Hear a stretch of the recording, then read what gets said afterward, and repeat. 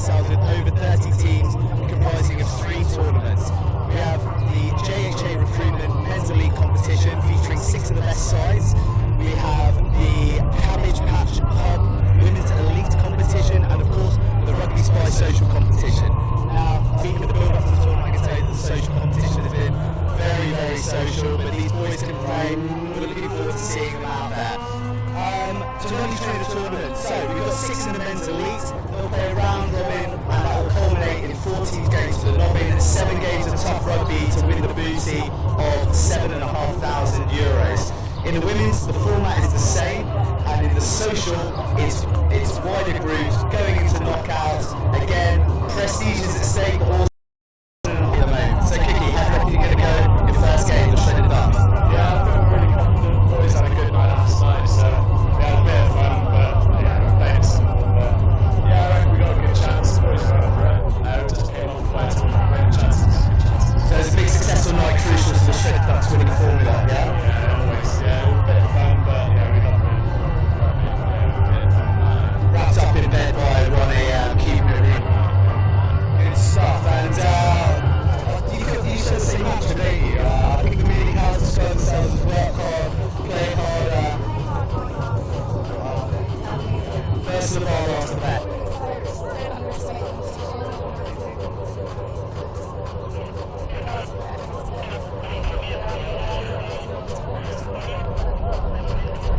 What do you guys reckon about this weather?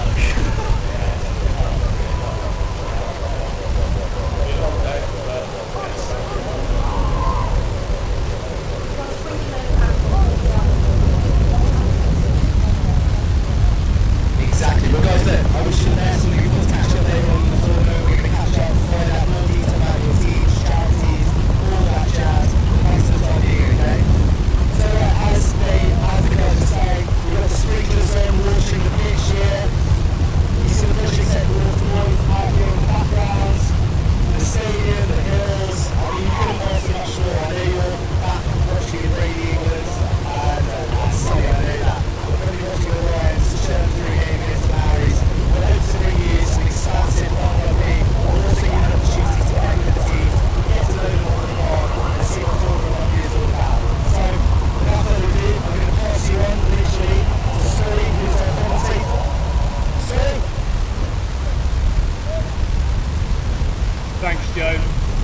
Good introduction to the weekend here in Ibiza, where we'll be live in just a few minutes' time. The first game between the Shredded Ducks and Project X Boys. As Joe mentioned, 6 teams go in the elite draw.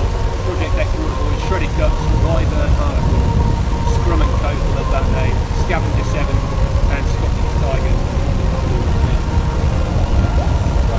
Both the teams there. You mentioned the weather is roasting Ibiza already. 30 degrees here, beautiful blue skies, cloud and sun. So we will see in the first game what they take for the boys, and then we move swiftly on to the second game between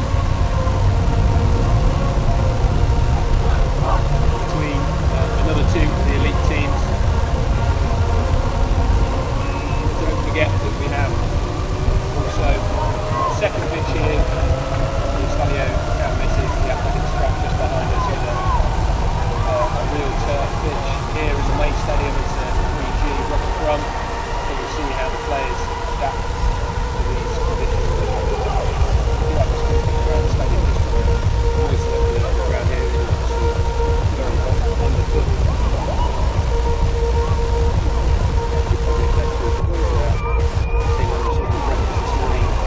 Good spirits. Team from Scotland.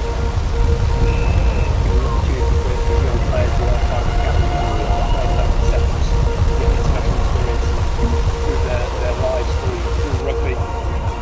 Very good indeed. So as I said, first game kick-off should be about now. Players are just lining up on the pitch.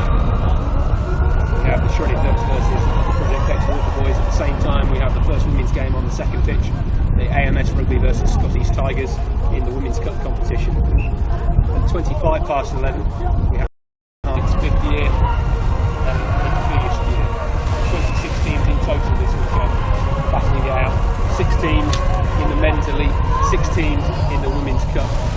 teams in the men's social open competition. They will still be looking for place at higher class rugby over the next 2 days.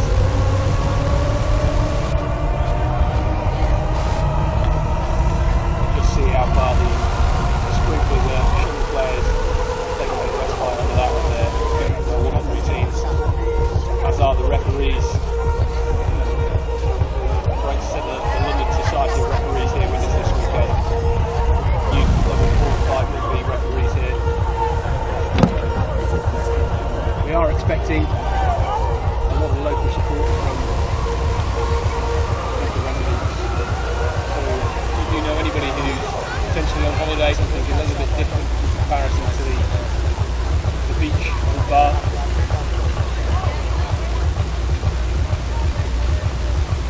so I'm just hearing that potentially the first game has been called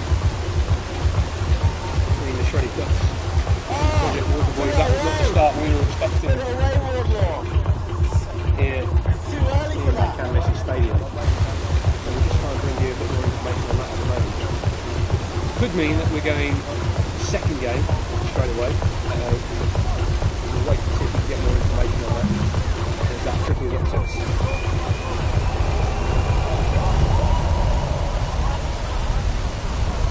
Okay, so we have some confusion there. We're still Shredded Ducks and just a few moments time. Second game on this pitch has been called. Second game. Okay. No team, so we'll be going to pitch 2. Which team? Turned up to Ibiza here, assuming they all left their passports or had a little bit too much to drink over in San Antonio over the past couple of months. So there is only 5 teams going for that prize fund of €7,500. That prize fund, what prize fund that would be for some people on there. A lot of experience, local players play high level rugby.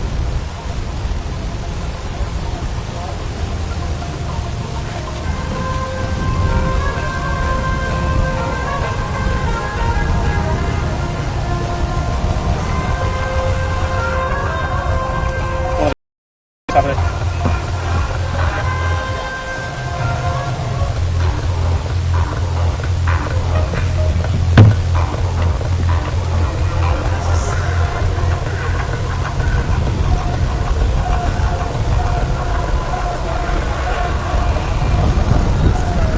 So we are still waiting confirmation of the first kick-off time at the UK. That was and is supposed to be Shredded Ducks versus Project X Waterboys. Potentially that may have now been moved back to 11:25 here. Your picture, let us know who you're looking forward to watching. Anyone that you're supporting from back home. By all accounts, the weather's almost as good in the UK as it is here this week. And the left side of the road.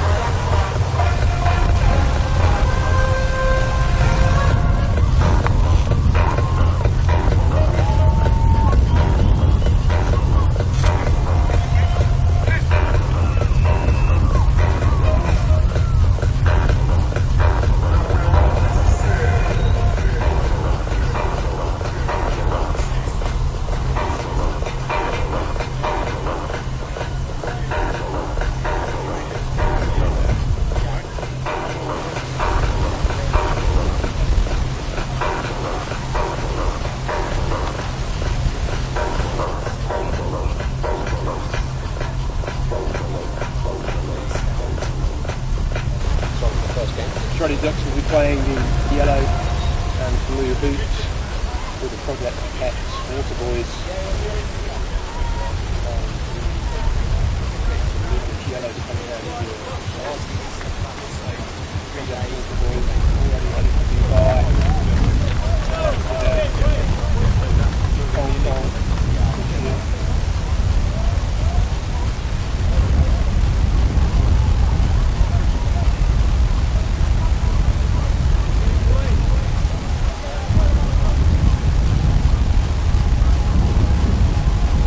Game to kick off a weekend thrilling action here in RugbySpy Ibiza 10's JHA Recruitment Elite Men's Competition.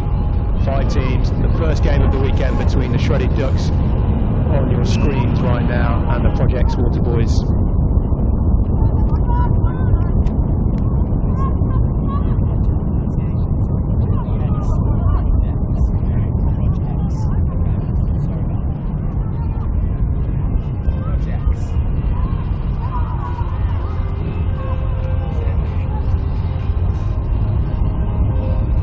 Shredded Ducks will be kicking off, playing from left to right. Projects Waterboys receiving the kickoff. 3GB pitch.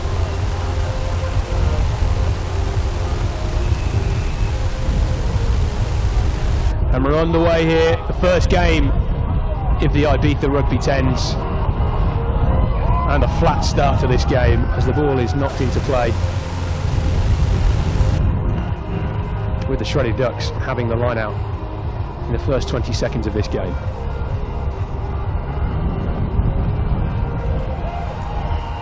Heard a few of the teams in the hotel last night, just discussing with the referees some challenging tactics they were looking to use at the line out. With a gain line there, potentially slightly offside by the Shredded Ducks.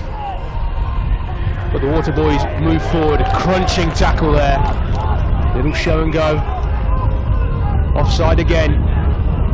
The referee picked up on that this time. Looking to use the space out wide, and they're broken outside the Waterboys. The Waterboys looking to go down the far touchline. But some great footwork by the number 13 of the Projects Waterboys, and it's first blood to the men from Scotland. 5 points on the board within the first 2 minutes. Kick-off. So the Projects Waterboys side first set up in 2012, in their 5th year now, under the bright sky of Ibiza by the Shredded Ducks, who look to break out of their 22. Possession so important in a game of 10's where there's a lot more space on the pitch. You can't rush it. The Ducks taking the ball up on their own, but well retained possession. A flat attacking line here from the Ducks as they look to move the ball on the outside, but it's fumbled in the tackle. And the Projects Waterboys will have the put-in at the scrum.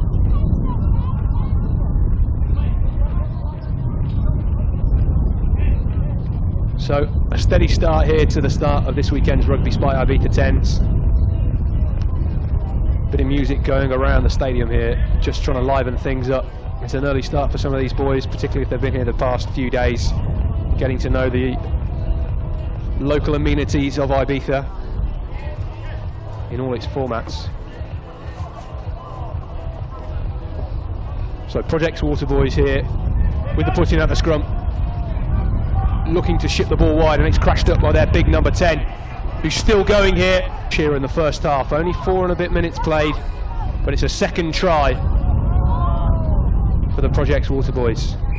Let's look at this play again here, straight off the back of the scrum.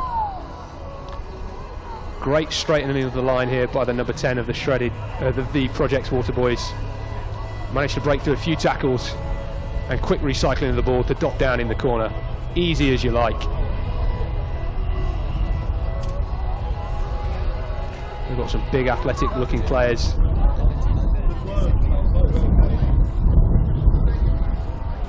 Good attempt at the drop kick conversion there. Just pulled it left on the near upright. Of course, like 7's, 10's do not use a kicking tee.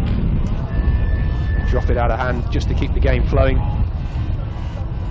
So once again, the Waterboys will kick to the Ducks, who almost have not been outside of their half in the first 5 minutes of play here. The opening game of the Elite Men's Tournament at the RugbySpy Ibiza 10's, a recruitment. And once again, the Ducks look to break out of their own 22. No mistakes here. They'll be trying to keep the game clean give themselves a bit of territory. They won't be kicking it away, an opportunity to run, but again fumbled as they tried to break down that far touchline. And once again, the Waterboys will have the putting at the scrum. Project Waterboys new to the Ibiza 10's. So far it seems as if they're loving it. Just a bit of a fumble by the outside back of the Shredded Ducks.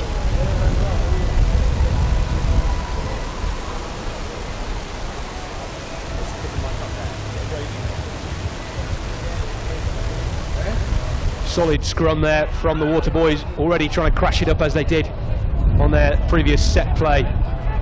There's space out wide here, but the 15 goes himself. A great pick-up off the knees, a great offload, and it's a third try of the game for the Waterboys here in Ibiza.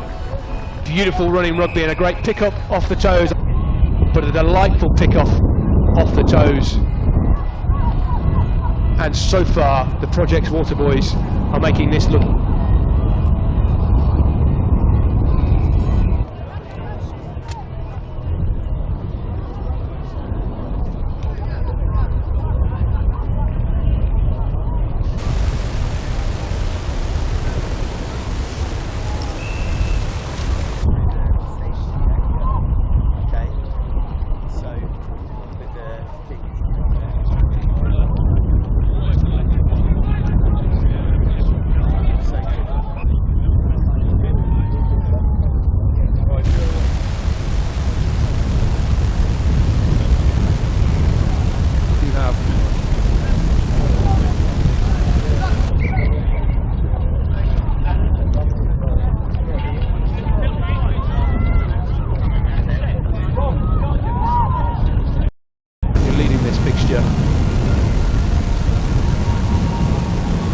putting themselves in position to run the other teams in this draw.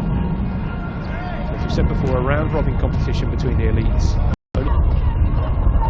Will retain possession here. Unfortunate, and it shows in these sorts of games when teams are just kicking away possession that they are struggling for ideas.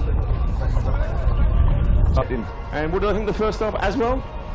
Yes, pretty good going for that heat. Not bad at all. The Project's Waterboys rather, they're the first time here in Ibiza, but they're making it look easy against the reigning champions. They've just won something else as well. Maybe Amnesia last night was. We saw them when we came in this morning, Scott, coming out of Amnesia at 7. Maybe that was where the Shredded Ducks were. Amnesia by name, Amnesia by nature. There's nothing wrong with that at the right time, Scott, as you well know. Well, if they won this competition, tomorrow night they'd be having €7,500 worth of spending money, so they could almost rent out a whole club for that price here in Ibiza. Is it as much as that? I think I might go down and befriend them. Well, if you can, I spoke to the coach of the Project Waterboys yesterday, and he was optimistic about their chances this weekend, but they've got a good bunch of lads come all the way from Scotland, pulling in players from left, right and centre. It's great to be part of the team. I think an integral member. Hopefully we can push on for the rest of the weekend and get some good scoring opportunities. And you'd be cold in there. I would be cold in there, but you know what? I love being underneath tarpaulin. My ginger hair, hashed in half of this opening fixture in the Ibiza Rugby 10's. Project Waterboys now playing from left to right, and on the whole, the Shredded Ducks, a great start to this second half. Perhaps they've been inspired by you, Rich, but they're breaking away up that far touchline, and I think it's almost the first time in this game where they've actually managed to break from their 22 outside of their half. But a flat ball like that is not going to give them any sort of momentum, which could create a scoring opportunity. Yeah, they didn't get too close to that half then, did they? But they've crossed it now, Scott, so it's looking up. Moving the ball to this near touchline. Looking for some quick feet and a good bosh there, just retaining possession. Too much sun cream on the hands of these Shredded Ducks because they've looked as if they're going to fumble everything from deep though. Big wide pass, unfortunately just flat. One-up runners though on the far touchline is not going to help the Shredded Ducks here. A great pick-up though, a steal. It's interesting, Scott, with this 10's, it's that front row get through, then they always got two men back. But it's a break here from the Ducks. The Ducks looking to create a score. Where's the signal from the? Is there a signal from the linesman? I think it was a forward pass, then a foot in touch. But fortunate there for the Water Boys. They will have an get some fresh pair of legs on for the Water Boys.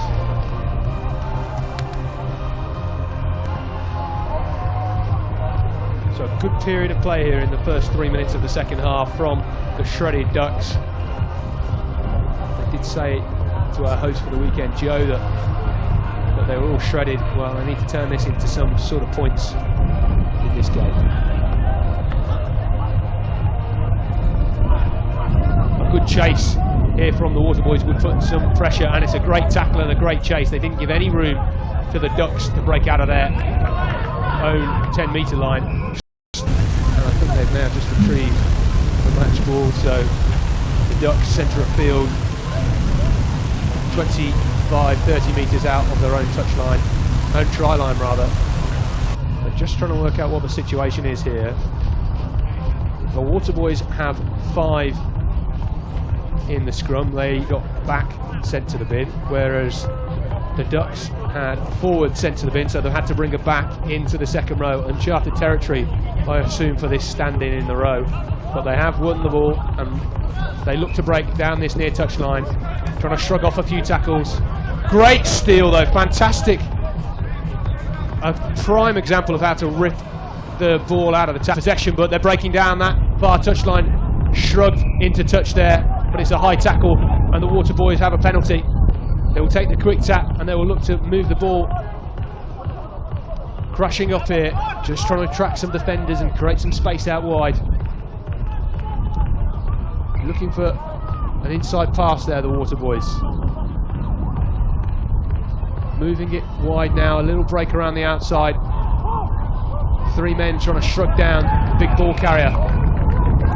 But it's a penalty to the Ducks, holding on in contact by the Water Boys. They try and think over the top of the big forwards. Just a little shrug there, but he's fumbled it. The Water Boys have fumbled it whilst trying to collect that kick. And that's easy meters made for the Ducks.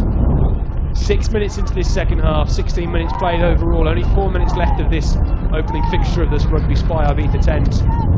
Still 22-0 to the Project's Water Boys.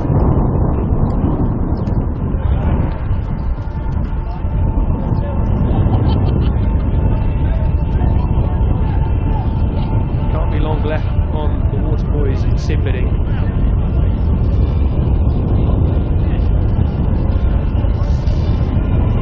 Interesting tactic from the Water Boys there, but well, they have now got full set on the pitch. Both teams have. What a massive scrum. Massive. The referee though resetting that. Wasn't happy with it. I think he was saying that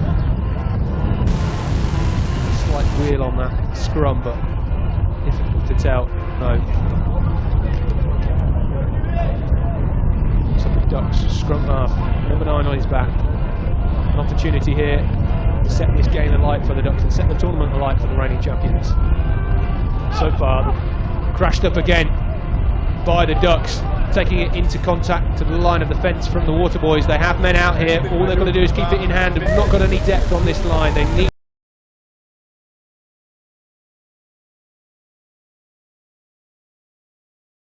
to start getting deeper so they can put some pace on this ball. But they've been penalised for holding on, and the Water Boys now will look for a counter-attack. Patient with the ball, not rushing.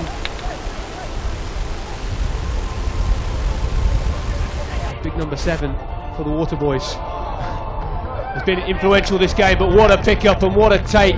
And he's just going to go under. Get a replay of that. I'm sure that would be one of the highlights of the weekend, because that fumble overhead, just juggling one ball in one hand, he picked it up and a quick step off his left foot. Fumble around the step, managed to break through a tackle, and quick-footed, light-fingered centre for the Water Boys has taken them up to 27 to the Water Boys, newcomers to this tournament. The Ducks still struggling to find their rhythm. A little bit of a water break before we conclude the final minute of this fixture. But certainly the other three teams in this JFJ Recruitment Elite Men's competition will have had their eyes on this game, and they all know that the Project's Waterboys are a force to be reckoned with here in Ibiza this weekend.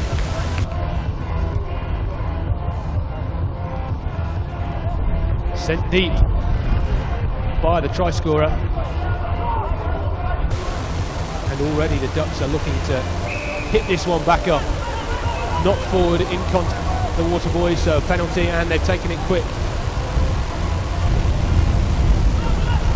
10 seconds left in this fixture, and they are trying to make a move here. Could they get their first points on the game? But again, almost too easy, this game, for the Project's Waterboys.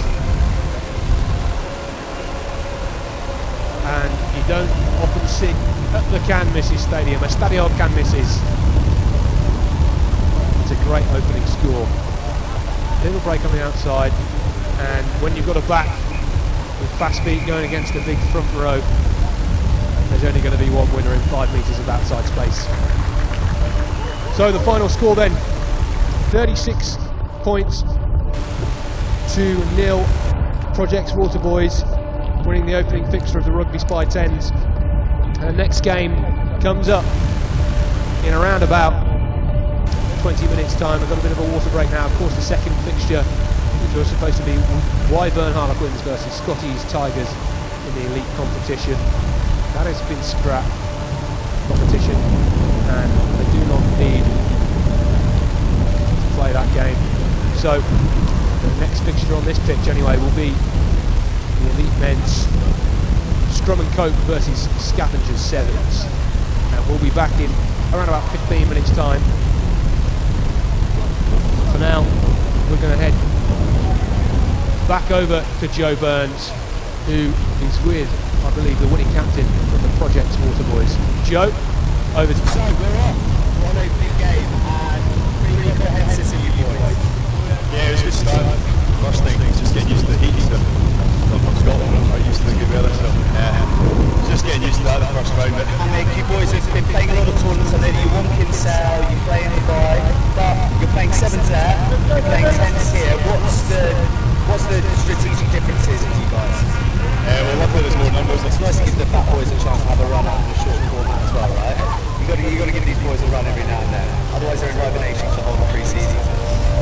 But the Project's Waterboys, just to give a bit more colour, you got into the game almost like a pathway into Scotland.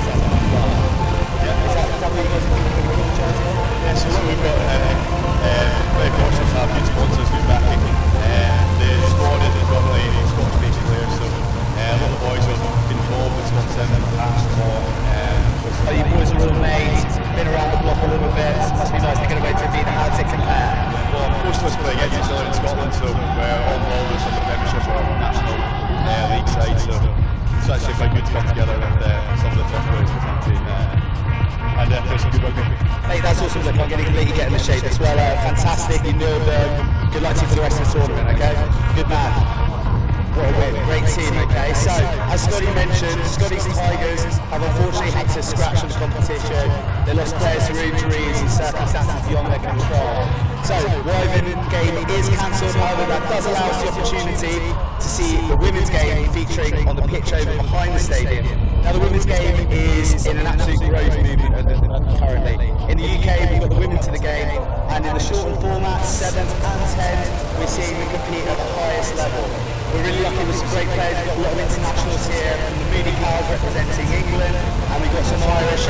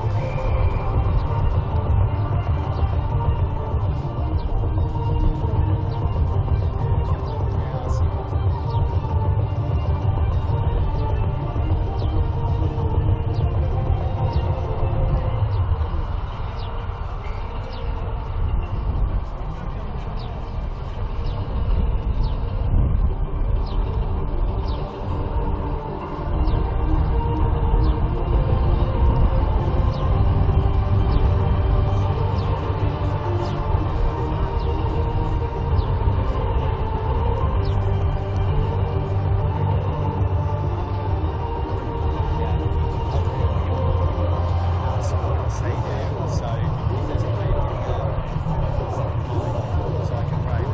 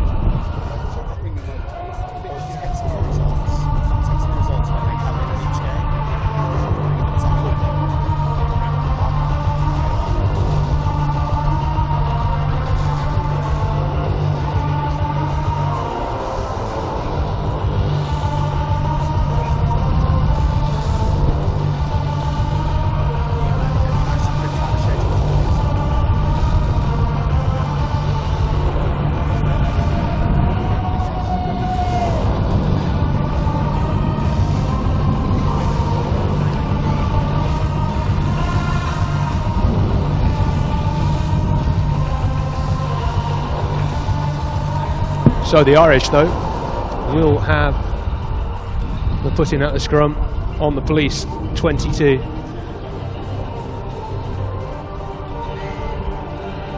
Split the backs either side of the scrum, but they have managed to retain possession despite a fumble, and the scrum half taking it on her own after collecting the fumble.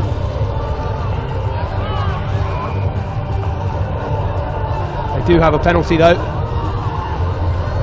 and their forwards looking to crash this up. They have numbers over on the far touchline, and it's a scoring opportunity here. They have numbers right, but they've decided to crash it up themselves.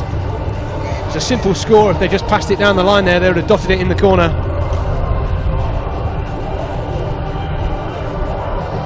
But I think the referee has given a penalty to the police for holding on in the ruck. Kick deep from the police, though, and that has been fumbled by the Irish, and that's easy meters for the British Women's Police, RFC.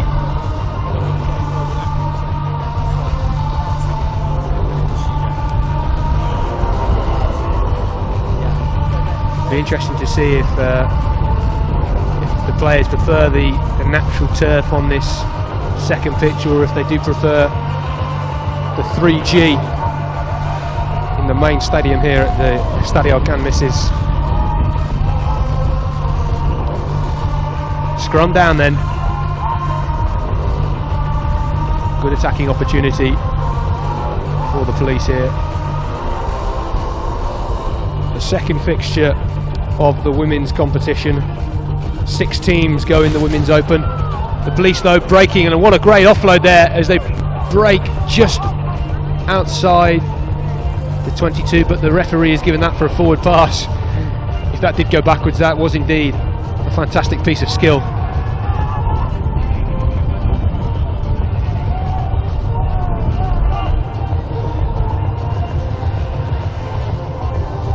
And I think the referee is called for full time.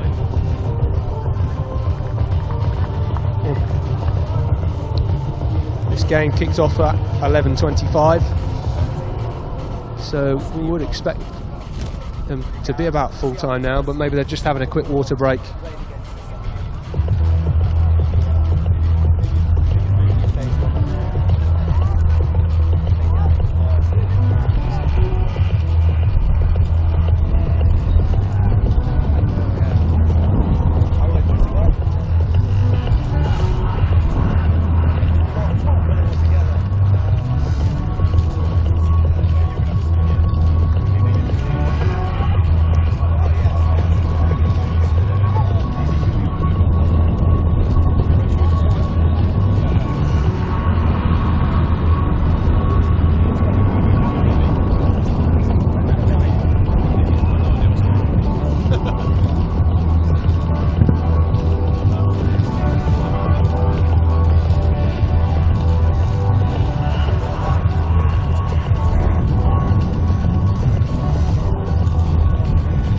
Great scenes around the 10’s Stadium here in Ibiza. We're about 8 kilometres north of Ibiza Airport and just inland from Ibiza town.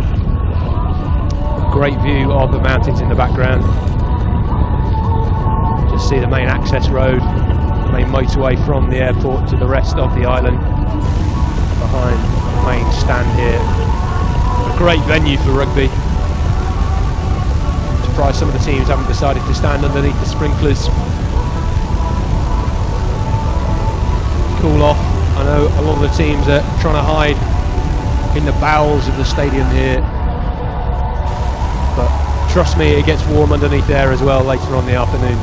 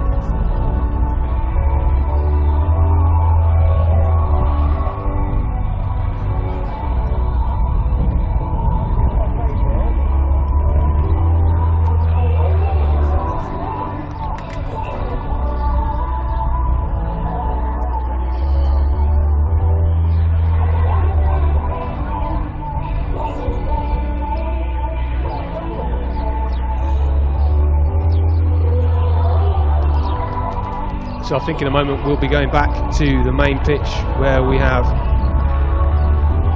Scrum and Coke and the Scavenger Sevens, but for the meantime we stick with the Women's Open competition, where playing from right to left, the Women's Police against the Irish Rugby Institute. So the Irish, though, attacking on their own 10-metre line here, trying to create some sort of momentum. Looking to go down the short side. A great break of a tackle there, down the touchline, skipping infield now. She's trying and go on her own. Has she run out of steam? A bit of a fumble. Can they get to the line here? 7 or 8 metres out. Trying to clear out and retain possession. There's room on the short side, but the referee has penalised the Irish for holding on at the ruck, and it's a penalty to the British Police Women's, and they can take a sigh of breath there.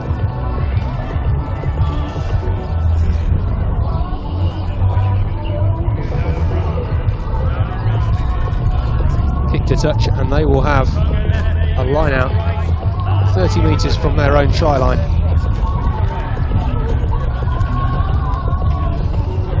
See another AstroTurf pitch in the background. We are in a hotbed of sporting venues here in Ibiza town, a really great location to host this weekend's RugbySpy Ibiza 10’s. Certainly not straight, that line out, but it is retained by the British Police.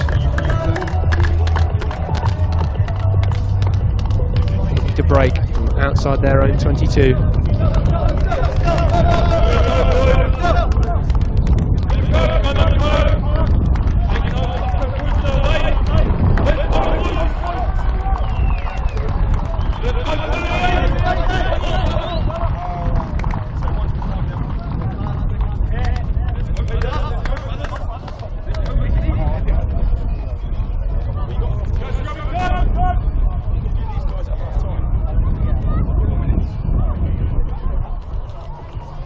So sticking with this women's game here, trying to go down the short side, a break through the tackle, a good burst of acceleration there from the Women's Police. Again, they attack this short side with their big ball carriers, trying to make some ground, and they have found a space, a little dink around the back, and if she manages to collect this, it's going to be a great try. A grubber through, can she collect it? Fumble as they're just diving over the line, and the police players there just trying to claim that she was pushed over the ball as she went to pick up and dot over the line.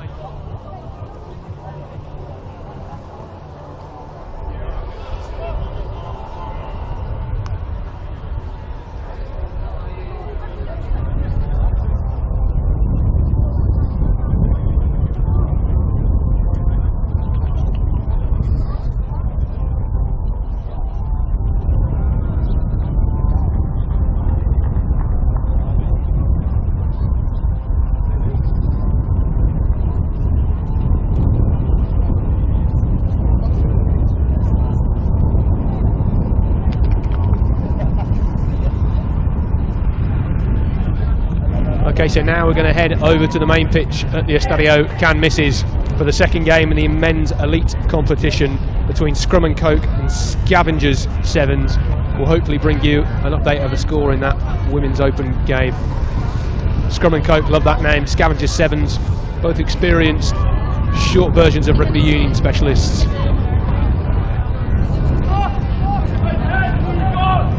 Scrum and Coke kicking off here, playing in the white, red and black, and it will be received by the Scavengers in the purple. These two teams looking like they've got some very athletic players here. Deep kick-off from Scrum and Coke. The Scavengers already under pressure, trying to run the ball from deep inside their own 22. Skip from the tackle of the outside back, and he's made some good ground there. Still inside their own 22. Oof. Big crash up tackle attempt there from Scrum and Coke. And look at this hot stepper for the Scavengers. They look like they've got some wheels.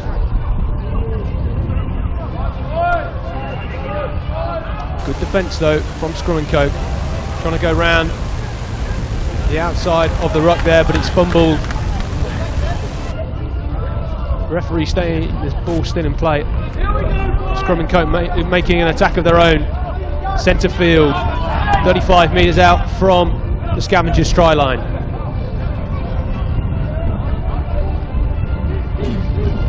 Again, a big ball carrier crashing up for Scrum and Coke.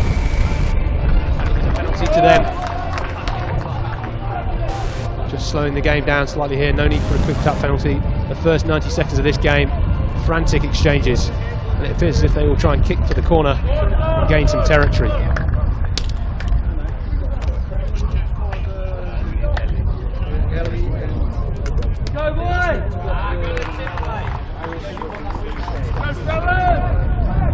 Just here, looks as if the referee thought for coming in from the side by the Scavengers.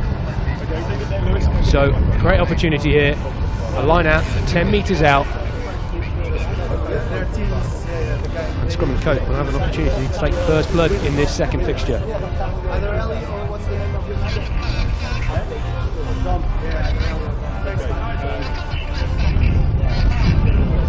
Fumbled at the line out though by Scrum and Coke, giving Scavengers an opportunity to get some speed on this ball, but it appears as if the boys in black and white have won it back.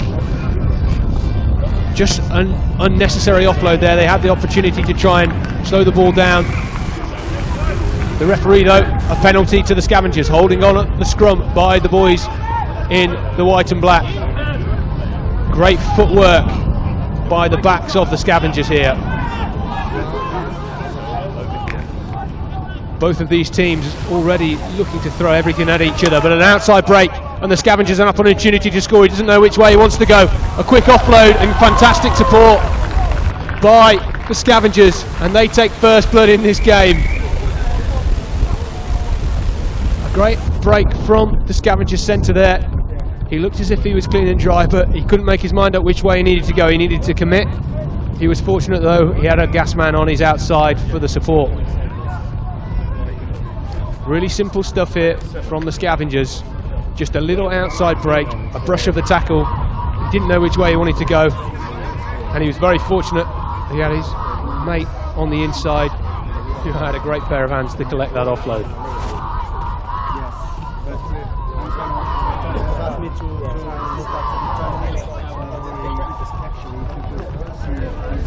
The referee just asking for another ball here. So, successful conversion for the Scavengers.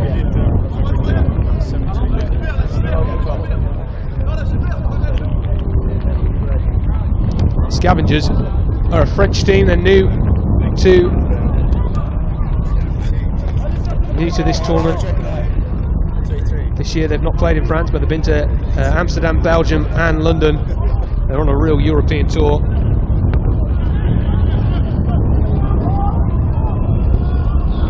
They fumbled a great attacking opportunity there though, but Scrum and Coke looking to break from their own 22. They have numbers on the outside, but this French team looks fast, so they will have cover, and they do. Trying to bundle the Scrum and Cokers into touch.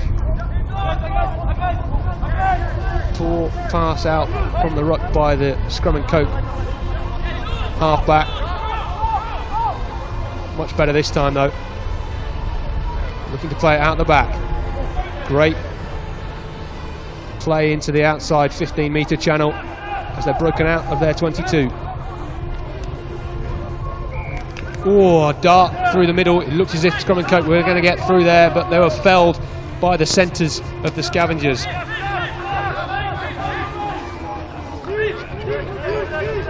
So a real international fixture here. Scrum and Coke, barbarian-style team made up of New Zealanders, so I'm sure they'll have had one eye on the Maori All Blacks versus the Lions this morning, but Scavengers here looking to break away. A great step going through the middle.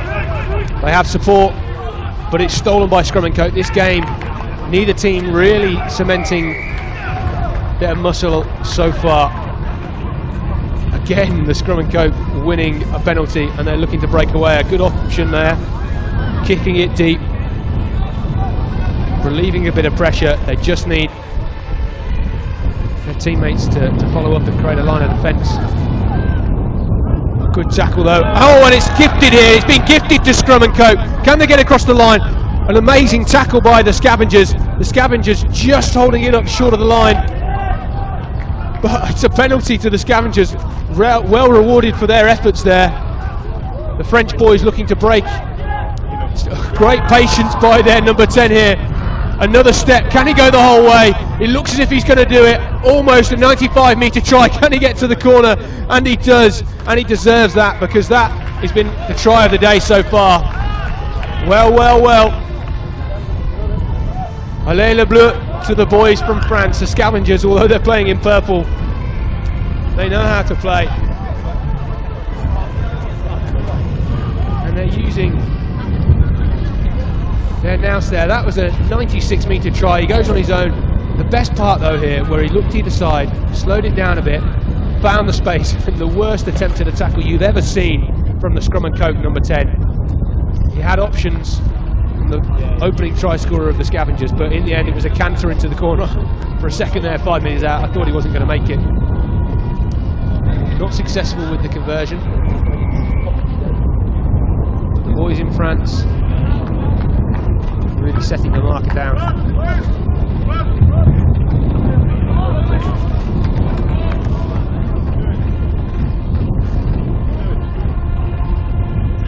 Scrum and Coke, some players travelling from New Zealand and Australia, but they're mainly made up of London-based Kiwis, so not such a journey for the majority of these teams.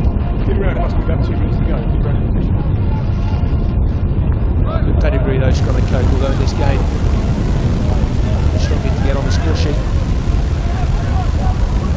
Came third in the Australian national 10s in 2016, and we know that the Aussies play their short versions of the game, particularly in Union and League. Trying to break down the outside though, pushing through some of these big French boys on the Scavengers side.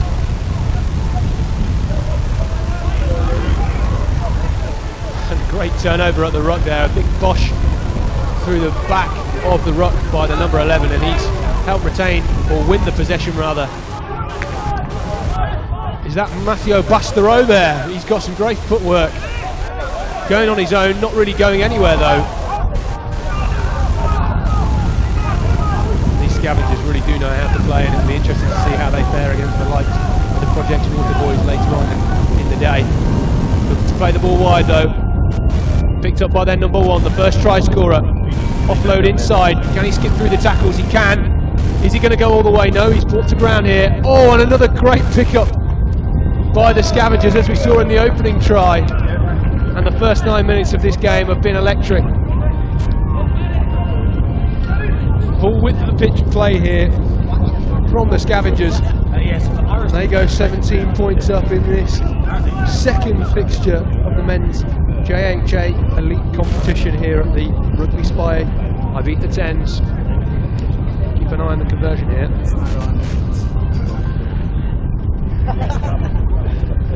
Soft-footed, and that is indeed successful. So Scavengers boys from France go into the break. 19 points up against Scrum and Coke.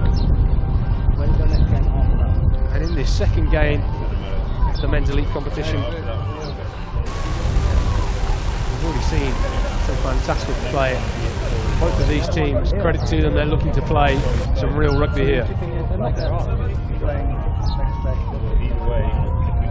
Maybe we'll get Joe Burns down pitch side to try and interview one of these players in French, but for the meantime we're heading to pitch side where it looks as if he's going to be talking to last year's winners. Joe, over to you. Welcome to 10’s Ibiza Beach. We're all sat here chilling out, and I'm here with a couple of last year's winners, the Wagon Vulcans, here with Rob and Gareth. Boys, so you're going to be playing these lads later, what do you reckon?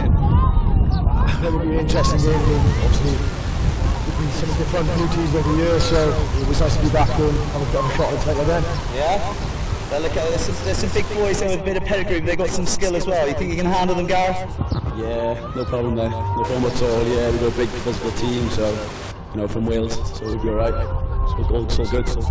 So you said it there, you're a mixture of Swansea boys, some Kiwi boys. I mean, you two must be disappointed not to get the call from Gats this morning to join the Welsh Lions. It seems like anyone can get in these days. We had a couple of big nights, didn't we? So our phone's been on silent, but I'll keep it on loud from now on. I think anyone's got a chance now.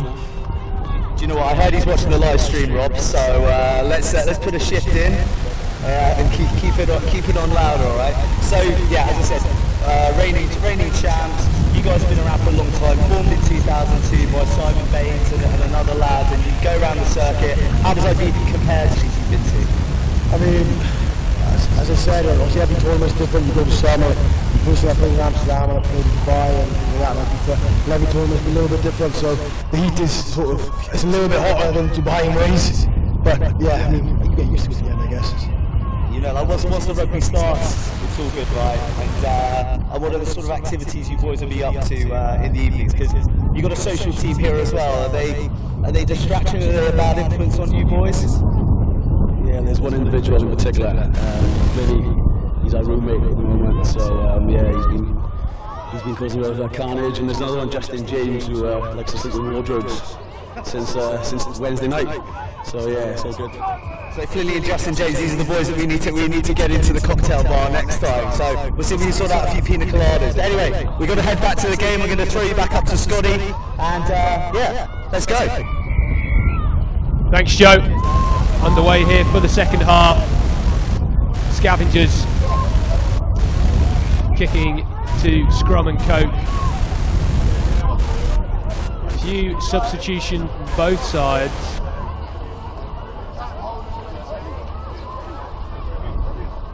But it's a scrum to the Scavengers, 15 metres in from the near touchline, and they have some big runners, and they have what looks to be a sprinter on the outside, so good luck to Scrum and Coke keeping them out. The first set piece play we've seen from the Scavengers, a great attacking platform here, but a big scrum from the Kiwi boys, and they've won that, and I think potentially the Scavengers have struggled there because they've taken their big Matteo Bastero lookalike off. So Scrum and Coke kicking for touch here, trying to get some territory. Slow start to this second half. Scavengers leading 19 points to 0. Interesting to see how the London Society of Referees communicate with these boys. Obviously a bit of a language barrier, seeing as they're French. I wonder if they got their French dictionary out last night. I suspect not, but a line out just outside the 22 for Scrum and Coke. Sent it long, fumble in the air, but the Scavengers picking up a great pass out the back. You know these boys have got some skills.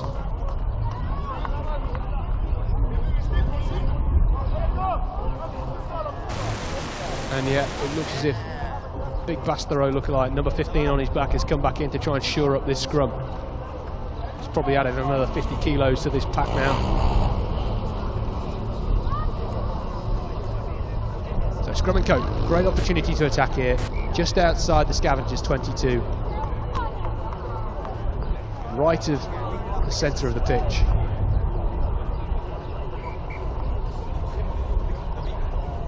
Reset for the referee at the scrum. Seen some good management of the scrums so far. A lot of these London Society of referees, they are young, but they are high quality level 4 and 5 refs. Got a few more experienced heads in there. You know, these referees, they like to party, so if you're in Ibiza, keep an eye out for them down at the strip or in the clubs this weekend. Going down the short side though, trying to break through a tackle, not risking going on the short side. A great pick up and attack. Scrum and Coke though, they're going to go in the corner here and they're running it round under the post. And that was some fantastic play. There was no space on that near touchline, but they found a hole, rolling through tackles, reversing. Maybe a bit of a twerk in there, but a try. And Scrum and Coke are back in this game. Well finished in the end. Scrum half looking to go on his own. He was well supported in the end, managed to hold off 2 tackles, went to ground just at the right time. They came short. This though, a one-handed pickup and a great offload inside. The Scavengers a little bit slow to react. Score though, 5 points to 19. The Scavengers still leading. Just less than 6 minutes left in this game. Second game in this main pitch, 4th game so far in this competition. Kick deep and well collected in the end by the Scavengers on the restart. Looking to go on their own, just brushing off tackles, now boshing through the middle. Trying to set up a point of attack, big ball carrying teammates. Again, slow, breaking through tackles. Flooded this near touchline, but Scavengers looking to go where the space is. Almost a steal there. It was close by Scrum and Coke. The electric number 10 for the Scavengers going on his own, but he's found a few teammates. Allez, allez, allez, they shout. Allez, allez, allez, and away they go. The Scavengers looking for support. A good pick-up, a great tackle by Scrum and Coke, belling what would be an almost try-scoring move from the Scavengers. Knocked forward in the tackle. And Scrum and Coke, well, some great cover tackles there, and they deserve that. The substitution coming on now for the Scavengers, number 243. They look to bring on the gas men.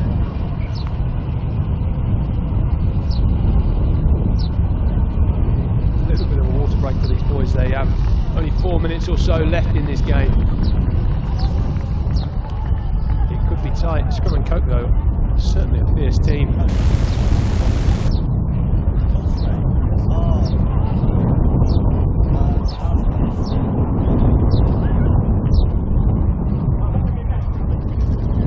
Schoolboy number 69 there.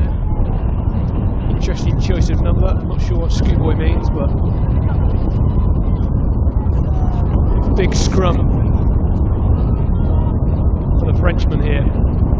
Interesting positions from their second row, the Scavengers, but a solid scrum again from Scrum and Coke. Scrum by nature, and they're trying to break away here from inside their own 22. No support, pop off the floor. They're going down that far touchline now, but a fumble. But the Scavengers will have an opportunity here to attack. Not long left in this game. They have a chance to get another score on the board.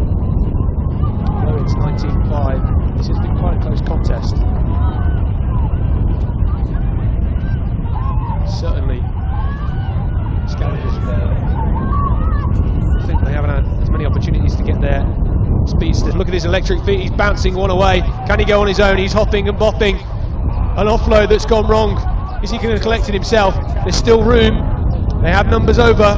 They need to be patient here. The enigmatic Scavengers fly half, trying to go on his own, looking for some sort of, just trying to push it too much, and it's fumbled by the Scavengers.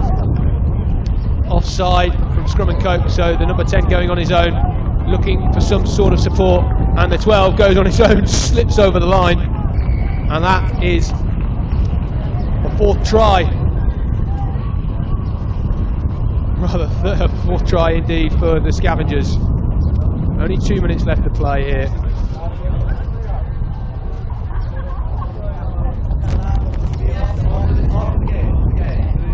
Good bit of play here. Number 12 just saw a gap and he cut through that. Oh, just managed to save his ankles and his knees there as he hit the deck. Conversion missed. Sent that well wide. He's got good feet, but feet not good for kicking in those luminous blue. The Scavengers outside half. They will restart this game here.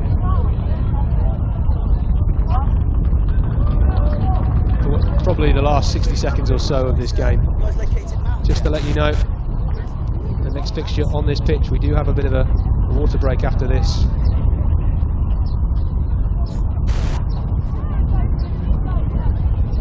We'll have the women's competition, and the next game will be at 12:25 between the Irish Rugby Institute and Scottish Tigers. Sticking with the final moments of this game. The Scavengers still looking to attack as they have done all so far this game. Now on halfway, trying to break through with big Bastereau in the middle. Call him Bastereau, which we don't know his name, but he looks like the well-known French centre Mathieu Bastereau. Both teams trying to attack here at each other as they have been for the first 19 minutes of this game. Quick-footed scrum half of the Scavengers trying to break away here. On the outside though, a good break here from the Scavengers in the dying moments of this game. Or almost on the inside, but Scrum and Coke have it again. End-to-end stuff in the final moments of this game. Both teams will just want the ball to go out, and the referee has called for a penalty for Scrum and Coke here. Just inside the Scavengers half. At one point I think they've got 12 players on here, the Scavengers, trying to make substitutions, so it's all going on and off. Again, the Scrum and Coke have a penalty coming in from the side. The Scavengers have been penalised. Again, trying to break through the middle, these Kiwi boys. Looking to break through, but the Scavengers now, a reverse penalty. They have the ball. Their quick-footed scrum half going on his own, straight through the middle here. Looks as if he could be away. Offload, caught on the back of the neck. If he collects this, what an amazing feat of skill. Is he going to go in the corner? Can he get this one? What a great try. He held that on the back of his neck for about 20 metres as he ran through. And we knew that game wasn't going to be over, and that will be the final bit of action from this game. Let's look at this again. A quick tap, 30 metres out from their own try line for the Scavengers. Their quick-footed scrum half in the red shorts, good support on his outside shoulder, one-handed, caught on the back of his neck. He manages to put it in two as he goes into the 22, and finished off well by the Scavengers centre. Another failed conversion. But the final score here, Scrum and Coke 5, Scavengers 29, and that concludes the second game of the JHA Elite Men's competition here from Estadio Can Misses in Ibiza town. Stay with us because our next fixture in around about 5 minutes time will be between the Irish Rugby Institute and Scottish Tigers. So let's head back down pitch side to Joe. Joe, what have you got for us? Thanks for the info, you just crept up on me. Right, we're the team managers from the coach there, so tough game, big boys, big dynamic boys, you guys have put yourself very well. I'll be honest with you, the guys from the team trained up, you guys third place with the corner. You know, you've got to help them.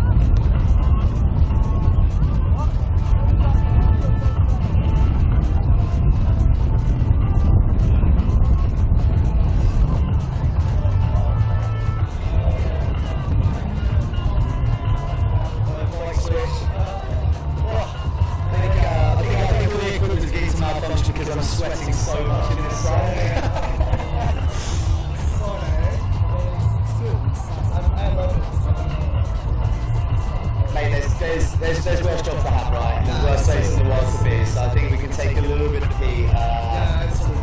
But as you were saying, no, just the women. Yeah, I'm very impressed. I must say, you know, back in the day when I was still in Portugal, I thought, no, rugby is a match for men, just because, you know, physically, you know, it didn't make much sense to me, just because of the anatomy of our bodies. You know, we have different bodies. But to be honest, I'm not converted. Yeah. Mate, that's awesome. Well, on that note, we've got a great game coming up, okay? So Scottish Tigers, they won their first game 40-0 at the Irish Rugby Institute.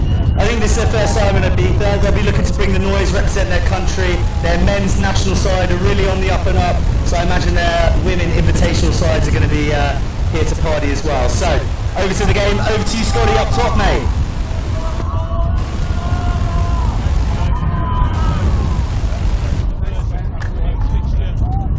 On this main pitch here in the Estadio 10’s, that there is Scottish Tigers, great strip.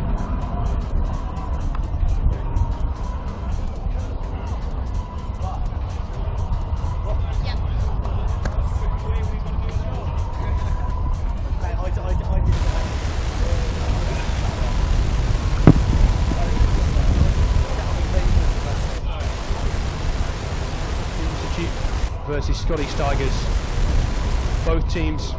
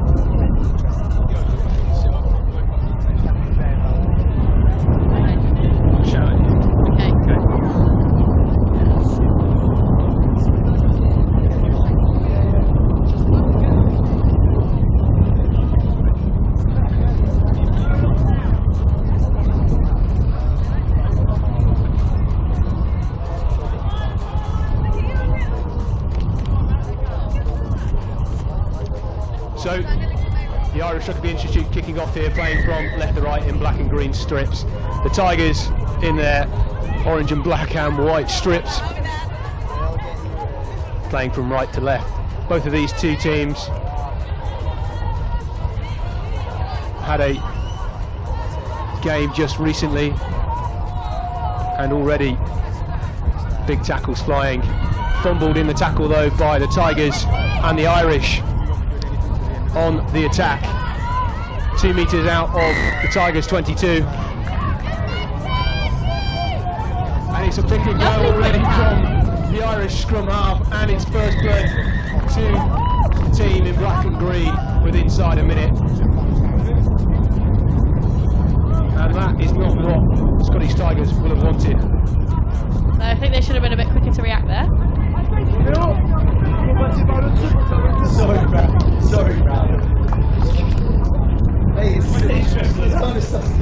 So we've been joined by two of the squad from Scottish Tigers, Lucy and Georgia. Lucy, thanks for joining us up here in the commentary jungle, as we have called it up here. No worries, I'll give it a go. So what do you make to that Someone is streaking across the pitch. play? Some nice big hits going in from both sides. I think Scotties maybe need to switch on a little bit from now to bring us back. And Georgia, what sort of game are you looking to play today with the Tigers? So we're hoping to bring it big up front, lots of big carries, and then shoot it out wide, some gas on the wing. Exactly what we want in the Ibiza Rugby 10's, and we're back underway the Irish with the restart. Again, camped in the Tigers 22. Not rolling away, and the Irish have a penalty again. No quick tap this time from their scrum half, looking to move the ball through the hands.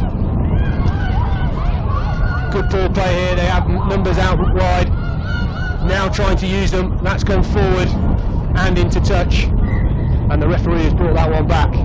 Much better pressure there from Scotties.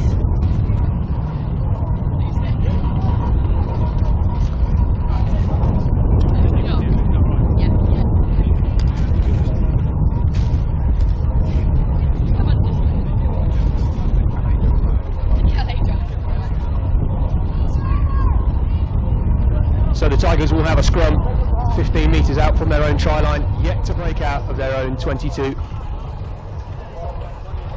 They'll be looking to put the ball through their hands here, maybe put boot to ball. Is that what they'll be doing?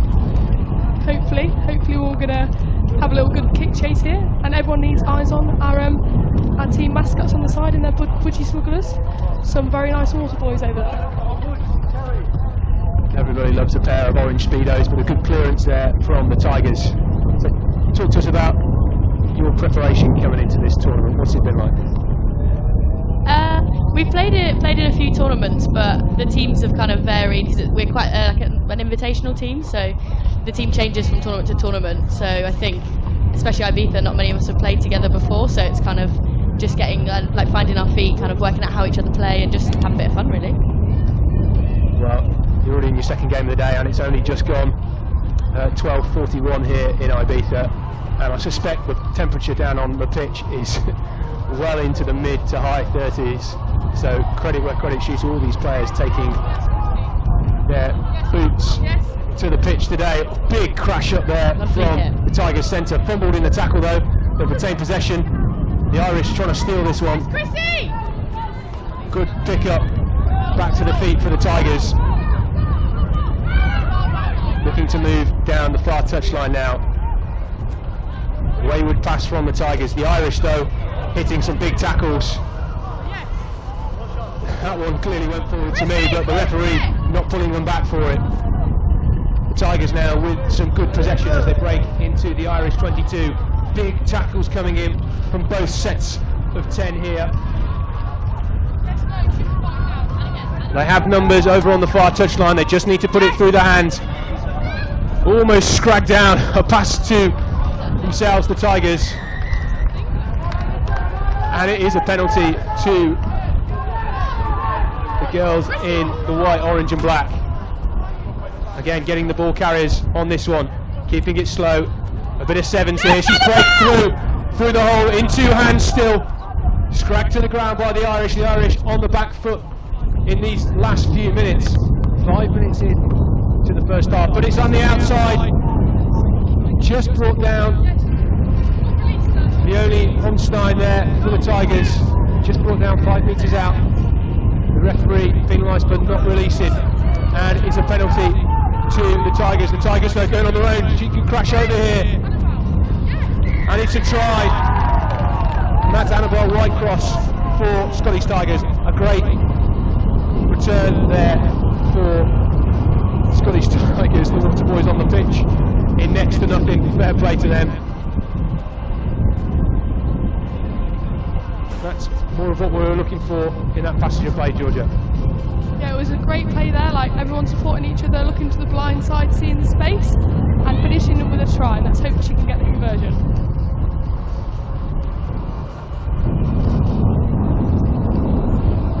Extra 2 points there and a fantastic conversion.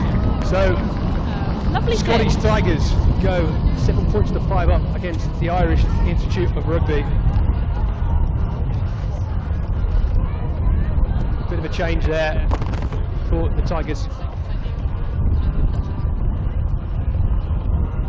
Had a few changes now. The our number 19 is actually German international. Number 7, not so much.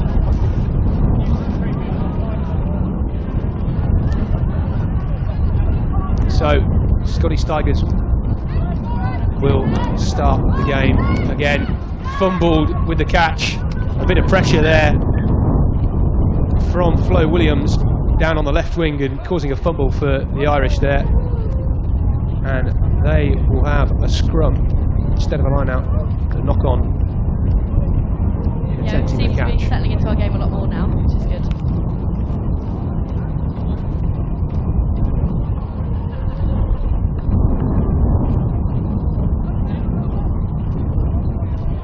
Bit of confusion about who's going in the pack here for the Tigers. The Irish, though, just needing to shore up their defence a bit here, keep the communication going. I mean, it's very difficult for them. They did only just finish a game 30 minutes before they came on the field here. Slightly unfair programming for them. They were hiding in the shade just before they came out onto the pitch. Oh, a lovely one-handed offload there from Williams. Into contact by the Tigers. Through the middle by the Tigers, being taken down. Another good fumble and tackle. A high tackle potentially there from the Irish. Still in possession, Tigers. They've got numbers over to the left. The referee coming back for a high tackle, nothing more, just a penalty. Opportunity to take it to the right. Show and go, show and go. And it's a try, very simply put down in the end.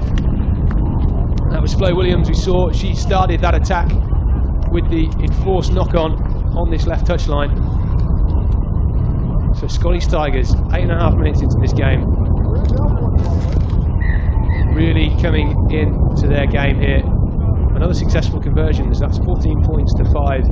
The Irish potentially struggling just with the heat and the fact that they played 2 games within an hour here.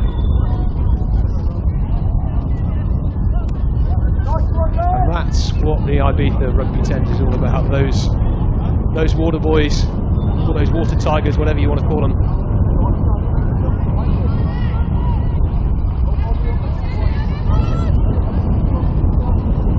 Tigers looking to create another attack, more pressure on the Irish here. Again, another attempted catch, Conor Ray. The Irish should have just let that one go into touch. So another attacking opportunity for the Tigers here. Scottish Tigers with a scrum. Hoping for the save again on this scrum. Nice platform, just past halfway. Plenty of space on that far touchline for Scottish Tigers. So Georgia, who are the gas women in your team? Who have got the legs? We've got Amelie playing at 13 at the moment. She's pretty gas, usually a winger. And also say 7, Flo Williams. She's got a bit of gas if she puts her mind to it. Here we go. Here we go, look, I told you. Try scorer Williams there with a pass out the back. Remember, drop us a tweet, hashtag Ibiza 10's. Let us know which team you're supporting this weekend. This, of course, the Women's Cup competition, 6 teams go in this. Play a round robin today and then into semi-finals and final tomorrow. Half-time scores though. Irish Institute of Rugby 5, Scottish Tigers 14. 4-minute break. A little bit of time to catch their breath, get some agua mineral, as the Spanish say. Need some ice baths.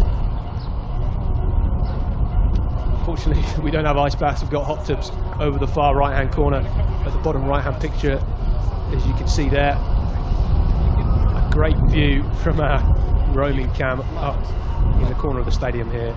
The beautiful mountains of Ibiza in the background. Who knew that there was more to Ibiza than just the nightlife? Well, at the Estadio Can't Misses this weekend, we've shown you there's a lot more to it.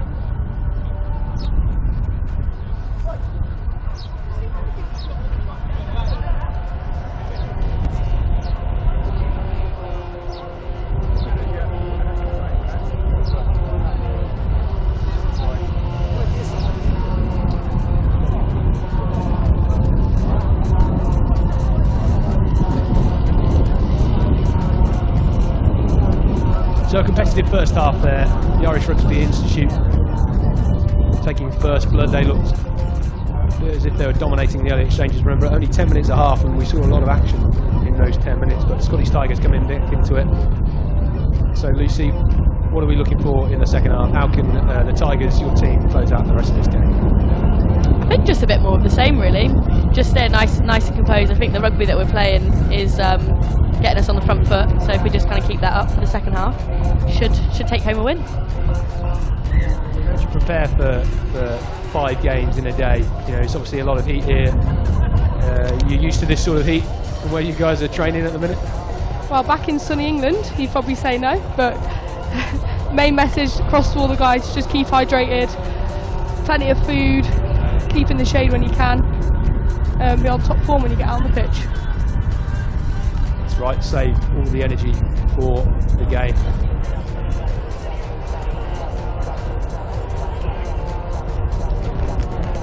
So the Tigers will start this second half, now playing from left to right in the white, orange and black strips.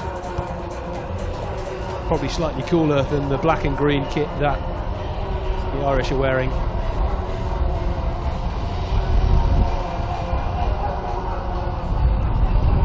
Good attitude shown by all the teams so far this weekend. Kicked high into the bright blue sky of Ibiza, and it's well collected finally by the Irish Rugby Institute. They're looking to play this out of their 22, but a fumble from both sides. But it will be the Tigers who have the attack here. Stolen by the Irish, and the Irish look to be away here, and it's a foot race. Can the Irish get in the corner? It looks as if they're going to go under the post here. A great bit of play, and this game is back on here.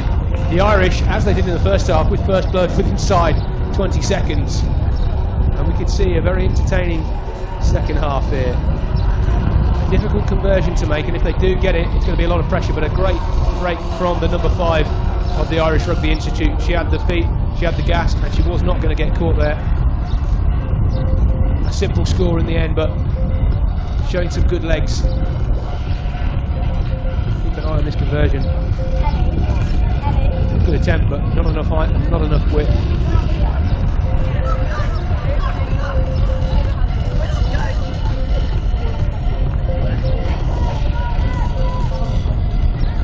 So just to keep you posted, the next game on this pitch at 12:50 will be between the British Police Women's Rugby Club and last year's champions, the Moody Cows. Cleanly picked up by Lucy Foreman there of Scottish Tigers, looking to play the ball now. Good patience. A little 1-2 there between the Tigers. Being patient with the ball so far. Not trying to rush anything, not trying to force the pass. There's been a few passes gone to ground between both sides, but trying to juggle it here. Oh, and it looks as if the Irish are back on here, but the referee calling that one back. Well, I think forward pass.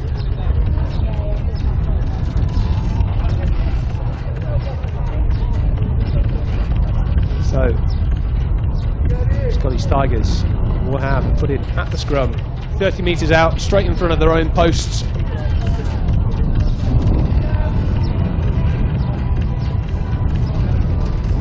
Irish Rugby Institute 10, Scottish Tigers 14. Still 7.5 minutes to play in this fixture. And both these sides can get inside and have a bit of a break, because it won't be until 4 o'clock when they next take to the pitch. Big pick and go there from the Tigers. Boot to ball for the Tigers as they chase. Irish under pressure, looking to get some pace back on it here. A great break down the outside from the Irish, but they are bundled into touch in the end. Big cheers from the Tigers on the touchline. They're still leading by 4 points, marginal at the moment. Not much to choose between them. Good attacking opportunity and a good platform. There's a nice kick clear there from Flo Williams, nice chase, and a great D getting them into touch. So attacking line out just outside the Irish 22 for the Tigers. Stolen by the Irish as they bundle up the pitch now, trying to create some sort of attacking platform of their own. They're very flat, these backs. Again, another fumble from the Irish. I think their hands are just a bit too slippy from putting on all that sun cream prior to this game. They need to compose themselves here because there's not long left to play, and they are in with a chance of winning this one still. Both sides winning their first fixture of the day. Tigers, though, up the middle from Whitecross. Trying to move the ball wide here in the outside channel. The Tigers trying to break through, and it's Whitecross again. Can she break through? She's taken to ground. 7 metres out from the Irish line now. Bit of a dog-leg defence from the Irish, but again, solid tackling from them as we have seen through the earlier parts of this game. An option here on the far touchline, a bit of a slip in contact. Whoa, brave from Foreman there as she dived on the ball. She does look a little bit hurt. We hope she's alright, but that was brave to help the Tigers retain possession. Doctors and physios here that we have. The first time we've seen them on this main pitch this weekend. Just checking that she's alright. A strict rule this weekend. The doctor, as you see with Doc on his back, he is the one man in charge, and what he says goes in terms of physical responsibility. But she seems okay to carry on. Under strict orders that any players that are suffering from heat stroke or excessive exhaustion to be taken from the field immediately. And Scottish Tigers will have a scrum 7 metres out from the Irish line.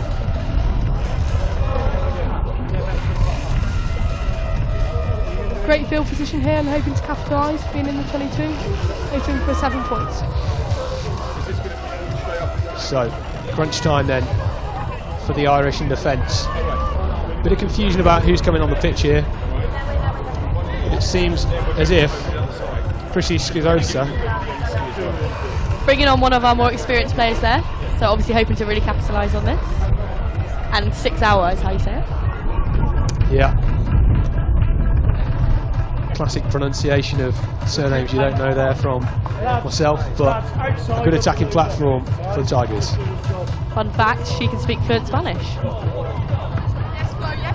A break on the outside here into the outside channel, a little pass over the top, and it's to hand, and it's a try in the corner. First touch of the ball, and you can't complain with that. What a magnificent substitution by Scottish Tigers, and a try in the corner which may have just put this game out of reach. Hopefully we'll get the conversion on this one as well. That's quite a difficult one though. Big kick from the touchline, as you can see there again. The Tigers water boys doing a fantastic job, really supporting their teammates here. Dodgy choice of underwear, I must say, but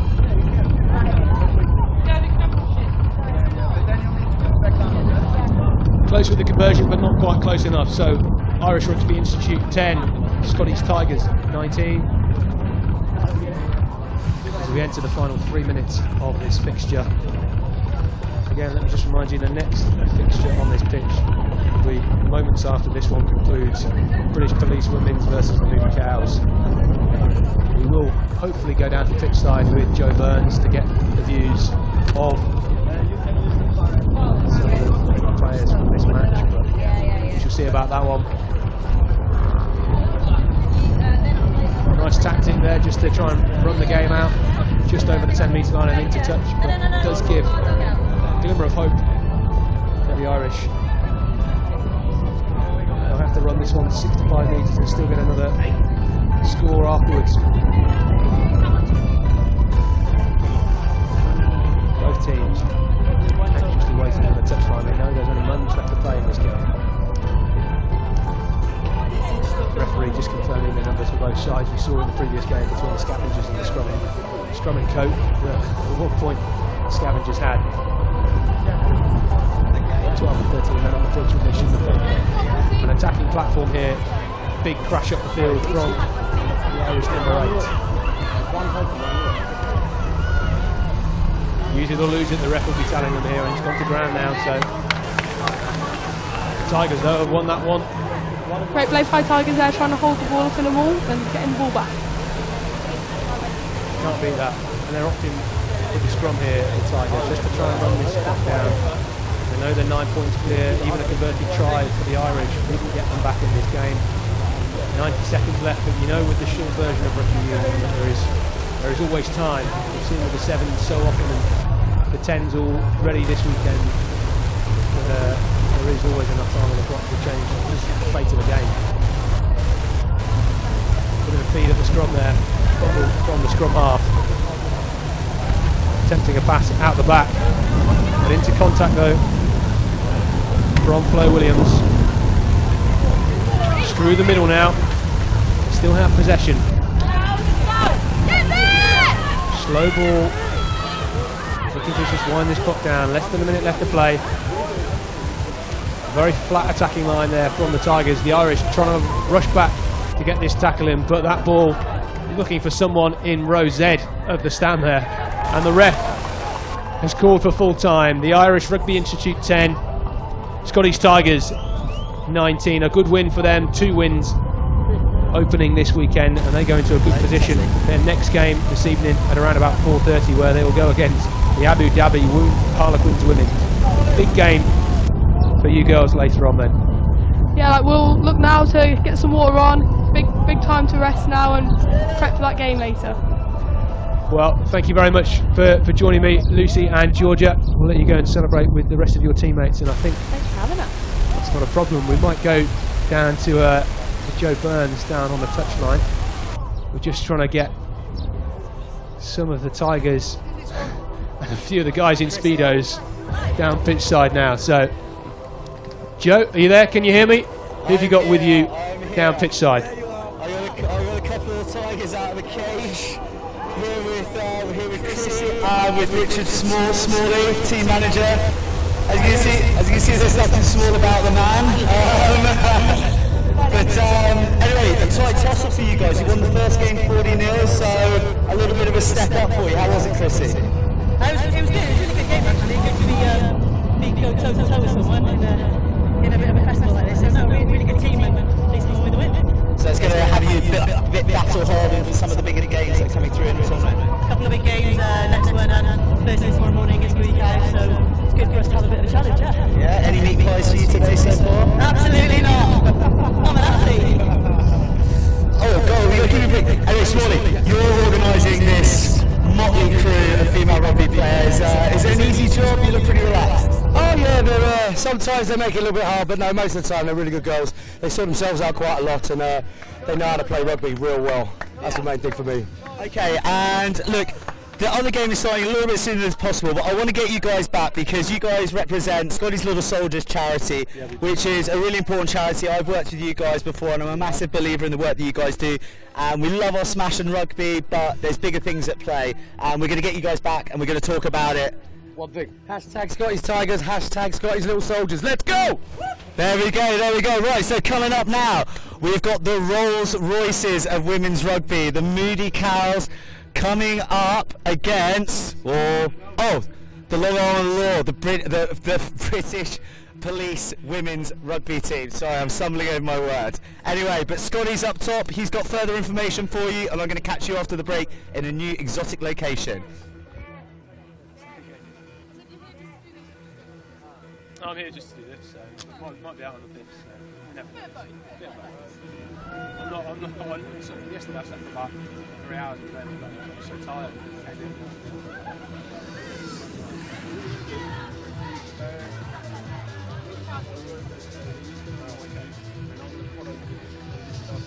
So no rest for the wicked and no rest for the Moody Cows. They're back on the main pitch here as they go against the British Police Women's. Gans Mrs Stadium, just outside Ibiza town. The Moody Cows, last year's reigning champions.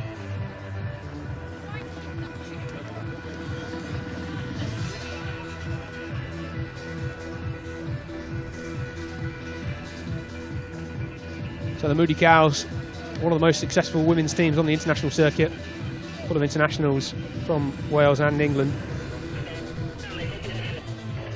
And they've toured Dubai every year since 2004 when they were established. So we've got the British Police Women's team here.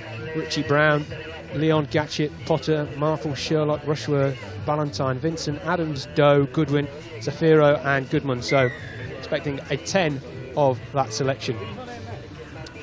The Moody Cows, Morrissey, Cleo, Buckland, Hardy, Parsons. The Moody Cows playing from left to right in their black and white cow strip and already breaking down the far touchline. The Moody Cows, of course, as they call themselves, the Herd. They have raised over £25,000 for cancer research. Already looking to play the ball here. Moving the ball to this far touchline. It looks as if they're going to be in here. All the ball's got to go to hand. Oh, but it's actually gone into row A of the touchline.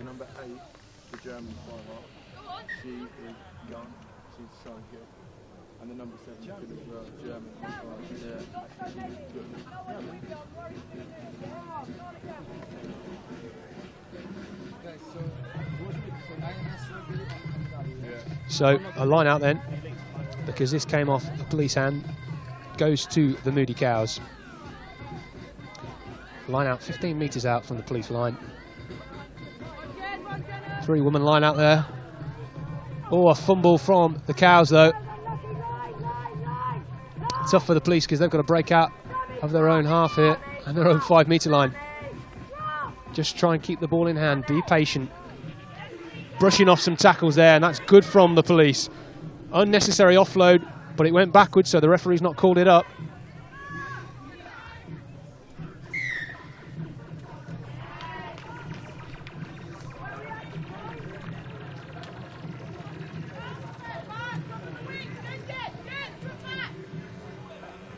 So penalty to the police.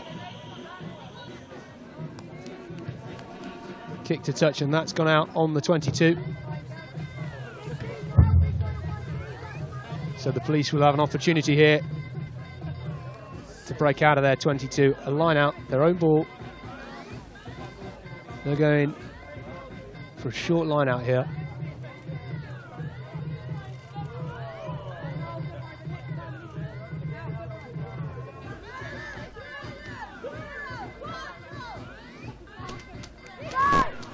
Long over the back, and that was tapped forward by the Moody Cows. So the police will retain possession. They will have a scrum, their own put-in.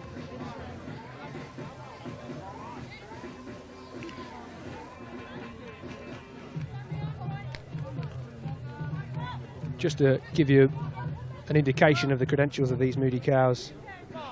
They've won the Stockholm 10s, Kays Memorial 7s, Bournemouth 7s, Mallorca Beach 5s, Dubai 7s, the Fine Rugby Now 7s, Floodlight 7s, Kinsale and Nuki 7s, and they of course won the 2016 Ibiza Rugby 10s. And they're on the attack here, and they get the first score of this game.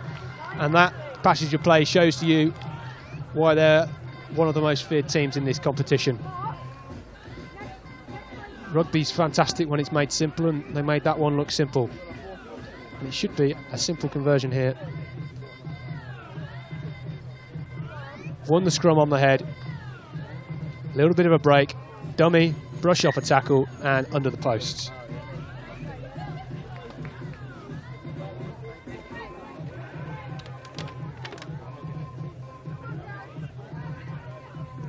Moody Cows, of course, an invitation side. Players invited to join their setup and come on tour if the existing players think they know people who can play hard and party harder. And that was a successful conversion for the Cows, so they go 7-0 up 4 minutes into this game, just waiting for a ball to come back from somewhere. A few people though over in the hot tub should try and get our main man Joe over there in a little bit. I'm sure he'd love a dip in that. Maybe we can both go over and have a bit of a splash around later on. High into the blue sky. Oh, but what a crunching tackle by the Cows, and moves all around the stadium here. They know that they've been hit by the Herd when that sound goes around the ground here at the Canmisses Stadium. but they still retain possession, the police. Keeping it flat, looking to break through some tackles.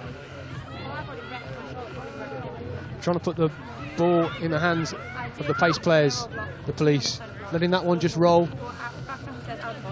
And that's gone into touch, and it will be a line out to the Moody Cows. But they've taken it quick. Number 11 trying to shirk through a few challenges here. Wrestled to the ground on the police 22. Penalty for not rolling away to the Cows. They're not taking it quick. Going to set up some form of attacking play here. They have numbers over. Crashed up by their try scorer. Out to the left. Can they pick this up? No, the referee has called it back for a forward pass. You see the hot tubs I'm talking about just at the back behind the camera. And you can see Rich Jackson, who was with me up in the commentary jungle earlier on in the blue t-shirt. Behind them, where all those shorts and bikinis are, that is the 2 hot tubs. I'm not sure why you need a hot bath at the same temperature as the weather here, but I put in for the police. Clear feed, but they've managed to get it against a strong Herd scrum. Tap backwards though from the Herd, pass out the back. Crashed up, can they go into the corner here? It's the original try scorer, and she bundles over for her second try of the game. The Moody Cows, 2 tries within 6.5 minutes here.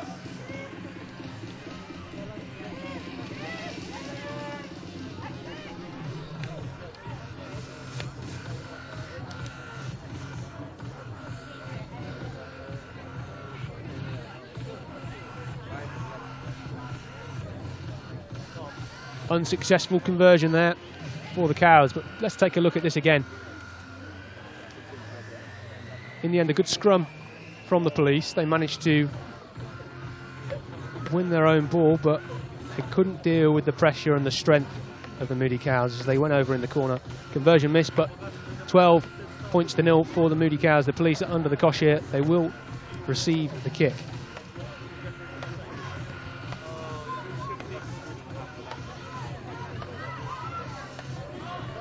Well caught though by the police, so trying to bundle up the pitch here and get into the Moody Cows half.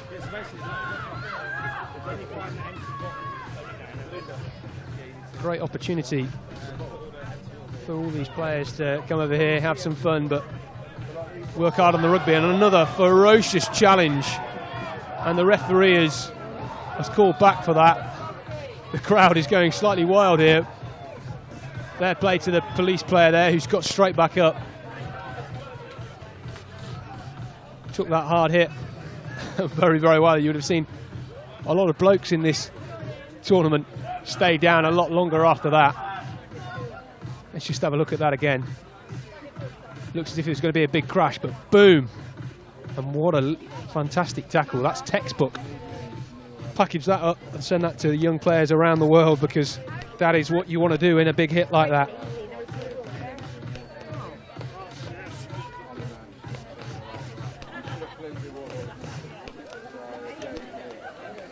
A line out though for the police. Not straight at all. So the referee's called that one back, and it will be a scrum to the Moody Cows on halfway, 15 metres in from the far touchline.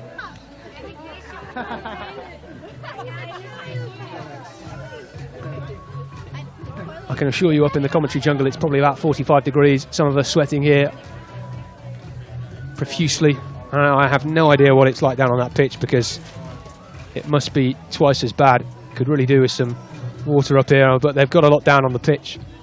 A lot of the substitutes bringing it on, but an attacking option, and it's going to be a guaranteed try. A lovely bit of ball through the hands for the Moody Cows. Just need to crash over and dot this one down just in the nick of time before they went out the dead ball area there, but to deal with the up-front assault of the Moody Cows. Half-time here then in this British Police women's fixture versus the Moody Cows. Unsuccessful conversion there, so British Police women 0, Moody Cows 17.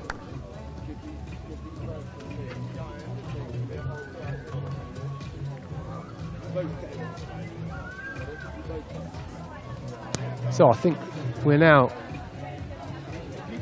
just trying to see where my man Joe Burns is.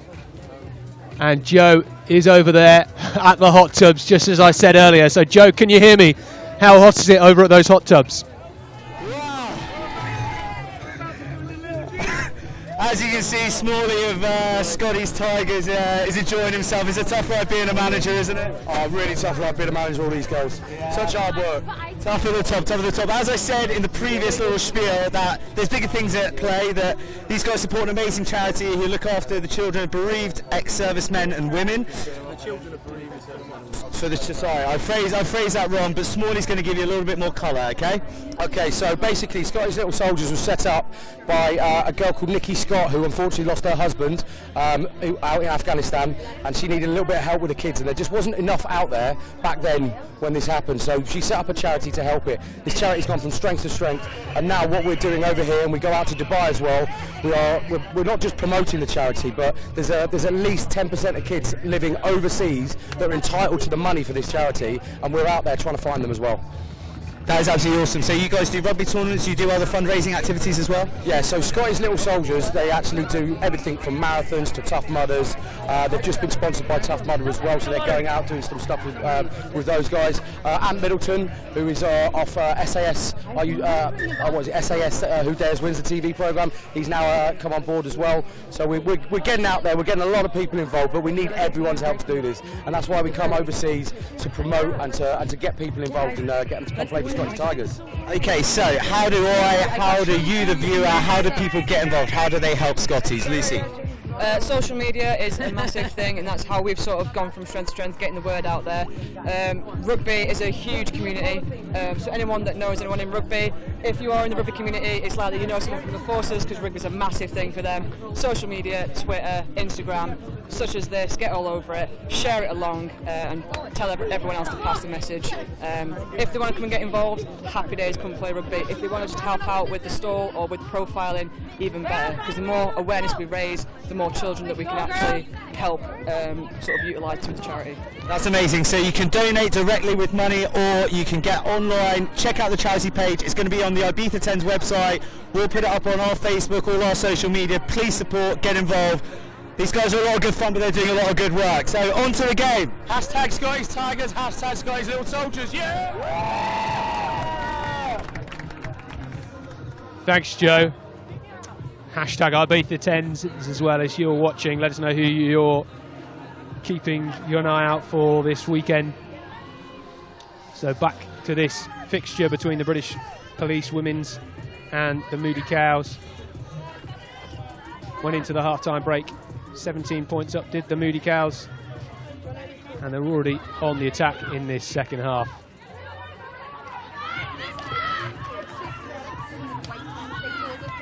Trying to crash through here.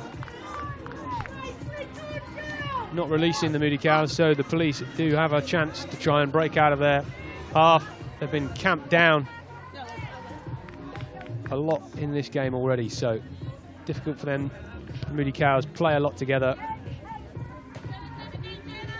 And that touch finder has found itself just inside the police half.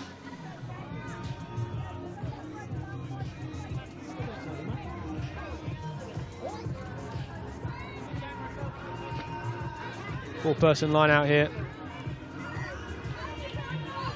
Let's see if they can put this one straight. Bit better. Well retained by the police, so an attacking platform for them now. Taking the option to crash up, and they break into the Cows half for the first time this game. The Cows trying to hold this one up. Turn into a maul, and it's been stolen by the Cows. The Herd will try and move this one down as long as they can. 8 minutes left to play in this game. Remember, Rugby 10's, 10 players aside, and the Cows trying to trek this one down the far touchline. Good gas on the wings from both sides there to try and attack and defend. Ship the ball out wide. and the Cows losing the ball in contact there. So a chance for the police to try and bosh this one up themselves.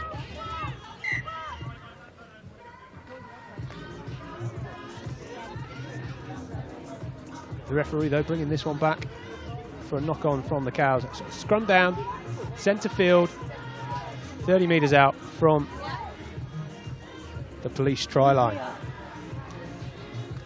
There's not a cloud in the sky as I look 360 degrees around me here.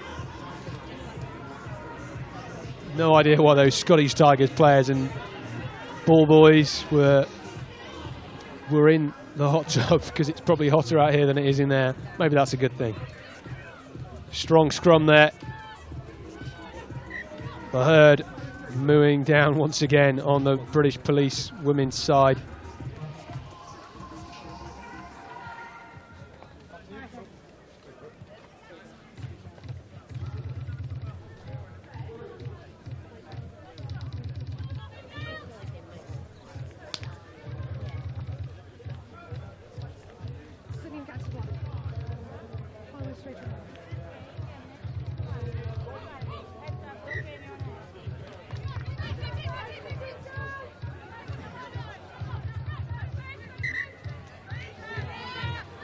as well, yeah? Yeah, so you want to chat during the game over by the jacuzzi and they'll chat to you at half time about it, yeah? Send them over.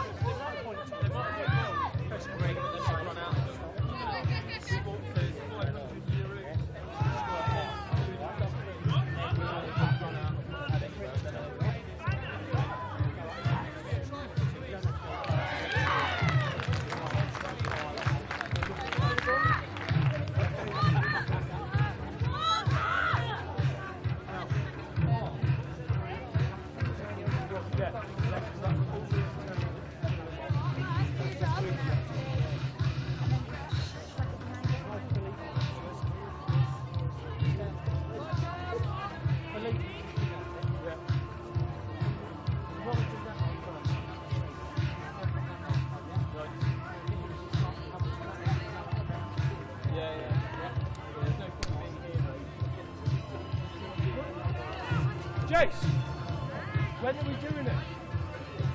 End of this game. When's the next game on?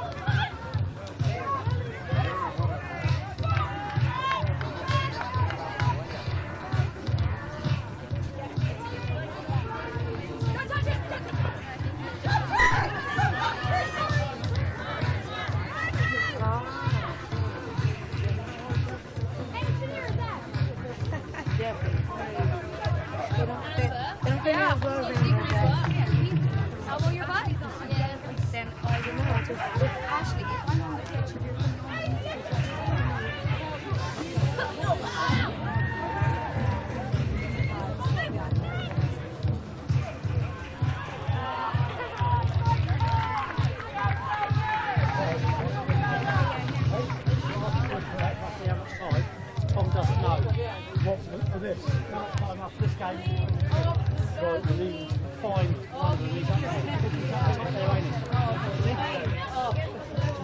need to get down over and you need to film and find it.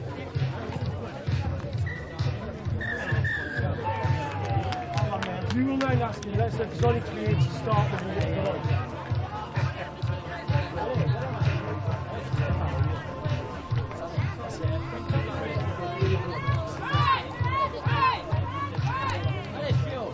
That way.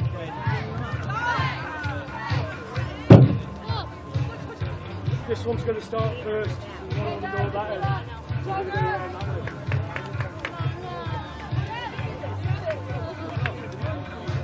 Joe, are you there? Are you still over at that hot tub? I am still over in the hot tub. The bubbles have just come on, but I've been abandoned by all the women, so I'm not looking too flash these days. Are you not having a dip, Joe? Yeah, no, I'm having a great time. So I'm just waiting for a couple of the moody cows to come and join us after that game. I take care of a bit of housekeeping actually with regards to the women's tournament.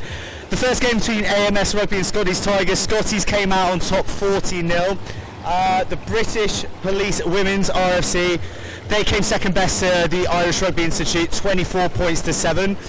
The Moody Cows started with a bang, 43-5 winners against the Abu Dhabi Harlequins. That tight game that we spoke of just before, Scottish Tigers scored 4 tries against the Irish Rugby Institute's 2 tries. Well, we just saw there that the Moody Cows came up on top over the British Police Women's RFC. So I think it's the Police's first tournament actually. So they're just having their first season of 7s. They play a lot of 15s. I think they play against the combined forces and other people like the fire department. So it's good to see them stretching, spreading their wings and coming out on tour and playing a bit of 10s. As we were saying before, with the evolution of the women's game, I think 10s and 7s, the stress that it puts on the skill set from passing to spatial awareness and tactical stuff is leading to great advancements in the 15s format. So I've been stood up by one of the Moody Cows, which is a little bit embarrassing because it's on public TV. I think my mum's watching as well, so it's not going to look too hot. But the Moody Cows, as I said, they're littered with internationals, and they play all over the circuit. They've won. I think they won the Stockholm 10s. They've won here before. They lost out in the Bournemouth 7s final. Bournemouth 7s. I'm trying to think who to me. It might have been Scotland, but they've definitely got a fair bit of pedigree. But one of the main reasons that they get together, they're all good friends. There's a big family ethos in the club. And they want good players, but they want people who fit the bill socially and for what they promote. The team was set up by Kay Brooker and a couple of other original Moody Cows, but unfortunately Kay Brooker passed away to cancer. So the Moody Cows now, their real modus operandi is to raise money for Macmillan nurses and Macmillan Cancer Research. So again, like we had with Scottish Tigers, there's a large benevolent force in the rugby that's played over here, and there's big goals that people are trying to achieve. We're hoping one of the sprinklers has just come on and drenched my cameraman. Yeah, 1 second. If you can't see me on camera, then it's because he's literally just got drenched by a fire hose. But oh my God, now I get a piece of it. But look, we got a new team here entering the tournament. Jump in. How are you? Very well, yourself? Good, nervous. That was a quality tussle between you and Scottish Tigers. Yeah, they're tough, they're good. Yeah? They're good, yeah.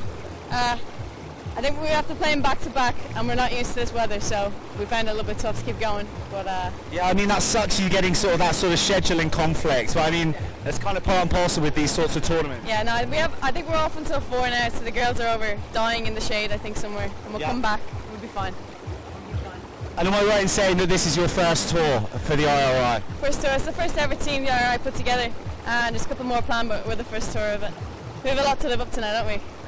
Well, do you know what? Scotty Swigers are well versed on the invitational 7s and 10s format. You guys lost out by 2 scores to them. I think you shelled a couple of opportunities that you might have got on top. So the future's looking pretty bright, I'd say. I think so. We'll stay in it.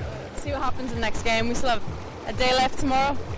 Prove ourselves, so we're looking forward to it. There is plenty of rugby left. And you guys, tell us a bit more about the Irish Rugby Institute. So I'm playing footsie with you down there.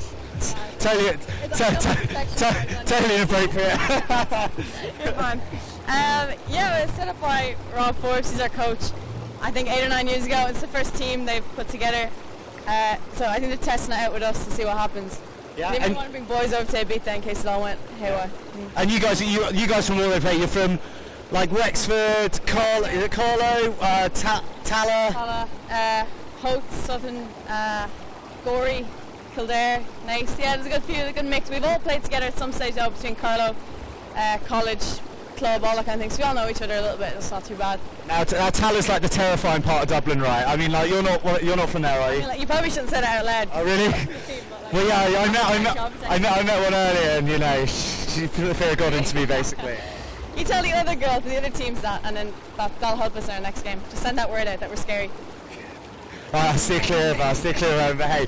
But so your international men's side, they're going really, really well. They've just won the Moscow tournament in Fira. I know a couple of those boys, good tourists by the way. But is their success feeding into the women's game, and that's why we're finding you out at a 10's tournament? I don't think it's the men's really. I think it's the women's that it's took a massive step forward in Ireland, 15s and 7s, and there's just so much competition going on right now. I think girls are more hungry for it, and they can see where they can go. They make a life out of it and kind of just do well. So there's opportunities there for women, and it's great. So club is after going so well as well. So that's awesome. That's brilliant. Well, look, okay, we're going to catch up again in the tour. I really appreciate you joining me. I'm sorry about the the lawsuit that's coming my way, but Go on. Better late than never. The Moody Cows. Oh, it's so nice. Perennially elusive. I mean, you should try contacting these girls to get them to play for you in a tournament. You won't hear anything back. We're actually blessed to even have them in the hot tub, We're here. So I gave a little bit of background while you were swanning around on the pitch, and I was looking like a lemon who's been stood up. But we're here now. We're here now. You're here now. That's the important thing, right? And we were talking about the charity and your support for Macmillan Cancer, Macmillan Nurses. So you're better placed to give us the real scoop. So basically we are an invitational team with a group of girls that we never play together normally. We just come together for tournaments, and all of our prize money goes to Macmillan Cancer. We don't take any money for ourselves. We play for charity. We're sponsored by Retailer Marketing, they've been amazing. They've supported us the whole way through. So it comes from quite a deep background why we do what we do, and it's very much love rather than just rugby and money.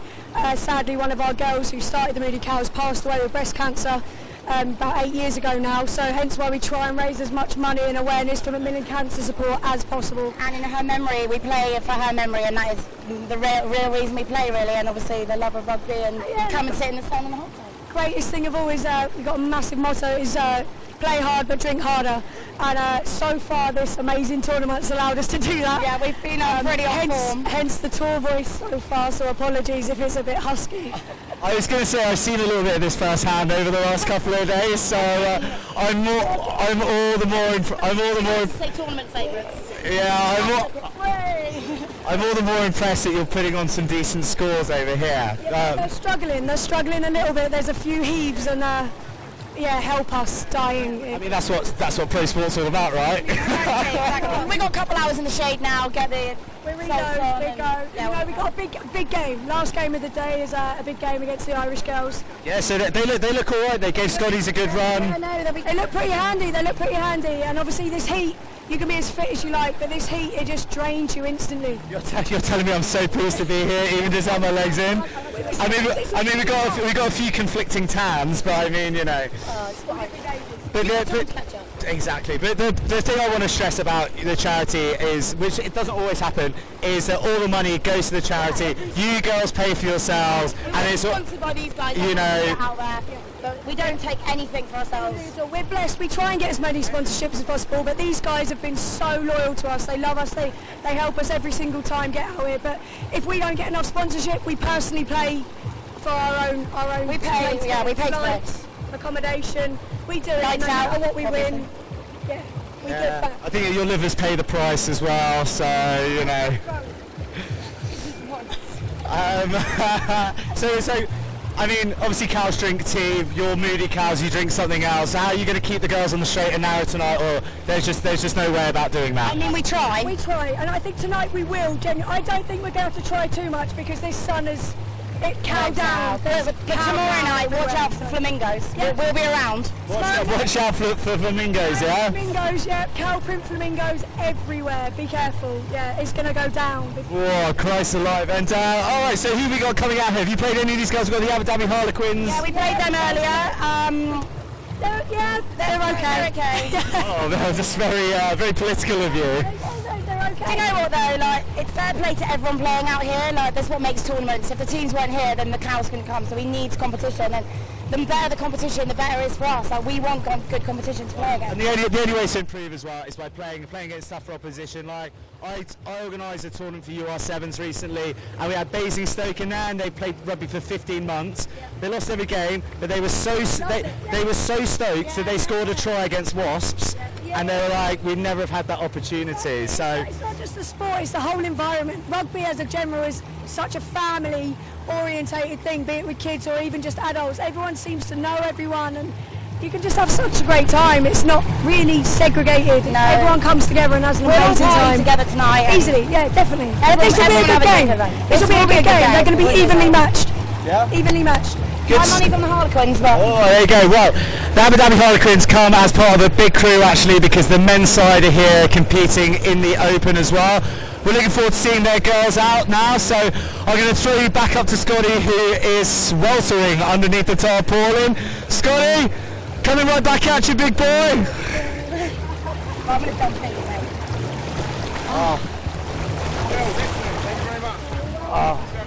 You need some back to 50 within the next 20 minutes, otherwise I might just burn to a crisp. But back to the action on the main pitch here in the Estadio Can Misses. We have AMS Rugby versus the Abu Dhabi team. So the AMS, the Army Medical Service, and the Royal Centre for Defence Medicine Ladies Joint Team. That's a bit of a mouthful, but they are playing the Abu Dhabi Harlequins.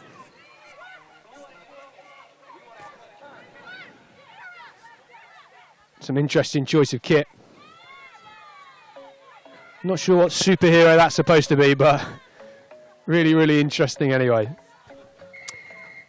So they're dressed as Wonder Woman, so not quite Gal Gadot, but more women's rugby here in Ibiza. Trying to break down the outside, and that's some serious footwork and some serious wheels, and that is an early score here. Which side is it that scored?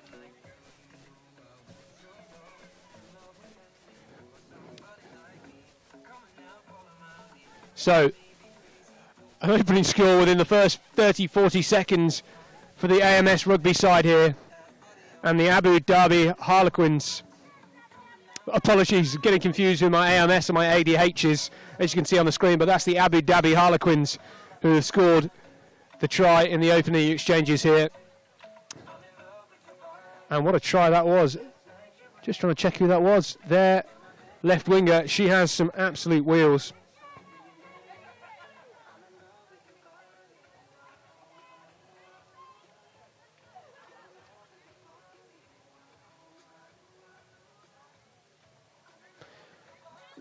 Last year, the Abu Dhabi Harlequins won the Warsaw Rugby Festival.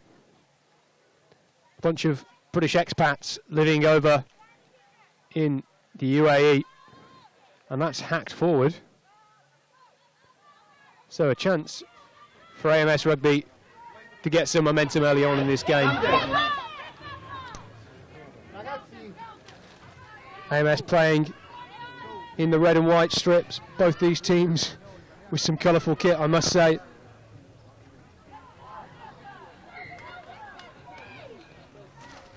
Not releasing there. Welcome everybody So to the RugbySpy Ibiza 10. Sorry to have left you in the dark up until this stage, but we've had a few technical difficulties, so we're up and running now. Obviously, you're feasting your eyes currently on the AMS. Scrum down then to Abu Dhabi. Abu Dhabi Twins, they come as part of a big crew. They're here with the men's side as well. With the scrum, 5 metres out from the far touchline, 30 metres from the try line. In the men's elite earlier today, Project Water Boys got over Shredded Ducks. Tough contest at the scrum. Abu Dhabi trying to break forward. Lofted pass over the top to the right wing now. Abu Dhabi going to get the second score of the game, are they? Oh, almost fumbled, but that is a score. They made hard work of that one. Good covering defence from the AMS Rugby. But that takes them up to 2 tries within 3 minutes. First tournament for both of those sides. The Mini Cows, a lot of people's tournament favourites, they came up 43-5 victors against the Abu Dhabi Harlequins, who are on So, the tough conversion here. That was followed up by the Irish Rugby Institute, losing narrowly to Scotland. 5 metres in from the near touch. Hack to that, no real attempt to try and actually get it between the posts. But that's 10-0 to Abu Dhabi Harlequins in their eclectic choice of kit.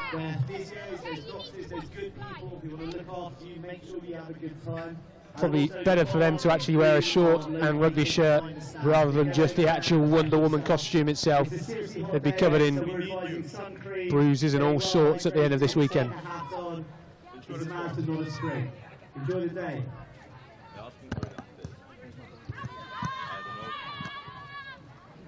So again, hacked forward by Abu Dhabi. A lot of work here for AMS Rugby as they've got to run it from their own touchline. Lofted over the pass, but that's gone forward. Still retained.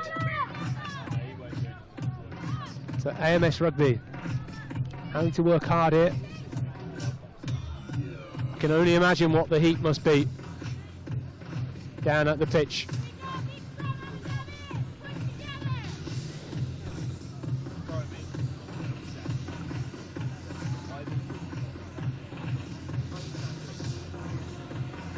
Scrum then to Abu Dhabi Harlequins. 10 metres out from the AMS Rugby try line.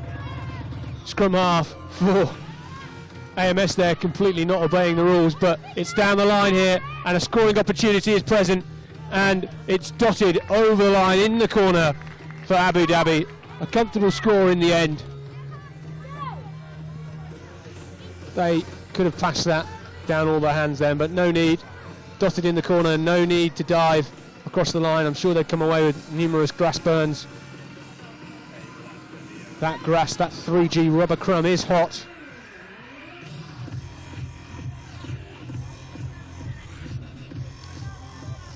A great opportunity for these teams this weekend. Everybody looks as if they've been enjoying themselves.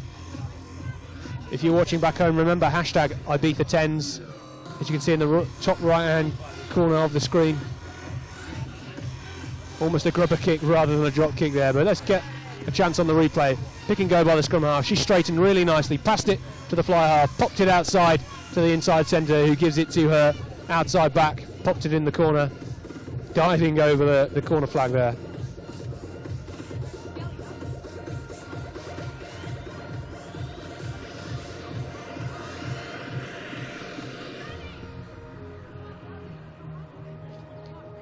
Just waiting for the ball to come back to the middle here. Not sure where the other balls have gone. There was plenty of them earlier on this morning. Perhaps a lot of the players choosing to use them to warm up with in and around the stadium and the grounds here. Much better attempt there. Sent that one long. And again, that is down on the AMS Rugby 5 metre line. Fumbled though, and it's an attacking opportunity for Abu Dhabi. Abu Dhabi, the Harlequins here, breaking through, and that's a try. Lovely evasion at the death there, and it's another try for the Harlequins, making this one look easy, and this could be an absolute rout for AMS Rugby.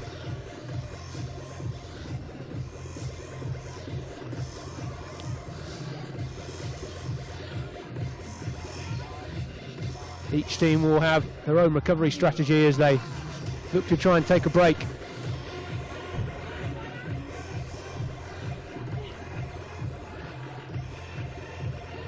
Straight from the kickoff.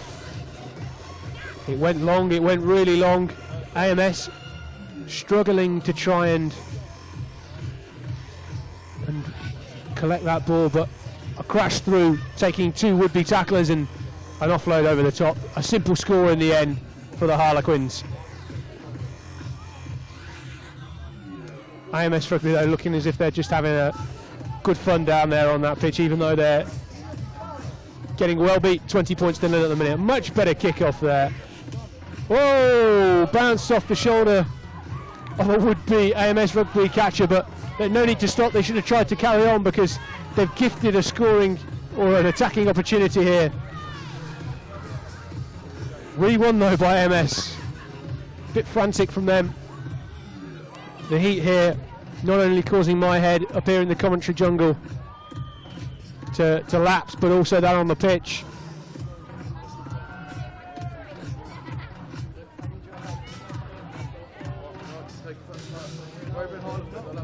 Crash through though, another scoring opportunity, and it's bounced off and under the post once again. Fifth score of the game now for Abu Dhabi Harlequins. AMS, I don't think they've managed to get outside of their own 22, which is such a shame. They've shown good spirits down there. They've almost not had enough ball to have worked hard enough as of yet. But important for them to keep hydrated. Successful conversion. The referee though, blowing for half time. 27 points to nil. Abu Dhabi Harlequins leading at half time here. AMS Rugby, nil.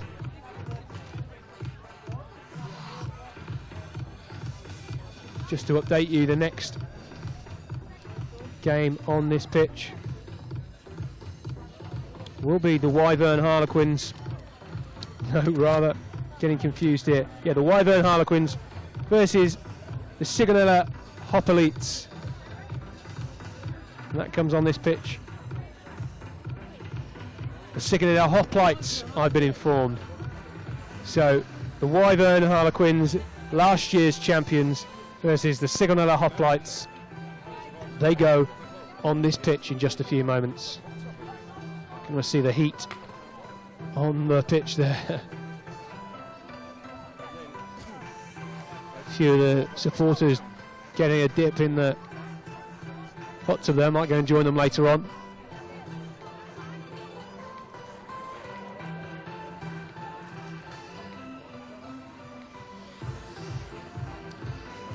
Our very own Jacob Ryder picture there, just trying to make sure the camera wasn't getting soaked as it just did a few moments ago.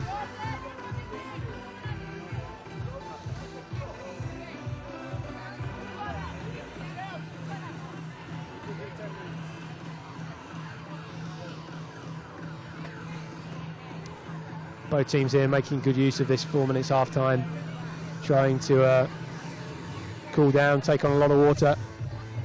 Need to get as much food as they can in this afternoon break.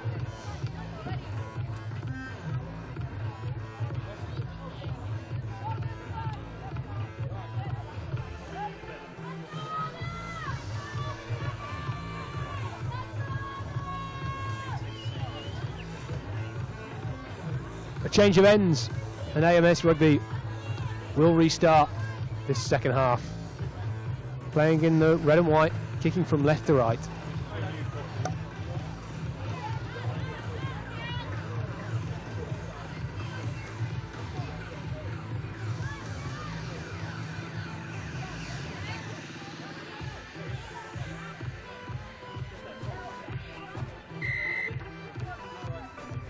Back down the centre of the pitch. Well taken though by the Harlequins, who immediately look to move the ball and the point of contact. Crashed up through the middle. Good tackle. Strong in contact though, these Harlequins. Earlier try score already skipping down this touchline. Trying to evade and she's not in touch. Great footwork there. She was on the edge of the whitewash. Oh, but the touch judge has called it. I can see that clearly from here, and I do not think that she touched that line. Well, let's see if we can keep an eye out on this again. It was very, very close. We'll give them that. No. Into, or maybe a little stud on the whitewash there. So, safe face there for AMS Rugby.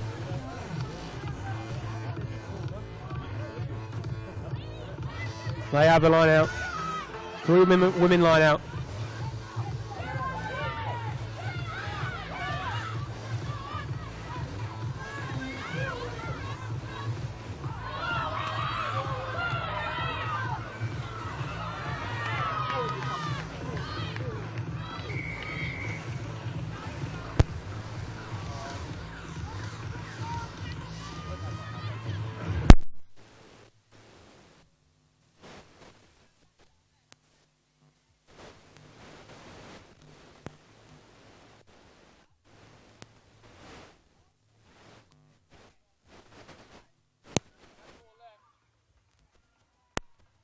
It's a mismatch, not enough attackers, more defenders. AMS losing the ball here. And it's Harlequins who bring this one back. And will they use their sprinter on the touchline? They don't need to. The 10's going herself. She's looking for some support. She should get her head down and go. Great ball inside. Ooh, crunching tackle from AMS Rugby. They need somebody to try and play the ball here. And it's their sprinter who took that one into touch. But they've passed it inside. Are they going to get there? This is close for the Harlequins, but they have in the end. Simple, and not much AMS Rugby could do about that one. They just did not have the numbers, and they just did not have the men. Or the woman power, rather. Frantic first 3 minutes to this second half.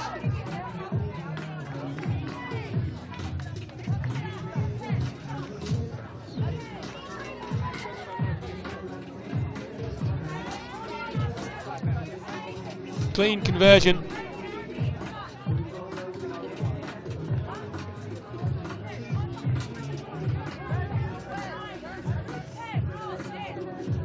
So Harlequins will restart this game, just waiting for a ball to get back to the centre of pitch.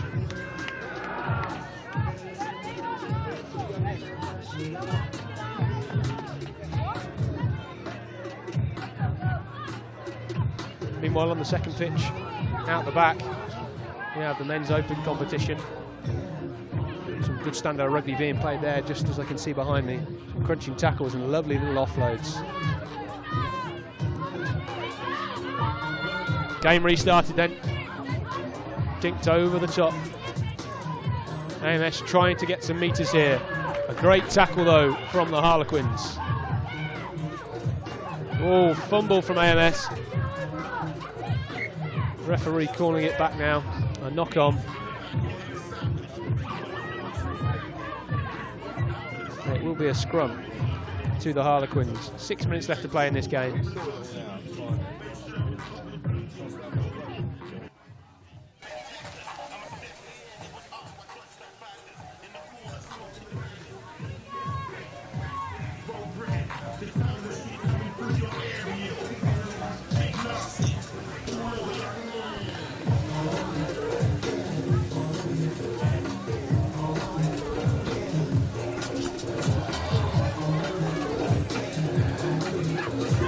Not clean out the back of the scrum, that was hacked away. But Harlequins still have it inside their own half. A long way to go to break here, but they have numbers over on the right. Oh, an unfortunate fumble. So AMS Rugby will have the ball.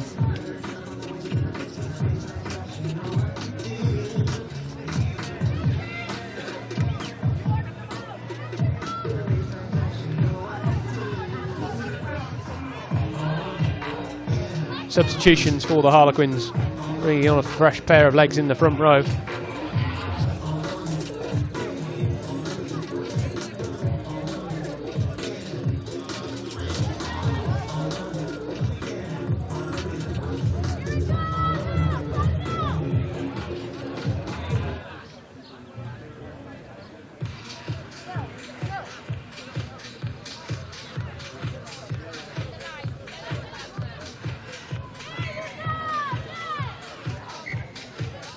Refs just stopping it there.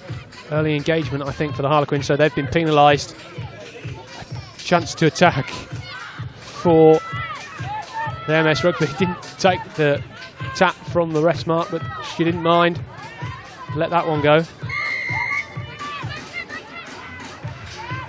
Again, not releasing. So AMS trundling this one up down the centre of field. You get a sense they don't have the gas out on the flanks. So they're trying to take this one through close contact. Well held and bundled up the pitch. Great counter-rocking though from the Harlequins. They've put pressure on this one. AMS trying to go wide now, back inside, breaking through a few tackles. Can they go in the corner here? 6 metres out from the Harlequins try line. They have numbers over and there are gaps in this Harlequin defence. Can they get over? It's close, and they have done. A second, or a first try of the game rather, for AMS Rugby, with 3 minutes to play here at the Estadio Can Misses, and they seem delighted with that.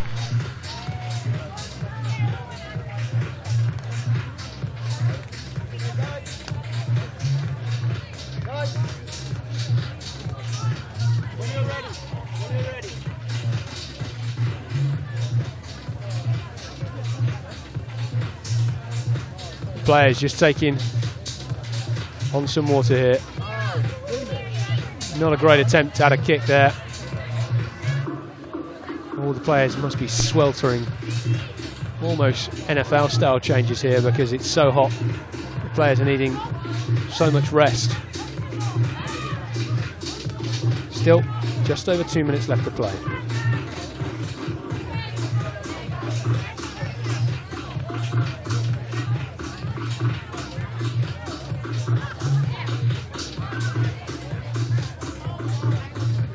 Harlequins will receive from the kickoff.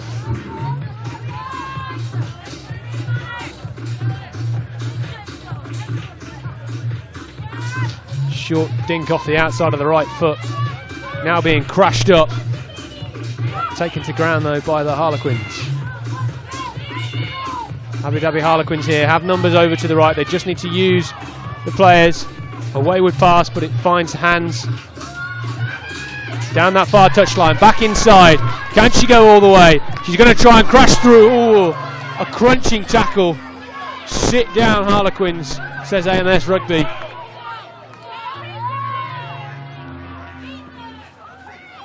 Change of direction for the play now. It's stolen by AMS. But not releasing the player, so it's a penalty to the Harlequins. Another great attacking position for them.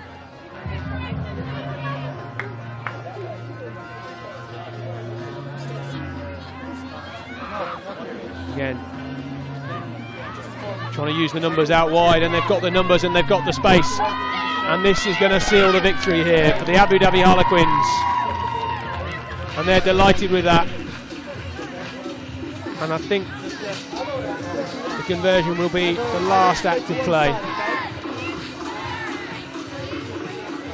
Not quite heard the full-time whistle. The conversion is still to be done here, but the players don't care. A great finish in the end. One team in one side, the other team on the other. So it doesn't look as if they're going to take the conversion. Or they are going to try and take the conversion. The ref is just trying to get all the players out the way. 32-5 then, the final score here. AMS Rugby 5, Abu Dhabi Harlequin Women's 32.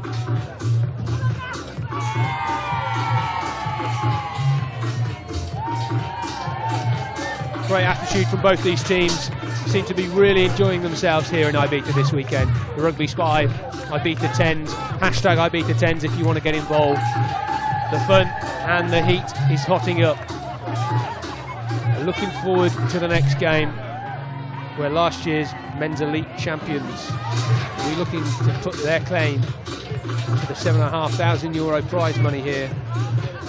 And I think we're now going to head back to Joe Burns, who's looking quite cushy over by the hot tubs again. Joe, can you hear me? Who are you with now? Clear, Scotty. We've moved the cocktail lounge into the Cabbage Patch Pub pop-up. Now, you don't have to be from Twickenham. If you're a little bit about rugby, you'll have heard of the most famous pub in rugby. It is the Cabbage Patch Twickenham, of course. You come out the station, it's on your left, it's heaving, it's where all the banter is flowing before England games, Queen's games, all games at Twickenham. And we're lucky to be joined by Stu here, top man, he's the governor there. Stu, how's the tournament? Oh, it's superb again, isn't it? Amazing. Look at the weather, look at the setting. The people that are here are unbelievable. Yeah, another cracking year. Hey, we've spoken at length about the burgeoning women's game, and you're sponsoring the women's tournament. Talk to me about your involvement, the Patch's involvement. Yeah, look, it's the second year we've sponsored the ladies' side of the tournament, and actually we're involved heavily with some other ladies' tournaments throughout the world, and it's something we feel passionate about. Is been attacked by another Lilo. It's the emergence of the women's game now is phenomenal, and it's fantastic to be involved with it. And World Cup year as well this year, so it's even more poignant perhaps to be involved. Yeah, mate, that's also that's the support the game needs, and that's the support that's driving the women's game forward. But onto the bars, you got the pop up here. We got the patch sign here. So we got the pop up here. We got the bar out the back. Yeah. Yeah, we've got 2 bars this year. Heineken, we've involved heavily, so we're very grateful to them. Fantastic that they've come on board. You know, a big, heavily recognised brand within rugby themselves.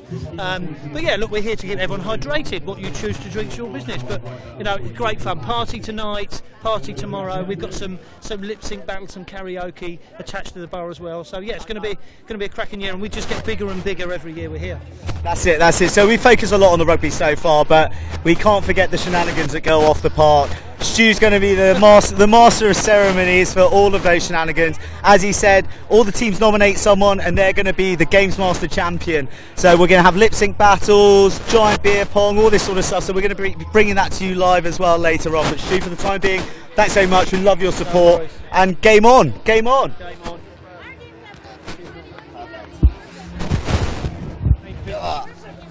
At the Canvases Stadium, where we have the Wyvern Harlequins versus the Sigonella Hoplites. So the Wyvern Harlequins go in the white and multicoloured strip, playing from left to right, with Sigonella in the red and white hoops, a kit very similar to what you'll have seen Japan wearing in the last World Cup.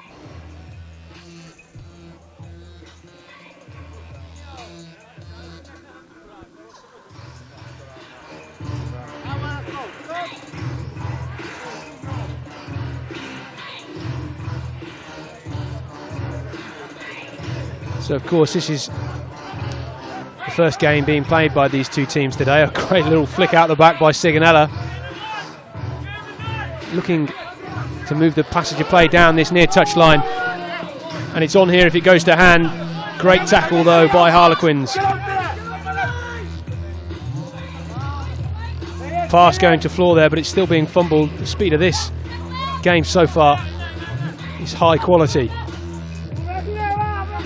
Sigonella though certainly having the advantage.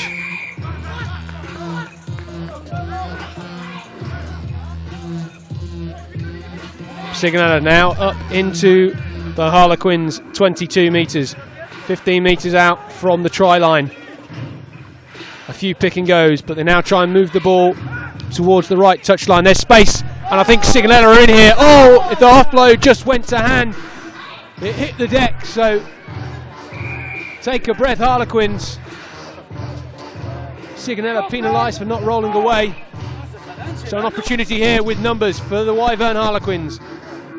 Can they find their men with pace? But they're going to go on their own, and that's a few missed tackles and a great step of acceleration there for the Wyvern Harlequins. That's how you turn last ditch defence into attack very quickly. 2 minutes 20 on the clock, and it's a try for the Wyvern Harlequins.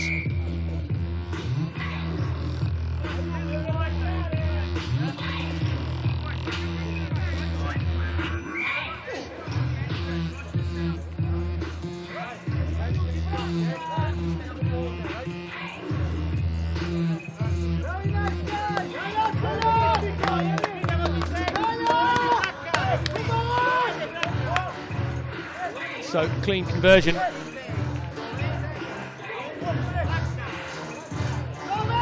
And Sigonella Hoplites will be receiving the kickoff.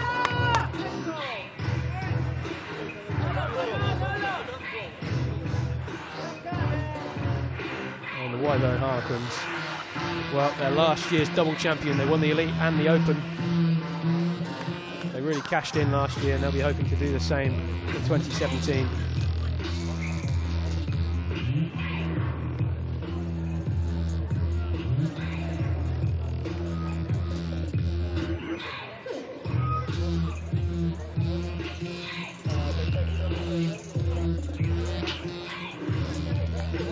Not the most accurate of line-outs. The referee saying that that one was tapped forward.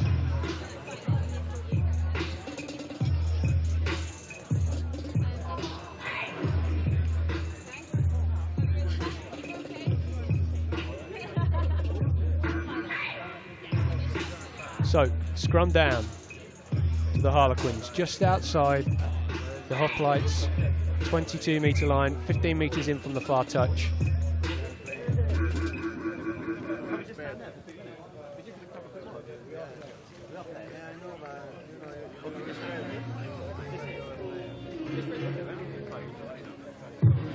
Temperature really hotting up now. We're just approaching the hottest part of the day, but unfortunately for everyone here in Ibiza, it's not going to get any cooler.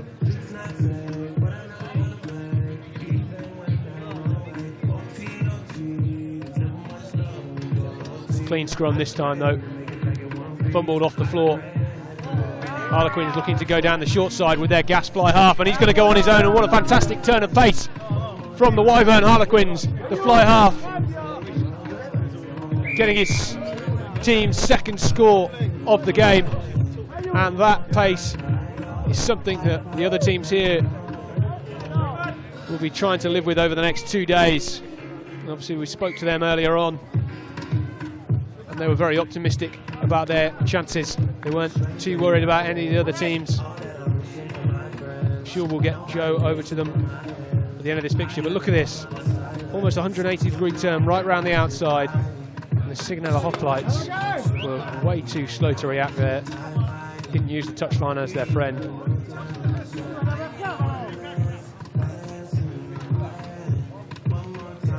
So from those early exchanges where Sigonella Hoplites were hunting down on the Harlequins try line, it's been a slightly different story. So let's hope they can get clean possession here, and that's a solid take by one of their front rowers, looking to now set up a platform where they can have a period of possession, hopefully get a stranglehold on this game once again. Bit of a scrap, and it's the first one we've seen on this pitch all weekend. Sigonella Hoplites getting pushed back here, but they've managed to break through. A good tap tackle there from the number 21 of the Harlequins. Outside break, looking for an offload. Again, a great offload by Sigonella Hoplites. They can need to turn the pace here. He's got no support. He's against 3 tacklers. Can they retain possession? They have done. Need to move the ball into the outside channels, but it's fumbled. And unfortunately, that quality passage of play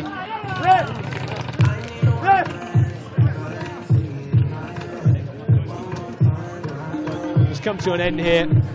So the Harlequins now will look to try break out of their 22. Of course, last year's double winners.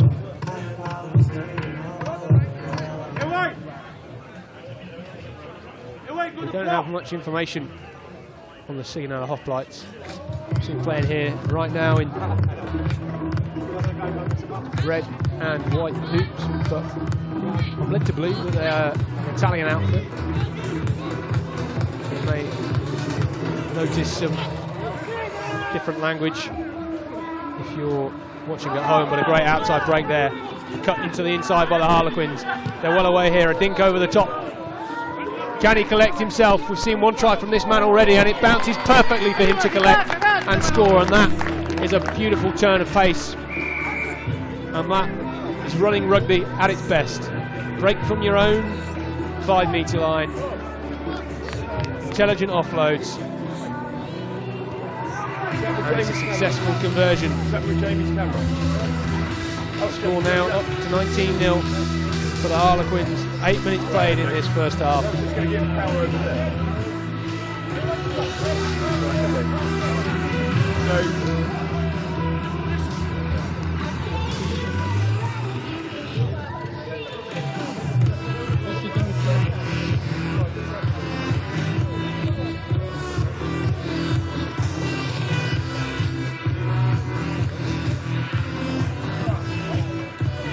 Teams here just waiting for the ball to be returned.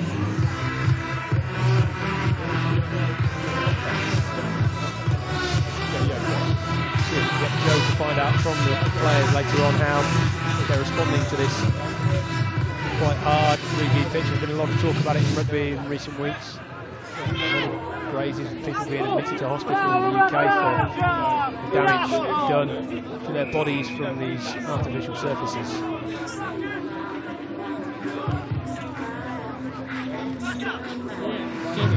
So the Hoplites looking to get back into this game. They found a hole and broken through. Not enough pace to break away cleanly though. Good support from his teammates. They've secured the ball. Ooh, bit of a tip tackle there maybe. Don't think the referee quite saw it. Wasn't too dangerous. Again fumbled by one of the Hoplites front row. The Harlequins though trying to break away with it here. If the bounce is kind, they will get their 4th try of the game so far. And that is a clean score for the Harlequins. Making it look easy so far, and you can see why they won last year's JHA recruitment elite competition.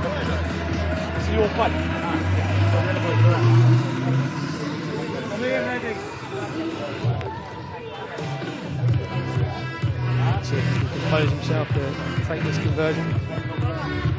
Pulled that one left. And that is half time here. Half time at the Estadio Can Misses here in Ibiza town. We're just inland, about 8 kilometres from the airport here in Ibiza.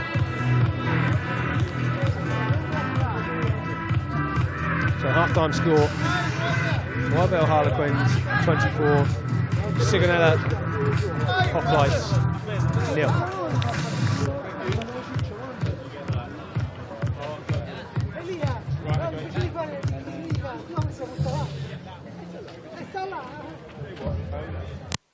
Just go over there now.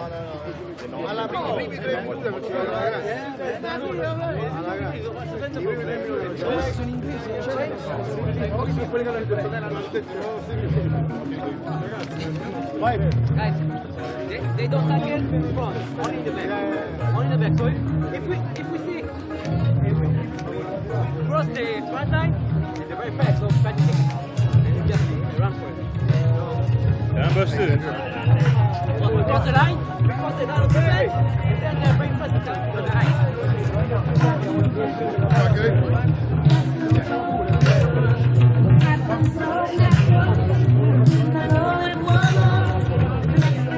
Right to go.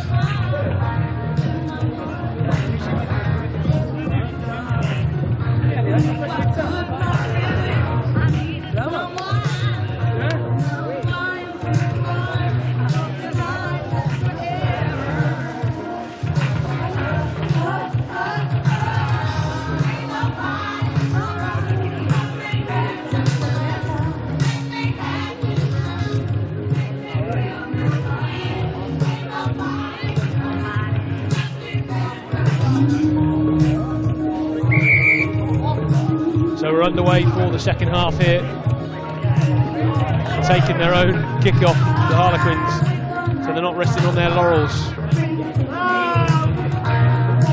Clearly winning at the moment, but they're going to try trying to extend this lead with a break down the far touchline, and within 10 seconds almost of the kickoff they have scored, and a gamble to finish. And I think that's our man's hat-trick, so no wonder he seems quite excited. Under the posts, 29-0, conversion to come. Sweep between the posts, and that is 31-0 to the YVL Harlequins. The Sigonella Hoplites, they're not a bad side at all, but the Harlequins are just in a different league.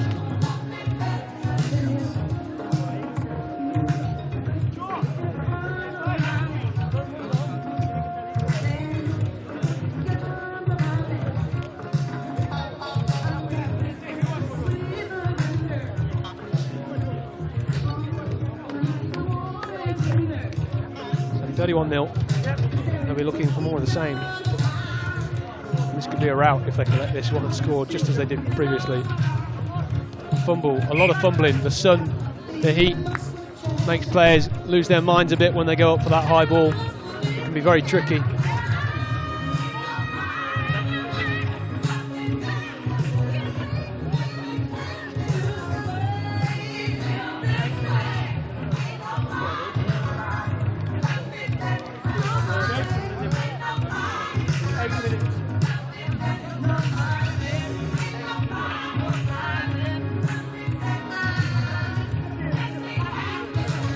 So Harlequins now with the scrum just inside this near touchline, 30 metres or so out from the try line.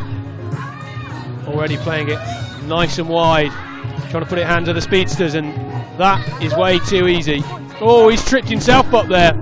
Whoa! Slam dunk! And that's what you get for being too cocky and tripping up just before the try line. Let's have a look at that one again. He scored it, no issue about that. But he thought he was well under and nobody was going to try and challenge him. Fair play to the Hoplites player there. Talk about a sit down.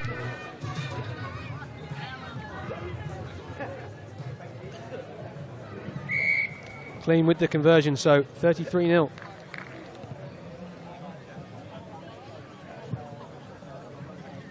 The Harlequins looking like they have bags of running in them at the minute.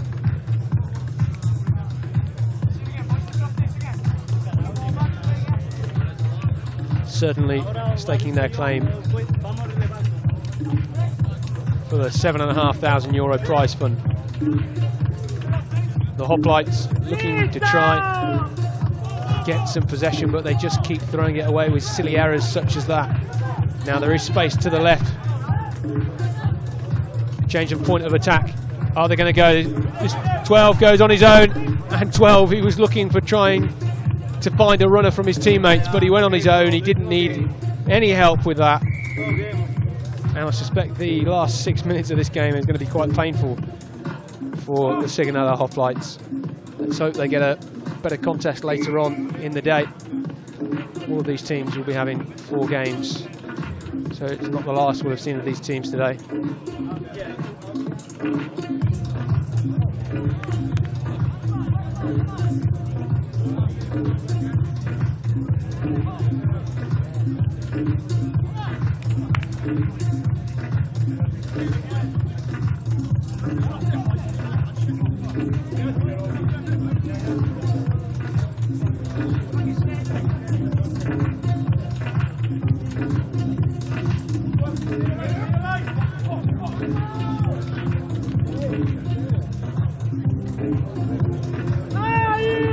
Hoplites breaking away here. He needs some support. He's tackled well by Harlequins. A good offload. Still needs more support. Harlequins doing well to get behind the attack here and set up some form of solid defence. They're a well-organised bunch. Grubber through, but there's no one there. It is a penalty, however.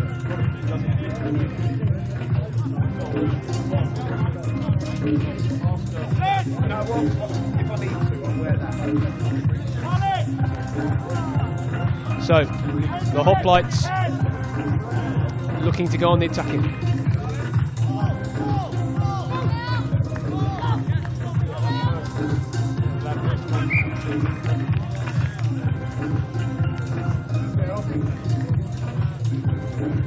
Brought down 10 metres out there.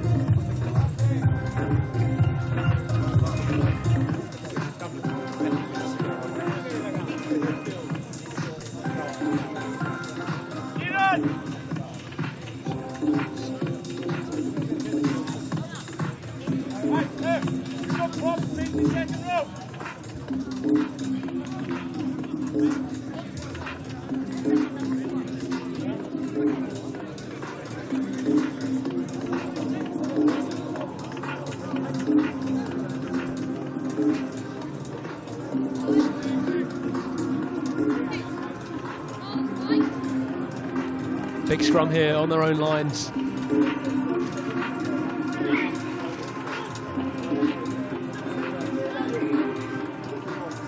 Getting quite ferocious down there.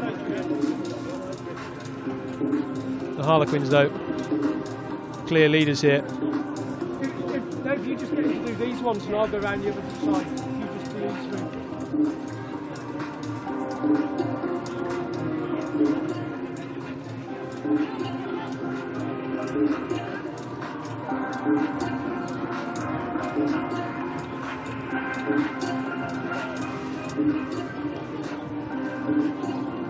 Picked up, and that's a try for the Hoplites. A great little scrum there, and that's their first points on the board in this game and their first points on the board in this tournament. A really challenging scrum. They managed to steal the possession, and that's a fantastic boot off the left foot straight through the sticks. So 43-7 now the score.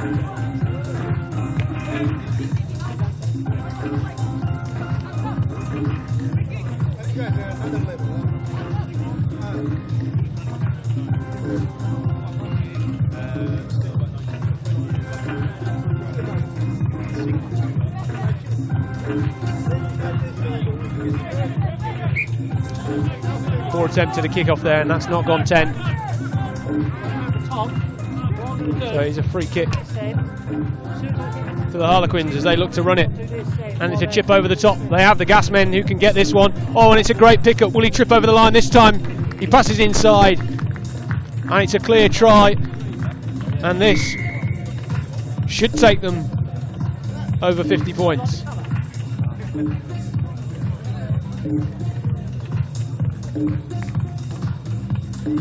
Good little break. Good chip.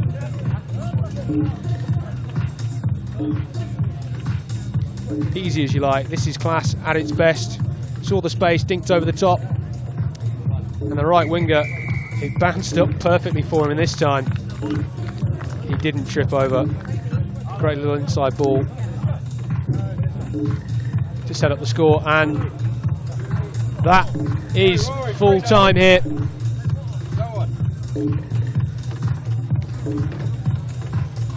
Wyvern Dragons 48, South Italian Devils 5. I think we've now got a little bit of a water break before we have our next fixture here on this main pitch.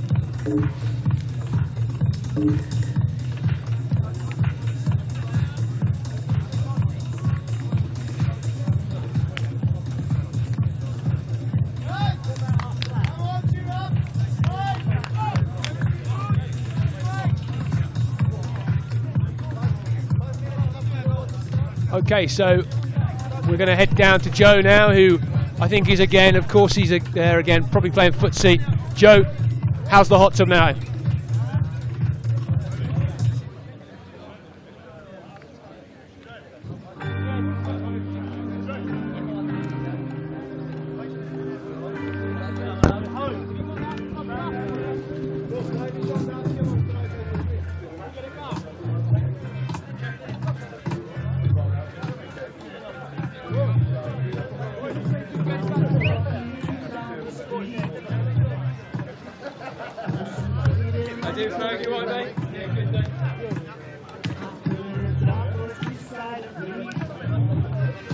Okay, awesome. So we've got the two head honchos here, and it's my making, as to my tournament notes, it's your first tournament, first abroad tournament.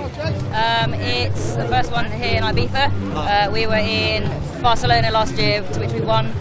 So we obviously changed it around this year, come to Ibiza, give it a try. So. Oh, right. Well, sack the researcher. I'm misinformed. And how are you finding it so far? Yeah, hot. It's the first time that the girls have played 10's. That's probably where you got that from. But yeah, I was sort of on the money. But yeah, I think they're doing all right in the circumstances of getting together and playing at 10's. Yeah, you got a few scores against the Moody Cows there. They're all seasoned internationals and hot shots, so that's got to be a confidence booster. Yeah, the Moodies, they're always a tough oppo, no matter what team you're playing for. Know a few of the girls, and they're great girls, great players against. And there were some big hits. I think it's going to be on the Big Hit TV later, I'm hoping. Unfortunately, it was against us, but it'll be fun to look at later. Yeah, you wore it and then you were up and scoring, so that's what counts. Now, it's been a very trying time in the UK for the British Police Force. Everyone is indebted to you for the bravery and the service that you provide. How do trips like this act as a respite for you guys, but also other people in the force, following you guys and following the progress? Yeah, I mean, it's difficult all the time. I think now it's difficult to get time off.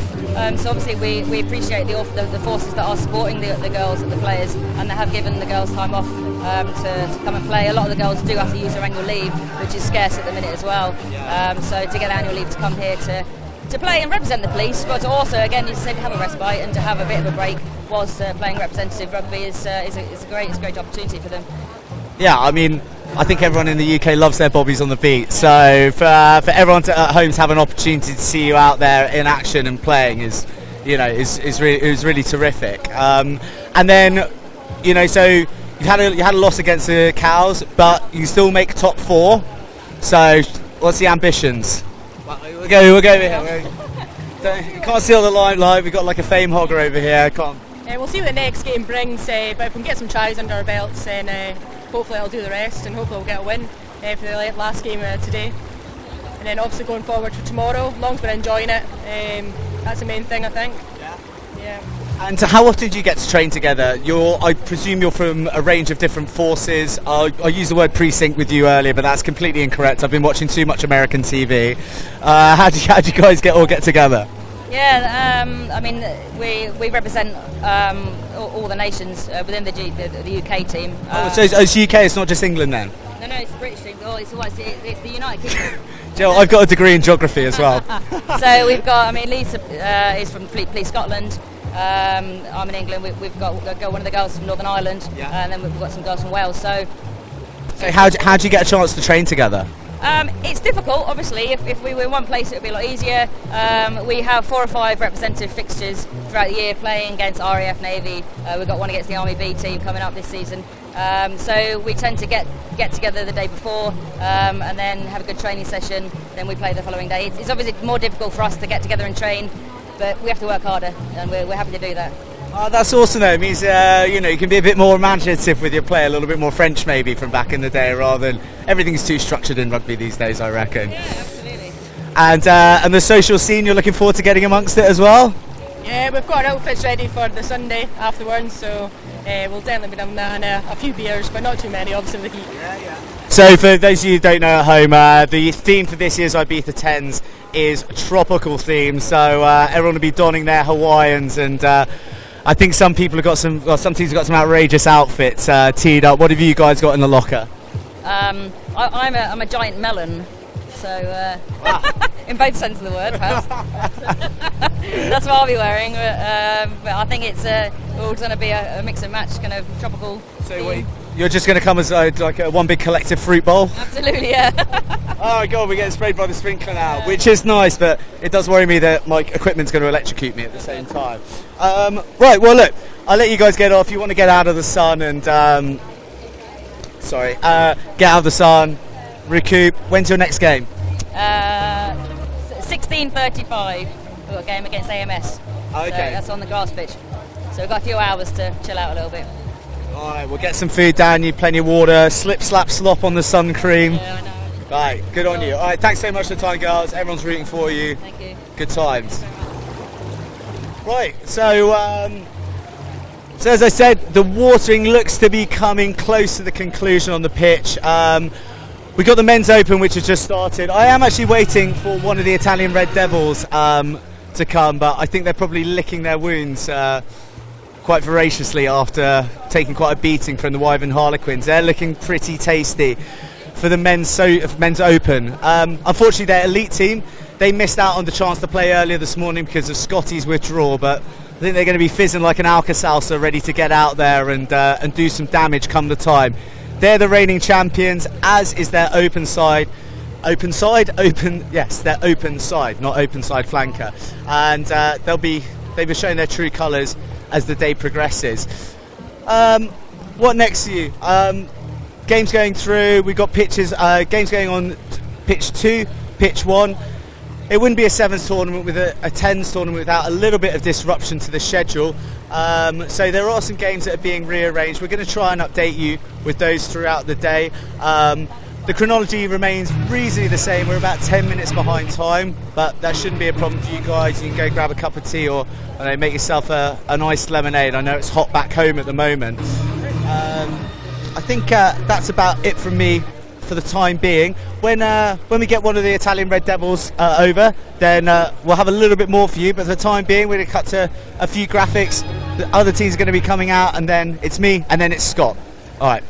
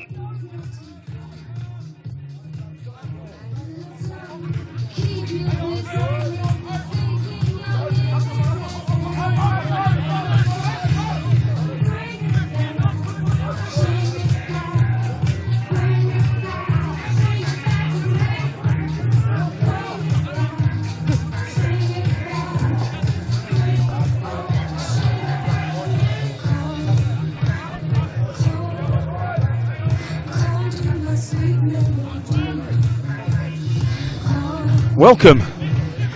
Sorry about that, some of us have to run in the heat.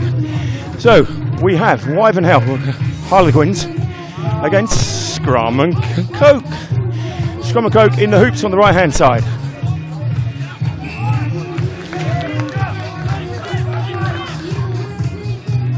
So, Scrum and Coke, here they come. Ploughing through the middle nicely, come on. Bit of offloading.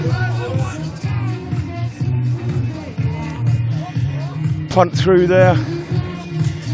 No return.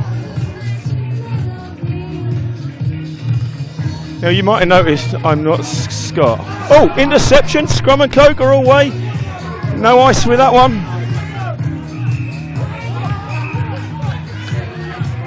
And there's a yellow card there. Look at that, this ref don't hang around. Handling on the ground, stopping the quick release.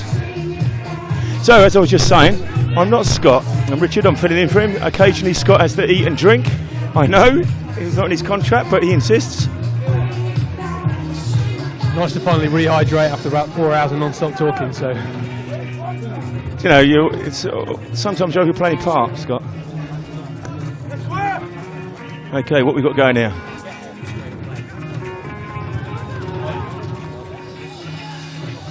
Scrum and Coke on that line, they're really pushing it through here. They just got to offload, they've got the momentum. They go down, they have. That's a try. I don't have team sheets, so I just turned up here, but that was a great try. Oh, I've just been told that we don't have team sheets anyway. Anyway, for those of you just joining us, this is the 2017 Ibiza 10's from the Can-Misses Stadium in Ibiza town. We're about 25 minutes from the party capital of the world, or just of Europe, or even just of Ibiza, of San Antonio. And what a lovely place it is, not just San Antonio, the whole of Ibiza. And you see in the background there the rolling mountains of the Ibiza Mountains. Maybe I should have done a bit more research.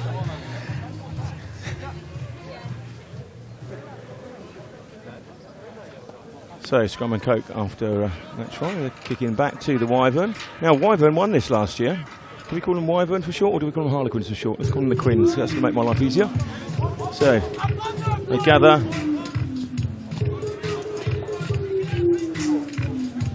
Back inside their own 10, up to the 22. Don't forget, hashtag Ibiza 10's. Send us your tweets. Let's hear what you think of this magnificent tournament. 450 players out there in tropical conditions. Now we've got a nice quick break down the wing. How's he got the legs? Is he going to back himself? Looking for support inside one. Oh, he's away. Oh, a little Sonny Bill Williams out the back of the hand now. Still going. Has he got it? Come on, offload. No, too late. Out we go.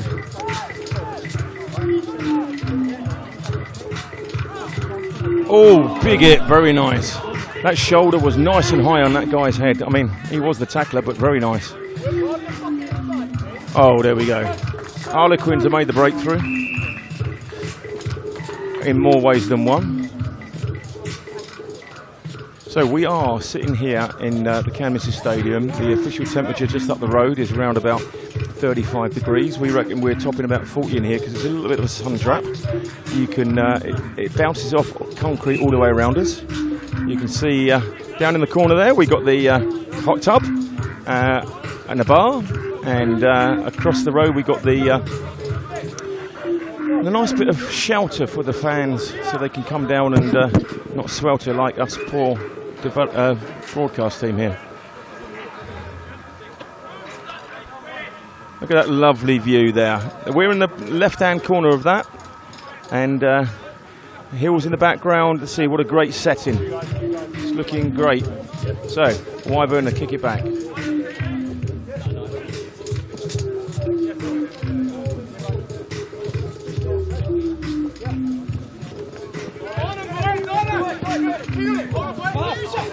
Into touch.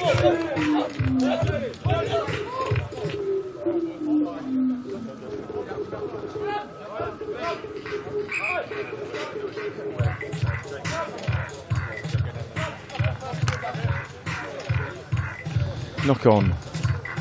Now, some of the referees here today are from the, I'm going to say all of them, but they're London Referee Society. Come out here, especially this. This is a development tournament.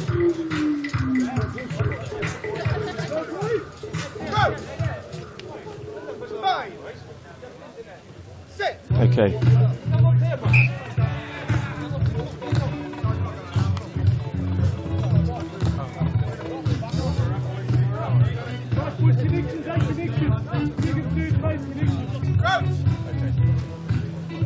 Yeah, saying London Referee Society supply the refs for the tournament along with some Spanish Federation. It's a good training block for them, and one of their hierarchy, Mr. Nick Cousins, is over here with them.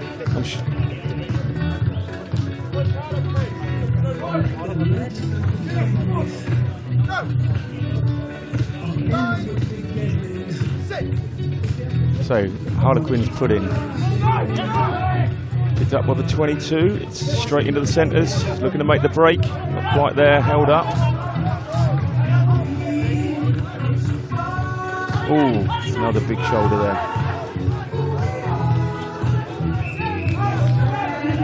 Not letting it release, quick ball, but they're about 1 against 5 on the outside here. Oh, it's gone through the middle, has he got it? Taking out the back, nice little move there. Taking over his try line, I think we're checking here with the linesman. Sorry, the assistant official. So he took it over, so there'll be a 5-metre scrum to Harlequins. So a nice return from that chip through.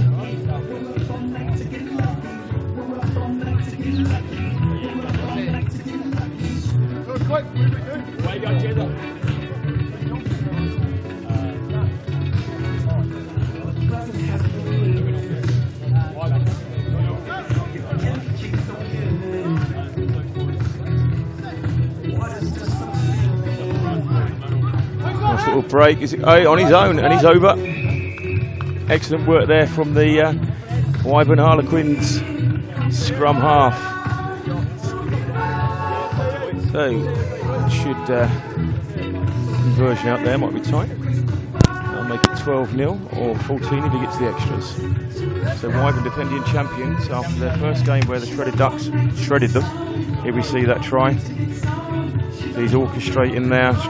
Orchestrating his troops, come round, pulled him in, and off he goes, straight through the gap and over. Let me just make a shout out to the cameraman down there, working against the in the heat and the football posts, but he got that all in. Good job. Right, 12-0. Harlequins lead. They got the Shredded Ducks took them apart in the first game, so obviously the night out last night affected them, and now they've got that out their system. They're bouncing back.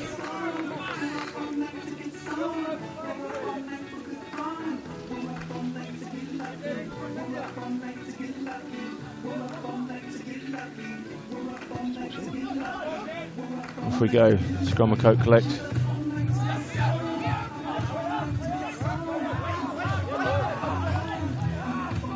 Yeah, that's nothing wrong with that, and ref says so as well. If you sit there all day, that's going to happen. They got numbers outside, can they get it through the hands? Let's come back inside. Flailing arm, ref said it's okay. Come on, let's rip through there.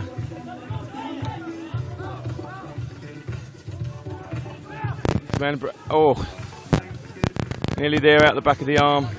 Let's reset, bring it back in, reset. You're going to be isolated there. There's the backup.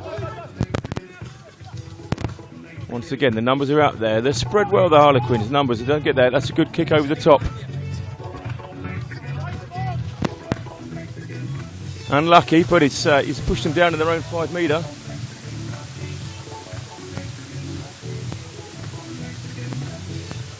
Any further, we've been in the hot tub with Joe.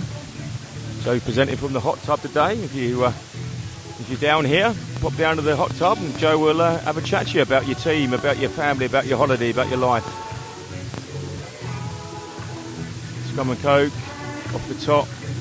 Got to pick that up. Don't put it down, otherwise it's a scrum back. Kicks it away, and out it was. So Quins. Nope. There's the half-time whistle. So we're at 12-0 to the Harlequins. Now this is important where they take their water on. we've had the docs giving everybody a brief beforehand that you've got to keep taking the water on. You don't realise the effect this is having on you in this heat.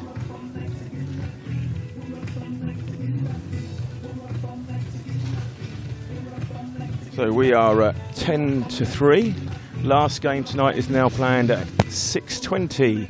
So we've got, what's that, another 2.5 hours of exceptionally good quality rugby coming your way.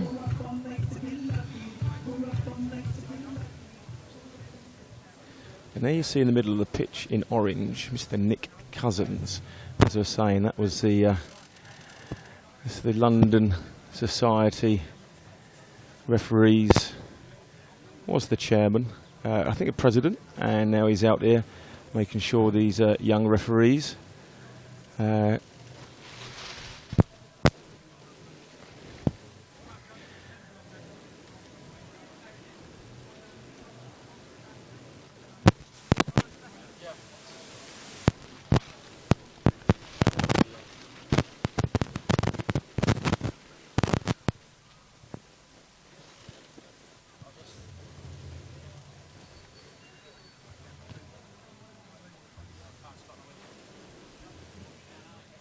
HDMI.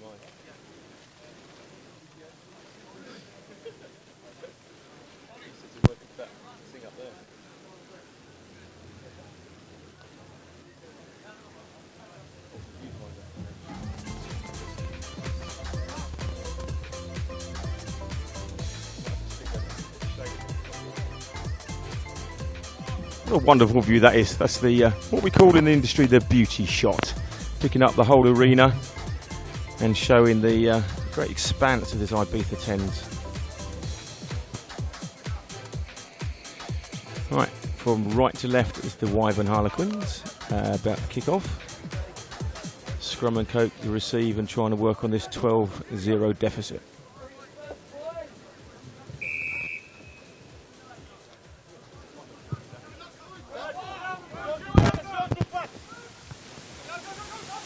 And Scrum and Coke get it back. Back at their own 22.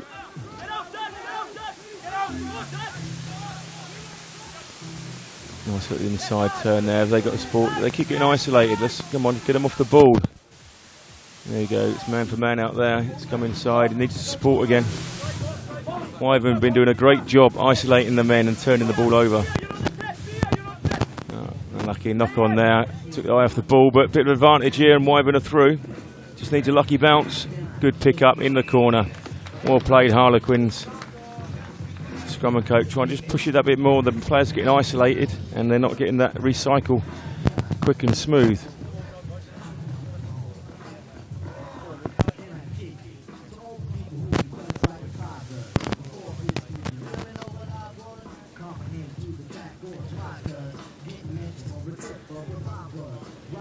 So this is going to make it 17-0, possibly 19. Is there any way back for Scrum and Coke? Conversion out wide, and it's short. So 17-0 it stays.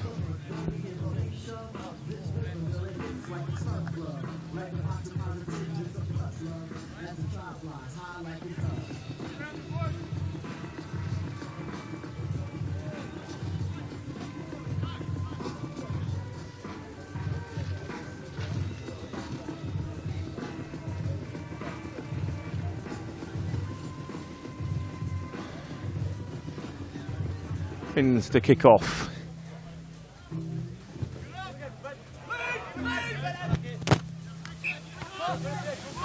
Right, out on the full. So Scrum and Coke, little tap from the halfway. This is the first time they've got over the halfway line. The second half.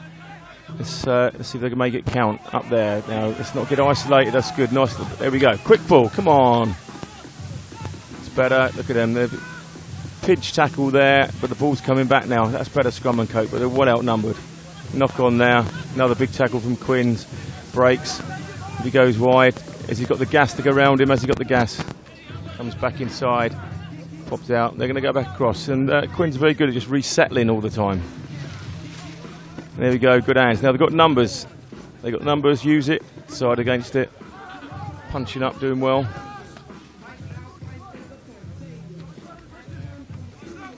Nice little step inside. Holding on, penalty against him. This chance Scrum and Cope to come back. Let's make a dent in that 17. Right, we've got numbers now. Go on, pull your draw your man, come back inside. Unlucky. Went back to the ref. Off his feet, quick tap. Bit of a different tap, but there we go. You've got to go straight. You've got to straighten it up and get your numbers outside, Scrum and Coke.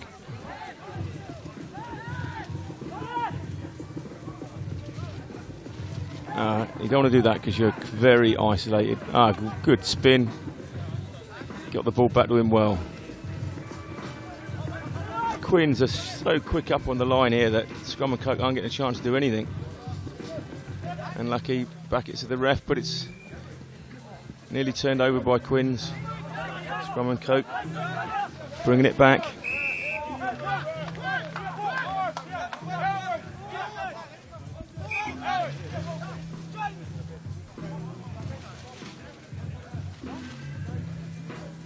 Well, the changes being made by Quins now. Fresh players coming on. Those players go off, get some well-needed water.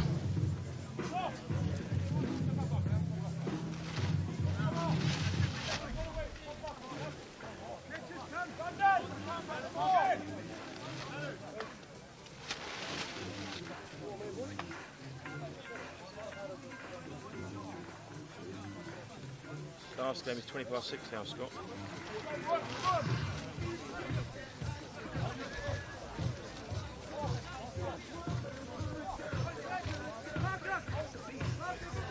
Changes being made.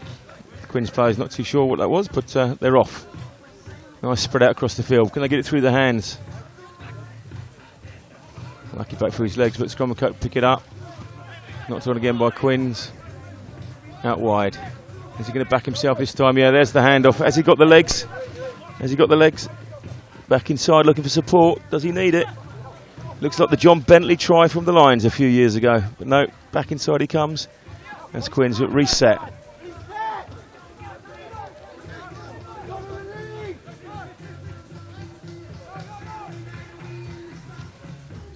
Tip through again. There we go. Step down, yeah. Nice. Second try that he's scored like that. Just a little trip through. And he's in. So, here we see it again. He's going to rightly just has a look. There we go, has a look. Plays the dummy. Comes back inside. Oh, nearly taken out, but he picks it up and he just gets a nice little touchdown there. That was all it needed. Well played. And for the extras, is he there? And he's got it. 24-0. This is all Harlequins.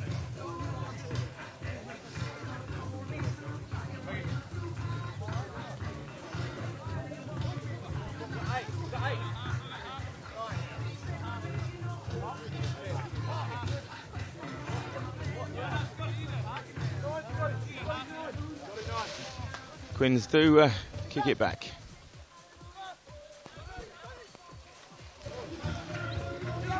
Well, taking their Scrum and Coke, but holding on. So Quins go quickly. It's all pool rugby, so points and tries make a big difference when it comes to the end if you're on equal points. So everybody getting on with it, want to score those extra tries.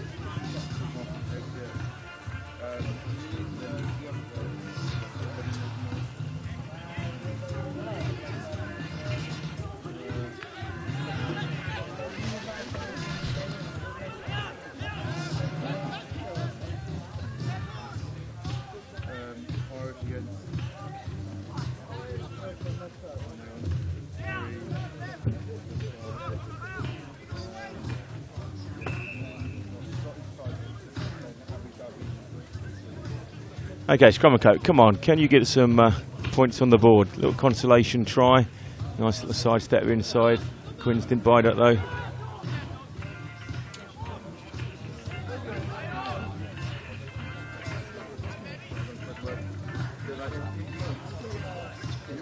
Hey, we just heard we're live in the bar as well. Obviously, due to the heat, nobody's drinking today, but we're still live down there. Knock on, and that's going to be a scrum down to Scrum and Coke.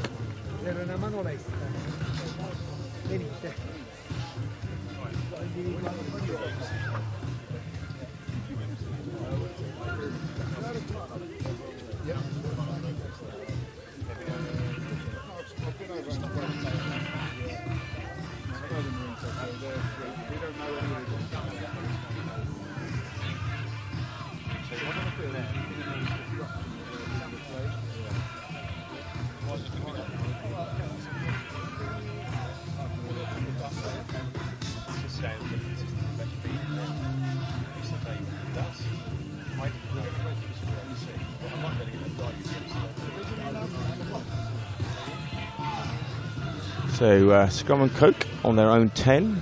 They've got to win this and get out of their half. See and get some consolation points on the board.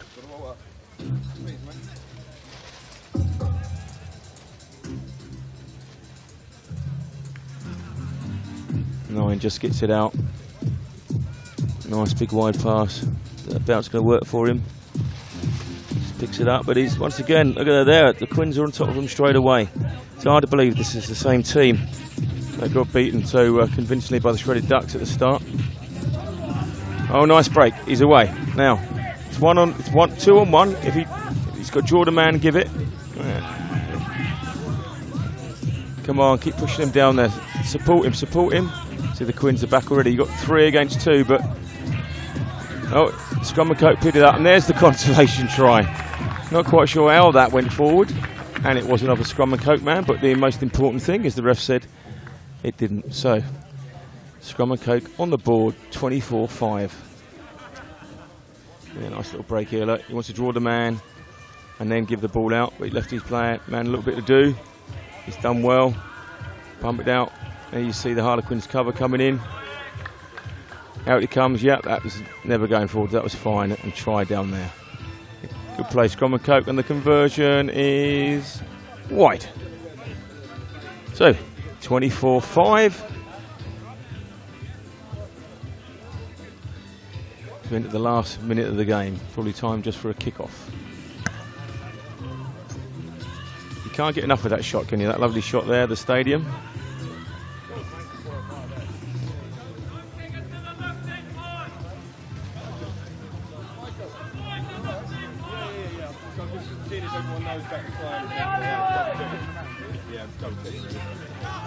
Back into Quinn's hands.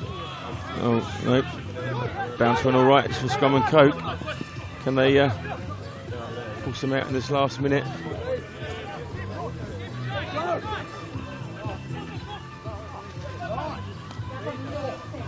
That's a big hit again.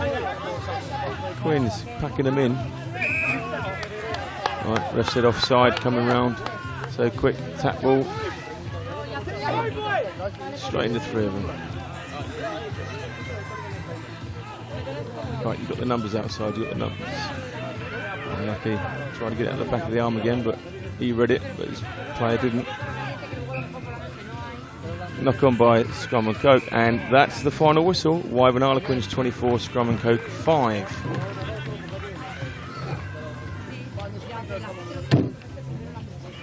Well played, Scrum and Coke. Exceptionally well played, the Wyvern Harlequins. They seem to have got their tournament back on track.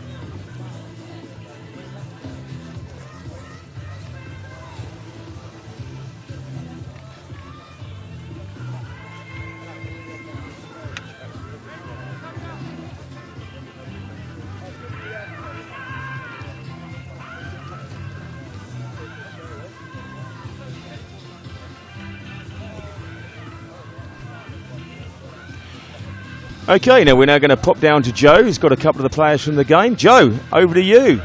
Righto, as I mentioned, the Ibiza 10’s has a very international flavour to it, and nothing is more glamorous than Beverly Hills, but you boys don't sound like you're from Rodeo Drive. Mate, far from, bro. I don't think I've ever been there. I mean, maybe this suggests we are, but we're far from Rodeo Drive. Are you boys actually not from Beverly Hills? Yeah, enough. Oh, okay, so what do you do? Yeah, so what are you doing in Beverly Hills? Have you got all the Aussie boys together? Well, we've got Aussies, Americans, English, and Brecht, my friend Brecht. A photographer. I don't think I've got a video of him, but he'll be out there all day. Oh well, this is here. This is the party boy, yeah. He does volley. He takes our photographs. Yeah, mate, he's got that sort of photographer vibe about him, hasn't he?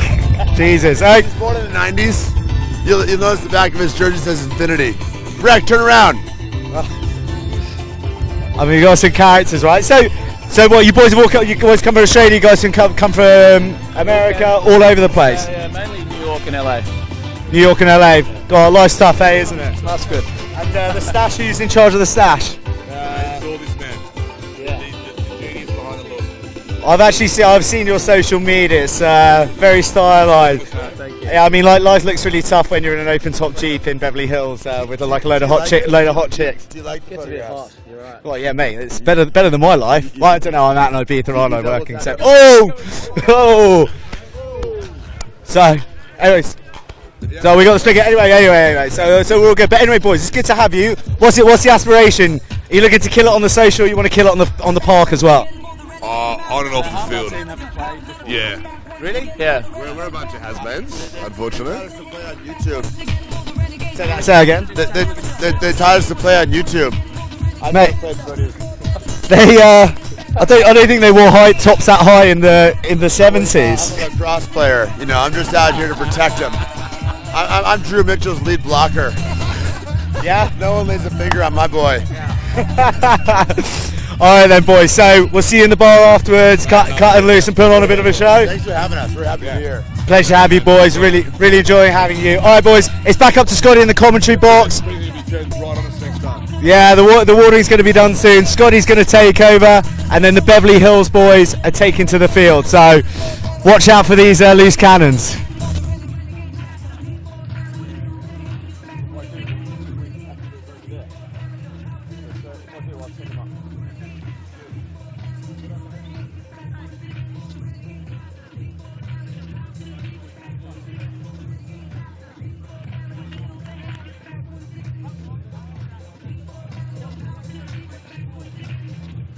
So next up on this main pitch we have the Scavengers versus the Shredded Ducks. Shredded Ducks coming off a loss in the first match of the weekend. We saw them this morning at just after 11 o'clock. So the Scavengers, who were emphatic this morning, will be looking for more of the same. I've just been speaking to another French player who's here this weekend, and they were saying how much the Scavengers are really looking forward to this competition, and how they were dead set on trying to come away with a victory this weekend. So they've certainly got their sights set on that €7,500 huge prize. So remember, you can drop us a tweet, hashtag Ibiza 10’s. If you're interested, let us know who you're watching, who you're looking out for.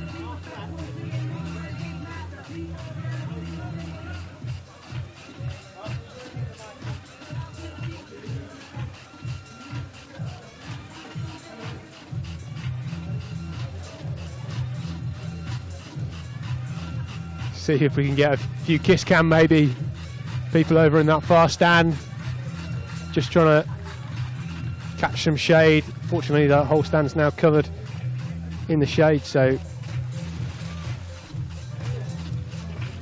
Scotty's Tigers put a few more clothes on since their waterboy antics with the Speedos earlier on, so good to see they've found a few vests and shorts.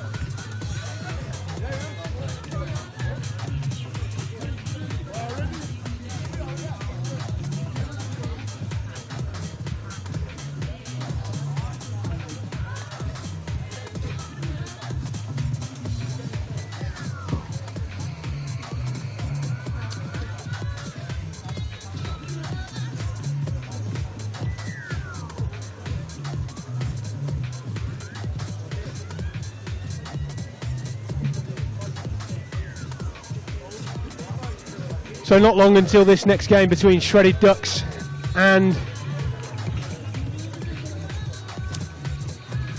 the Scavengers of France. After that we go to Beverly Hills Rugby versus the Mad Dogs. Sigonella Hoplites and Scrum and Coke. So the last game this evening at 6:20, so we'll be done by 7 o'clock. So not long until this next just take you through the team and the lineups.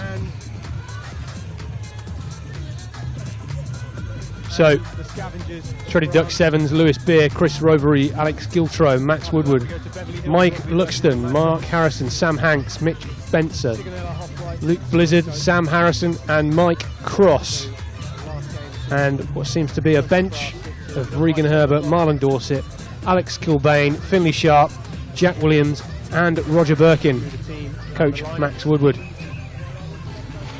Teams today certainly going to make use of those substitutions, and the Scavengers, well, they certainly don't have the same team lineup, which is being shown on your screen at the moment.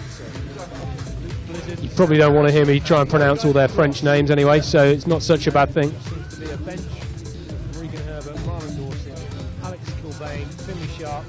Team's just waiting to get the call up, so certainly going to make use of those substitutions. So the game should be kicking off just about now. No reason why you can't get them on the pitch. Just taking a look out the back because I saw earlier on the Scavengers warming up on that grass turf pitch in the middle of the track adjacent to the main stadium here at the 10’s. Beautiful view of the mountains there. Great backdrop to have in Ibiza this weekend. Remember, we're just outside Ibiza town, 2 kilometres in from the coast and the main resort of Ibiza town, about 7 or 8 kilometres from the airport.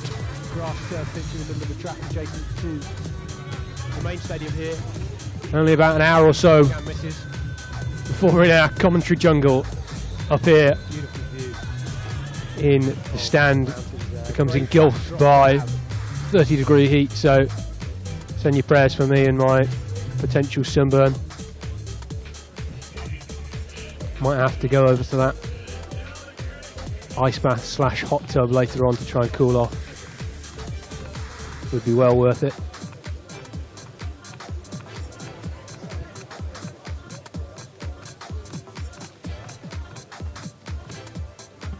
So the Scavengers are ready. The Shredded Ducks are ready. The Scavengers going in their purple strip, playing from right to left. French side, eyes set on the main prize this weekend. They'll have their work cut out against the Wyvern Harlequins. And to the left, playing from left to right in the yellow and blue strips, the Shredded Ducks. We're underway here for this JHA recruitment elite men's 10s competition here in Ibiza. The Shredded Ducks already looking a little bit crisper than they were in the first fixture of the weekend this morning. Some wheels on the left touchline, but he's being bundled out, picked and scragged to the ground. Although the referee has given a penalty for a high tackle. So another crack at the whip and a chance to gain more territory for the Ducks. If you're watching and you do know what the word scavengers is in French, then drop us a tweet, hashtag Ibiza10s, let us know. Don't feel just not saying scavengers in a attempted French accent. But anyway, back to this game, less than a minute played. Remember, in 10-a-side, it's 10 minutes a half with a 4-minute half time. Rolling substitutions this weekend, it's certainly needed, it's just so hot today. Fumble at the line out, but almost collected, almost dived and collected by the Shredded Ducks. Inside their own dead ball area, the Scavengers trying to break out, but it's going to be a 5-metre scrum. So another chance for the Ducks to put some pressure on here.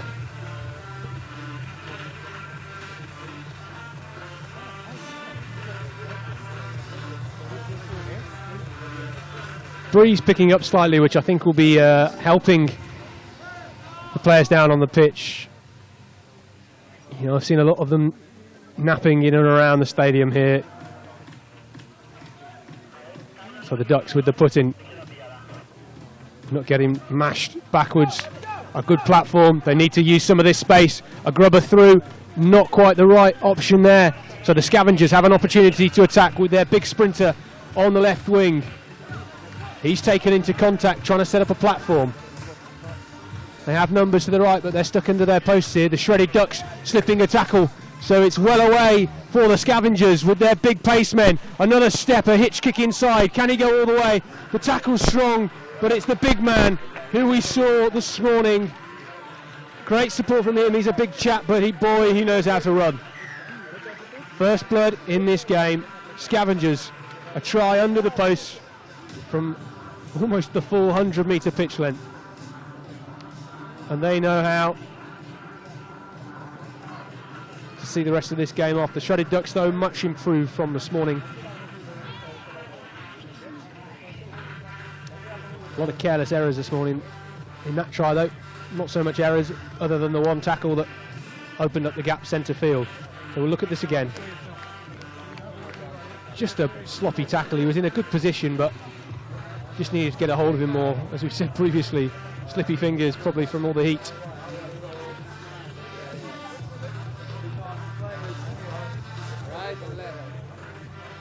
And a nice try under the post. So the Scavengers will restart this game, just waiting for a ball to turn up from somewhere. I have a size 4 rather, which won't be much use to these guys. Some of these big lads who hold it like a tennis ball. But I can't think that they want much of that.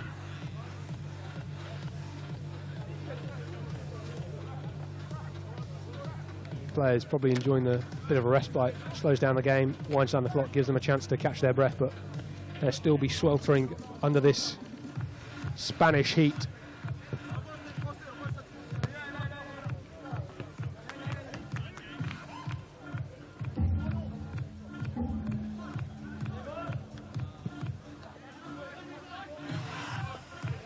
Well taken by the Ducks.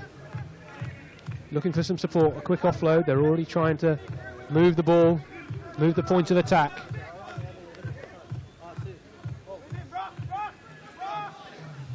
Almost a high tackle there, and I think the ref, yeah, he's called it back for that. It was unfortunate for the Scavengers player. He tried to pull out of it, but unfortunately damage was done on that point. So another opportunity here for the Ducks to continue pressing forward up this pitch. 5 metres in from the near touchline, on halfway.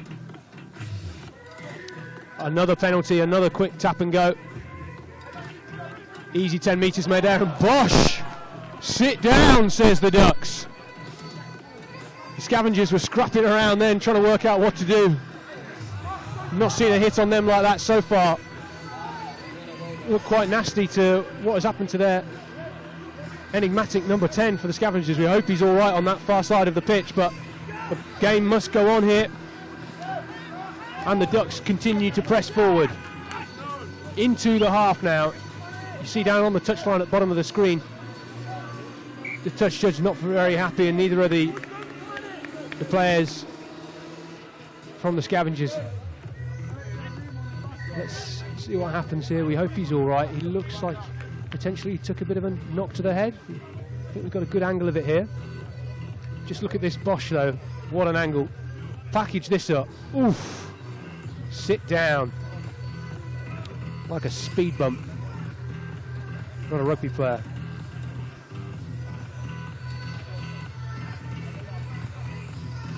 Again, there can't be many better views than that for sporting fans in Ibiza this weekend. Mountains behind. As I said before, I'd love to see Joe Burns at pitch side, our host this weekend, try and interview some of these French players. I'm not sure many of them can speak English, but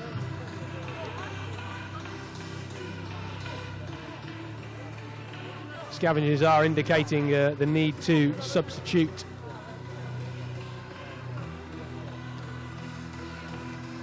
Their 10, who was so fantastic in the first game this morning. definitely took a knock. I think it was not the initial challenge where he was acting as a speed bump. I think it was more of the second hit where he sort of took a knock to the head. Let's hope he's all right. The first real nasty incident we've had so far, of course not intentional, but does that not just look appealing to you right now? And you know what I think? I think that's some of the refs in there. The sly old dogs, hey?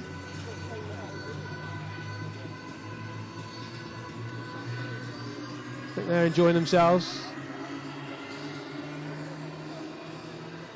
Recognise a few of those faces. Definitely appears to be some of the referees. Potentially go and join them later on.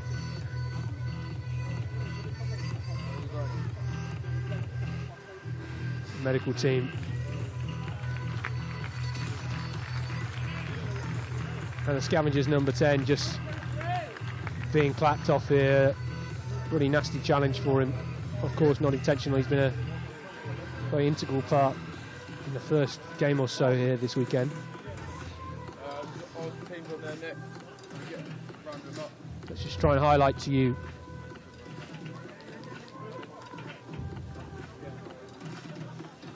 how many games we had left after this.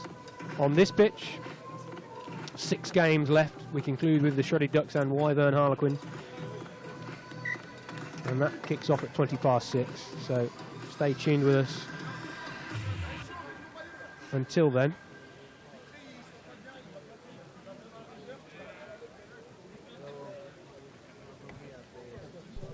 So game back underway.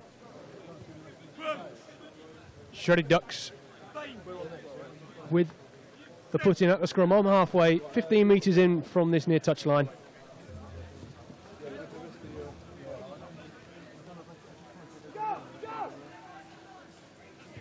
Good speed on the ball there, looking to use their pace men outside. Bit of a scrag round the neck almost from the Scavengers, and a great straight line cutting through a hole in the Scavengers defence, brushed off once again. Scavengers saying he was using a forearm there. I'm not sure that was the case. It was just a good hit. Oh, and a great offload and a great pickup off the knees from the Ducks. The Ducks, no men right. It's 1 on 5. He's not going to be able to get through there. He needs some support. Could be a turnover here. And I think the Ducks have managed to retain this possession. They need somebody to get this ball out the back. Another short pop here. Oof. Big hit from the Scavengers. Loose ball there, loose ball, but the referee has pulled it back. Not quite sure what for there. And a frantic passage of play, some big hits coming in from both sides.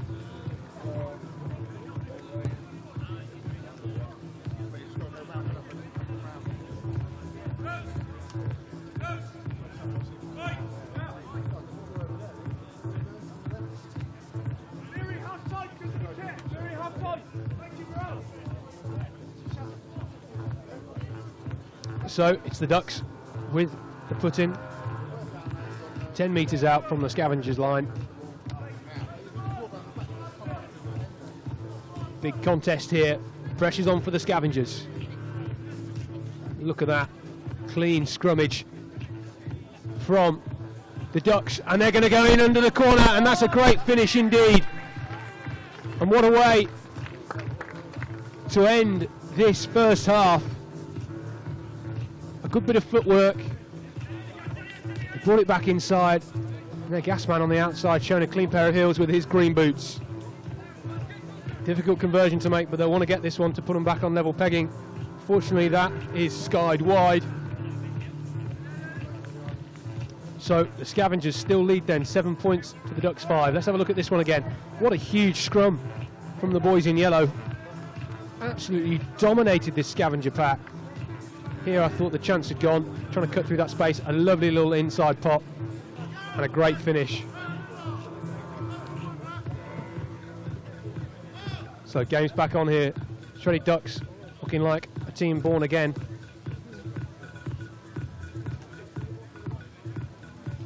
Send this one deep. There's not much left on the clock. collected in the end by the Scavengers, just outside their 22. Hearing calls of a turnover, and it is in the hands of the Shredded Ducks. Penalty though. Quick tap. Brushed off. The Scavengers just flying in with tackles here. And it is that which has seen them given a yellow card here, so they will be down to 9 men. He can't quite believe that. I'm not sure if that seems harsh or not. We'll have to see that on the replay.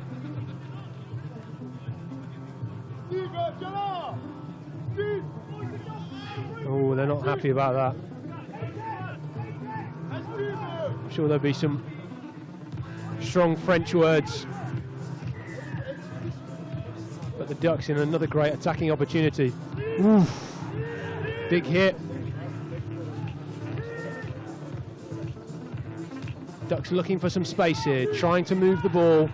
They have an extra man. They will be looking to try and get some points on the board to reflect that. Be great if they could go into half time.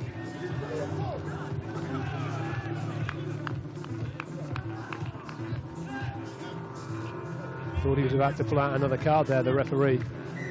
But that is half time, so the Ducks will be looking to try and take the lead for the first time in this game as they come back after half time. Shredded Ducks, look at that for a badge. Remember, you can drop us a tweet, hashtag Ibiza10s. Send us your pictures, your thoughts on the tournament this weekend. We'll get them up on our live stream here from Ibiza. Plenty of action still to be played.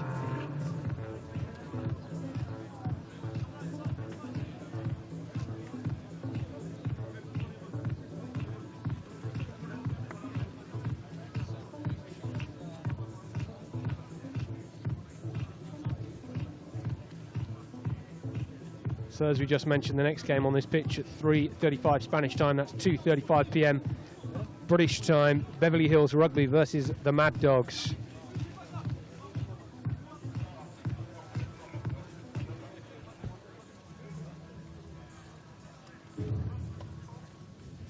But a lot of rugby still to be played today. 6 games left on this pitch, and I think 6 games left on pitch 2 behind us here.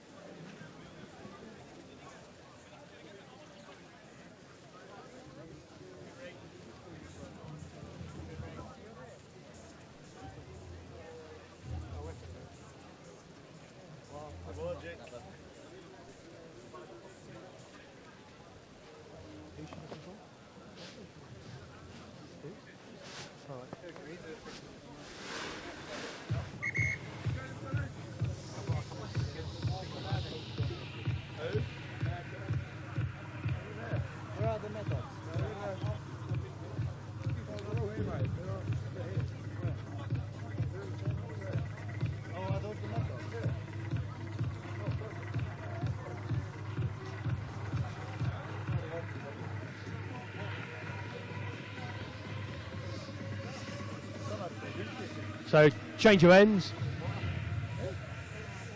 Taking on some H2O. And the 4 minutes is up, so these teams ready to go again for the second half.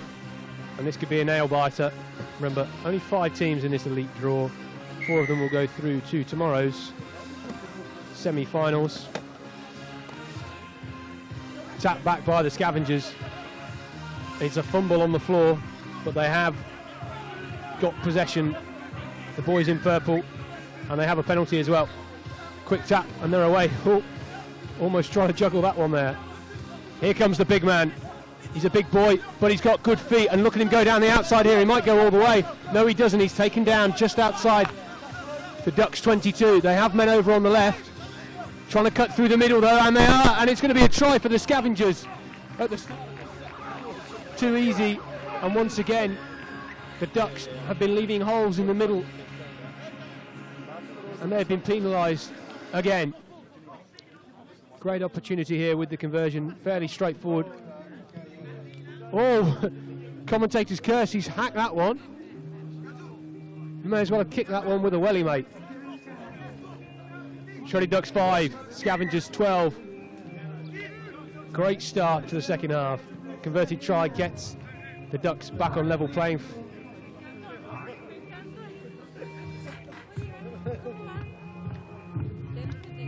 Almost too easy here. We see them just cut through the middle. Just a missed tackle. Couldn't quite get onto him. Too fast. Back in play now, though. And it's the Ducks who look to gain some metres. Running sideways isn't going to get you anywhere. Start moving forward. They need to get back into this game.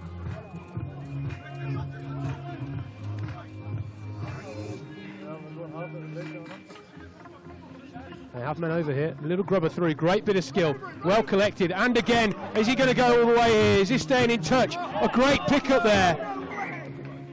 But the touch judge has said he put a foot on the whitewash. What a fantastic bit of skill there from the Shredded Ducks. That's what we were expecting to see this morning, but it's taking them until the second game of the day to get back into that swing. Great pick up here. Lovely little shimmy. Look at this for a grubber through. Very delicate, well collected, and that is a great piece of skill. Catching it and putting it on your foot for the grubber straight away, and unfortunate to get bundled into touch. Back live though. Line out one by the Scavengers, so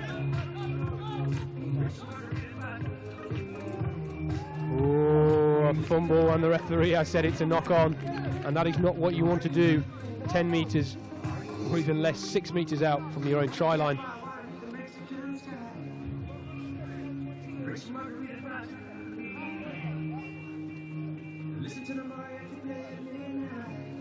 Big scrum now. We saw how this ended from a similar position at the start, or sorry, at the end of the first half.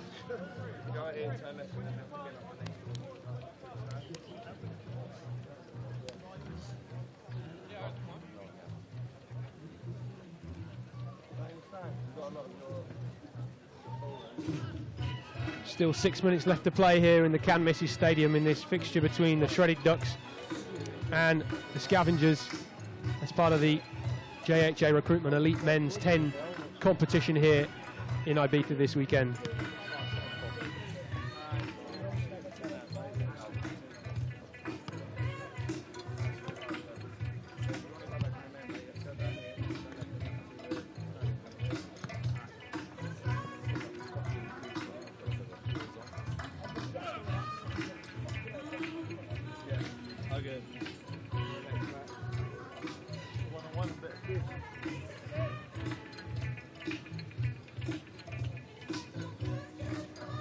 So, the forwards finally settled. Big scrum from both teams, put in for the Ducks. And it is won by them, and they have numbers over now. Great pass, and they're in the corner. What a fantastic pass out to that right touchline. You could have put that on a penny. And the Shredded Ducks, well, it's a big conversion for them now. Whether or not they'll be able to make it, I'm not too sure. Needs to get his golden boots on now. But what a fantastic try. And still 5 minutes left to play. In Vegas, you can hire a hangover doctor, so it comes out. A big effort, but it was not over. So Shredded Ducks 10, Scavengers 12.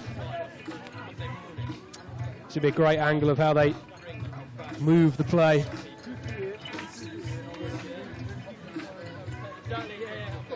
Great pick up by the scrum half, and the fly half here ships this one over, and the Scavengers left wing just couldn't get his fingers on the try scorer from the Ducks.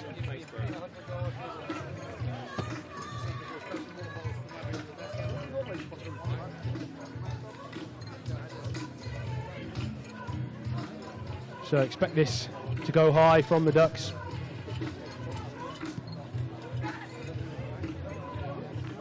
Oh, a good effort in the air, but the Ducks have won this one back, and they're going to try and play this wide straight away. A little bit of a hitch kick, a step inside, evading two tacklers. The Ducks now crash this upfield. A big contest there between two big ball carriers in this game. They have numbers over the Ducks. A flat pass out to the left touchline. Can they go in the corner? Oh no, flipped inside, scragged into touch. That looked high. And is that a try? Well, I think it is. The referee's awarded a try there. What a finish. No try, no. Oh my word. The supporters down in the dugout thought that was in. Let's have a look at this one again. Straight up the middle, set up a point of attack. Flat pass on the outside. Had this in the wrong arm, but he managed to get it out. Now, I'm not too sure. I think, in my view from up here, that looks as if it was a try, but yeah, it appeared to be that the Scavengers player actually knocked that back, and it was the Ducks who managed to get it over. But they're under pressure here, the Scavengers. And there will be other opportunities in this game. Still 2 and a bit minutes left to play. And this should be a turn up for the books if the Scavengers lose this one now. The Ducks putting on the pressure with every second on the clock. Scavengers not looking as comfortable as they did this morning, because on the other hand the Ducks have really turned up now. Out the back pass from the scrum half. There's numbers out wide for the Ducks. Played it safe, didn't risk the lofty pass. Taken into contact hard, and counter-rucking is not successful for the Scavengers. They're trying to crash it over here. A big hit, and what a tackle. They're keeping the ball moving though. They have numbers over to the right. Great defence so far from the Scavengers. They are Scavengers by name, Scavengers by nature, but I think the Ducks are going to go in the corner here. The Ducks are in the corner for their third try of the game. Now this conversion is very important. Not long left on the clock, as you can see. Rewarded for their fine efforts there, and a try has been scored. Justice for the Ducks, some would say, after their disallowed try just a few moments ago.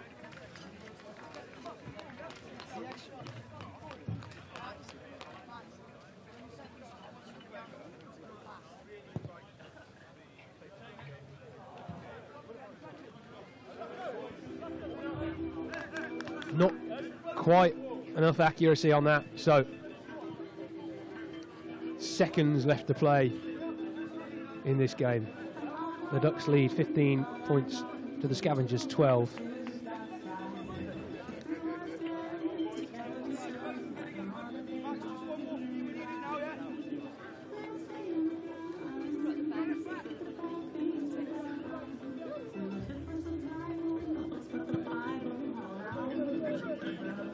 High into the sky. Well collected by the Scavengers though. They'll still think they have an opportunity to win this with their big man, number 15, out on the near touchline, pressing forward. Oh, well taken though, and there's a chance here through the middle of the pitch for the Scavengers. They have no support, but they've evaded 2 tackles now. A good offload. Just highlighting how quickly a game of 10s can change. They're flat, but it looks as if they have enough men, the Ducks, but will they? Trying to skip through, and a great tackle right at the death, and that is full time. And that, based on the fixtures this morning, you would not have predicted the Shredded Ducks to come out on top here against the Scavengers, and they are delighted with it. What a fantastic win from them.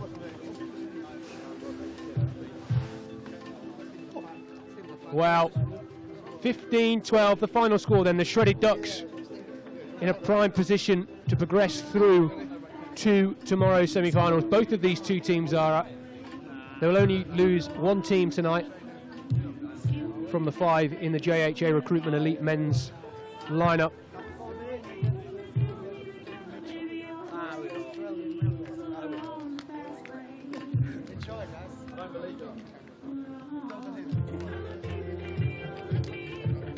So I think we're now going to head over to Joe Burns, who one can assume, based on his main location all day, is over at the hot tub. Joe, are you there?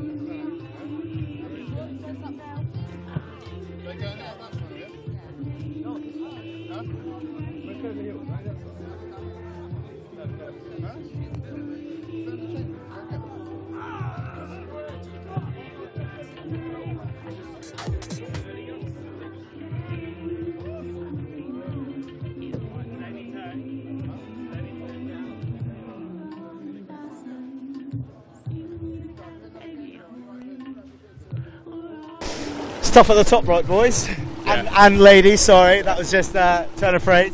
Yeah, I think it's that we are only human beings. We do have some fun sometimes. We even get things wrong on the field, believe it or not, but not very often. Not very often. Well, you know, we always say you can't have the game, you can't play rugby without the referees. Integral part and bring a lot to the game. And you guys seem to bring some good humour as well to the tournament. I think the players are enjoying your presence particularly. Yeah, we try and keep it light-hearted where we can. Like, some people get the idea that refs take themselves too seriously, so if you can change that just by having a little bit of fun with the players at times, I think that's a real positive. Yeah. Really adds something extra to the game if you can make that connection with the players. So we've got a pack of budding Nigel Owenses on our hands. And from a reffing point of view, how does refereeing 10s differ to 15s and to 7s? Like what sort of differences are you looking at? What sort of things are you letting go more? Tell us about it. Oh, probably just make things like 7s, keep them quick, penalise straight away if you can. Sometimes the penalty is more of the advantage, but then it's a bit like 15s in the fact that it's got just a bit more structure, so you do get more ruck and mauls as opposed to just go. And I can tell from your accent, your refereeing of the scrum is probably pretty liberal. There's not a huge amount of emphasis on the ins and outs, just stick an arm up in any direction. And yeah. Okay, so I mean, I'd love to see you guys are working hard, but you're not putting in a good image of that. But what do you reckon the stand of the rugby that's been going on today? What about the men's, the women's, elite down to open? What do you think? I think it's been really impressive so far. A real mix of ability in a good way. I think from the top there's some fantastic players out there from across Europe, across the world. The Kiwi side out there showing what they can do, and the women's been really impressive so far, adapting well to playing 10's rugby. It's been really enjoyable. So tell me, who are your picks and who are your dark horses for titles? We'll start with you. Pick for the title's probably going to be the French team that just came off. They just lost. Doesn't really matter. You can lose on day one and still win it, can't you? Like, I reckon they'll give it a good shot, and Quins won't want to give up their title from last year easily. Yeah. So I reckon those two will give it their best. I think Project Water Boys looking pretty good. They were 5th at the Hong Kong 10s, so they're a team of quality. They've certainly come here to win. They're doing all the right things, so we'll see. They'll be there or thereabouts tomorrow. Oh, I have no idea. I don't even know who half the teams are, but we'll just back the Kiwi boys. Classic. So one-eyed. But for the open point of view, there's obviously the standard's slightly lower, but everyone can play down there. You must pick your favourites that you kind of want to go far on personalities, and you see a little bit of magic in them. Who do you like down in the open? I think the Quins, certainly they've still got that professional side to them, even in the open. But it's the Italian side that does it for me. They're really good at offloading, just running through and throwing these ridiculous offloads, get the ball moving, and I'm really enjoying it. Right, well, in case you were ever questioning about the professionals and these guys, I did catch them in here with a beer earlier, but it was a 0% Heineken, not a drop of alcohol. So these guys are taking it seriously, but they're enjoying themselves, which is what all of us are doing, and we're looking forward to it. Now, right up now on pitch number 1, we got the Champagne Charlies of the Open coming up. It is the Beverly Hills Rugby Football Club. Not a bad life. And They are up against the Mad Dogs, who are over here from England, around about the Tunbridge area, and they're actually playing in honour of their manager who passed away sadly in November. So we'll catch up with them. It's going to be an emotive tournament. I'll leave you to enjoy the footage. Thanks, Joe. We're back here with the Mad Dog versus Beverly Hills rugby game. And a name in this Beverly Hills side that you may well know. Australian multi-cap wing and fullback, just coming to his retirement. Number 11, Drew Mitchell. So those of you who are watching, we do have an international playing with us here today. I'd like to see what he can do when he gets his hands on the ball.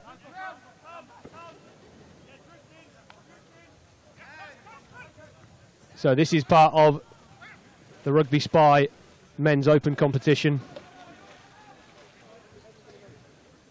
Beverly Hills playing from right to left, Mad Dogs playing from left to right. As Joe was just saying, an emotive tournament for them this weekend. But a quiet start to this game. Scrum down inside the Beverly Hills half.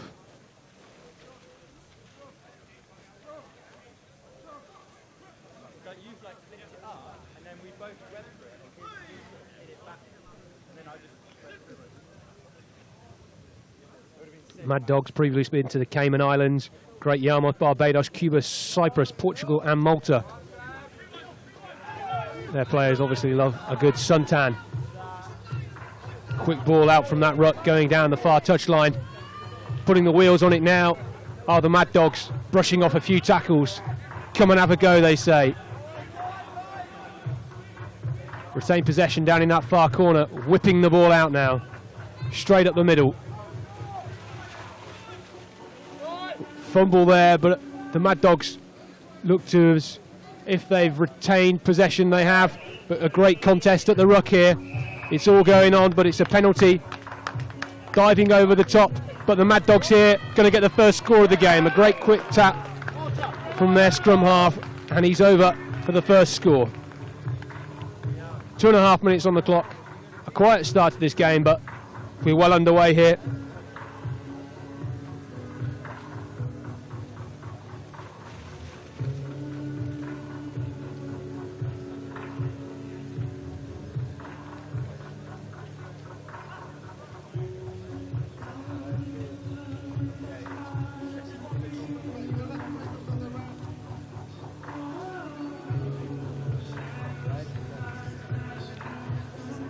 So, unsuccessful conversion there for the Mad Dogs.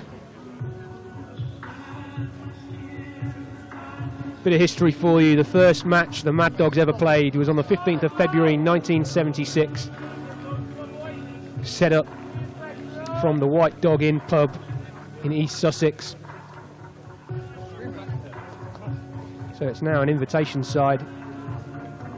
And they will restart the game here. Kicking back towards the Beverly Hills. They're trying to skip through a few tackles, get a bit of possession, make a break within their own 22 here. Flooding that far side of the pitch.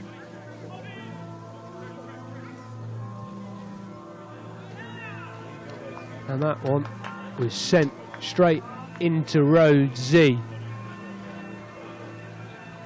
So the Mad Dogs will have the throw in at the line out.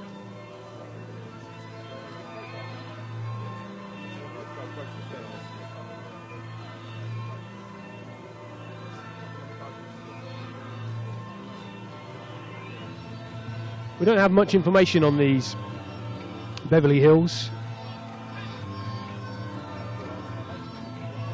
But what we do know is that they have arguably the most colourful shirts in the RugbySpy Ibiza 10's competition this weekend, so fingers crossed they can get some sort of reward for the most colourful shirts. But a great grubber down that far touchline, putting the pressure on the Mad Dogs, now well inside their own 22. 30-metre bounce pass along the floor for the Mad Dogs, trying to skip through. Trying to break through a number of tackles. A great pick up off the knees there for the Mad Dogs, centre field. Cutting back inside. And that one though, booted straight into touch. And the Beverly Hills boys will have a throw-in at the line out. So the first entry for them and opportunity within the Mad Dog half.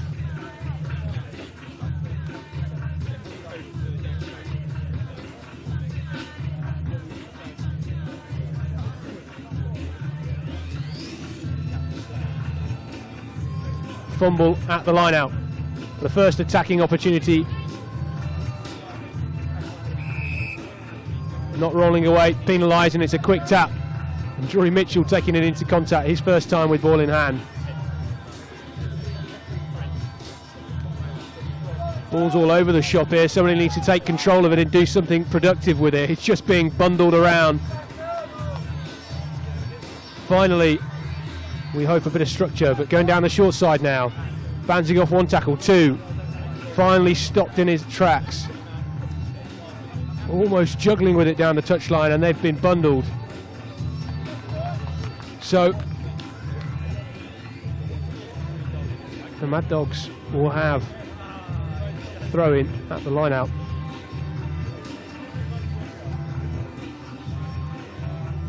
Mad Dogs playing in a old school style rugby jersey this weekend, and they look exceptionally hot. But that was a miscalculation of an overthrow there, and an opportunity for the Beverly Hills to get on the score sheet. A pop-up for the offload, not well retained. The Mad Dogs now going back at it.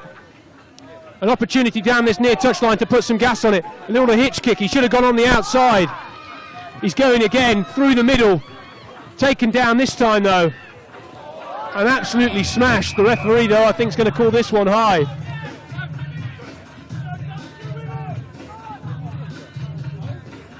Another attacking opportunity for the Mad Dogs. Flicks off the heel. A good bit of skills.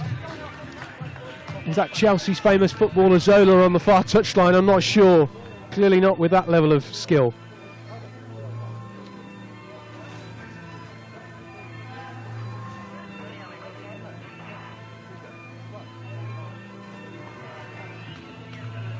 Much better line out. They'll look to play it through the hands this time. Taken into contact by Beverly Hills. Ran away with the ball there.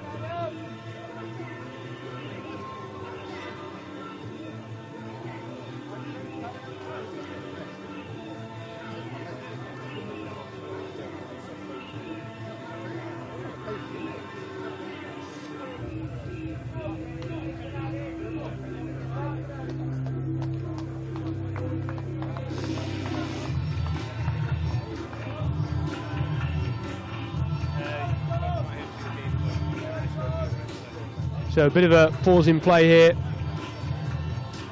as we get a few replacements on the field. Both teams looking for reinforcements.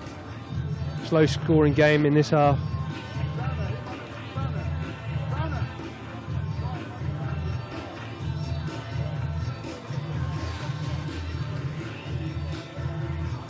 Little dink over the top, into the space, over the back of the line of defence, and the gas man's on it, and it's bounced perfectly.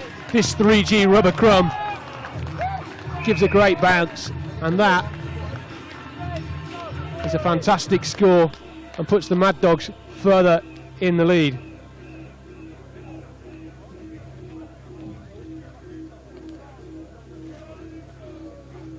And we would expect here a simple conversion, but as we've said before, it doesn't always work out like that.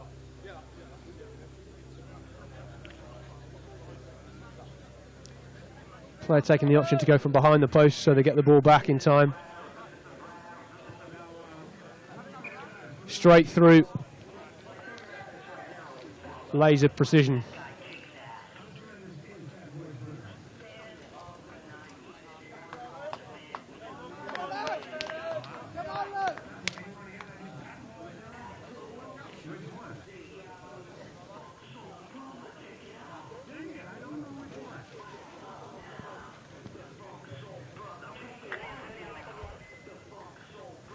So the game restarting now. Mad Dogs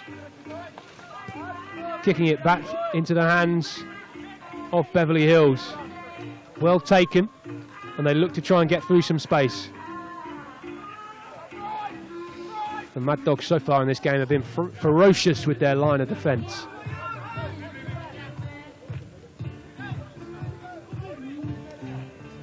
Collected though after a bit of a fumble by the Mad Dogs, playing the ball out wide, and a great pass for them to finish in the corner. The Mad Dogs so far in this game looking electric, and they can't be stopped. And I think this kick will signal half time.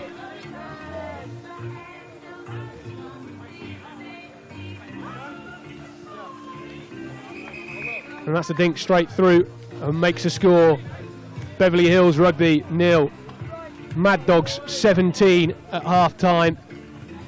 A slow start to that game, but a lot of sloppy errors from the Beverly Hills boys.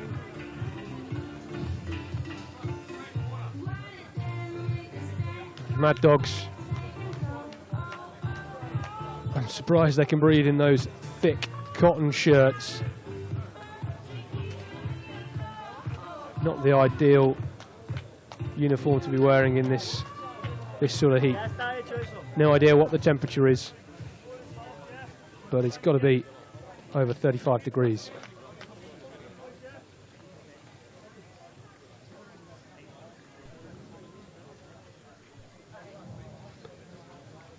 My phone says it feels like 31 degrees out here today, but my head tells me about 40.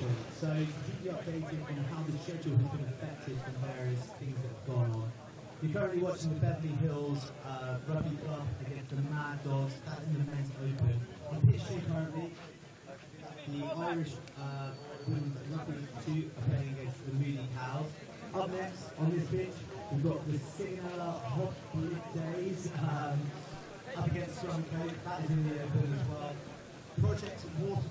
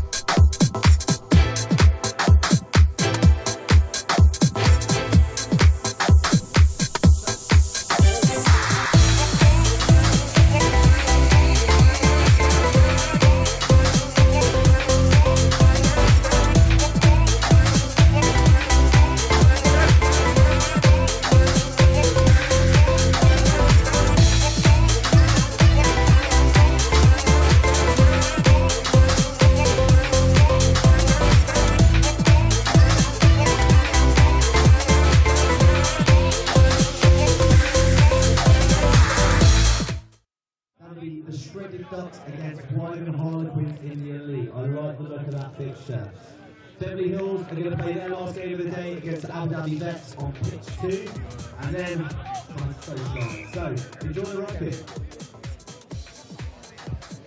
Back underway here at the Can Misses Stadium. There goes Australian international Drew Mitchell. He's back on the field after his short break. Though he's been penalised, playing the ball and knocking it on the floor. So Mad Dogs back in possession.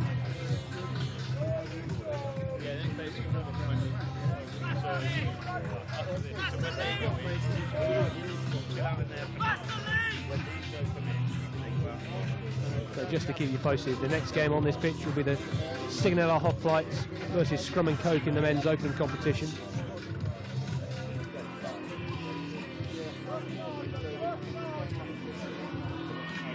That goes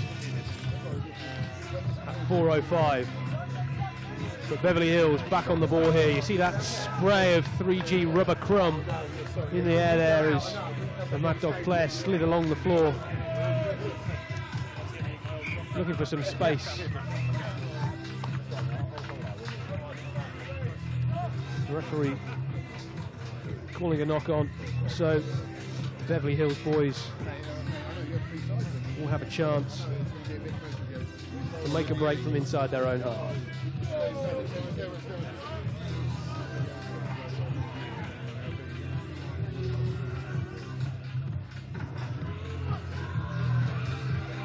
Back split either side of the scrum. Been shoved backwards here.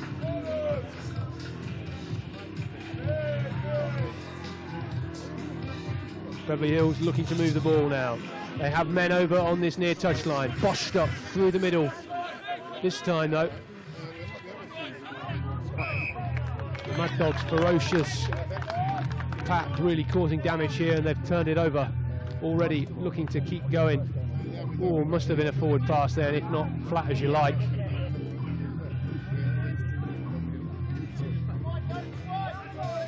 Looking to move the ball here. He's gone on his own, skipping through tackles, trying to spin through. He needs some support to try and keep hold of it here. He does, and it's another man, and they're going to go over in the corner here, you would expect.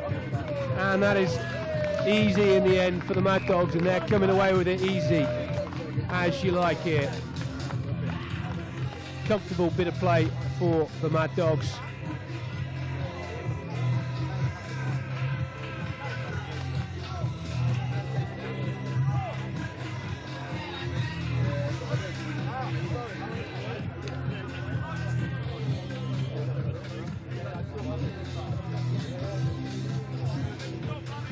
Not sure that's allowed, taking it on the track surface around the edge of the stadium here, but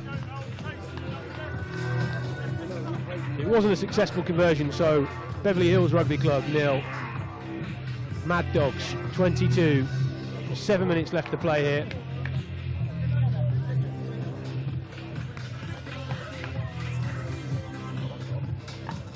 These Mad Dogs, a handy bunch of lads. A little short dink. The Beverly Hills player there just avoiding the catch. They're happy to try and play around with it. Crossfield kick, but it's gone long as well. A lot of chasing to do to get hands on this one. Pressure though for the Mad Dogs. Fortunate there not to bundle into touch, but the ball's still in play.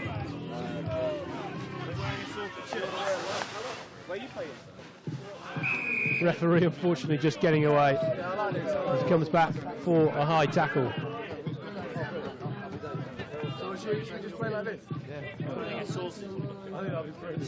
Bit of a pick and mix. Representing every diversity among the side. Trying to move the ball now, the Mad Dogs. Shirking off tackles here, their left winger. Wasn't almost expecting that one, and he's passed it to nobody, and Beverly Hills dropped that one in the act of collecting it, so bit of a manic passage of play there. This Beverly Hills boys looking quite tired out there now. A lot of lung busting stuff this 10’s side, and this heat just makes it even more difficult to maintain some speed and tempo in play. So putting out the scrum then for Mad Dogs, 25 metres out from their own try line, centre field. Better scrum though from Beverly Hills, didn't get shirt back this time. Sloppy pass from Mad Dogs just outside their 22. And it will be a scrum to Beverly Hills. A good attacking opportunity for them here. Remember, drop us a tweet, hashtag Ibiza 10’s. Let us know who you're competing for this weekend.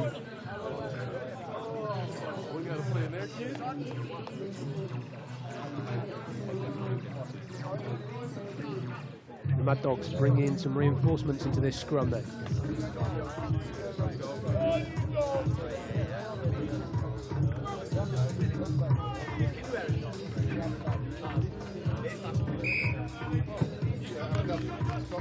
So a penalty to Beverly Hills, an opportunity to put some pace on the ball. A wrap around there. Oh, almost fumbled, but well retained in the end. Just need to be patient on the ball here. Beverly Hills. looking to pass this along, but they have in the end knocked that one on. Just over 3 minutes left to play.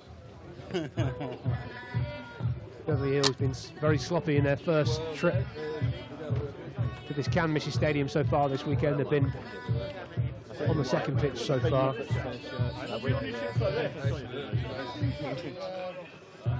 bag is that over there? I saw another bag, I don't know what the bag is.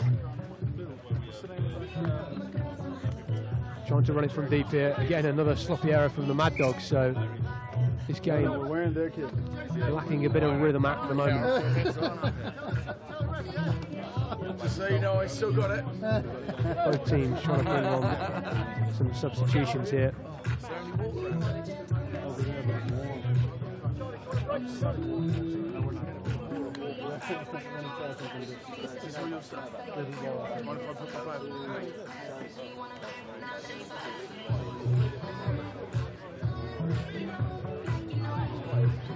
Attacking opportunity here. 10 metres out from the Mad Dogs try line.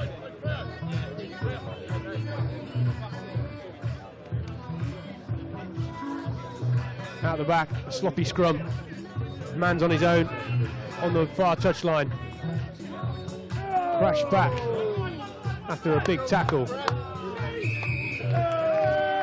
And not releasing, so that's a penalty to the Mad Dogs. Fumble again, but it's gone backwards. That won't matter though. A little bit of a snipe now from the scrum half. Out the back, pass. It did go forward, so I'm not sure how they've still got it here, but this ball's going to roll into touch just outside the Beverly Hills 22.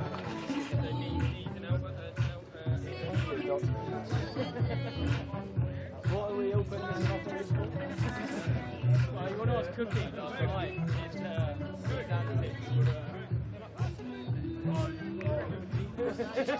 The line out then in the final minute or so of this game between Beverly Hills Rugby Club and Mad Dogs. Beverly Hills, no points in this game as of yet. Being crashed up centre of field here. They have numbers over, and this could be their only scoring opportunity of the game. They're being chased down rapidly. Is he going to get there? Oh, great cut inside under the post. He knew what he was doing there. And they will get their only score of this game. Plenty of time for the conversion.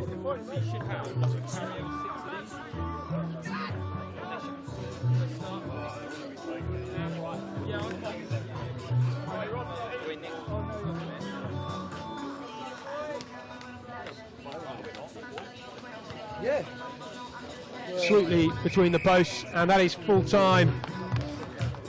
Beverly Hills Rugby 7, Mad Dogs 22. And as it stands, it looks as if the Mad Dogs will progress through to the semi-finals tomorrow. So, and I think number one hot tub man, Joe, is over at the hot tub. Joe, what have you got for us?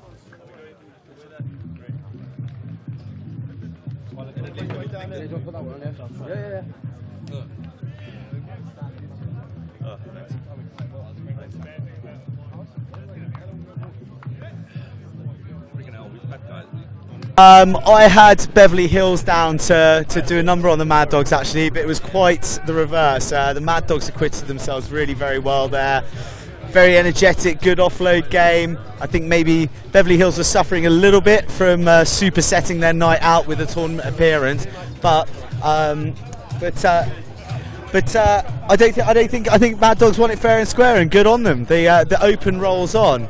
Now, I'm lucky enough to be joined by Linda Higgins, who is with the Mad Dogs. Now, it's an emotive tour for you. It's in honour of your husband, who sadly passed away in November, but he is the main Mad Dog, and everyone is on tour in his honour. And tell us more, please. Well, it was his. I mean, they've been, since he founded the team in 1976, they've been on some really exotic tours, and it was his wish to come along and do this one. Sadly, he's not here, but his boys took the decision to enter anyway, and they're here, and so far they've played their hearts out for him, and couldn't ask any more of them. But I'd like to get some of them when they come out. Is it possible to get some of them on? Yeah, we can have as many mad dogs in the kennel as we want. Boys, jump on over, guys. Jump on over. You're welcome round. I want the players here because they're what it's all about. But they're doing an absolute, an absolute job in his honour as well. Because I was saying, I don't know if you. Sorry. They arrived yesterday at 11:45. They went out on the lash. They got to bed about 6 o'clock this morning and managed to get them out of their beds, get them here, and so far they've played magnificently. A little bit jaded, but they've played beautifully. And that's all in spite of playing in jerseys from the 1970s. I mean, yeah, I was going to say, very retro. So that was an awesome win, comprehensive. Mate, do you know that Drew Mitchell was playing for them?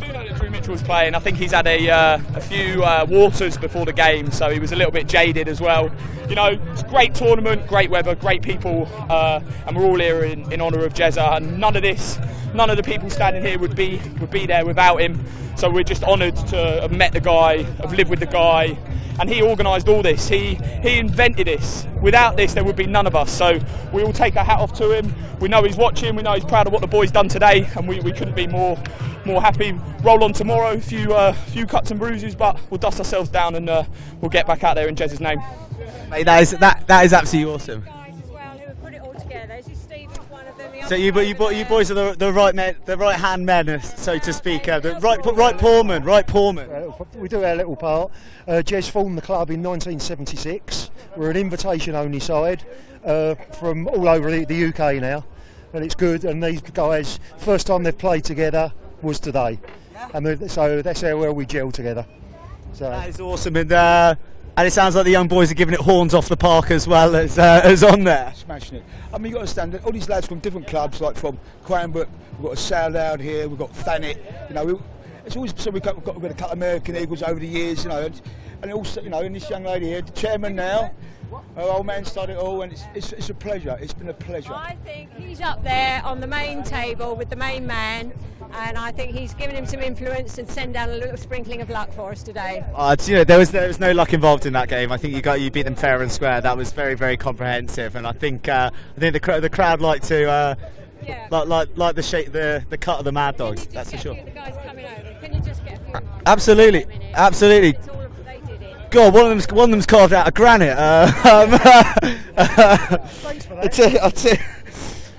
There's no way I'm taking my shirt off anywhere near this guy. You boys can come down here.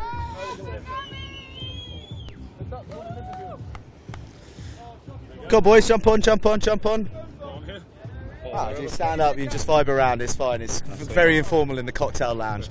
Awesome win, boys.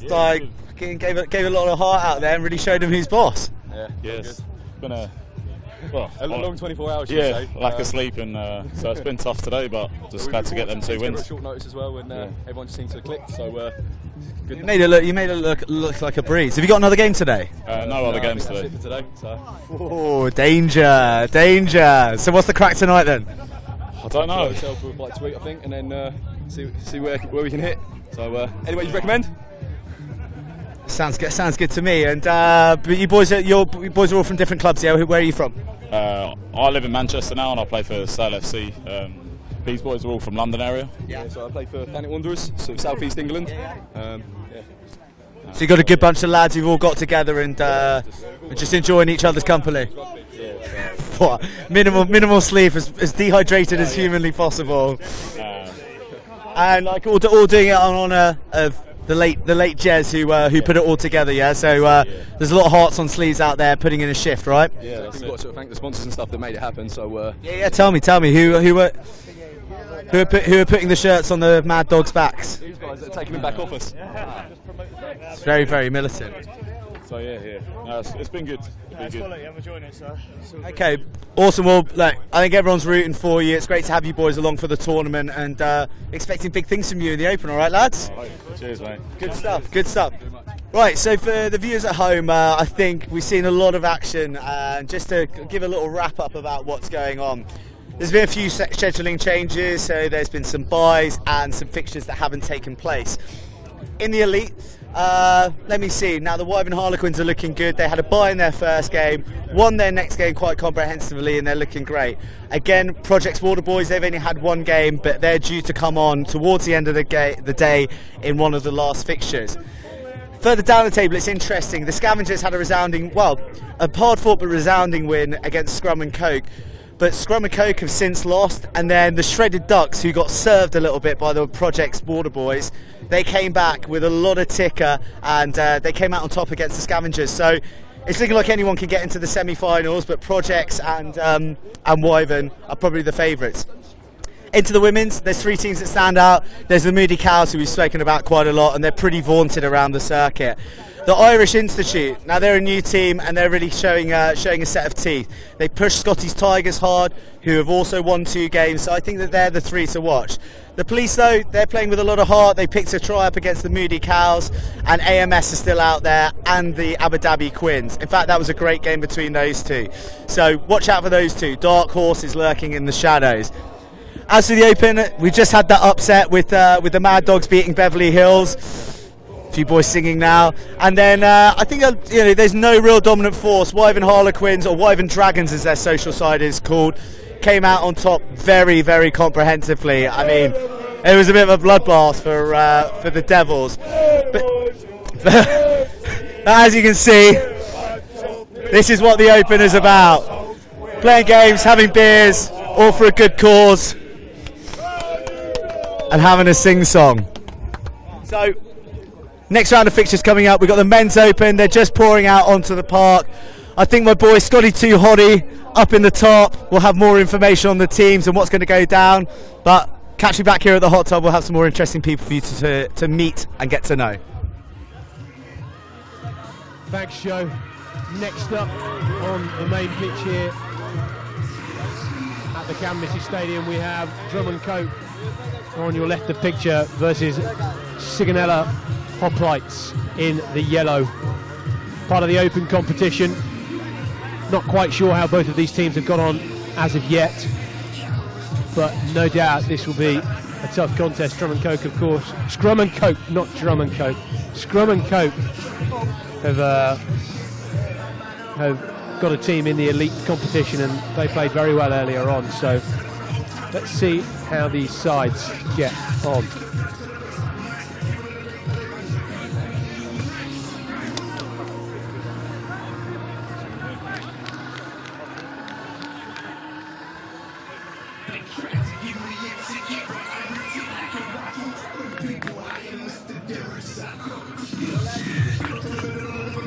So, this game underway now.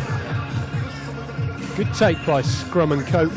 Already looking to break down that far touchline. This guy's got the wheels, he's grubbered inside, and what a deft little kick that is. Oh, his teammate can't quite collect it. Hacked away though by Sigonella Hoplites. Their big outside back chasing this one down, and he's crunched the number 13 from Scrum and Coke. Bit of information on this Sigonella Hoplites. It's a mixture of US and Italian players. Part of the Naval Air Station Sigonella.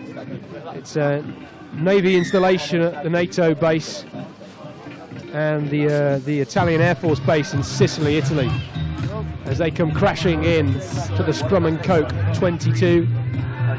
1 minute on the clock in this game here on the main pitch of the Stadio Can Misses.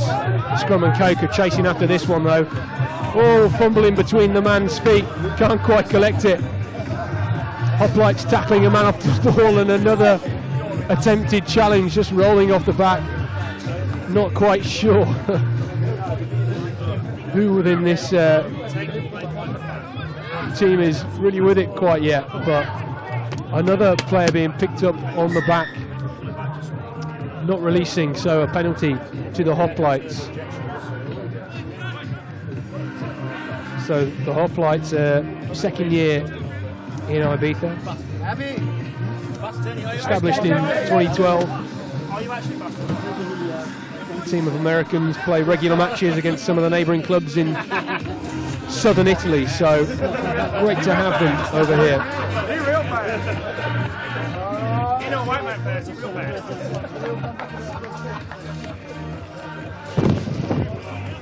A lot of these players, although it's their second time in Ibiza, will be new, as you could expect at a naval base, constantly changing men. Big crash up though by Scrum and Cope, lost the ball, back into the hands of the Hoplites. Their teammates anxiously looking on from the touchline. Let's hope all these boys have got some sun cream on.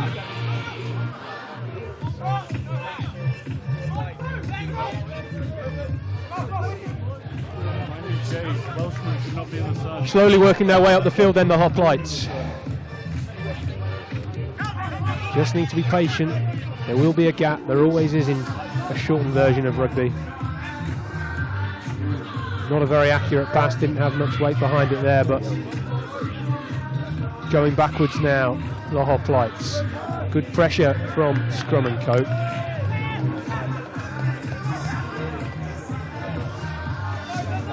Oh, a quick tap penalty and a fumble after the first pass. So, not great accuracy so far, but the referee saying the boys in yellow not quite 10 metres back.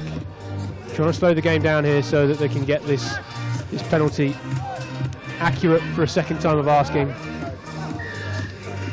Again, fumble, and perhaps a good point to note in this open competition in comparison to the elite is the accuracy and the quality of the ball handling skill, something that's evident over the past couple of games, but still some good tries, still some good skill on show, as we saw in that previous Mad Dogs versus Beverly Hills game. And it's a quick one here and a great angle to cut through the Hoplites defence. Scrum and Cope then taking first blood in this fixture. Not many more games to go here today. Last fixture in just over 2 hours, so will be a few breaks as we come to our last 5 games or so.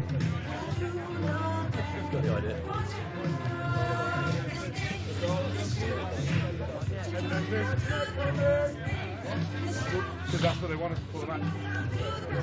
And let's be honest, it's cooler down here than it is up here.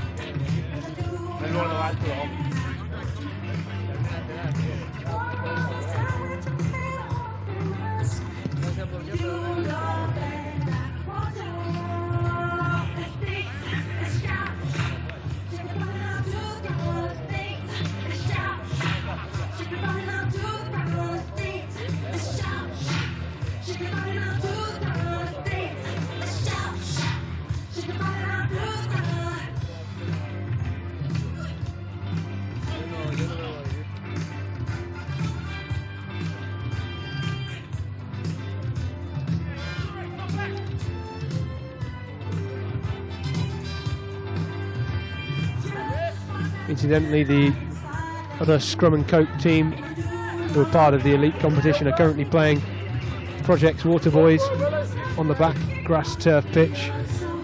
It appears one of the Scrum and Cope boys taking a bit of a knock, and the medical team are just assessing him at the minute.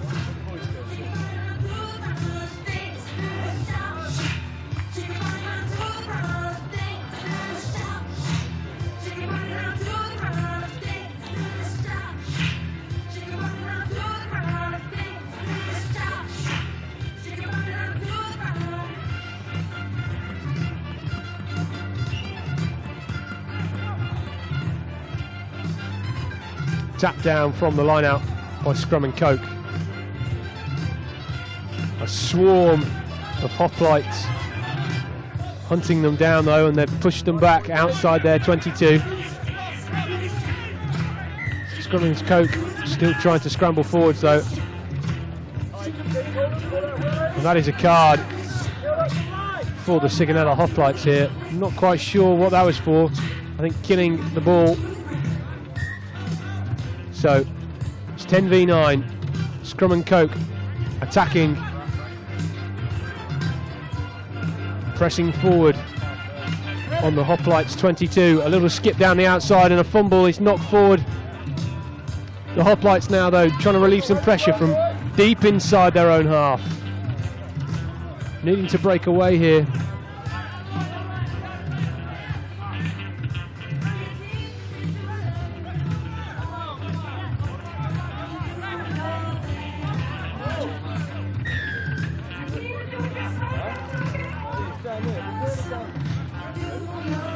Hoplites now with possession. This 8 minutes or so of the first half in this game camped inside the hoplites 22.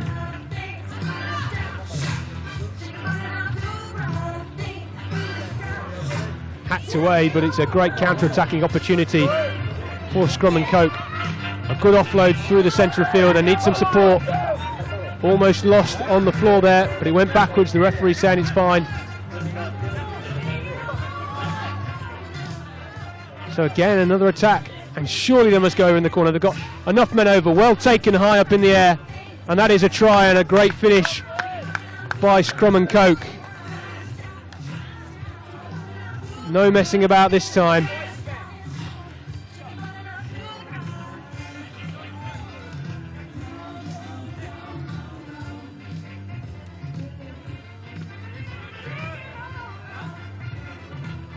They'll have an attempt to kick this conversion from out wide. Difficult angle, difficult distance. Even more difficult when you're hot, sweaty. And that was possibly the worst attempt we've seen this weekend already at making a conversion.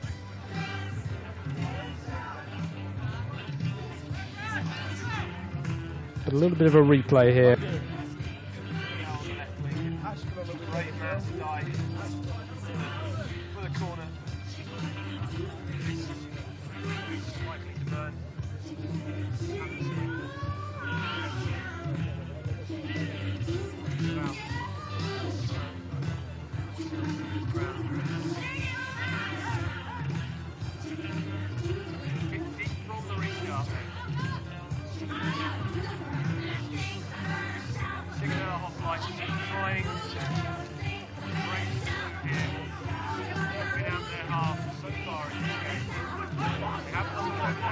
Straight enough to get the offload, but it's bounced away. Big number 6 here from the hoplite. He's going to go on his own. He needs some support. He won't look at it from the point one hand. He needs to be in two.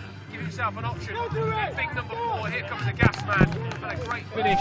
Some great evasion there. And out of nothing, the Sigonella hoplites from deep in their own 22 have scored their first try of the game. And this puts the game back in their grasp.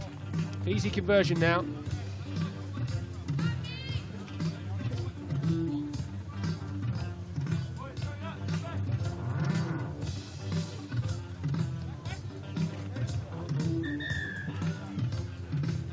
Great finish in the end.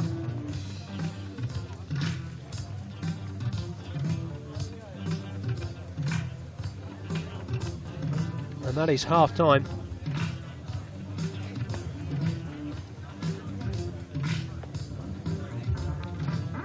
So half-time score then. Sigonella hoplites 7, Scrum and Coke 12. But based on this first half, you wouldn't think the score would be that close.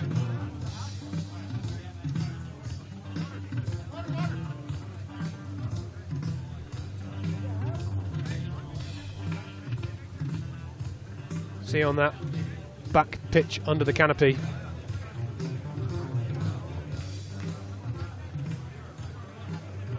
A lot of the players just taking a break, catching some shade. Hopefully there's a bit more breeze over there than there is in this far stand.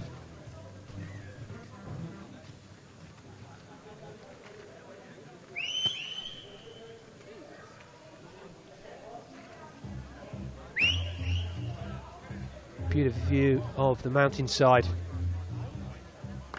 here in Ibiza. Remember, we're just about 8 kilometres north of the Ibiza airport, just 2 kilometres inland from the beach in Ibiza town.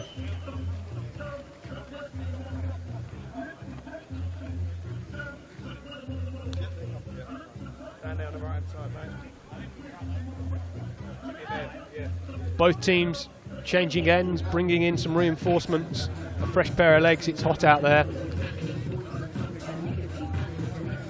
Not sure how, when the Football World Cup is played in Qatar, that they'll be able to cope with heats much greater than this. Although, of course, we're not so fortunate here in Ibiza to have air-conditioned stadiums. A parasol and a canopy, burying yourselves in the bowels of the stadium where it's a bit cooler.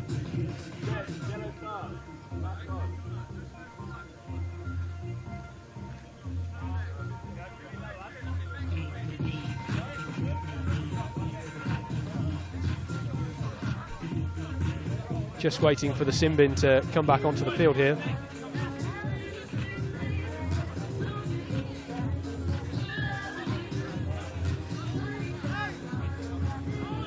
Ball sent into the Hoplites 22. Fumbled with the catch by the boys in yellow, so great chance here for Scrum and Coke. Need to take it clean from the line out. We've seen a few go away in this game, and it's a solid catch. A good platform, but oh, it's an interception! And this will be the Hoplites' second try of the game. Screeching away with the ball there. It was too obvious, they were too flat in attack, Scrum and Coke, and they were asking for that. And you would not expect, based on the first half performance, for Scrum and Coke to be behind in this game. This conversion will no doubt be clean. Commentators curse already today. We've seen a few hacked away. That was clean. So Sigonella Hoplites lead 14 points to 12.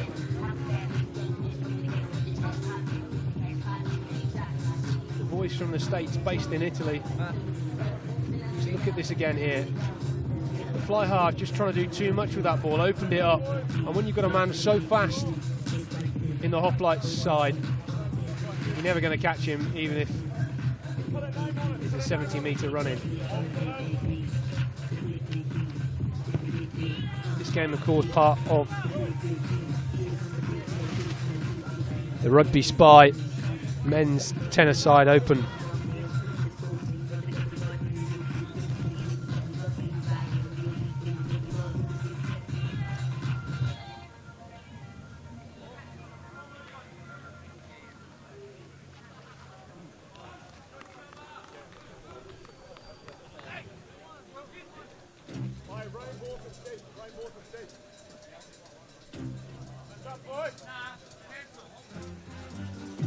Both teams just trying to work out who should be on the pitch. They're all wanting a bit of a break. You sense that the tides have changed slightly in this game now. Scrum and Coke under the cosh perhaps. Almost breaking through a tackle there. His shorts have come down. Have some of that, say the Sigonella Hoplites.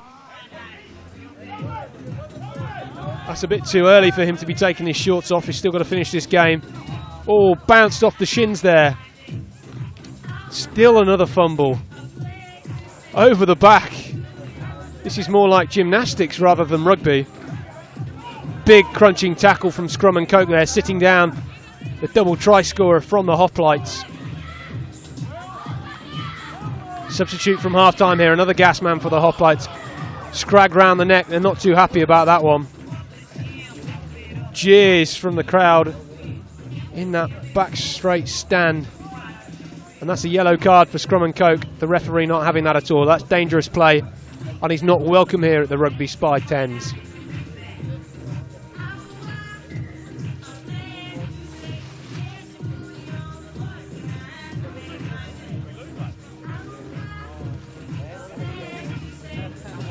Taken into contact by the Hoplites. They have the initiative now in this game. 5 minutes left to play in this match. Oh, attempted intercept there. But it's a penalty to the Hoplites. They have more meters again. Scrum and Coke just giving away possession territory. Ooh, big crash up the field. Inching ever closer to the line. Getting close now. Looking for some sort of edge. Oh, and that is another try for Sigonella Hoplites, and they are stoked about that one.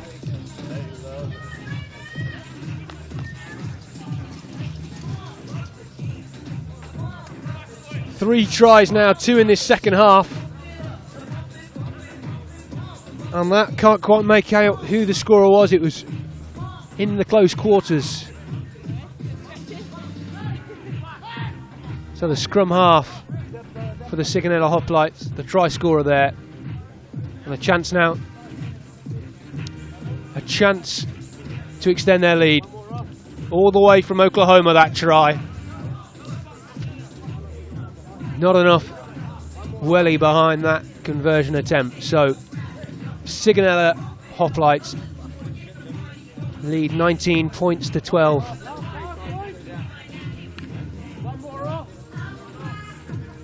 Just inching over the line. Sometimes they've still got the football markings on the field here, so a bit confusing as to which line is which, but interesting tactic of Grubber there from the Hoplites, looking to go down that far touchline now. The gas man's on the ball, bundled into touch, potentially another high tackle. We've just seen a man binned, and the referee having a word with the touch judge there. He says it's all right. Of course, Scrum and Coke down to 9 men. 3 and a bit minutes left to play. Not straight for Toffee, that one. And it will be the Hoplites who get the ball back.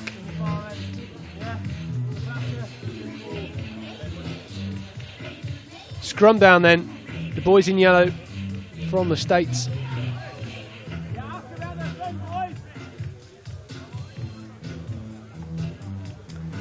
Again, another great attacking opportunity. The sin bin for Scrum and Coke is back on the field.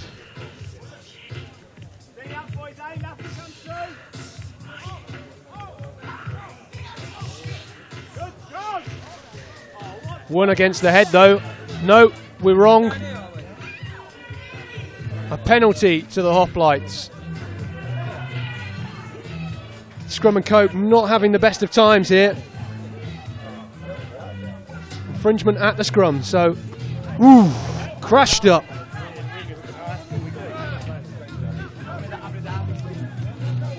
Hoplites now nudging their way into the Scrum and Coke 22. You sense that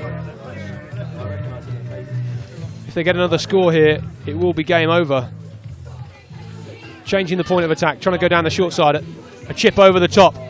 Collected well by Scrum and Coke. Scrum and Coke now on the counter. Brushing off a few tackles, a pop in the inside. They have numbers to the left here. Can they get it in the hands of somebody who has the gas? This is the man who's just been sin-bin. He's brushed off that tackle and he's gone in the corner. If they get under the post, this is good. This is very good. And we're going to be in for an interesting final 60 seconds of this game.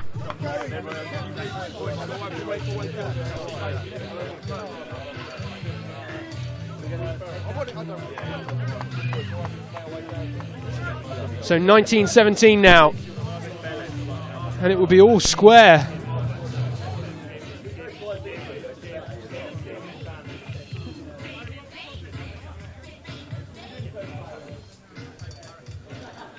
Conversion was good. They took it quicker than anything. Perhaps 19 all would be a fair result in the end for both these sides. They're going to try something cheeky here. It seems Scrum and Coke looking at the face of their kicker. Oh, fumble. A chance here. And what a finish this is going to be. Scrum and Coke. They'd been nowhere in this second half until the final 60 seconds. And the cheers and jeers from the Sigonella Hoplites team. Horrendously disappointed with that. Conversion successful. No, they haven't taken it yet. That was on the other pitch, the whistle being blown. He's hacked this one left of the post. The kick's not good, but they lead 24 points to 19. Can't be much left to play in this game. You suspect Scrum and Coke will try and send this one as deep as possibly.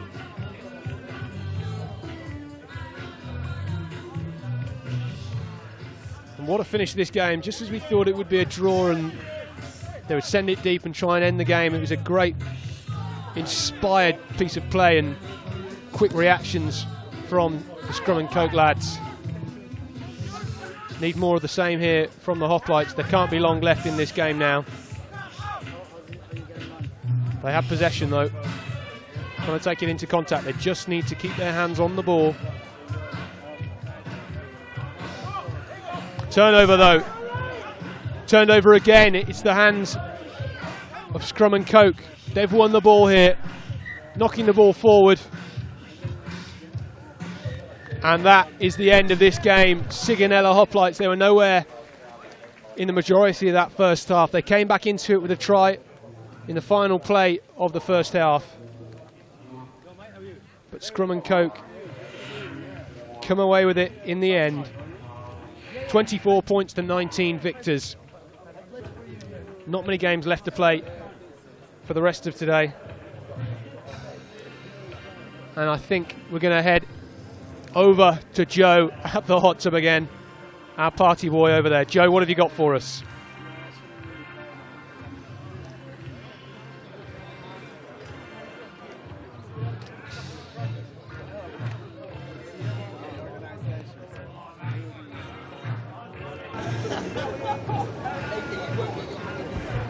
A fiercely contested game there. I think that pretty much sums up the Open, that anyone can beat anyone and every team is playing to the very last drop that they have in them, even despite the weather. Now, talking about teams that play to the final whistle, we've got the Comeback Kings who took down the much fancied French Scavengers. We've got the Shredded Ducks here, the Shredded Ducks out. Now, as you know, we're being streamed live onto Unilad, and I can't help but feel that this is their exact demographic. We got the lads here. Yeah, you're on it all, boys. So, bit of a sleepy start, lads, but you came good against the Scavengers. You boys going to get through to the knockouts? 100%. 100%. Silly question. Wyvern Schwarlequins are having it. Oh yeah, you're going to take it to Wyvern. You're playing them next, aren't you? Yeah.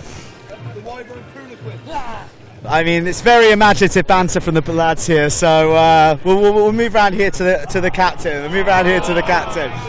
He's got a yellow card over here. So, mate, good comp so far. Enjoying it? Yeah, cracking weather, cracking setup. Credit to you guys. We're having a cracking time, obviously. All the lads, pun the pun. Sorry about that, mum.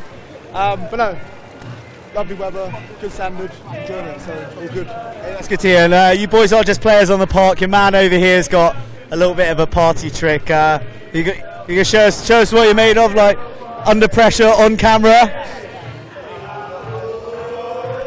Oh! Oh! We're gonna go. Oh! Was he the one who was dropping all the balls in the first game as well, by any chance? And you're not just rugby players, but you're musical creatures.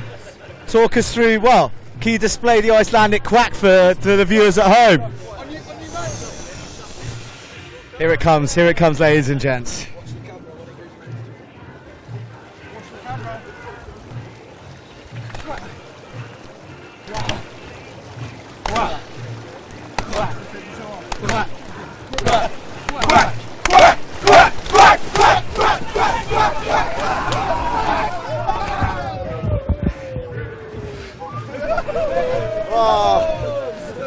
So it started with a whisper, but crescendoed into something quite unbelievable, which is how I feel their tournament is going to go. We're all big shredded Ducks fans over here. They're overcoming a bit of a rough ride at Bournemouth from a few weeks ago, but I think the boys are here for the cup. They're here for the crack. What can you say? These boys sum up Ibiza 10's. Now, remember, we're very, very sociable over here at the Ibiza 10's. Photos, social media, everything. I want you tweeting us, Instagramming us, Facebooking us. Hashtag Ibiza 10's is what you need to get on there. We'll get reading them out and we'll give you a bit of PR. I've got my own problems to deal with at the moment, to be honest, and I've also got a bit of electrical equipment on me and I'm worried about getting tossed in. But I think coming up next, we've had a few rescheduling problems. Who do I see over there? We've got the Royal Marines who are coming up. And here we go.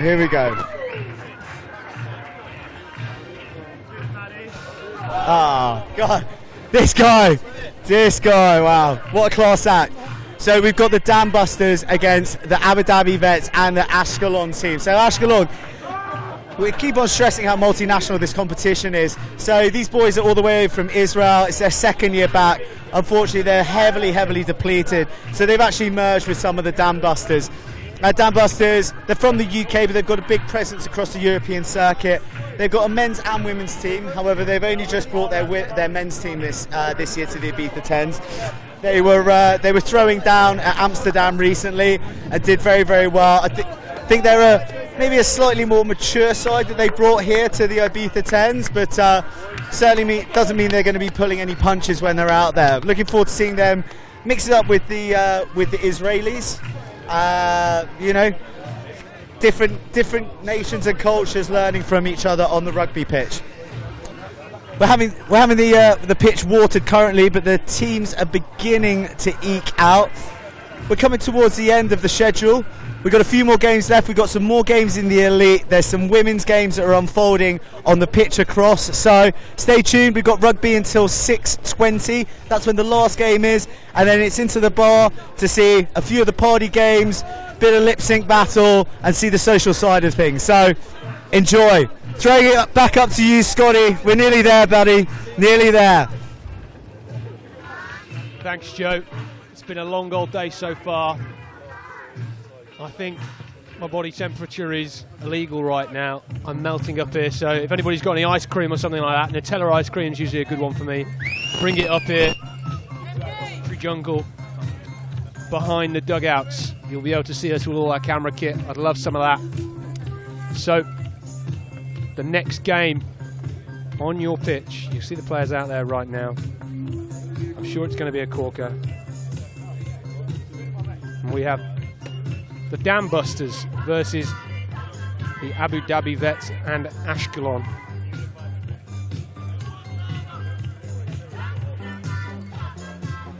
Struggling to work out who is who out there at the moment.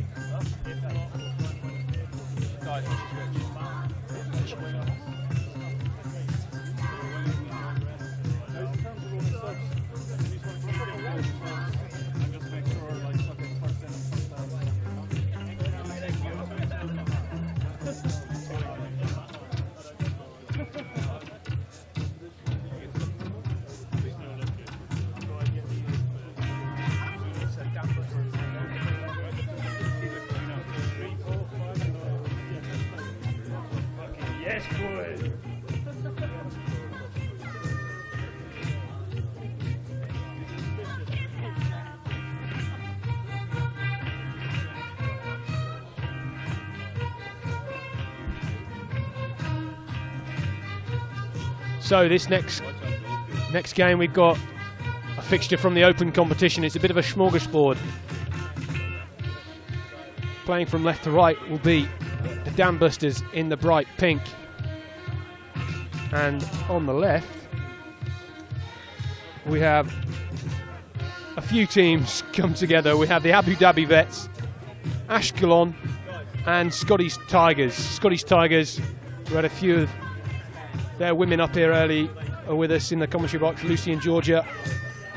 Hope they're getting on all right in the rest of their fixtures. Might see them again tomorrow up here.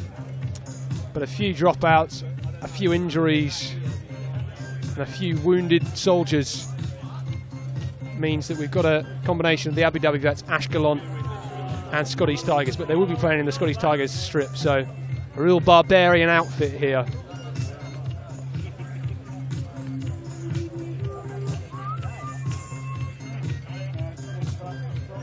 Anybody for Kiss Cam on the back stretch? No, I'm sure they would if they'd sunk a few pints. No, no, no, no, no Kiss Cam. A few sunburnt faces though, I'm sure.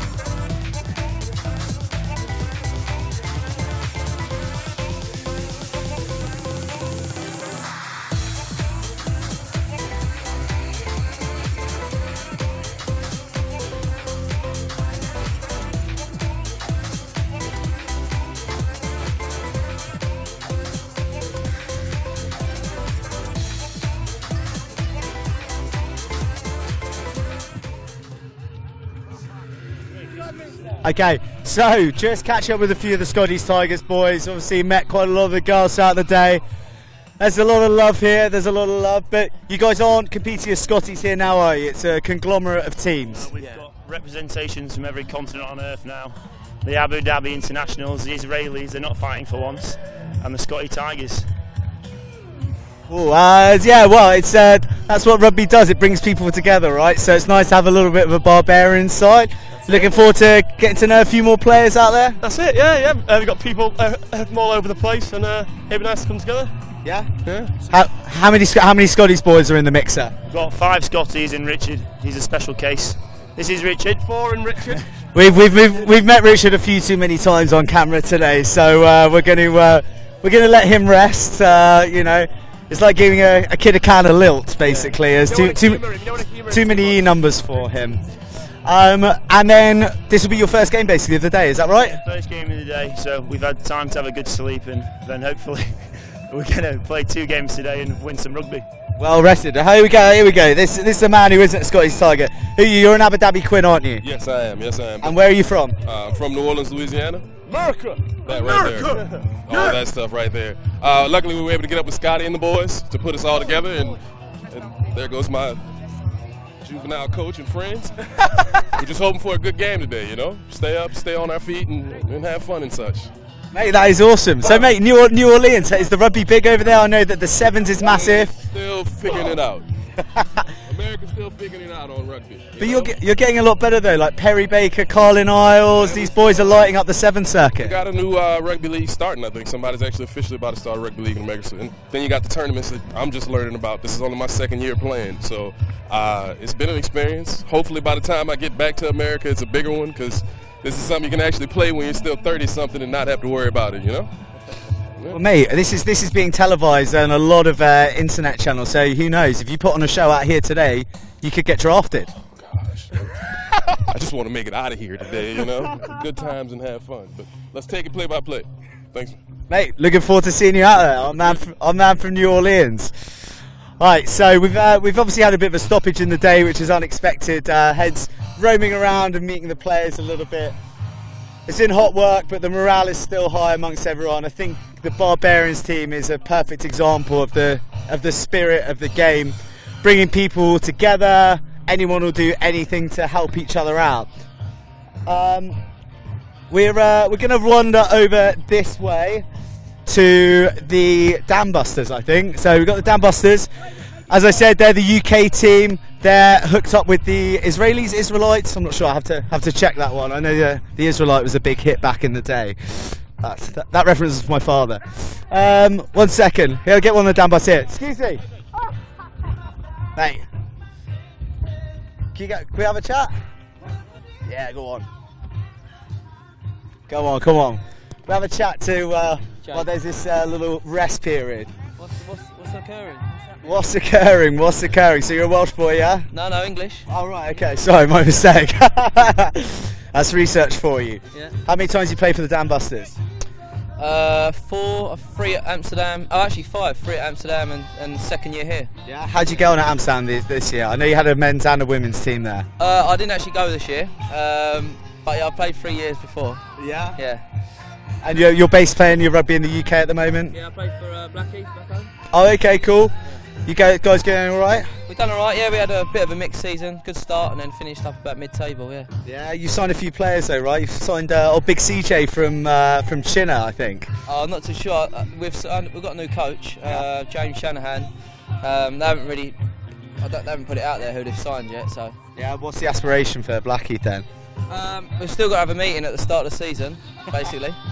And then we'll just see where it goes from there. Yeah. Well, mate, you must be mustard at the shortened format of the game, because I know that Mike Friday is, intrinsically linked with Blackheath. He's the 7 specialist, so you must have picked up a few tips. He's a very good coach. Yeah, he's a very good coach. Yeah, probably one of the best coaches that I've been with. Yeah. Yeah.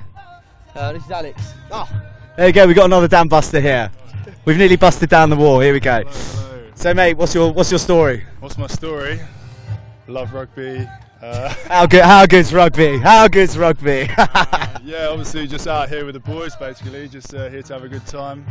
you know, party on, stuff like that. Looking for silverware, or is the emphasis more? It's more fun. Yeah, it's more of a social team. A lot of us really don't play anymore, so we just come together all mates. So we just thought we'd come have a laugh and get in the sun, basically. And I know you've only had a brief period of time, but how's the team bonding with the new Israeli boys that you've been paired up with? Yeah, they seem like actually one of the nicer teams in the competition. There's no hostility, which you get from a few of the other teams. So. Oh yeah. Come on, dish the dirt. Who do we not like at the moment? No, they all seem like nice blokes, but some of them. That's not what you said a second ago. I mean, like we're frantically backtracking. They take themselves a bit too seriously, really, don't they? So, you know, here to have fun on holiday. You know, it's nice weather, good day for it. So. Maybe we'll stick a few beers down your neck later, and then we'll get the real dirt out of you.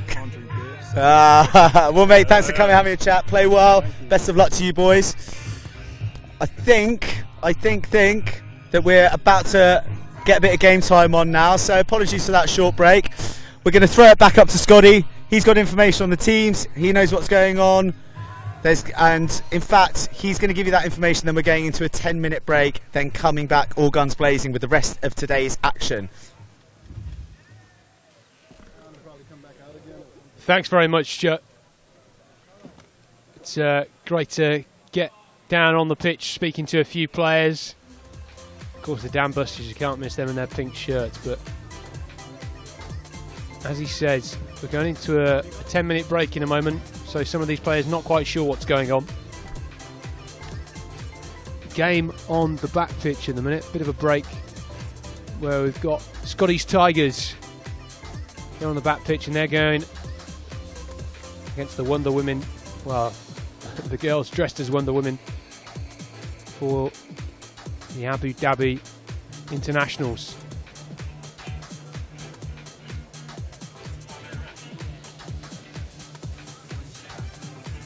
A little bit of confusion about what's going on now. Obviously we've had a bit of an incident here in the stadium where one of the players has passed out in the far stand.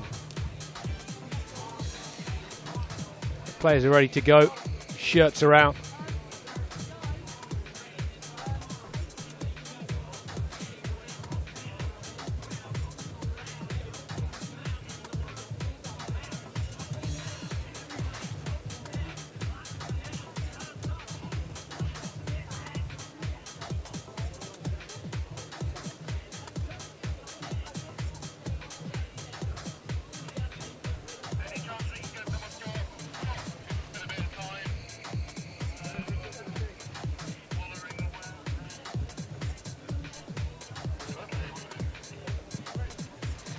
So a little bit of confusion here about what's happening because it's so hot. I think the organisers are just having some sort of concerns about, you know, other people passing out and so on and so forth, and we don't want that to happen. We're here for a good time. And we want to be here for a long time as well. So I think the players are just sort of getting the message here. Still seems to be some sort of delay on the back pitch as well. But it's all good fun, it's all fun and games.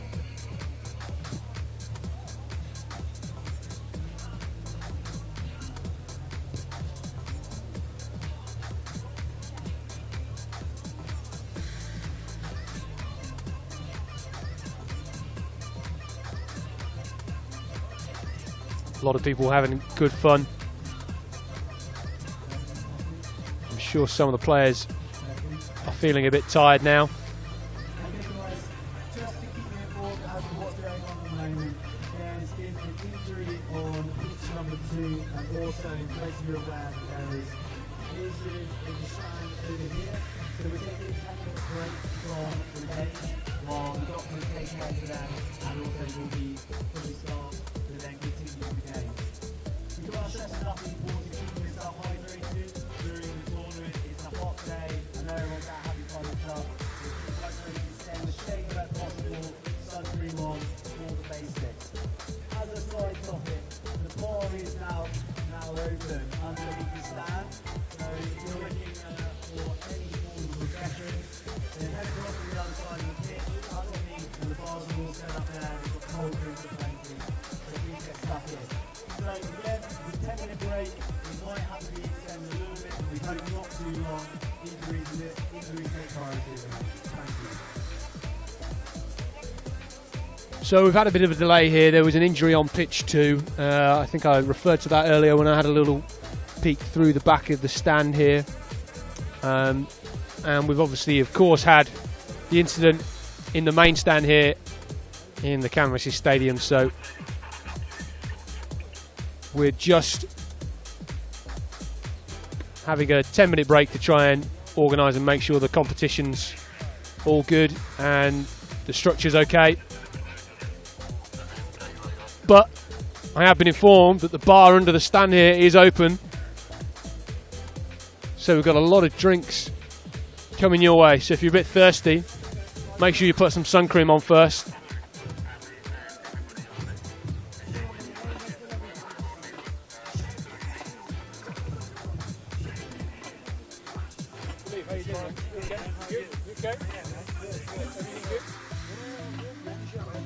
You want a cold one, man? Yeah, that's one boiling water. Yeah, that's good. You okay?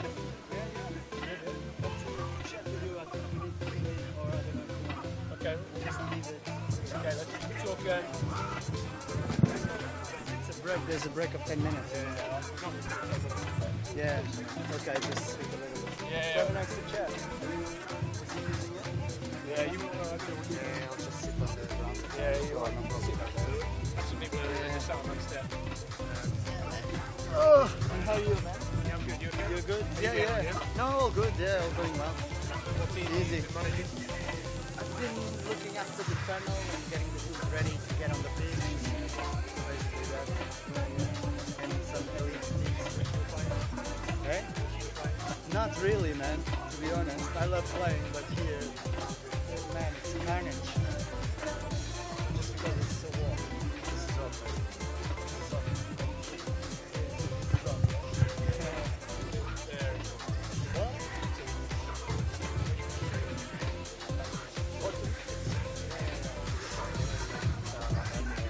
Oh, is it? Oh, I see. Even like that, it's not ideal. But yeah, no, it's too warm, man. It's too hot. And the pitch is warm. Shit. Because it picks up as well.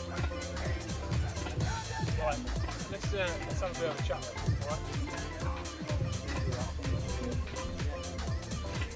Okay, so we're just going to have a bit of a chat now with my main man Philippe up here in the stand.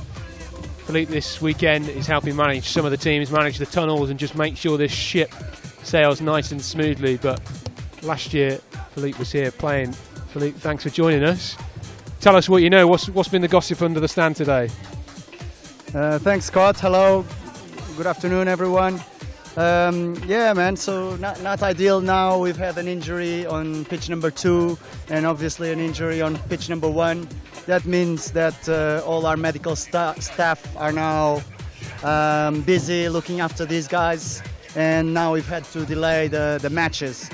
You know, these things sometimes happen. It's a physical sport. And unfortunately, I hope it's nothing serious. I'm sure it won't be, but well, I'm not sure. But I hope it's nothing serious. Of course, yeah. So this is your second time here, right? Yes, I came last year, as you mentioned. I was playing. Yeah, it was a great experience. But last year, so I got some holiday off, and I came a few days before the tournament because I just thought, yeah, make a holiday of it. Spend a week in Ibiza. Sounded sweet. So I came and I stayed with the management. But then obviously I was just helping them out, setting up last year, which was great. I really enjoyed it. And this year they invited me to come and help out with the organization. So here I am. Fantastic. You know a lot about your rugby. You're involved in rugby heavily. What are the teams? Thanks, which teams have you seen today that you think could go all the way, particularly in the elite competition and the open? Well, in the elite competition, I was impressed with the Scottish team. I believe they have a lot of players that come from the Premiership in Scotland, which is the Tier 2, I think. professional, I believe. So really strong team. You could see, you know, their physicality. They looked like some big boys, all worked out. You know, you could see that they do their homework in terms of gym and etc. And strong players as well as a team. Also, the winners of last year, Harlequins, I think they're looking very good as well. Strong team. So yeah, we'll see. I think it's exciting. We'll see what happens. And what do you think about the women's game being introduced this? It was obviously the first time last year, but the women's game this year, more teams. Do you think the standard's higher than it was last time you were here? I think it's kind of similar. Obviously, the Moody Cows stand out. They have a lot of international players, I believe, old international players from Ireland, I think, and I'm not sure if from other countries, Scotland maybe. But so really strong team. And the others, you know, great, just having a great time. I'm not sure, I think there's another team that was competing with them, but I don't remember the name now. But no, just great spirit. The spirit of the girls is just amazing, you know, can hear them singing and having a good time. And yeah, just enjoying it, which is great. You know, that's also sometimes we forget. Of course, it's competitive. Of course, you want to win, but you know, in the end, we're all playing, and we all love playing, and it's about having a good time. You know, it's good. Yeah. So this weekend, obviously, it's about playing rugby, playing hard, partying hard for some people as well. But the spirit of this tournament so far has really shone through. Everybody's been happy to dig in, play their part, and obviously we've seen with the Scottish Tigers in the men's open competition, they've joined with various other sides as well. So that's been great to see, hasn't it? Oh, absolutely, mate, absolutely. And kudos for Scottish, you know, charity team, great spirits, and I think so they have a women's team as well.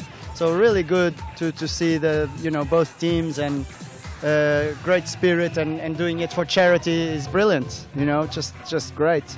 Yeah. Yeah, so let's have a little look on our screen of the tables where everybody currently stands in the competition. So this is the men's, or the JHA recruitment men's elite competition. Played 2, 1-2, points difference. Projects Waterboys, the Scottish team you were talking about earlier. That's right. And sitting behind them, the Shredded Ducks. They didn't have a great start to the day against the Projects Waterboys, but they've come really strongly against the Scavengers. Then we have the Wyvern Harlequins and Scavengers Sevens, both on 3 points. So it's going to be close later on. Scrum and Coke not having the best of the day though. You know, played 3, lost 3. So not great for them. Yeah. Harlequins only 1 match, right? Still. Yeah, they've got 1 more game to go this evening, so that's against Shredded Ducks, the last game, scheduled for 6:20. So oh, mate, that should be a great match. That's going to be because the Ducks have been looking strong as well. Yeah, their last game against the Scavengers was fantastic. They really came into their own. Yeah. Oh man, the Scavengers so physical, man, so strong as well. Big set of French boys here to win. They're not just here to make up the numbers, but. Absolutely, mate. Absolutely. So let's have a look at the women's tournament now. Of course, the top 4 in this round robin pool will go through to the semi-finals and final tomorrow. So at the top we have Scottish Tigers, played 2. Wait a second. Actually, it's Moody Cows in first. Sorry, Moody Cows. Yeah, this table not quite in order. I'm losing my mind here in this scene. No. Moody Cows. Played 3, 1-3. 99 points difference. They've looked very convincing so far, haven't they? Oh, absolutely, mate. So strong. I mean, they do stand out. But who is the other team that might? Scottish Tigers in second at the minute, based on the points played. 2, 1-2, looking pretty good as it stands, really. Yeah. So Irish Institute. Oh, they've lost 2. Yeah. Okay.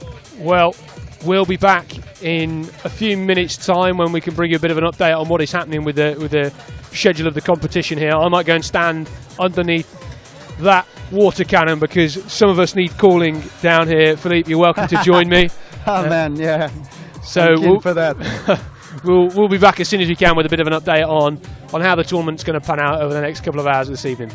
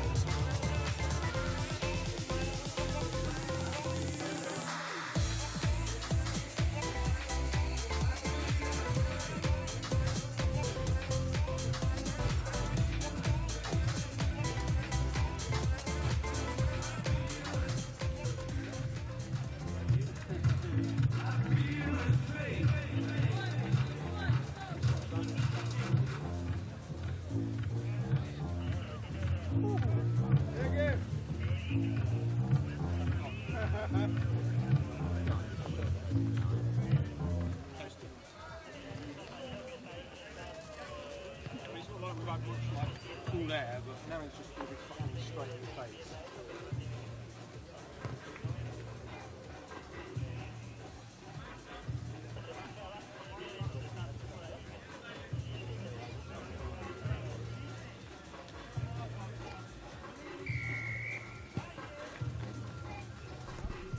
So we're back underway with the Dam Busters versus Scottish Tigers Barbarians here in this men's open fixture.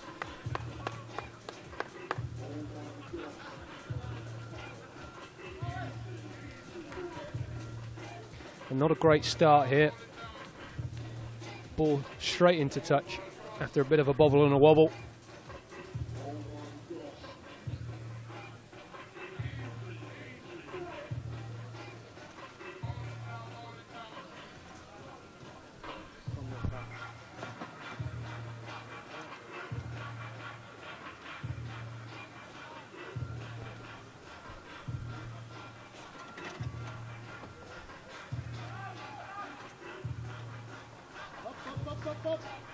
Good scrum from the Barbarians. Barbarians in white, the Dam Busters in pink. Barbarians, not their official name, but makes more sense to call them that, seeing as it's an amalgamation of 3 different sides. The Abu Dhabis, Scottish Tigers. Referee just calling back there, and he's issuing a card straight away. I don't think anybody's really sure who that was. Nobody's gone into the bin, or have they? Yeah, and it's a yellow card for the Dam Busters early on there. Not what we were expecting. Sonny Bill out the back. A little bit of a hitch kick. Oof. Smashing hit there. And that could be serious. That was very high. Difficult to work out who that player is because he's not in a jersey of any of the other teams.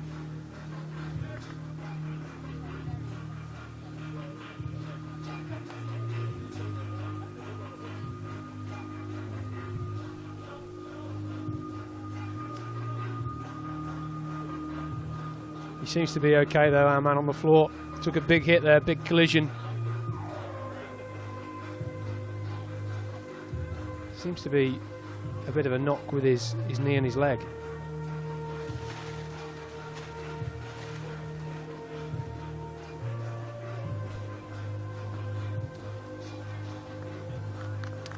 Fortunately, that's the end of his game. Let's hope he's okay for tomorrow if they make it through to the semi-final fixtures.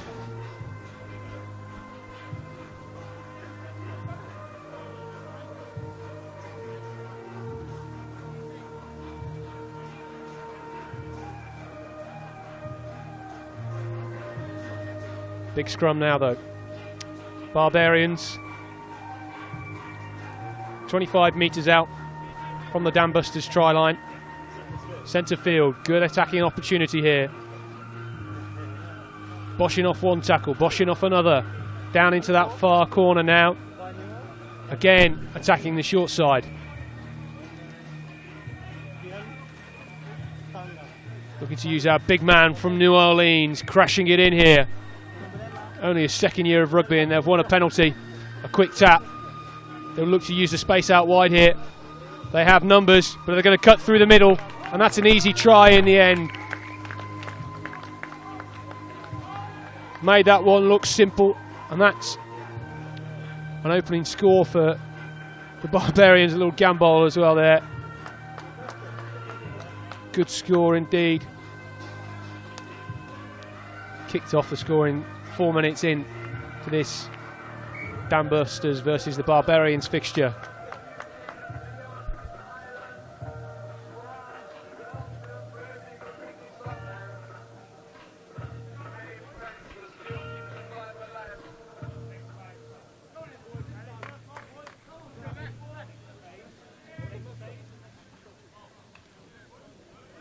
So the Barbarians will restart this game.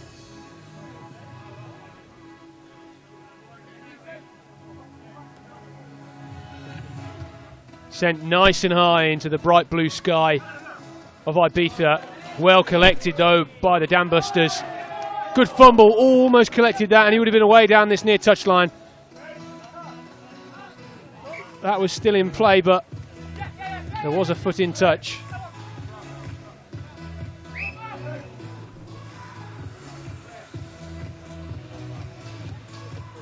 just confirmation of who it was that put that ball into touch, but it is a scrum. Knock on first. So Dan Busters in pink here, playing this Barbarian side of the Abu Dhabi Vets. Ashkelon and Scottish Tigers. Great credit to this competition and this tournament for all the teams chipping in, and that is 10's rugby for you. Dan Busters though, looking in good spirits. They are 7-0 down, but looking to get on the attack as they work their way into the Barbarians' half. All going sideways, a big crash through the middle now. Broken one tackle, offload before the next. Try time here for the Dan Busters, and they're over under the posts. Made it look easy in the end.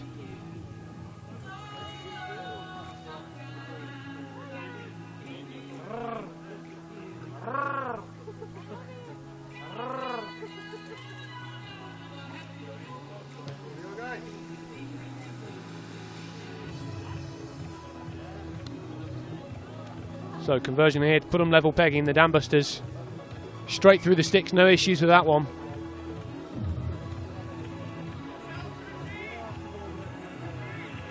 A little bit of a replay here.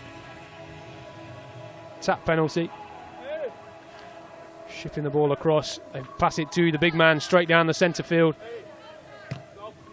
Not sure they've got a shirt in pink that fits him. But a lovely show and go there. Just dotting it behind the right hand post.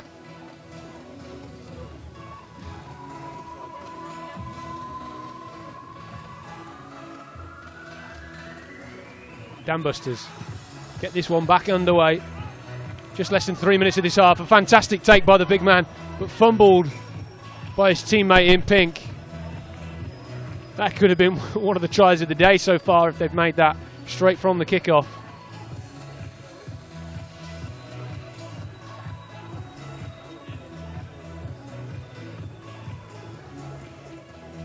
So it will be the Barbarians, Abu Dhabi Vets, Ashkelon and Scottish Tigers playing in the Scottish Tigers strip here. They have the put in at the scrum.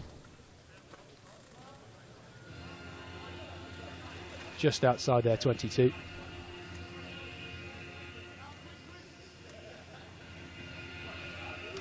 Being pushed back by a strong Dan Busters front five though. Trying to clear, not quite as accurate as they would have liked. And they're bringing this back for a penalty to the Dan Busters. Offside. The ref not having any answering back there. Just a bit of clarification of the rules for one of the Barbarians boys. Scottish Tiger man not happy about that one. Wide pass gone astray. Smothered already by one of the Abu Dhabi Vets Barbarians. Offload on the outside, and that's a clean try. And Dan Busters, well, they take the lead for the first time in this game. Under the post once again.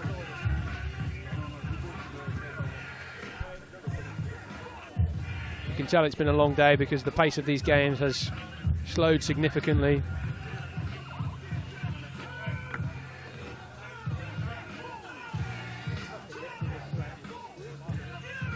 Let's check the replay here.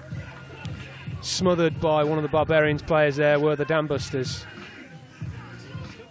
Snipe round the outside and a lovely little offload just to find the space.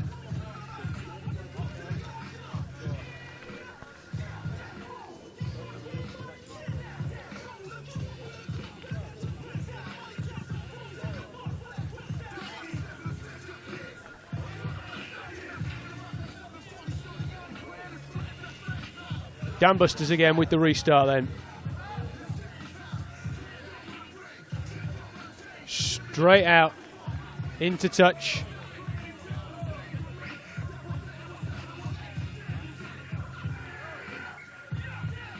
A few of the players contesting that didn't bounce in field before it went out, but it is a line out.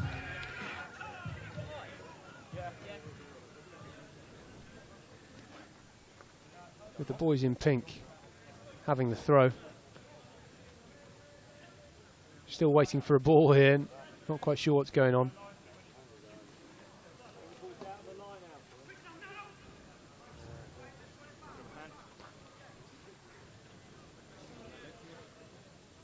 Only a few games left to play on this pitch this evening. The teams who are coming up next, they are just warming up at either ends of the pitch. A good break though by the Barbarians, sniping out of their 22. Fake to go down the short side.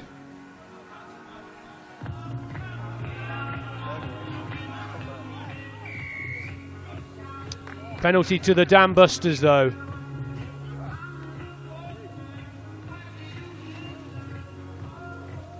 So, not long left to play in this half. Says 11 minutes on our clock. This could and should be the last play of this half. Dam Busters trying to break through, shoving off one tackle, being brought down finally by the Barbarians here. 10 metres out from the try line here. Another penalty. Tap and go for the Dam Busters. They've got men over, lots of space. Pass doesn't go to hand, but they still have numbers left. They just need to get the ball out. Great Sonny Bill out the back. And Dam Busters at a canter dot that one down in the corner. And that will be the final action of this half.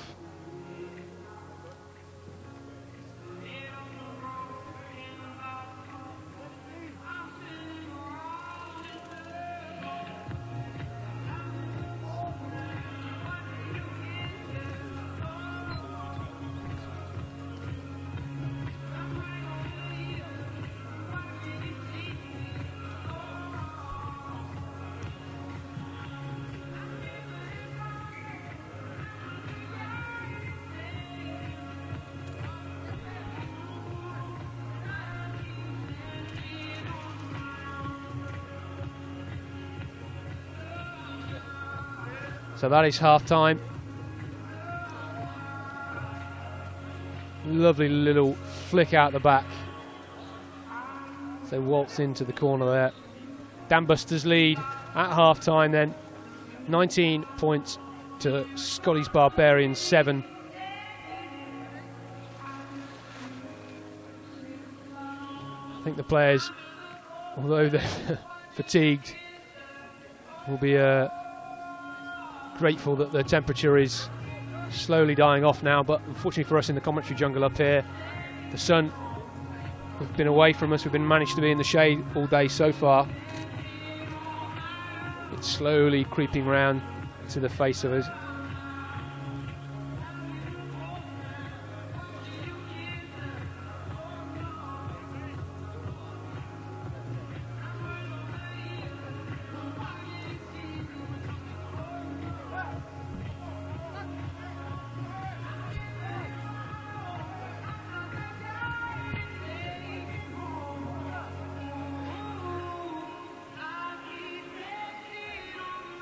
So 4 games to take place after this one.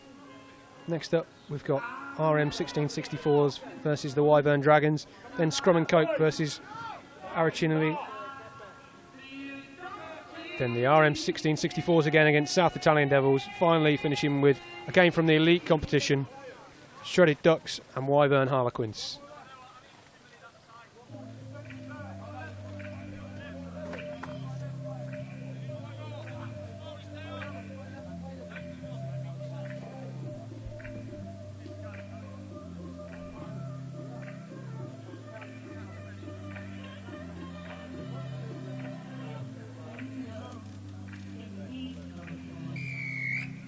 Underway for the second half. Dam Busters lead 19 points to 7. Dam Busters playing from right to left in the pink strip. Great brush of a tackle there. Another fend. And he's still going. Well retained possession there and great presentation of the ball. Made that one an easy ruck. Trying to ship this one wide though. Looking for some sort of support. Hot potato rugby at the minute. Dam Busters with a lively start to this second half. Oh, bit of a slip there. Not really going forward though with all their magic, and they've been stolen, and it's stolen, and it's going to be a try for Scotty's Barbarians. And for all their little touches of delicacy, the Dam Busters didn't quite have any punch in that opening minute of the second half, and they've been punished with an easy 7-pointer. Look at this here, brushed off, stolen, and under the posts.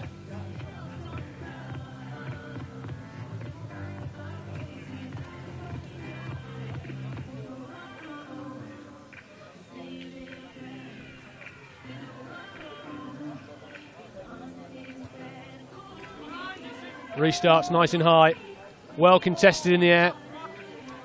That's gone forward though, off a Barbarian hand. Penalty to the Dam Busters.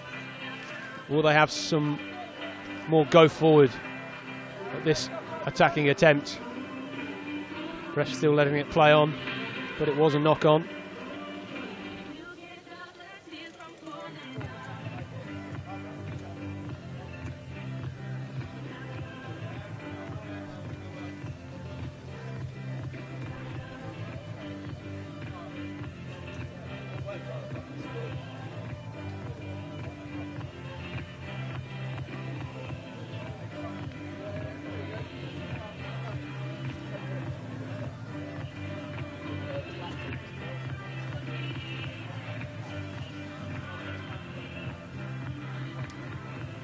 Barbarians then with the scrum. Flick between the legs there, doesn't quite go to hand, they're going backwards, still going backwards. Dinked over the top into the space, being chased down by the Barbarians. This one will roll out. Straight off the pitch there.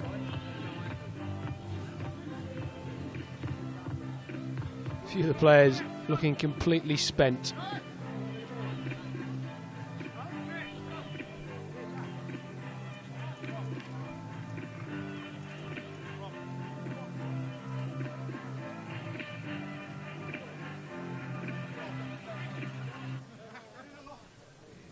Good news for both those, well, for one of these teams. The Barbarians will have another game, the last game on pitch 2 of the day.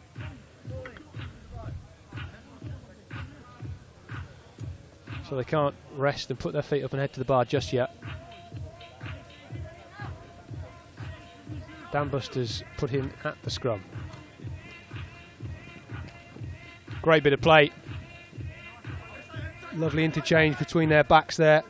They have numbers overall, a bit of a slip though, this rubber crumb causing a bit of a loose footing at some points, but they're down this near side and they're clear away. Eventually they manage to find some space. The boys in pink stroll and dot that one down quite comfortably in the end. Good passage of play there. We said at the start of this second half that they couldn't just go sideways, they needed to have some go forward, and they found a gap in the outside channel there. Let's see if the conversion is good.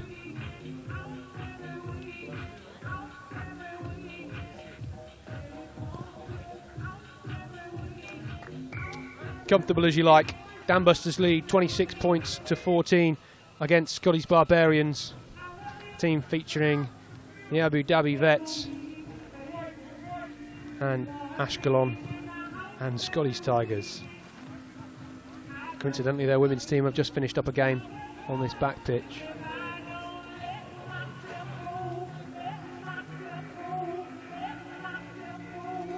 On pitch 2, we've currently got British Women's Police versus AMS Rugby. Be a close contest between those two.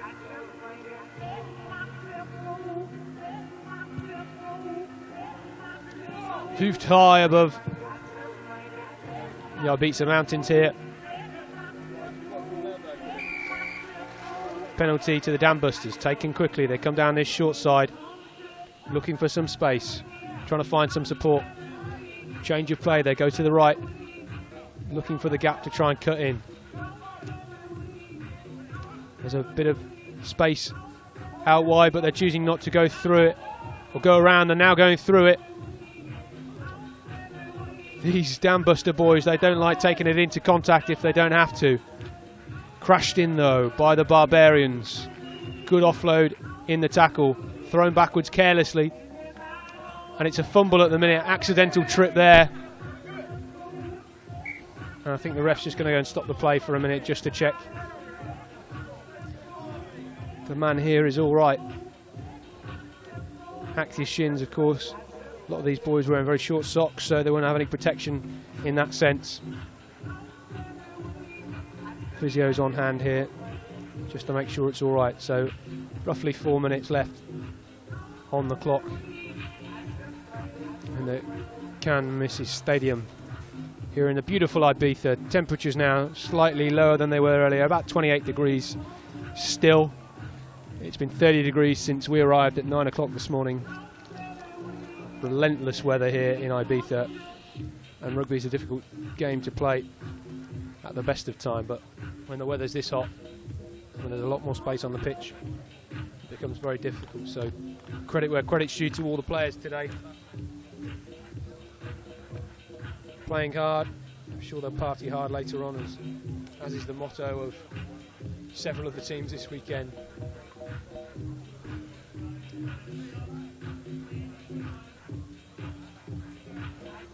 Back to this game though, a line out for the Barbarians inside their own 22-metre line.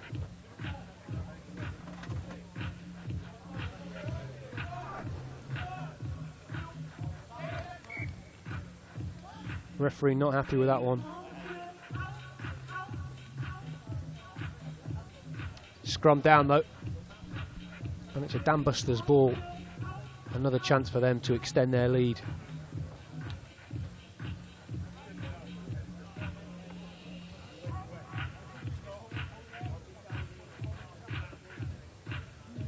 Oh, nice one.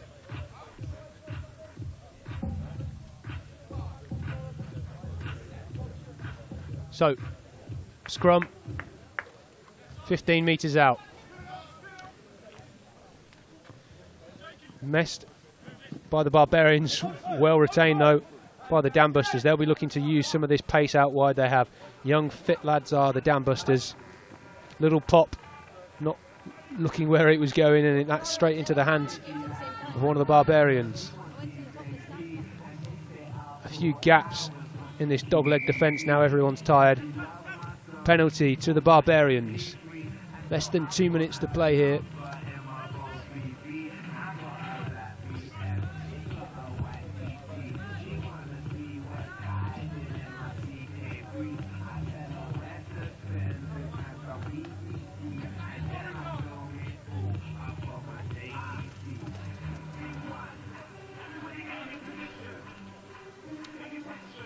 So the Barbarians opt to kick for the corner, and they'll have a line out just inside the Dambusters 22. Not long left in this one.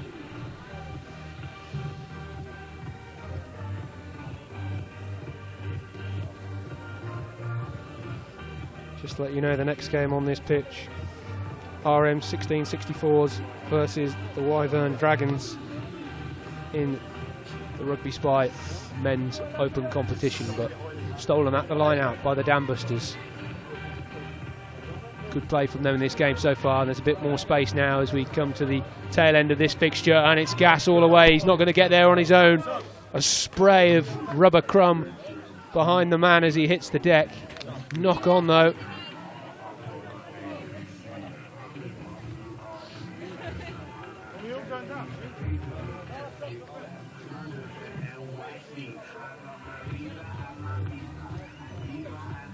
Scrum down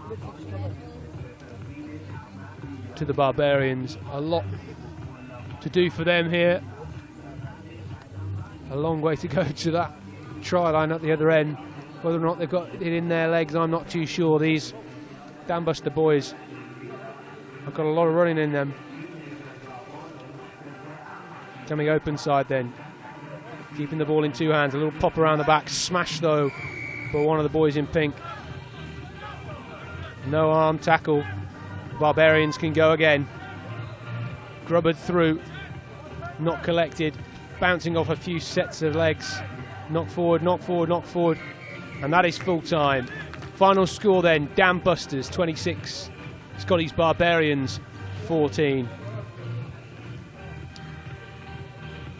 And I think we're probably going to head to pitch side now, not for a chat with one of the players. No, it's somebody behind the scenes who deserves to get their face on camera. One of the pitch doctors. Joe, let us know what's going on down there in the dugout.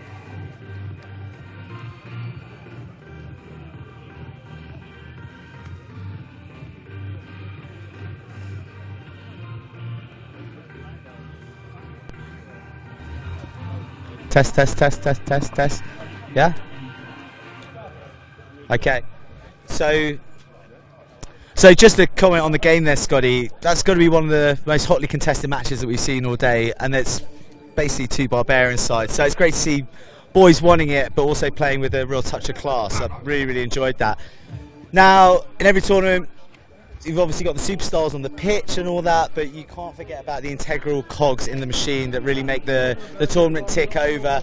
And this is the boys and girls who look after all the players and the welfare of everybody. So we've got Dr. Dave here, who has been very, very well. So he's been taking care of players all day and his team, minor injuries, major injuries. Now, we had a little bit of a disruption earlier for a couple of incidents. Can you talk us through them at all? Yeah, so one sort of is a quite serious head injury. It reflects a lot of the stuff that the RFU have been getting out there about concussion management and recognising and removing. So everything kind of went to plan really. The system worked. He was recognised quickly. We had med support on scene straight away, and he was extracted to hospital. So we're just waiting for a sit rep from Canvas Hospital. Hopefully he'll be okay, but we're getting a CT scan of his head and neck just to make sure. I saw it firsthand. It's quite scary to see the guy in a bad way, but thank God that you guys are here giving the right medical attention. And I guess that's an indication of how far the game's come on with the HIAs, etc. Yeah, I think that really reflects the advice about how people can be fine for an hour and then get worse. So when you get the doctor's advice to not be on your own for 24 hours, make sure you avoid strenuous activity. In the immediate aftermath of the game, you can see exactly why. So this guy was removed. He was kept in the med bay for an hour. 45 minutes after that, so 2.5 hours after injury, he's then in hospital having a CT scan. So yeah, listen to what we're saying. We're not doing it for a joke. Yeah, I know. But the great thing is, it's not a taboo subject anymore. You're not a tough guy for not claiming something. If you put your hand up and say I've taken a knock, then that's for the greater good of everybody involved. Yeah, absolutely. And I think what we want here is these guys to enjoy coming to Ibiza for the next 10, 15, 20 years. You know, we had the kids down Friday. It was great to see them getting involved. It's for the growth of the sport. It's not just for the individual. So in the spirit of rugby, we just want to make sure we keep everyone safe and so they can enjoy the game. Well, we definitely need men like you who can identify the serious problems and the times where you need to tell someone to toughen up because they're whinging a little bit too much. But mate, and there was another injury as well on the other pitch, a bit like a shoulder, was it? Yeah, so we had quite a nasty shoulder dislocation. Normally we can relocate these at the side of pitch, so we can do some manoeuvres to actually clunk the shoulder back in. Unfortunately, it was just too severe. So again, he's with our second doctor in the hospital at the moment, getting some treatment for that. So we fully expect him to be back with us in the next 2.5, 3 hours with his shoulder and joint in a sling, ready to enjoy the party tonight. That's awesome. Well, thank you so much for your work, you and your team. As I said, people like you shouldn't be forgotten because you're the lubricant that makes this competition tick. Okay, so the games are coming thick and fast now. We've got a schedule to make up. We've got the Royal Military, the RM1664s. They've been great crack all week. I've got to know these boys because they're in the hotel and they're my dark horses for big things to come in the Open. So they're about to kick off. Scotty, it's coming thick and fast. It's right back up to you, big boy. And we're well underway with this one. RM1664s playing from right to left. They kicked off this game and it's the Wyvern Dragons, the Harlequin B team, and we saw these play on this pitch earlier on, and you know what, these guys, they really know their stuff. They could certainly be in the elite competition on their own if they so wanted, but good opportunity for them here to win some silverware. Already trying to crash it up from inside their own half. Being patient with the ball, a little pop back inside. Some quick feet. Saw this man in the green boots earlier. hoofing it over. Well collected though by the Royal Military boys.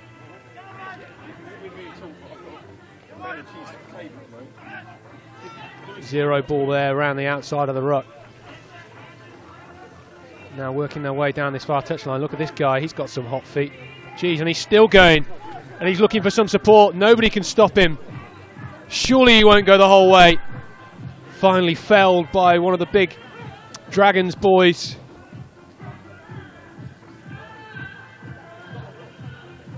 Ball still in the hand of the 1664s though. Trying to find a gap, looking for an offload. Shot down. Dragons back with ball in hand though. 10 minutes this first half.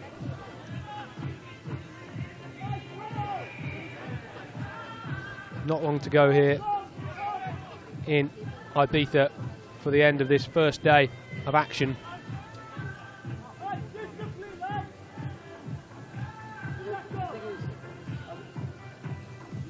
The ref just asking for a bit less back chat from the players.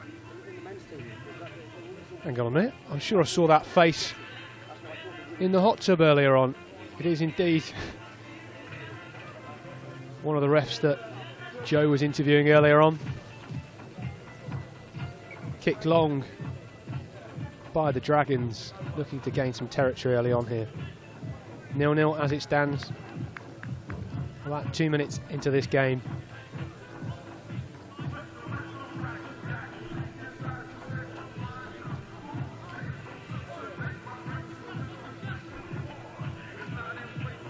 The Dragons, reigning champions from 2016.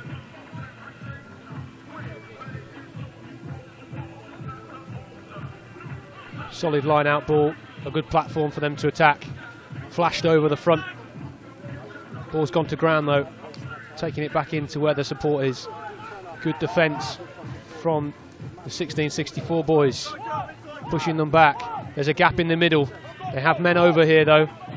Good pace men, and they're trying to go on their own. It's a solo mission at the minute. The Dragons keeping it scrappy at the ruck. Tapped off the hand and crashed up the middle. In need of a bit more accuracy at the moment. Just moving down the centre field here. Penalty though. And the Dragons have been penalised. Potentially just another issue here. We're checking that one of these 1664 boys is okay. Looks like he got a bit of a smacking contact there.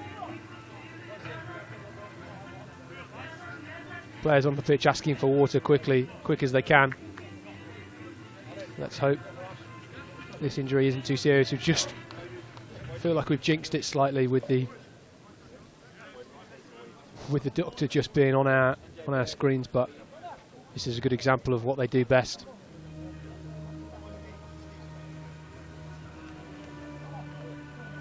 Just a bit of an interlude because of this injury, but he's back to his feet and the game will carry on.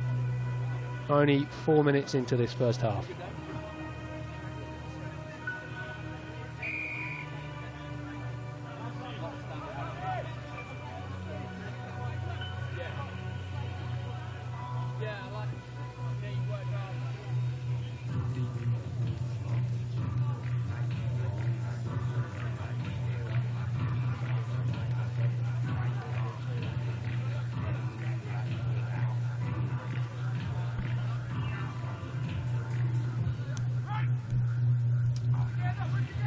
The RM 1664 boys trying to break out of their own half. A great initial carry off the penalty. Around the fringes. Picked up well, and they're going to be away here for the opening score of this game. It's going to be close to the line. A great dive to finish it. I'm sure that one would have hurt on this hot turf. Walter, Walter is what they're shouting from down at the sidelines. Walter, Walter. But a good score and a good opening score, and well deserved there from the RM 1664 boys.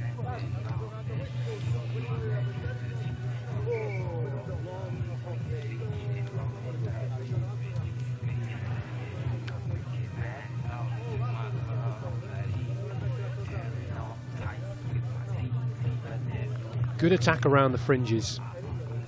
Nice offload. Pick up was good. And a big sprint to the line. Injection of pace. Good attempt at a challenging tackle. As a big man bundles over the line. Again, another little injury here, so it is tough. I'm sure if it was 10 degrees, 15 degrees cooler, we wouldn't have as many injuries here. This pitch, it is hard. It doesn't help the situation at all, but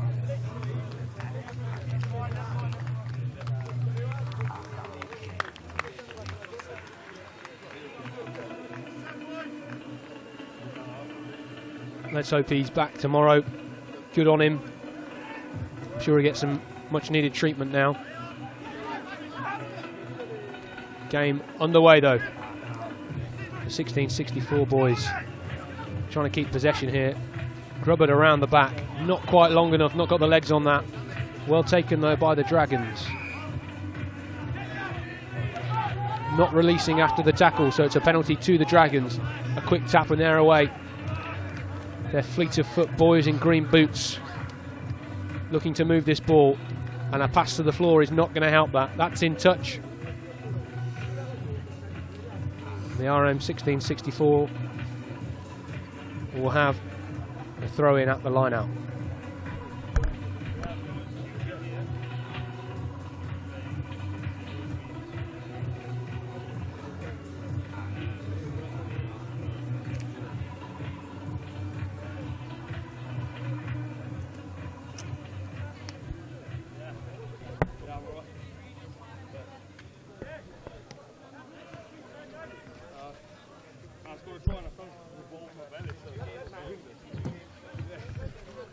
Good at the scrum, but they've gone round the short side, and they might be away here, the RM 1664 lads. A show and go, a step back inside. He's on his own. Pass knocked down, they've picked it back up. Are they going to be over? And they are. That's the second try of the game for the RM 1664 boys. A great option at the scrum, right on the 5-metre touchline. Went down the short side via their scrum half. He showed, he goed, he stepped in, he stepped out. Didn't quite have the legs in the end as he passed inside for what would have been a clear scoring chance. It was knocked back by the Dragons. And we'll see if this conversion is good. Not good at all. So they lead 10-0 in this first half. The Dragons not looking as crisp as they did this morning. Certainly all the stoppages and everything else that they've come across today won't have helped, but this was a great finish in the end. Bundling over the line. Sent high once again. Tap back. And the RM will have possession straight away. Trying to come down the short side. A little sniper around the outside of the ruck. Taken down, but got good meters. Need to put some go forward in this. Can't just keep going sideways. Trying to make a break with the outside arc. Held up in contact though. And the Dragons can finally get some form of possession.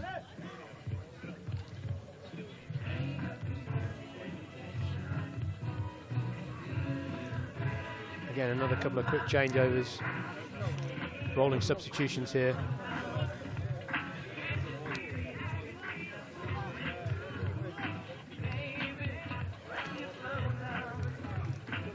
Scrum to the Dragons then, on their own 10-metre line, 15 metres in from the far touch.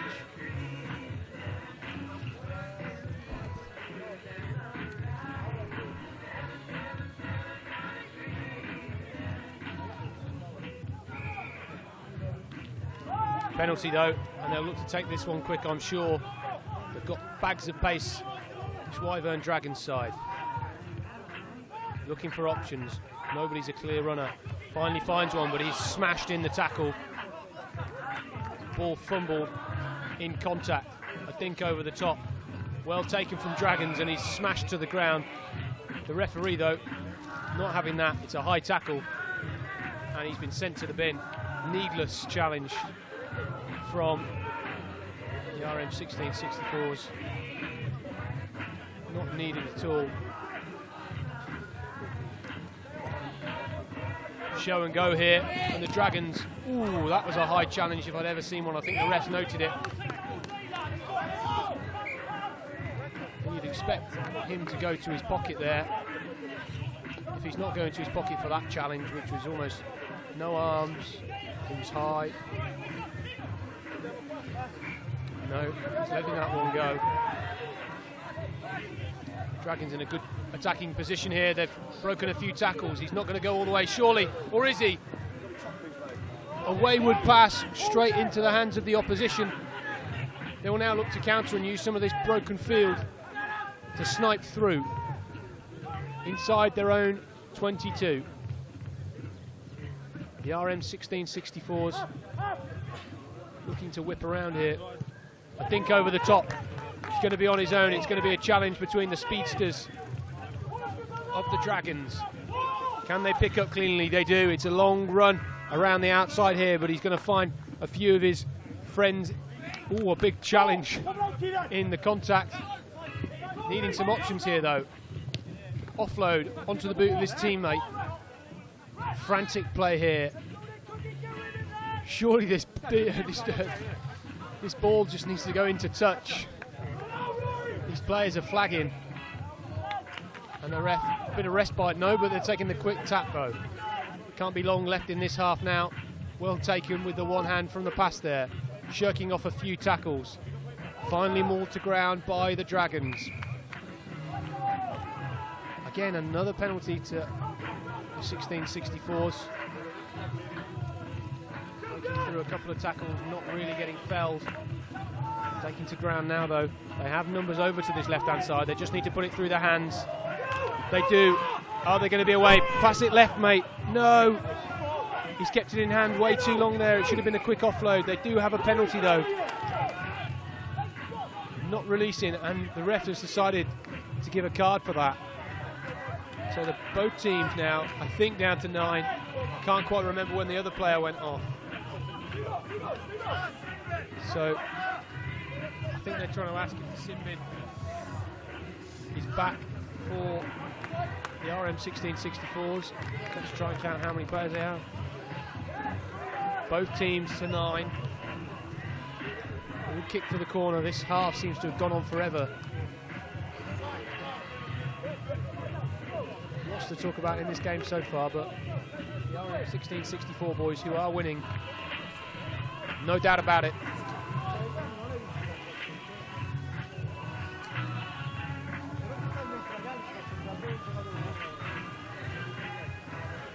I can tell you that we've now got a fan delivered to us up here in our commentary jungle,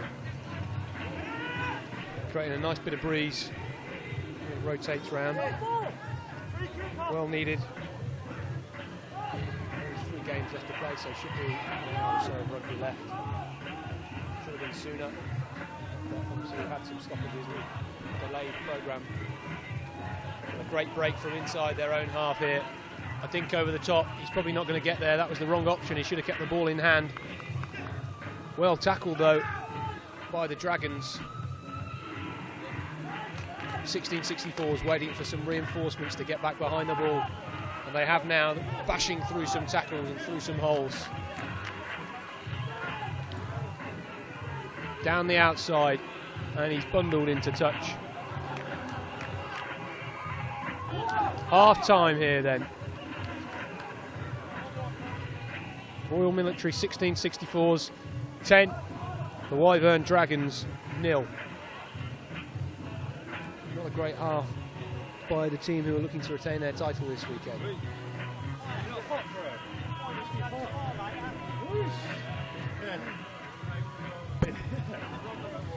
Yeah.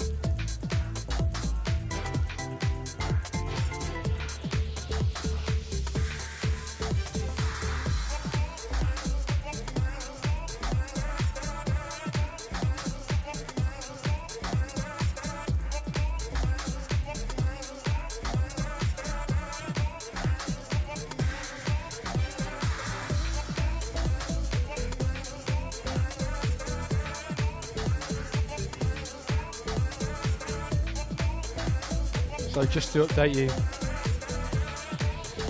we have 3 games to go. We'll see one of these teams again, the RM1664 boys.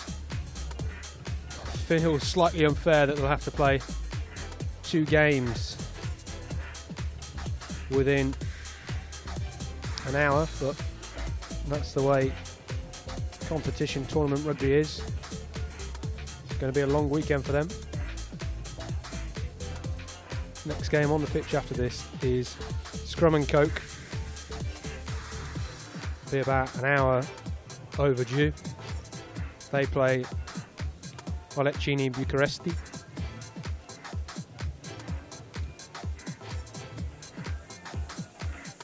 And it's the RM1664s against the South Italian Devils, with the final game scheduled to be Shredded Ducks and the Wyvern Harlequins.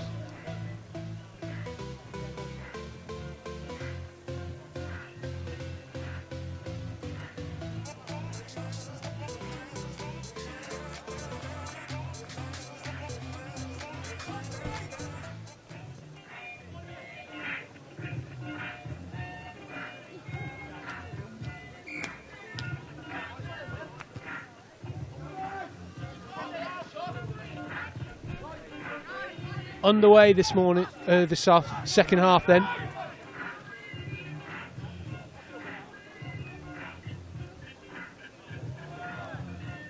Crafty pass outside, but deemed to be forward. So it will be a scrum with the put-in going to the Wyvern Dragons.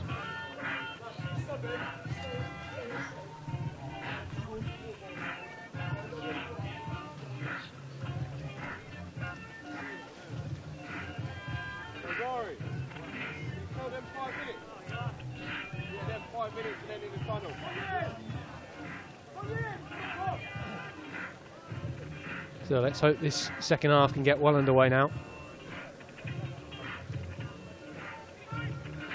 The Dragons getting shunted back in the scrum there, but a lovely kick pass to the centres so they can get the ball moving. They're going for a break on the outside here. He might go the whole way. A cut back inside. A lovely little offload. They're looking for numbers. Side to side stuff. They just need to be patient and not try and push it. Taken into contact though, good platform to try and control here. They'll be looking for some holes. Dink over the top from the fly half. Can he collect? Sits perfectly for him. And that's going to be the first try of the game for the Wyvern Dragons. A lovely bit of skill there. There was going to be no way through by battering them. But a great piece of individual skill from the the Wyvern Dragon fly half.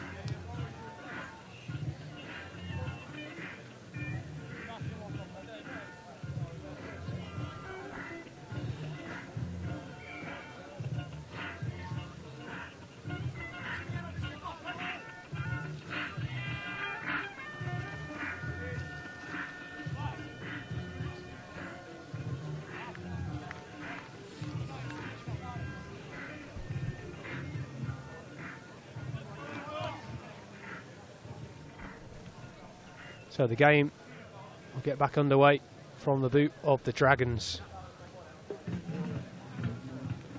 So they have a slither of hope now.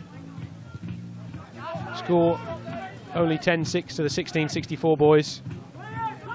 Great take there. They look to come down this short side.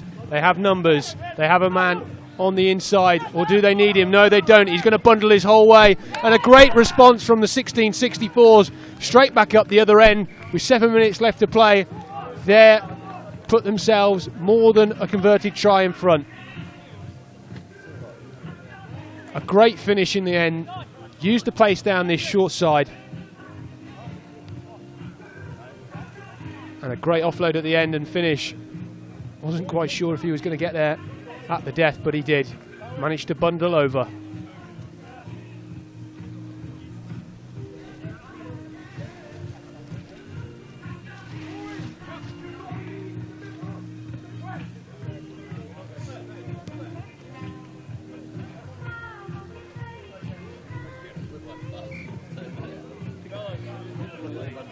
Successful conversion there.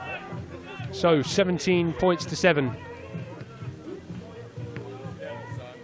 Let's get out of the sun. Let's have a look at what we're doing. Great little offload. Fantastic support at the end. The would-be tackler just couldn't quite get there in time.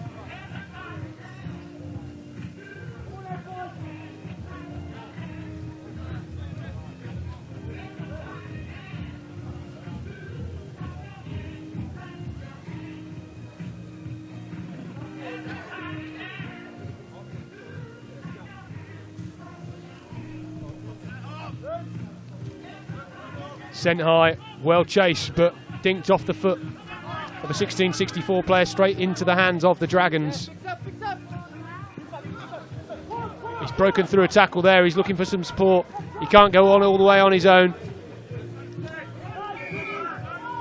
Stolen, but penalised for not releasing, so the Dragons have another opportunity to push forward. Little hitch kick through the middle, and he's broken through 2 tackles here. One man to beat to get a score, slips on the rubber crumb, smashes his head in the process. Needs some support to retain possession here.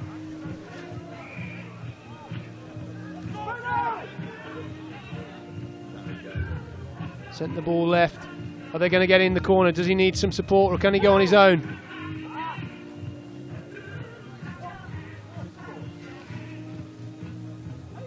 And the referee has given a yellow card there, and he's taking it back for the earlier infringement.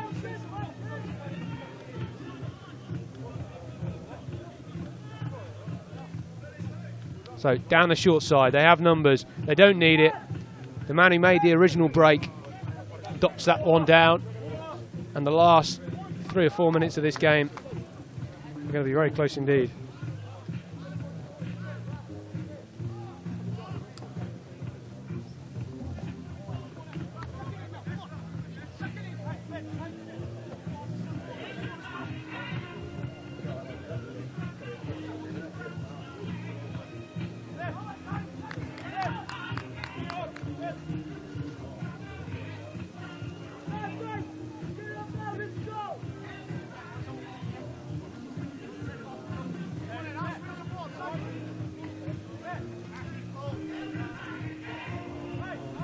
So the score now, Royal Military 17, Wyvern Dragons 12.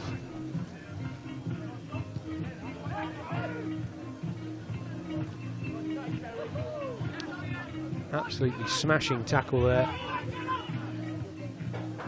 But possession well retained by the 1664 boys. They haven't got any options. They need people to front up and offer themselves as an option. They've got numbers. They need to be patient here. They have men inside. They have men outside. They go inside.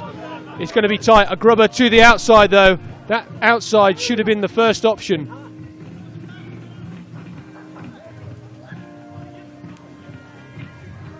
A little bit of confusion. Not really sure what's happened there. A few of the players being taken down.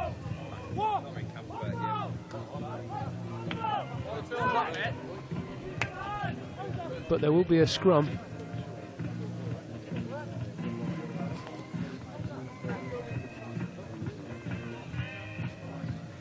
And that's for the 1664. So an attacking scrum, 5 metres out. A chance here for the 1664s to put this game to bed.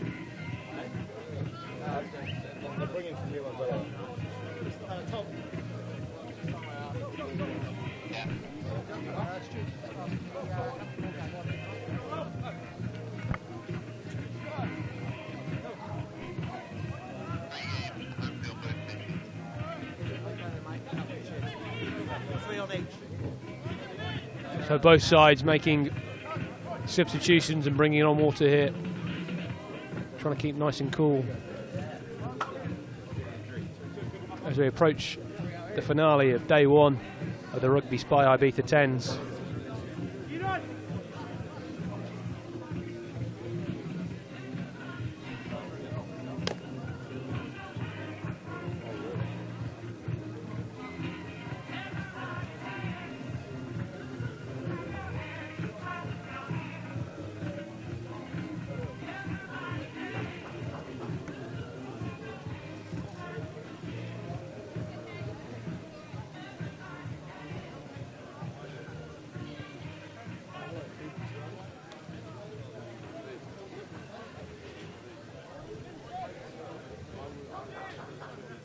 So a little bit of a stoppage in play here. Clock back on.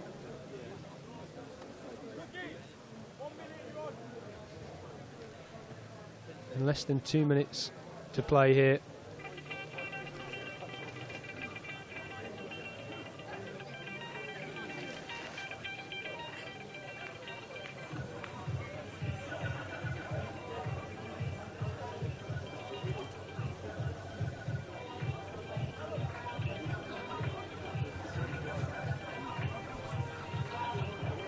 More substitutions delaying this game, and more delays we have, the later we'll finish tonight. So if you want to get in the party mood sooner, let me suggest teams try and speed up a little bit. But 1664s with the put in at the scrum. Solid scrum and a good counter from the Dragons. Attack mode still. The Royal Military boys. A lot of pressure being applied in defence by the Dragons. The Dragons working hard to try and keep themselves in this game in the final minute or so here. A little skip around the outside. Can they get all the way to the line? Just a metre short, if that.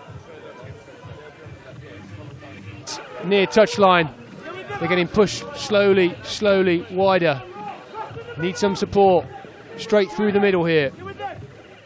2 men on this left-hand touchline.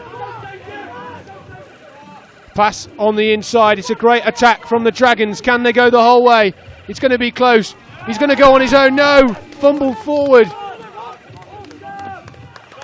And it's a knock-on. And great pressure being applied by the boys in defence from the RM 1664. Just enough to keep them at bay.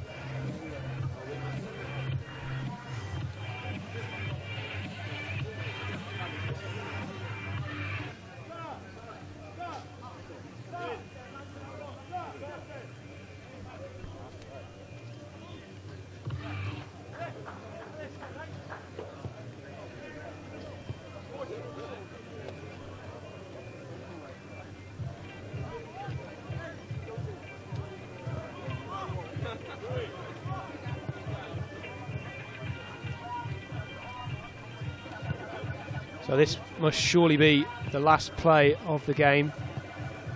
Next up on this pitch. I believe we have 3 games left. Not too sure how about that one, but it will be Scrum and Coke versus Arlecchini Bucuresti. This game currently on the pitch seems to have been going on forever. Good scrum though. All they need to do is keep this in hand and put the ball into touch. But they're breaking away down the centre of the pitch. This man's got hop. He's going to go on his own, a skip inside, looking for some support, probably didn't need it. I'm not sure if his teammate's going to get there. Touch line calling for a high tackle. Still time on the clock, the ref says. They have men over on that far touch. Can they get the ball into their hands? It's a 3-on-1. Skipping round one, skipping round another. Can they get to the line? And that's dotted down. And that will be the decisive try in this game.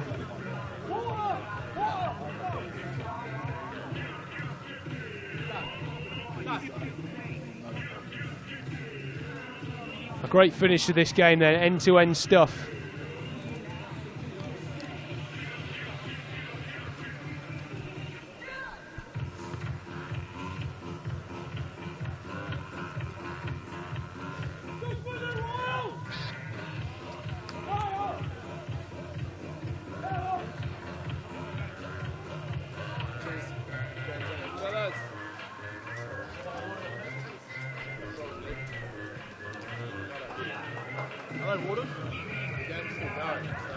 Full time then, and the win for the RM 1664 boys. Comfortable in the end against last year's Open champions, the Wyvern Dragons.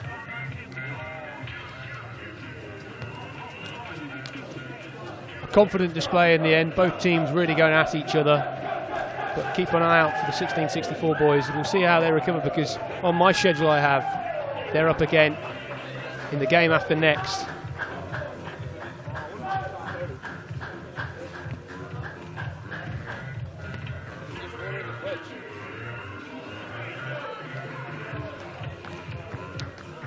Good finish to that game there with that try. Properly sealed the deal. So, I think we're now about to head down to the pitch with our main man, Joe. Joe, can you hear me? Loud and clear, What's going on Scotty. down on the pitch right now? Well, my dark horses have galloped emphatically into the light there. That certainly wasn't a game short on heart or commitment. Hell of a game, boys. It felt like it was the never-ending game, though. Gone forever, the last one. Just running down the wing and nothing left. Nothing left. What a game, though. What a game. But that's put down the marker for you boys for the rest of the tournament. These guys are the reigning champions. They looked absolutely mustard in the first game. Good times for the Marines. I think we're looking all right, yeah. I think it's our fitness as well. So, you know, thankfully we've got a pretty fit bunch of lads with a lot of heart. So, yeah, it's good stuff. I was going to say no one was giving up anything there, because they made the breakdown there in the last few moments, and you know, two of you are on there saving it. It's testament to the lads. I mean, they've worked hard all week, training camp, obviously having a couple of beers, relaxing, but they're absolutely dug out blind. Every single one of them had a heart of a lion, and it was unbelievable to see. And you guys are a relatively new side in the Royal Marines. You're pulled together from different regiments. You played at Bournemouth, so that was your first big run out. So yes, just two plates. This is our third season now, so our 1664s have started this year, so this is our second big tournament, so we're looking forward to bigger and better things now. Yeah, and the bond is nice and strong already. And I'm right in saying, so we get given a few notes on all the teams, and I read through and I see bits and pieces about the lads, and I've got one for Cookie here. He's down as the champagne quaffing posh boy, which makes me think he's the officer. So what's it like with the boys, and what's it like with the officer? Is he the we'll or it's all level pegging? Well, no, I don't think I can say on the camera what exactly he's been up to the last couple of days. Well, we'll say no more, but it's good fun playing with these boys, all from different regiments for you. Yeah, completely. Different units, so, you know, across the corps, wider corps, everyone coming together, so it's all good stuff. And you'll be toasting, no doubt, this evening, chaps. We'll have a little beer. That's what I like to see. I hope to see you there in the bar as well, boys. Pleasure, lads. Righto, so coming up now, we've got the Scrum and Coke social against the boys from Bucharest. I've just heard the boys from Bucharest, they've got a war cry downstairs in the changing rooms. They're snarling lions out of the cage, ready to unleash hell. So, looking forward to this game. The boys have come from a long way away. The game's growing, obviously. We've got Romanians here, so let's see what they're made of. Scott, I'm sure you can furnish us with a few more details as this next clash in the Open. Yeah, we're back with another Scrum and Coke game. We're looking forward to a good one here. This is our third to last game. Not much left to play today, and then we can all go home for a nice ice bath, hopefully, because it is absolutely roasting still here in the Can Mrs Stadium. Let's hope this game doesn't last as long as the previous, because that one seemed to go on forever and ever and ever and ever.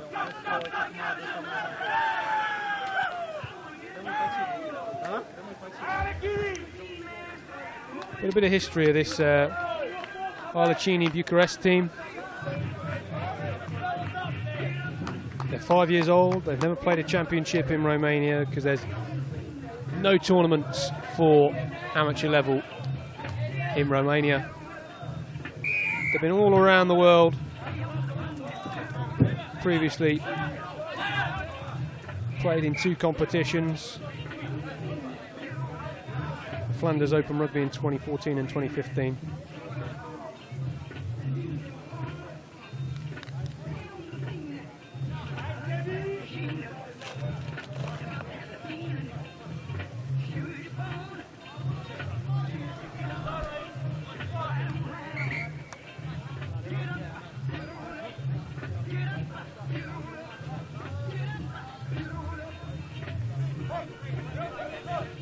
So line out for Bucharest, tapped over to the Scrum and Coke side. This game, of course, part of the RugbySpy 10 competition. Scrum and Coke breaking around the outside. Great lofty pass down into the outside channel. Tackled just close to the line. We've got plenty of entertainment in the bar. I think we've all earned the right to knock back a cold one. So enjoy the rugby, but enjoy a beer, get down there, and I'm looking forward to socialising with everybody afterwards.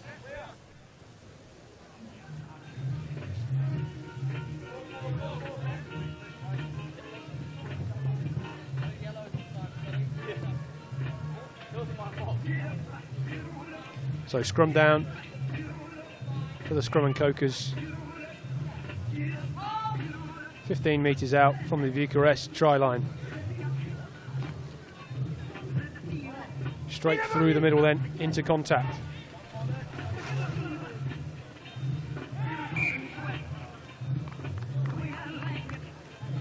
Knocked forward by Bucharest. So another scrum. Feel like we've been scrumming all day here in sunny Ibiza town. Can Mrs Stadium, great venue for this competition.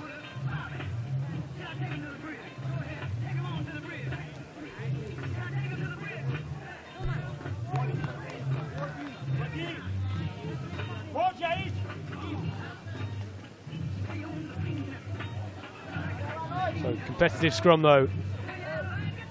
Big push from the Romanian boys. Penalty to Scrum and Coke, not rolling away.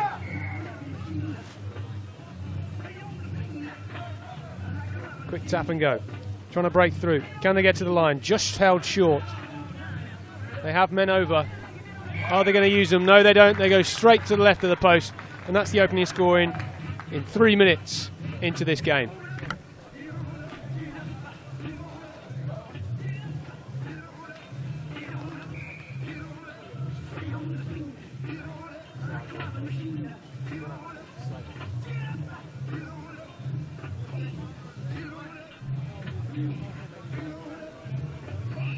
So unsuccessful conversion there for the Scrum and Cokers. Boys already looking to take on water, change players and so on and so forth.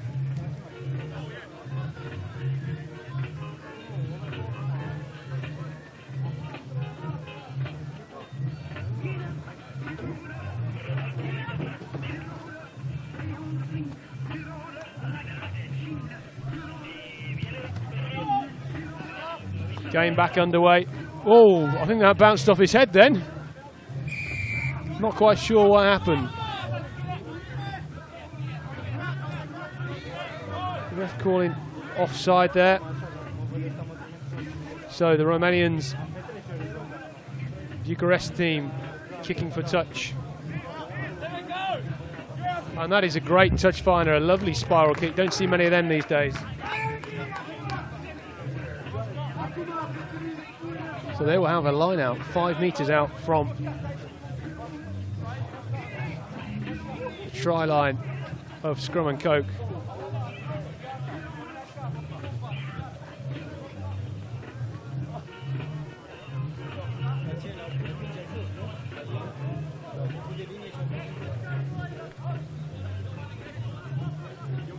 Solid line out, different option there for Bucharest.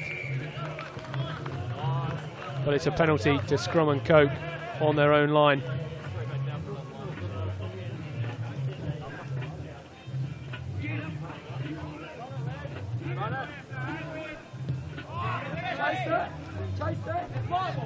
Sent high into the blue Ibiza sky. Bucharest though, an opportunity then to attack. First time in this game. Scragged to the ground by Scrum and Coke.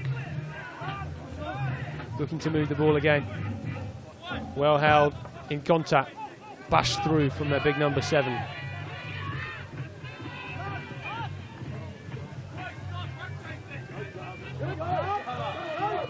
Hacked forward though, Scrum and Coke looking to try and find this one.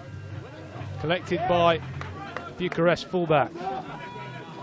setting up a maul now as they drive forward using that big Romanian muscle.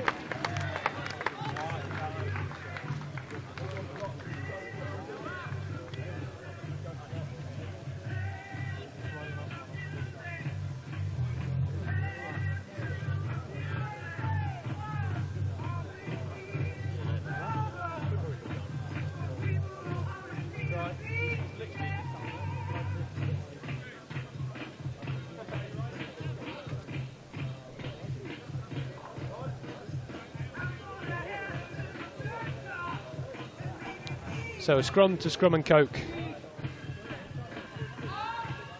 20 metres out from the Bucharest line. They currently lead 5-0. Oh, a great diving catch there. They won't be able to get around the outside, so they're looking for some reinforcements. Big tackle. Ball still in play on this near touchline. Knock on though.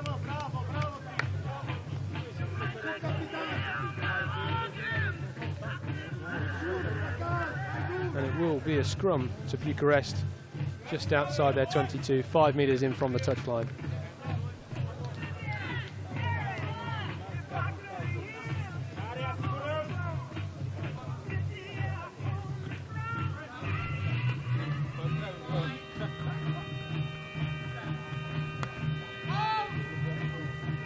Big contest at this scrum now. Scrum and coke trying to shove the Bucharest boys back. Crossfield kick, great option. But that's gone into touch and it will be a line out to the scrum and coke boys.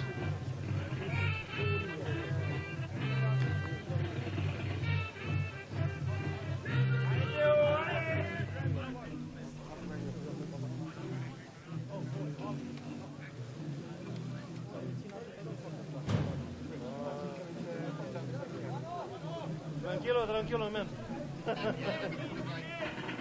¿Estoy nervioso? Trabajo con...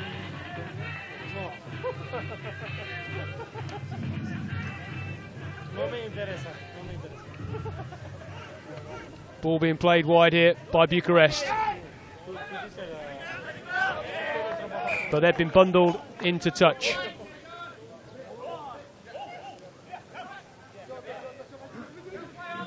Played quick from the line out. Scrum and coke got numbers on the inside. Bundling round. Are they going to go into the corner? Number one, and that's his first try of this game. A great finish. Scrum and coke team made up of Kiwis. I'm sure their sights were firmly set and interested on the All Black Maori game this morning.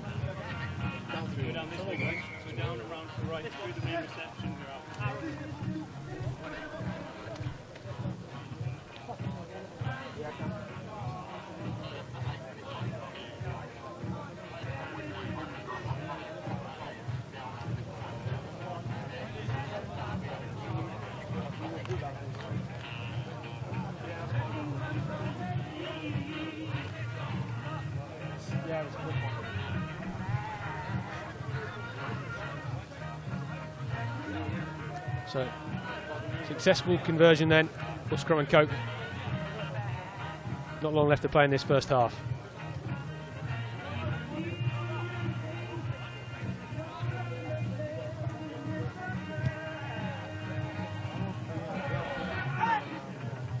Straight into the sky, not really collected very well. Tapped back by Bucharest. Great bit of footwork there from their man in the midfield. Dumped to ground though. Not rolling away, and a penalty to Bucharest. They're looking to go quick. Moving the ball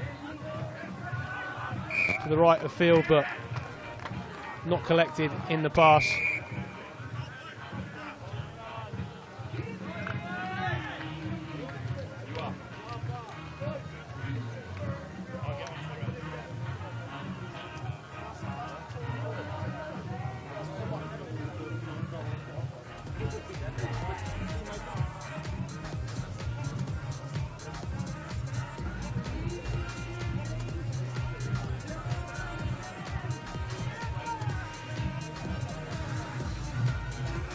So half-time score then. Scrum and coke 12.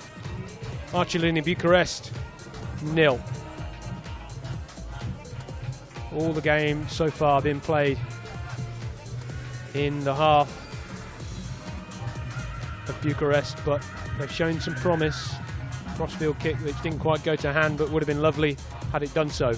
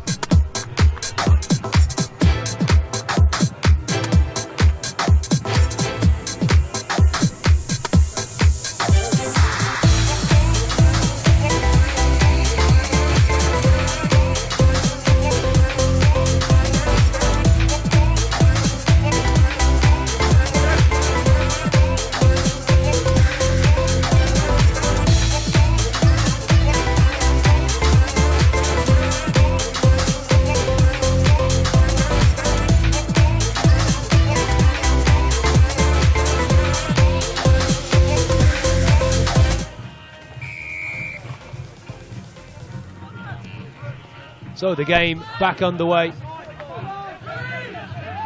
Scrum and Coke now playing from left to right. Their final game of the competition today. We will see them back tomorrow though in the playoffs. So they'll be looking to try and get towards the final. Think through the middle. A lot of running to do from here. Can't go on his own, brushes off one tackle, finally taken down.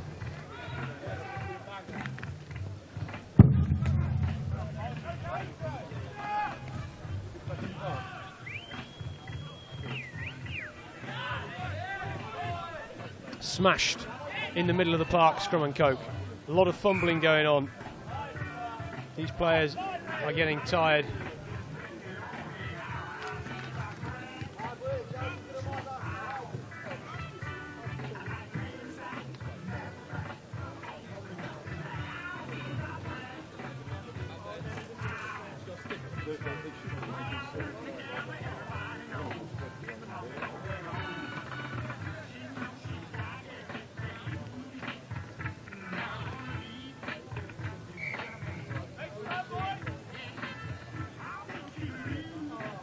So a scrum for Bucharest, just outside the D of the football pitch, but inside the 22 of Scrum and Coke. Still a lot of rugby left in this day. 2 games to go on pitch 2 and 2 more games here on this home pitch. Lost by Bucharest though. Trying to go down the short side, Scrum and Coke. Big hack into the sky, but that's straight into the stands. Big cheers all across the stadium here for the hash that kick was.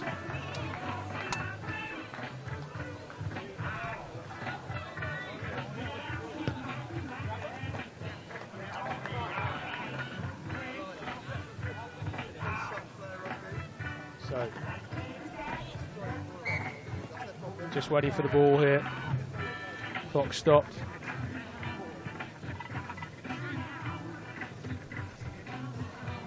Thanks Rob Fenwick for getting in touch. Hashtag Ibiza 10’s. Let us know, just like Rob, who you're looking forward to watching. But stolen against the head, this line out here. Breaking through the middle.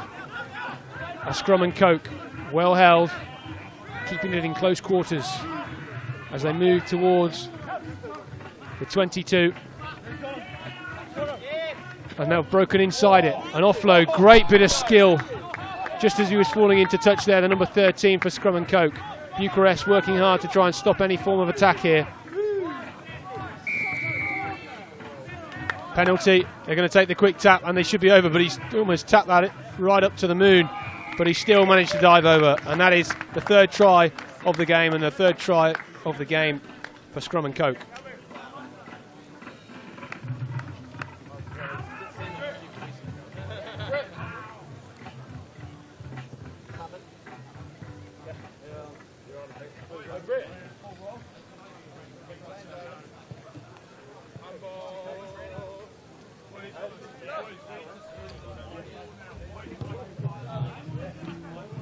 Not a great attempt with that conversion. So score 17-0 to Scrum and Coke in this RugbySpy 10's open competition for the men. We've got 3 competitions this weekend: the JHA recruitment, men's elite, the women's cup, and this men's open competition. Still prize money up for grabs in this one, so not just pride and silverware at stake.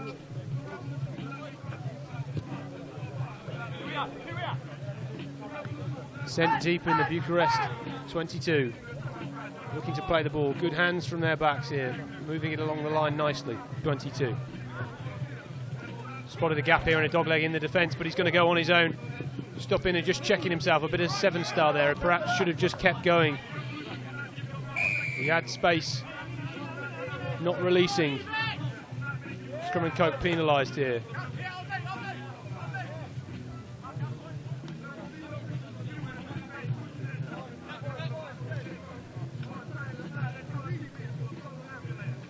So Bucharest trying to get outside their own half here. Up against the strong challenge of the Scrum and Coke defensive line. Shipping the ball wide into the outside 5-metre channel. Another good offload by the big number 7 for Bucharest. They have some big boys. Another penalty, not rolling away. A tap and go, but it's fumbled. And that's a knock-on, unfortunately. And Scrum and Coke will have the putting at the scrum on halfway.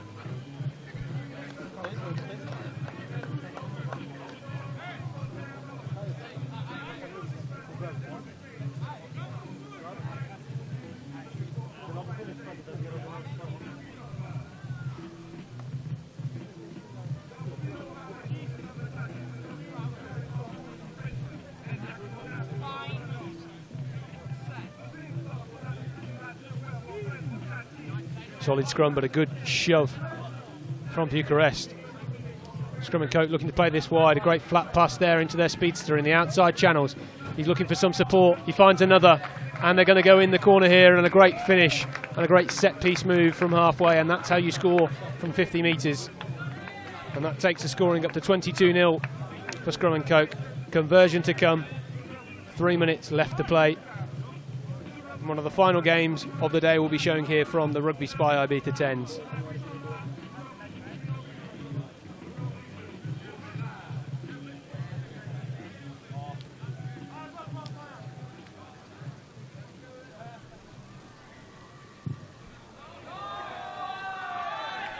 A good effort, and that's a successful conversion from that far corner. A great boot on that one. Look at this again. Great angle. Shipping wide. And a fantastic finish to go over in that far corner. Almost dived straight into the hot tub, which I'm sure he would have loved.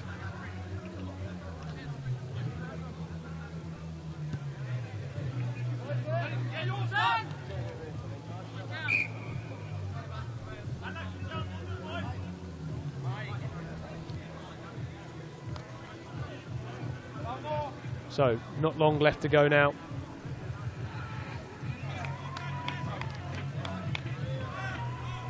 Put into the scrum for Bucharest, just inside their own 10-metre line, 15 metres in from this near touch. Great counter scrum from Scrum and Coke. Scrum by name, scrum by nature, and they could be in for a final score here. It's going to be close. A great chop down tackle there. It was like a lion on a gazelle. They're not just in at the corner. Well tackled and fantastic defensive effort from Bucharest. They've bundled Scrum and Coke into touch. They're looking to go quick though. Quick line out. They can't get any further than a metre from their own line with a man on his own. He looks quick though. Can he bash through a few challengers? He can, but not releasing is the call from the referee. So Bucharest have another crack at the whip here. Not long left to play.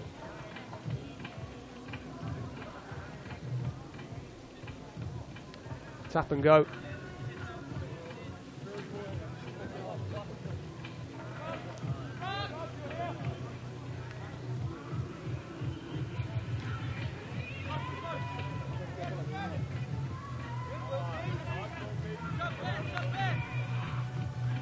Shipped wide right. Counter ruck from Scrum and Coke. And I think they've stolen this one. Penalty to Scrum and Coke, not rolling away. Try and take a quick tap here. Not long left on the clock. A few late substitutions. Not much point this late in the day.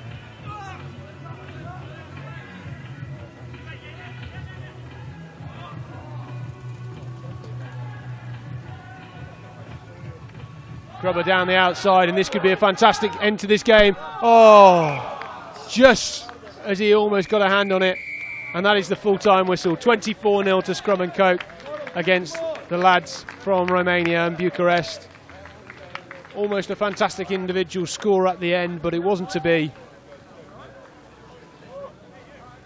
A great end to that game. Scrum and Coke, we've seen a lot of their two teams. This, of course, in the open competition today, the RugbySpy 10's open competition.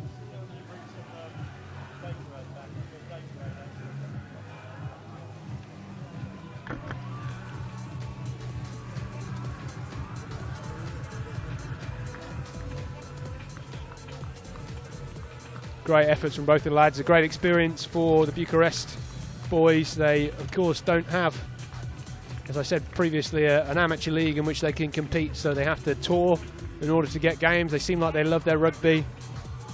You know, we've seen some good efforts from some of the European sides in international rugby of late, and it'd be great if these Romanian boys could have another opportunity to improve their rugby in bigger competitions over the next couple of years. I'm sure they'll be back here next year. It looks like they've had a lot of fun. Big group of lads. Certainly will be improving as the weekend goes along.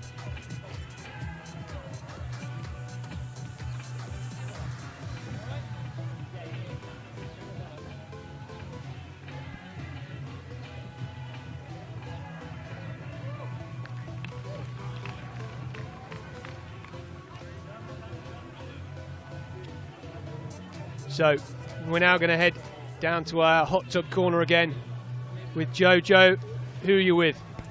Righto, thanks Scotty. So, as the day wanes, the sun has certainly not relented, and neither has the quality and the effort of play put in by all the players today. Most typified by these boys from Bucharest. It's a pleasure to have you guys here. How'd you enjoy the game? Hard. It's hard on this weather. Yeah. Too difficult to concentrate on what you have to do. It was a bit different from our first game. We played against some vets, but I think this is the level that we need to play on to get better. Yeah. We're glad that we encountered a New Zealand team, and this means a lot to us. It's the first time we play against a New Zealand team, so then again it's been fun, and also our backs and our knees are hurting. But you sound like a vet now, complaining about your back and your knee. But this. That's why we play in open and in amateur sports. So. But it's only by playing against good teams you become better, right? Of course. We are looking forward for the next tournament. Yeah, looking forward to the next one already. But I mean, you guys, you obviously, do you get this weather? Do you play in this sort of weather much? Look at the sun and look at our skin type, the color. You see, we are actually doctors. He's an engineer. We rarely go outside the office. This is an amateur rugby club. So we find it very hard here, but it makes also a great pleasure for us to be here and a great honor. Well, so we love having international players and bringing that flavour. And obviously the game is growing in your country so much. Are we going to see more teams like you coming over and playing in the future? We're going to go back home and promote this to all of the teams in Romania. So we're going to be your agents, your agents back in Romania, and hopefully next year we'll come again here. At least 2 teams. That's what he states. Well, what about organising your own tournament back home? We did that this year, but nothing this grand, this big. We had our own tournament with 4 teams, one from Holland, and the other 2 from France and Belgium. The other 3 from France and Belgium, and it was a good tournament. We played 15s aside, so 10s aside is something particular. We only do this in Flanders and here in Ibiza, and we had our tournaments, but they're only small-scale tournaments. But we're hoping on bringing the experience from here back home and organizing it better and better off. Well, they say in English, from small acorns grow great oak trees. So I'm sure that your tournament is going to grow into something fantastic. One last thing I want to raise: you guys are raising some money for a young guy in your team, a young 18-year-old who's ill at the moment. His name is Andrei. He plays for a junior team in Romania, and he was diagnosed with a cancer, with a leukemia type of cancer, and we're kind of bringing out money from those tournaments that we organize back home, and we're hoping to help him out to get out of this state. He's a fighter, and we know he'll make it. He's a rugby player. Yeah, well, that is awesome. That sums up the spirit. That sums up the spirit of the game, right? Well, we're going to make sure that website is put up to our fans so they can take a look. You can donate, look after one of their brothers who's having a tough time at the moment. But you say it's your honour to be here. It's our honour to have you. So thanks very much, guys, and we look forward to catching up later in the tournament. Okay? Thank you too. Thank you, sir. Thank you so much. Thank you very much. Bye.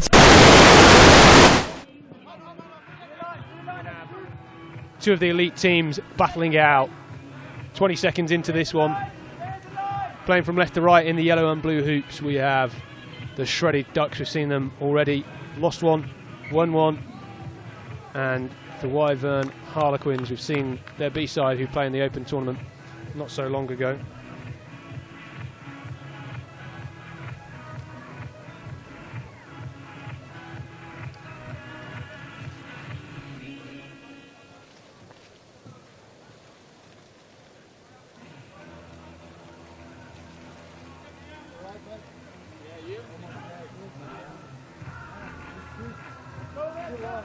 So, scrum to the Shredded Ducks, just outside the Harlequins 22. Ducks taking it into contact, centre field.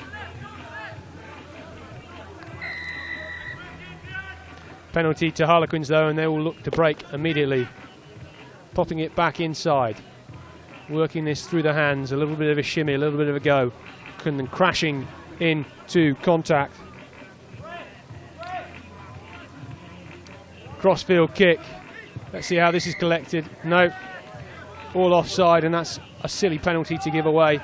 A great bit of territory now for the Ducks. This is a big game. We could see these two in the final tomorrow.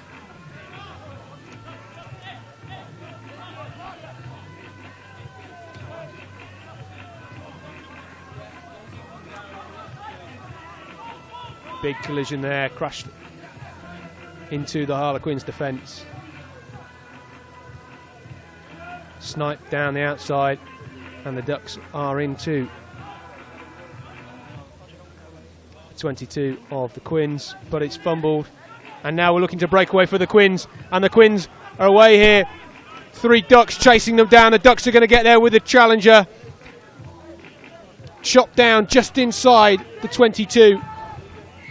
Fumbled out the side of the ruck.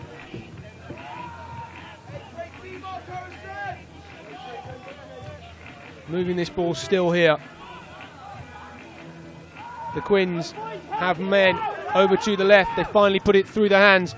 Are they going to get there in the corner? Oh no, as the man came in for the switch. The pass went into touch. And that, just a bit of a lack of communication there. And the Ducks can take a bit of a breather here.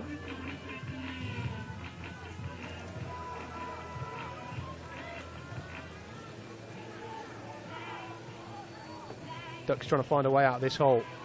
Hack downfield, and that's bounced into touch 45 metres out from their try line.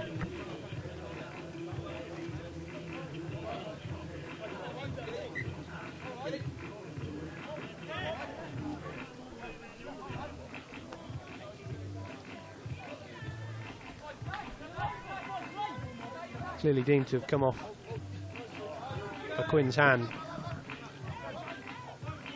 But Ducks are looking to play this one out here, moving the ball into the hands of their pace men out wide. Good intensity so far.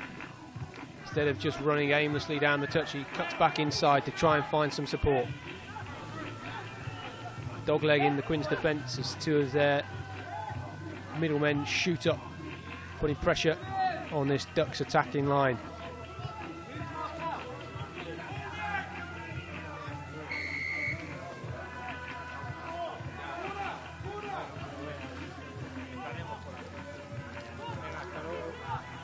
Still marching forward now onto the Quinn's 10-metre line.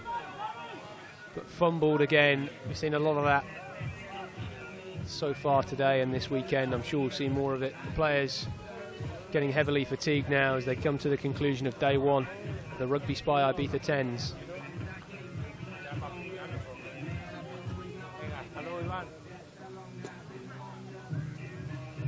So, Harlequins with the line out. Stolen though by the shredded Ducks. He needs some support. Cuts back, tries to bide a bit of time. The Ducks marching forward still. A great tackle from behind by the Quins. The Ducks have numbers though. Looking for a gap, just biding their time here. A grubber through, that's not the best option. But they do have a penalty, being offside.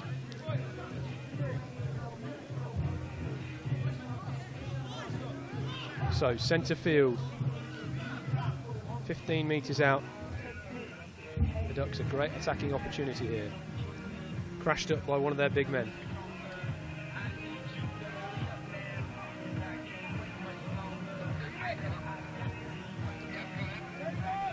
A good carry inside the Quinn's 22. They have numbers here. Can they get the ball into the hands of their pacemen? A little outside arc break, can't get through the two challengers. No point giving it to man on his own, so they look for the yellow shirts and they find them. Still 0-0, 6 minutes into this game. A break down the outside, can he get there? Or is he in touch? It looked close, but the ball's still in play. Shredded Ducks buying their time here, working very well. Looking down the outside. Cutting back in to the outside 15-metre channel. The Ducks on the touchline calling for width on their play. There isn't much of it at the minute. They're trying not to waste this scoring opportunity by just flinging it wide and creating errors. Oh, still in hand though. Knocked forward, unfortunately, by the Ducks.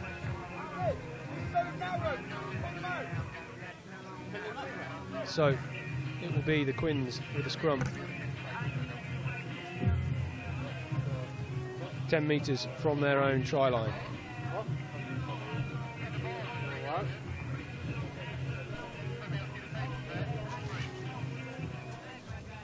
Wait till the half. 3 minutes.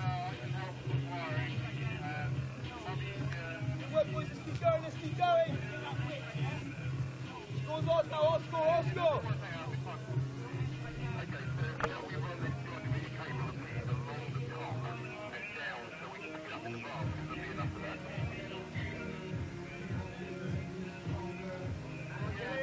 So a little bit of an issue at scrum time here. The Quins in the pressure cooker. Just over 2 minutes left to play in this first half. Score still 0-0. Shredded Ducks versus the Wyvern Harlequins. Now breaking out of their 22. Ooh, scragged down by his neck there. Looked quite nasty. The referee saw that. She might come back for the advantage and the penalty. Gone for another one though. Quins slowly working their way up. They have some big players. They are the reigning champions of the Ibiza Rugby 10's elite competition. Good counter rocking though.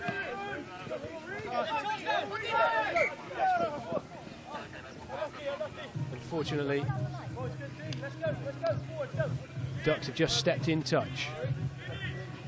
A bit of a crazy period of possession there. Knock-ons, fumbles, bouncing off feet, and concluded with 2 feet in touch for the shredded Ducks.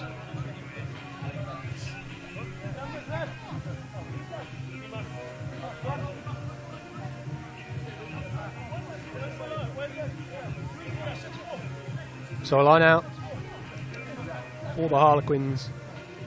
That one's too long and it's going to go straight into the paws of the Ducks. A good offload through the tackle, a great break through the hole, big surge of acceleration. It's been ripped in contact, but the Ducks still have the ball. They haven't got the numbers, a good line of Harlequin defence getting across. Fantastic contest so far, a great battle. An offload out the back door like Sonny Bill, and what a score and an opening score for this game here.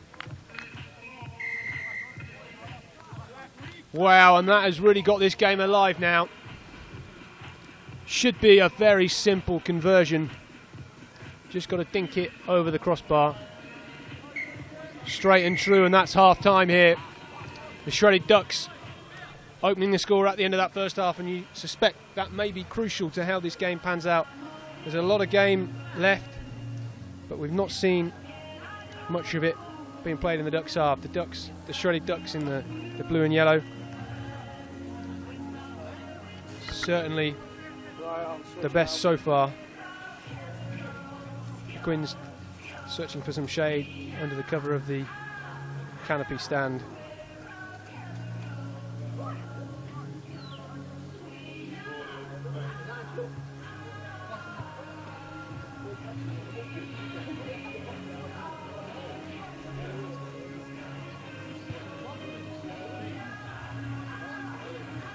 So, a very tough game. You see a few players limping off.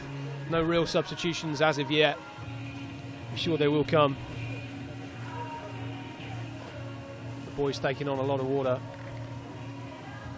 So I've been told the fixtures after this, it will be the Projects Water Boys versus the French Scavengers.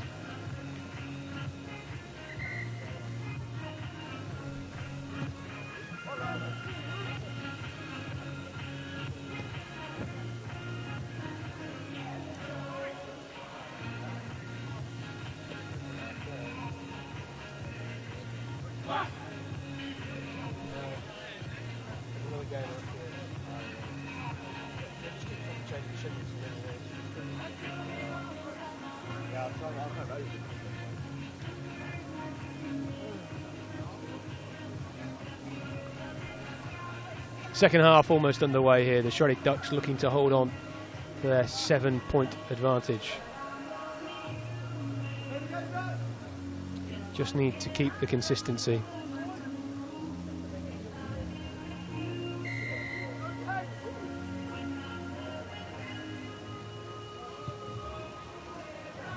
And that's not a great way to start the half. Kick went 5 metres rather than the mandatory 10. So the Harlequins have a free kick on the halfway line. Breaking forward already, the Harlequins. A great offload, and they could be in for their first score of the game here. Great last-ditch tackling from the Ducks, who now begin to slow it down. It looks as if they've stolen it, and the Ducks have stolen it, but have Quins got it back? Quins have got it back. The referee stopping play. Knock on by the Quins, so the Ducks will have a put in at the scrum.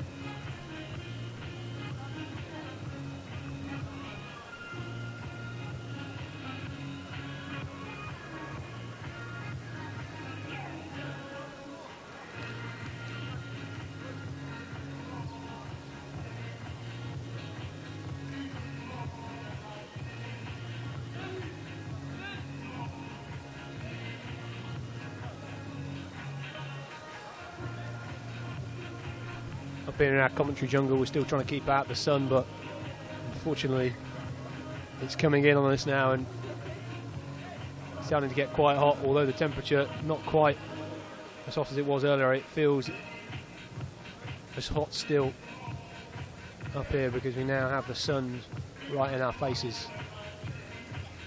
The scrum for the Shredded Ducks.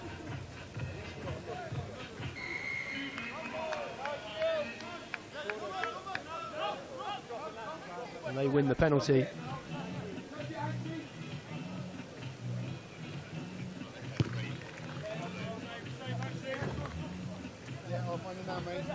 Hacked our way into the stand. They will have a line out just inside their own 10-metre line.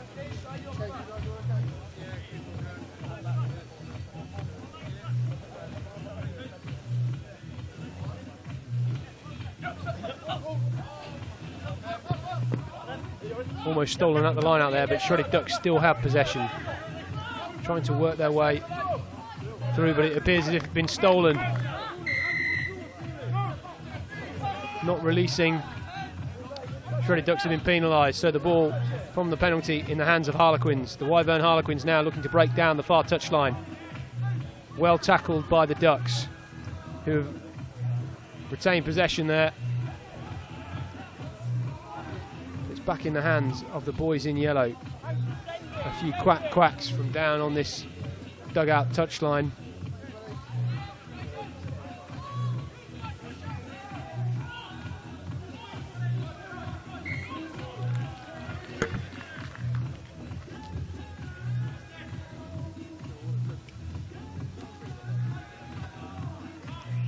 This is where the errors really start coming in, when it's exceptionally hot. These players are all highly fatigued, a long day. Third game of the day for both of these two teams.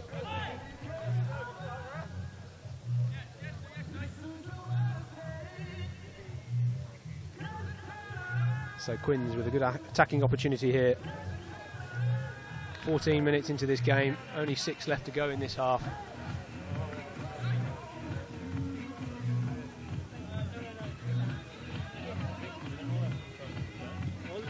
Let's go around the outside now, into the hands of the Gasman. A bend, and it looks as if Quins are going to go in the corner here. Can they get there? Just touched down, it looked to me as if that was on the line.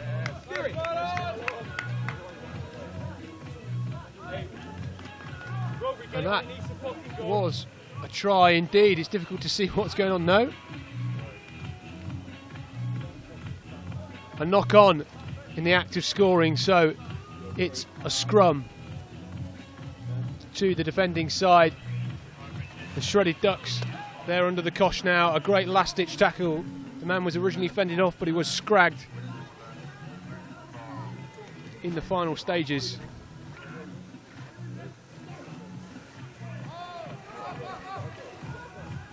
So hacked away by the Ducks, trying to relieve some pressure. This could prove to be a good counter-attacking opportunity. They've got their legs after the ball. Well retained by the Quins fullback though. He looks to go on his own break. Little pop over his shoulder.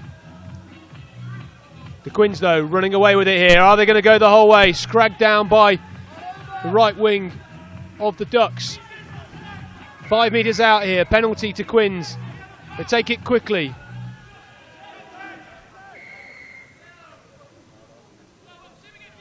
Another penalty to the Quins. The Ducks really under some pressure here. Just asking the Ducks to get back. They weren't 10. 10 trying to crash through. And that is their first score of the game. Very difficult to defend that close to your line with so much space on the pitch. And there's only 10 defenders. A big kick now though for the Wyvern Harlequins. They get this, they're back on level pegging.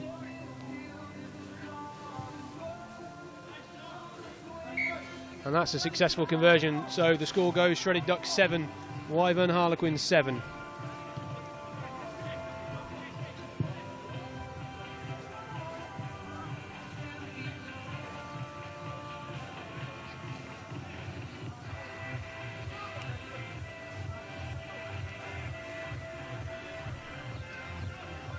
comfortable score in the end for Harlequins there. They will restart this game from the kickoff.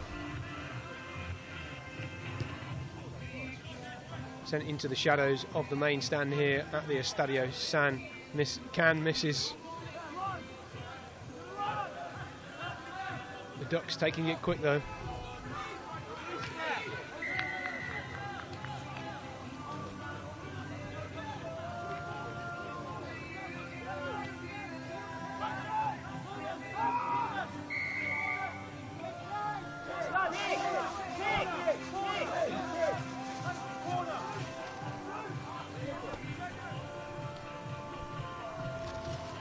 Ducks looking to gain some territory with their penalty. Hoofed down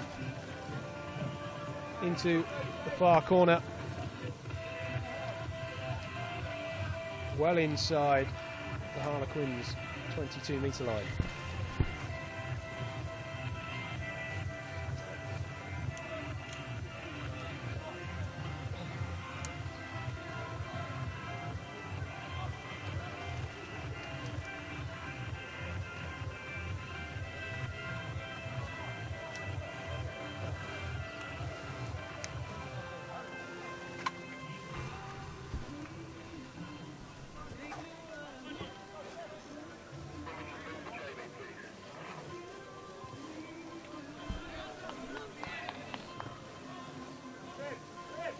So stolen at the line out by Quins. Looking to move this ball wide. Less than 2 minutes to play, just over a minute. Trying to break out of their own 5-metre line, out of their own 22 and now out of their own half. Good pace on the ball. And a good take. They have men over here. Needs to look for his gas man on the outside. Tries a Sonny Bill, doesn't quite get there. The Ducks back in possession. So they've got their work cut out here. They're under the pressure. They're going backwards. Patience, just trying to scrag off a few tackles.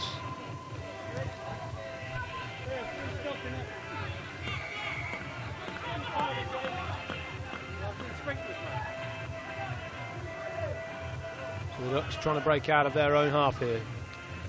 Still 7-all with 1 minute left to play. Seconds left on the clock.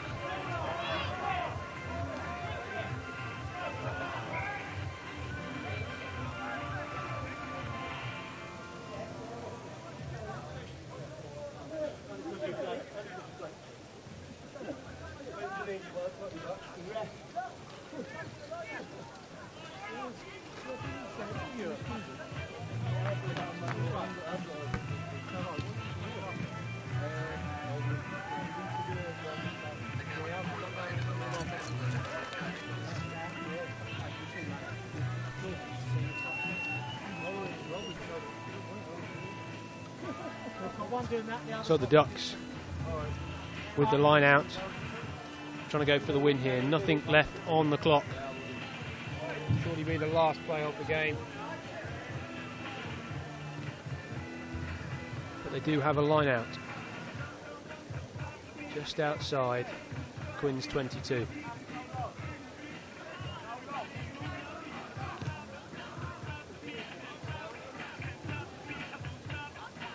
So they've won the line out, but the referee saying that was not straight.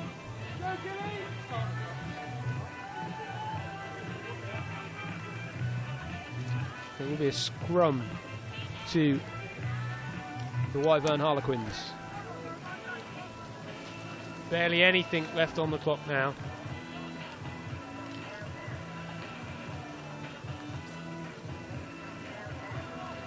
Good counter-scrummaging from the Ducks. The Quins not resting on their laurels, looking to make a break for it here. Trying to go down the short side. They've managed to break away here. This could be a good scoring opportunity at the death.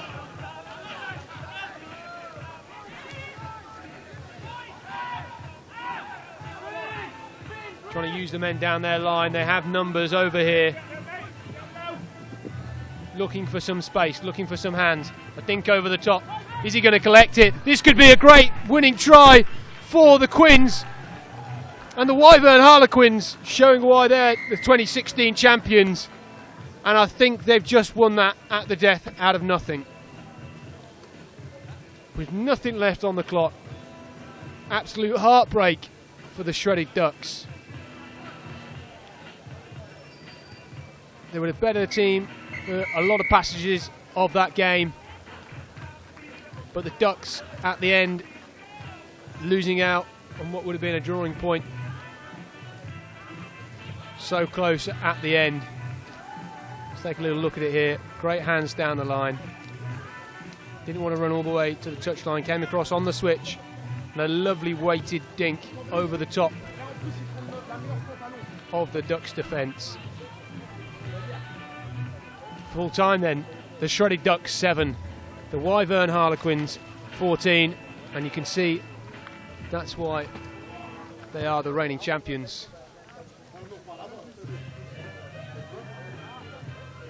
A fantastic performance from them, and I think in a second we'll head down to Joe on the pitch, and they've got a couple of these victorious boys from the Wyvern Harlequins who I'm sure are stoked, and they're currently surrounding themselves underneath that rainbow of a sprinkler.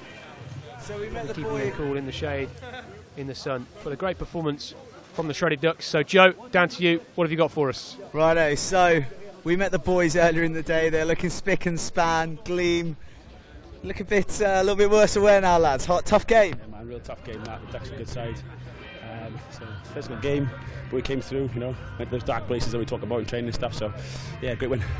Like amazing solo try there at the end. I mean, that's a bit of class that you guys have got in the team. It's about time he did something, don't it? He's a bit casual that way. No, great try, like that play, great finish. So hopefully onwards and upwards tomorrow now. And is that the test you need to coming into some bigger games tomorrow? I mean, you're going to be playing Projects Water Boys. Everyone's looking forward to that. Yeah, definitely. Like we missed the first game. We've been here since 9 o'clock, so it's a tough day in the sun, but could have a good head out. So the boys respond well. It's a big game, so yeah, we'll go for it tomorrow. Yeah, exactly. You said like with that big break, it's tough to sort of keep yourself bubbling and ready to explode when it comes to the game time. How do you enjoy it, Rob? Yeah, it's tough, mate, but it's always nice to get some game time at the end of the day. And obviously, there's a good standard of rugby out here, and especially with the heat, then it takes a toll on both sides. But it's just nice to get the win and obviously go through into tomorrow now with hopefully a fresh set of legs. Yeah, exactly. And a quick word on your social side. Sorry, your open side. You know, that's a bit of a chastening loss to them. Maybe that's a kick up the backside they need. Yeah, definitely. I mean, it's a tough game. Like the stand's definitely got from last year. You know, because the boys walked it last year, but they did a good side in the Marines. I think was it? Yeah. Marines pushed them all away. So yeah, I mean Jacob Flynn was on fire. Like so. Well, boys, that was a gritty victory, but a bit of class at the end to win it. Thanks very much. I'm looking forward to seeing you boys in action. Say Rob's been hitting tight and conditioning. Oh yeah, I was gonna say you boys are in sensational shape. How do I turn this rig into that rig? Come see me though, but it's £5 a session. So £5 a session. There you go. Special price. It's cheap in the valleys, isn't it? The boys are working hard. You got your own fitness thing going on. Yeah. I mean, we come off like a long season, so a couple of weeks off, and we were back in. I think early in July. So it's a long season, but I look forward to it now. Yeah, that's awesome. Right, look, I'll let you get back with the lads. You're having a bit of a powwow. Well done today, boys. Undefeated. Roll on tomorrow. So, there you have it. Wyvern Harlequins, the double champions from last year, almost found themselves losing consecutive games in their open side and their elite side, but that really was a bit of magic there at the end, and I feel a bit gutted for the Ducks because they poured it out there. Since the first game, when you saw them, you wouldn't have thought they'd have any chance against some of these sides, but I'd say they're definitely a competitor and a contestant to get to the final, if not win it. It's all about heart out here, especially on long, hot days. It's been sizzling in the sun and it's been sizzling on the pitch. We've got one game left, which again is a heavyweight bout. So we've got the big boys, we've got Projects Water Boys, who a lot of people's tip for glory out here. They've walked their first 2 games. They're well drilled, they're well versed, they're seasoned, pedigreed competition players. They've been at the Hong Kong 10's, they came 5th out in the Hong Kong 10's. They won the Kinsale 7's this year, and they've been around the block and they know what they're doing. The Scavengers, you look at them, you think they're big bruisers, but they've got footwork and they've got ball play. Some of their offload skills and the support lines that these guys have been playing throughout the day have been very impressive. I think they'll be smarting a little bit from their loss to the Ducks. They weren't expecting that, but it was deserved from the Ducks. So I expect them to come out firing like a Roman candle when it comes to this final day to put down a marker and cement their place in the semi-finals. So 1 game to go, then we're going to sum up the day's action. There's been so much rugby going on, I'm disorientated. So I'm going to take some time, get to grips with where we stand in the table, who needs to do what and who the star performers are. I look forward to catching up with you at the end.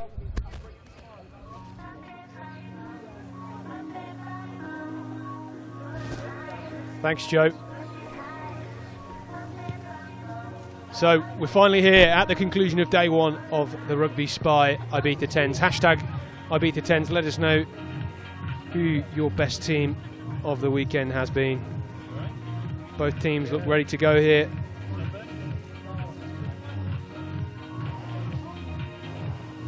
Some big boys out there. We were very impressed. The first game of the day, we weren't expecting the Projects boys to come out firing so early on, but they did indeed.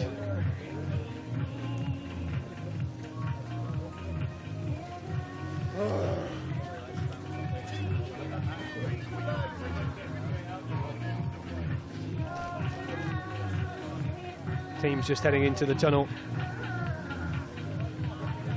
Not really sure why they were out on the pitch and then they've been asked to go back into the tunnels and then back out again, but that's procedure here at the RugbySpy Ibiza 10’s. This is the JHA Recruitment Elite Men's Competition, the final game of the day. 5 teams in that, all battling it out for €7,500 prize. What a prize pot it is indeed.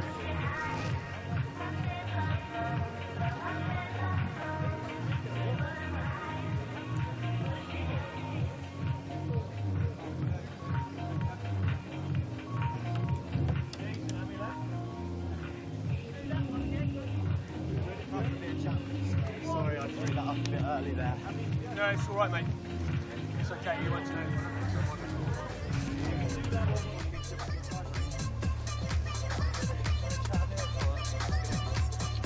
Yeah, we can do, yeah, I don't know when to play. Yeah, okay.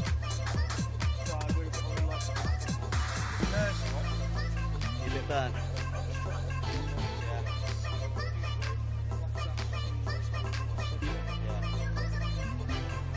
Okay, so I've been joined by my main man Joe, who's been pitch side all afternoon. Joe, what are your thoughts on this final encounter we've got for us today? Well, I just said before I handed over to you a little bit prematurely. I apologise for that, big boy. It's a heavyweight contest. I think the French will be very disappointed in losing to the Australia Ducks.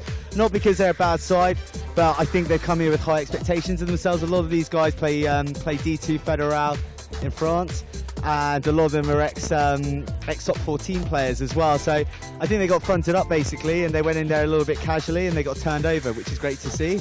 But they're now coming up against a really premier side here, and I expect them to bring the noise. What do you reckon?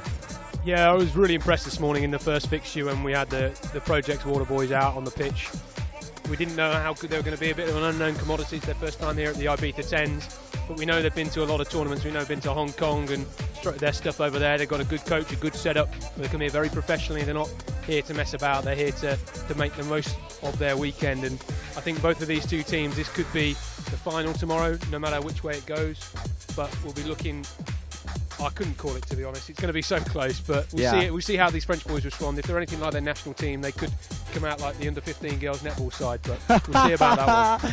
Well, mate, I was chatting to the Projects boys just before this, and they're all very settled, very focused. I think they all feel very privileged to be brought here and to be part of the Projects X team, and they're intent on delivering to those expectations. So, mate, I'm looking forward to seeing them in action. So, here we are, the final game of day 1 of the Ibiza Rugby 10’s. And the Scavengers, still yet to find out what Scavengers is in French. But the Scavengers boshing away here very early on. This is going to be a scrappy game. And it's already proving to be a bit of a bobbly game.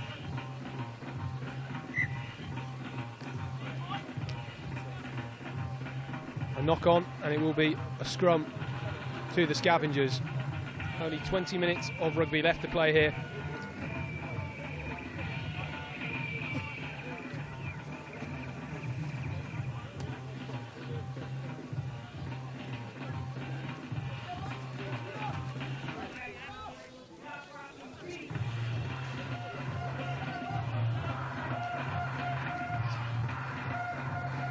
So putting out the scrum for the Scavengers.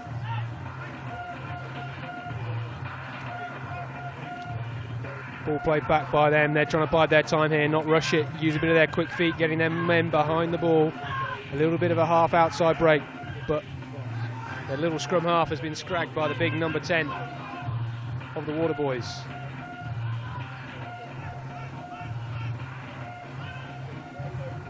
Looking to use the short side. They've been shunted back a good 30 metres here, the Scavengers. Need to front up. We know this boy can carry. Boy, he's done it quite a lot in this game already, in this tournament rather, and in this game he could be an influential factor. We said he's a Mario Bastero lookalike. He certainly plays like him as well. Probably a bit quicker and got better feet.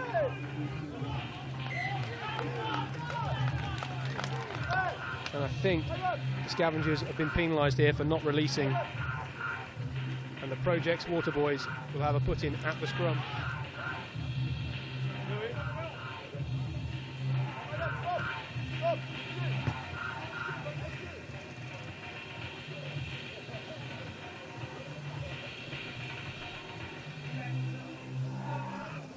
So, a scrum for the Waterboys then.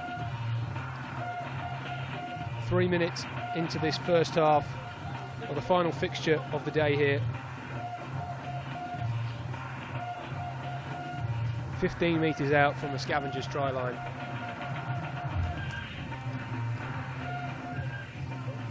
Both teams have some big substitutions they can bring on as this game progresses. Fortunate that they've had a fair break today between their 3 fixtures. Outside break though from the Waterboys.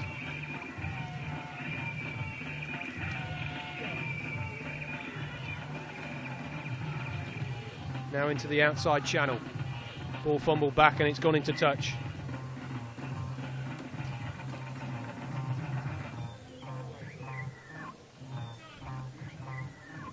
So it will be a line out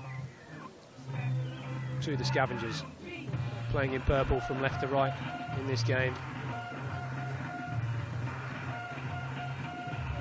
Let's hope it's a clean one, otherwise they'll be under pressure. They're inside their own 22. Well taken, pop back. Looking to ship the ball wide early on here. They need a few ball carriers to go through some holes. Well held up though by the Projects boys. Bit of a scrap on the floor there, but it is a penalty to the Scavengers. The Scavengers, of course, as Joe says, full of quality, as are the Waterboys. The Waterboys now found a ball that matches their kit, nice and luminous.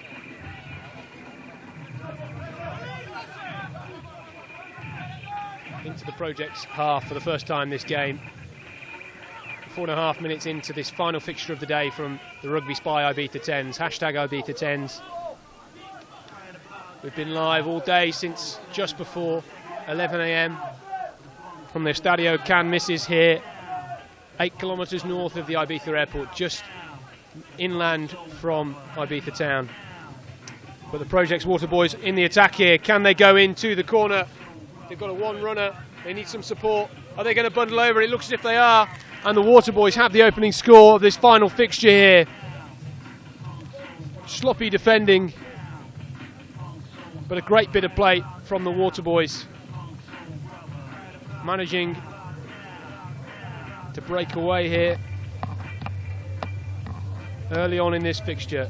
A quarter away through this game. You've seen already this tournament, the conversions have been so important, and having a good kicker in your team counts for a lot.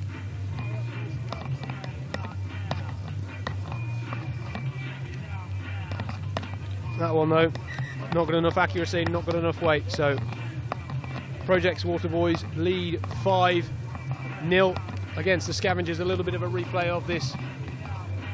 Hats through, well collected. Looked for some support, the only man that was there, and 2 of the Waterboys managed to beat 5 of the Scavengers. So what does that tell you about how the rest of this game could go? Both teams well built, athletic, have a lot of potential in the shortened version of rugby. Just waiting for one of the players to get back to his feet after a bit of an injury here.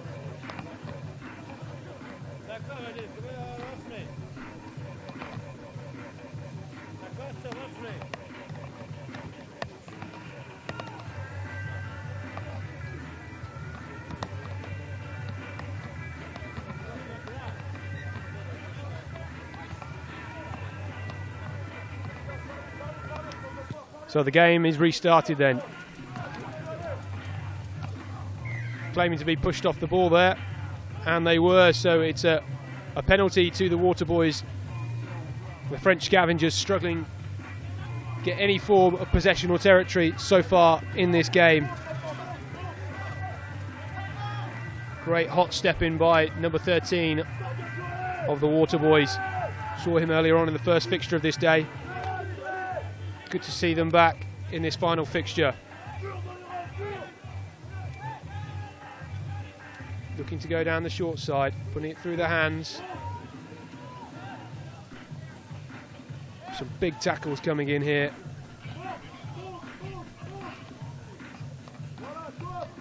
A lot of tired legs out there, I'm sure. The impact of these hard surfaces at the Canmissy Stadium surely taking a bit of an effect on them. Looking to go on the outside here, not much space to break through.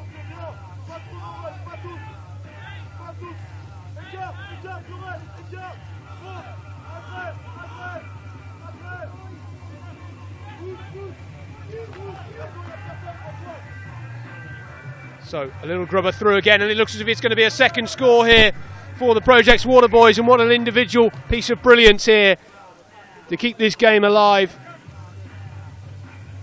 The Scavengers, who have come here with great hopes, remember they can still win this tournament despite losing 2 games today. We're still unsure what that table looks like. Remember, there's 5 teams in this JHA Recruitment Elite Men's competition. 4 go through to the semi-finals tomorrow.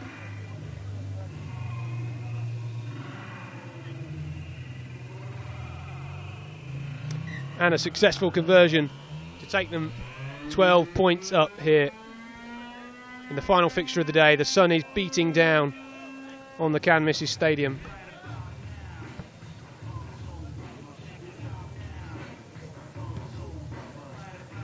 Look at that, great piece of skill. Just drops it onto his toe, nudges it forward, and successfully manages to ground that before going out of the dead ball area.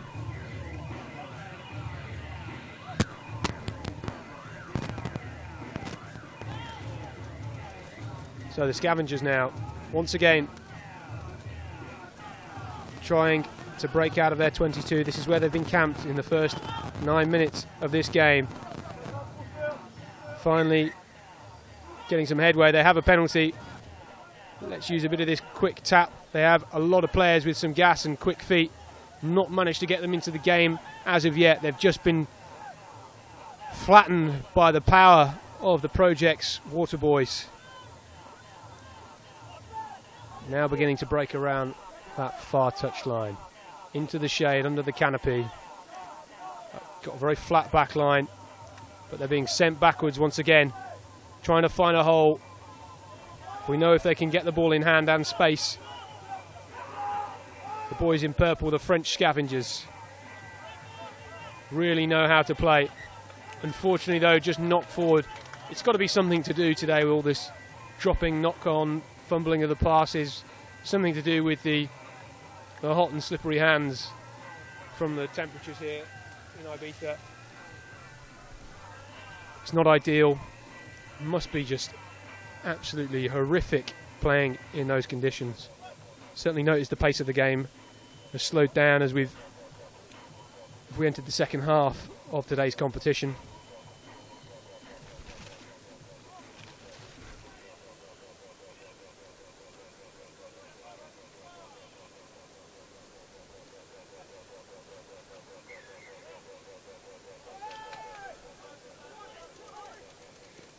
A break though, fumbled The referee coming back, and I think he's going to card one of the scavenger players, and that's a really unfortunate turn of events for them. Not much left to play in this first half. The Scavengers down to 9. The ref's just saying there's 10 on the clock, so scrum down.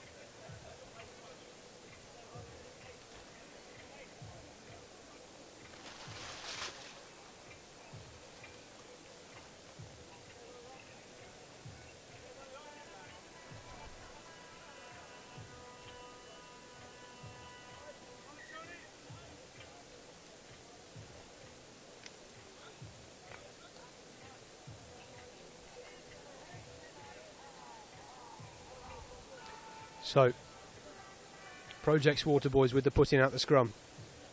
The referee just asking for a bit more room from the Scavengers defensive line. You see on the clock, we're now up to 11.5 minutes played in this first half. Trying to go down the short side, trying to go on their own, but the ball's bundled into touch. And that's half time here at the Cannes Misses Stadium.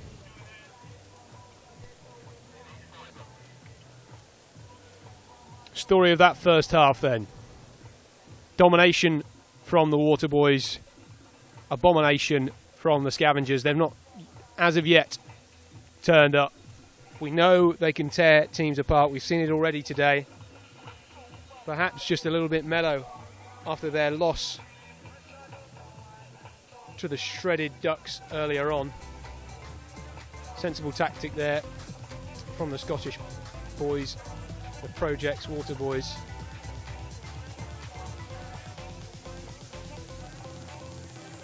Trying to find a bit of shade underneath that canopy in the main stand. What a just fantastic setting that is there. You can't beat it, can you? Beautiful scenery here.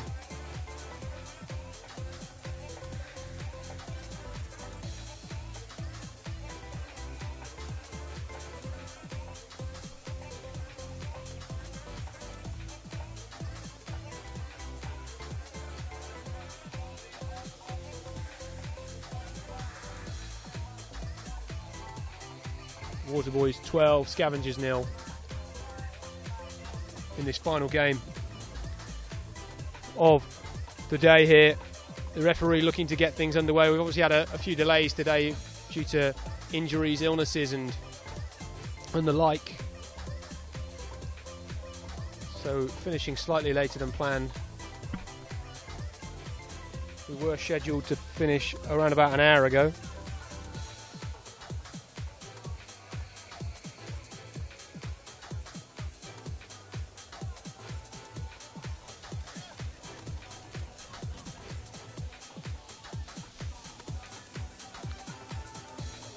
So the Projects Waterboys will get this second half underway.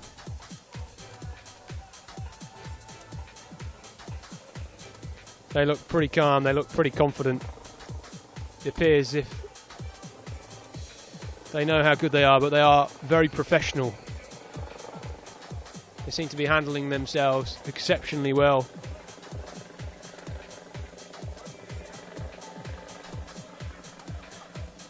They're just trying to clarify the sin binning.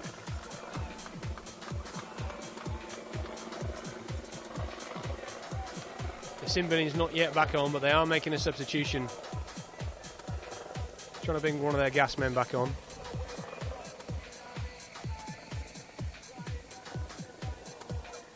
So the second half underway now then.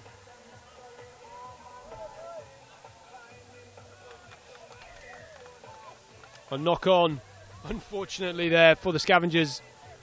You sense if they carry on performing like this over the next few minutes, they will get frustrated and almost throw this game away, but there's still a lot to play for. They can be finalists tomorrow. You know, they're still in with a shout. It's not over yet. The Waterboys, though, look at that gas, look at that footwork. The Scavengers leaving holes, and the Waterboys are just picking through them. A third score of the game then in what should be a simple conversion. The Projects Waterboys 19-0 up with 9 minutes left to play here. Straight through the sticks. Good news though for the Scavengers, they will be receiving this kick-off. A little bit of an offload here. Take it into contact. Put some pace on it and some quick feet. Change the angle against the defence. With the pace and power in this Projects Waterboys side, it becomes very, very difficult to stop.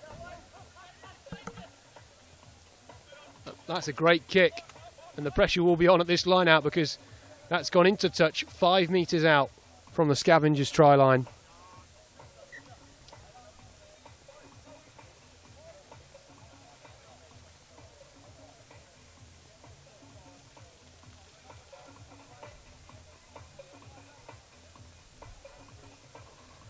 So in the pressure cooker then, big jumps needed, high accuracy also required. The Scavengers are back up to 10 men, and they are a sort of side that is capable of running it from their own try line. They're being held up though, recycling the ball, bashing through here. And if there's a team that can deal with their pace just through sheer physicality and defensive structure, it's the Projects Waterboys. Knocked on. So a scrum to the Scavengers, the boys in purple here then. Substitution. They're bringing on a few numbers here, trying to inject a bit of pace, a bit of fresh legs. Always difficult at this stage. Come and change a game.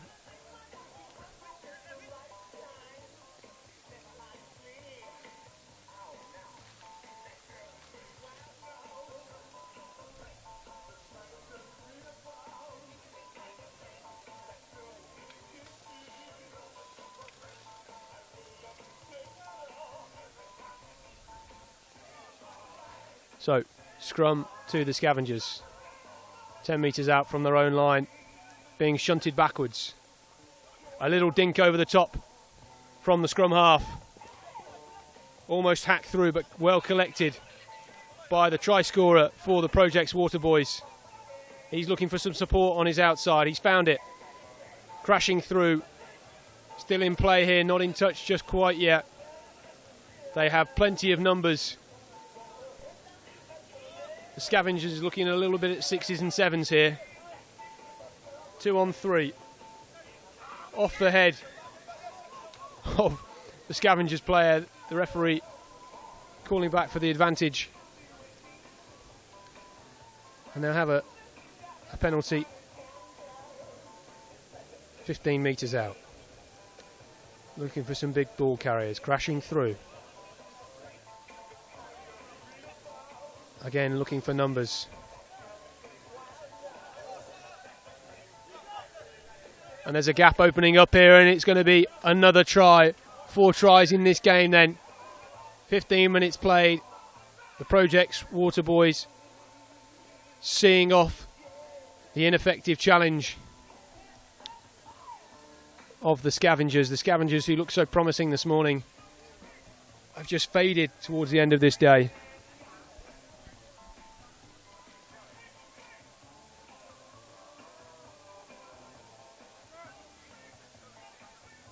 Whereas the Scavengers have faded. The Waterboys have really come into their own. Unsuccessful conversion, so Projects Waterboys 24, Scavengers 0. Looking at this one again. Nice crisp passing, crashed into the centre. Little pop off the floor, skip inside, skip outside, and you don't stop someone from there.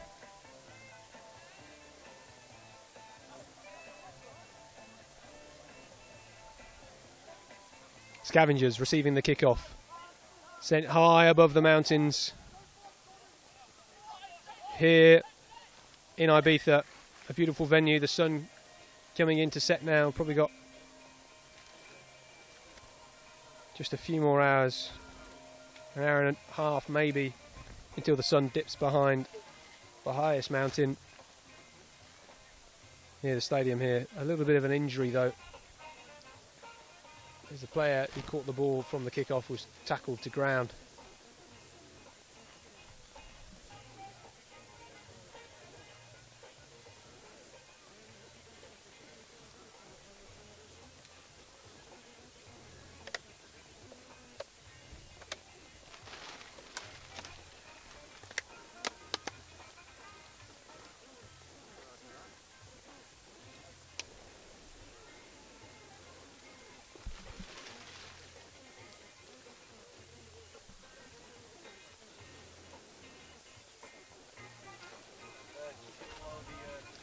So whilst we've got a bit of a hold here for a medical injury, probably only 4 minutes left to play in this game. Good opportunity for the players to take on water.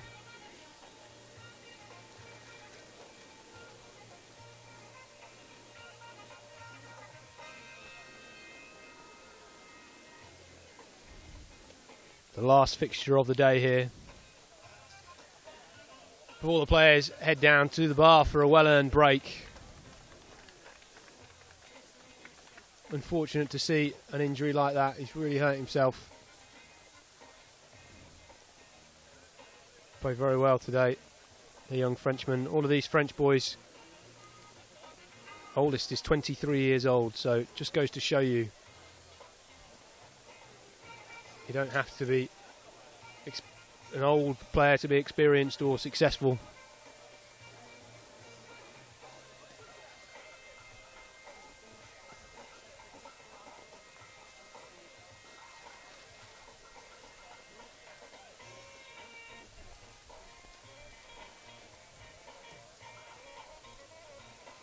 Little bit of a delay whilst our injured friend hobbles off the pitch. He does look in a lot of discomfort. Don't want to try and move him too fast if he's done a fair bit of damage. The physios will assess him inside where it's a little bit cooler.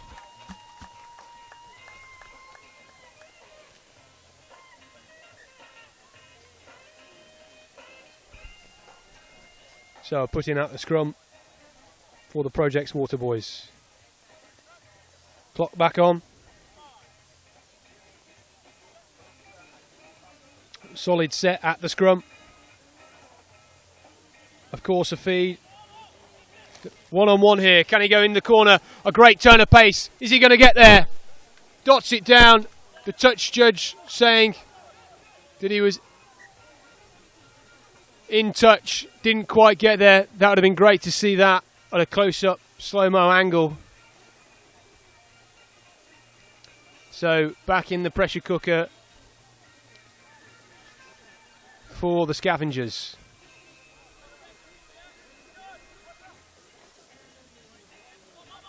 Clean line-out ball. Looking to relieve some pressure, but they've slipped in their own dead ball area. It's always difficult with these very shallow dead balls to be able to make an effective attack. And as we've seen a few players today slipping on this rubber crumb pitch here at the Cannes Stadium.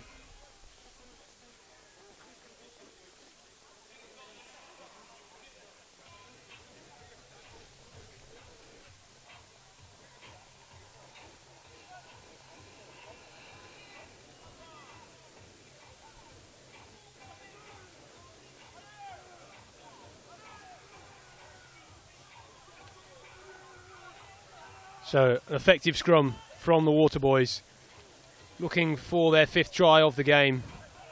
Currently lead 24 points to the Scavengers 0. Going down the short side, scrambling off a few would-be tacklers.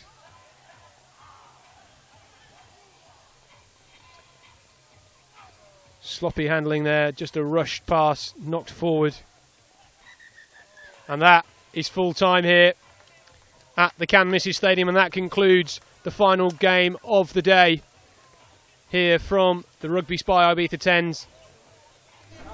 So perhaps the standout team of the day, the Projects Water Boys, winning the first and final fixture. I think we've been through something like 18 games here on the home pitch. A couple of injuries, A lot of people suffering from the heat. Temperature cooling down now, a bit more of a breeze, but it's still roasting up here in our commentary jungle. Very impressed by these physical, well-drilled and professional Projects Water boys. The Scavengers perhaps not finishing the day as well as they would have liked. It's been a disappointing end to this day for them, but they could still be semi-finalists tomorrow and finalists if they buck their act up. So we'll be looking to see how they go tomorrow and what the final standings are. Look at that for a picture-perfect setting. The sun will soon set behind that left peak of the mountains up there. And we will finally get a bit of respite from that blazing sun. We think the max highest temperature it's been down at the pitch today is something like 40 degrees. So it's staggering to think that people are playing rugby there today. It really is quite incredible.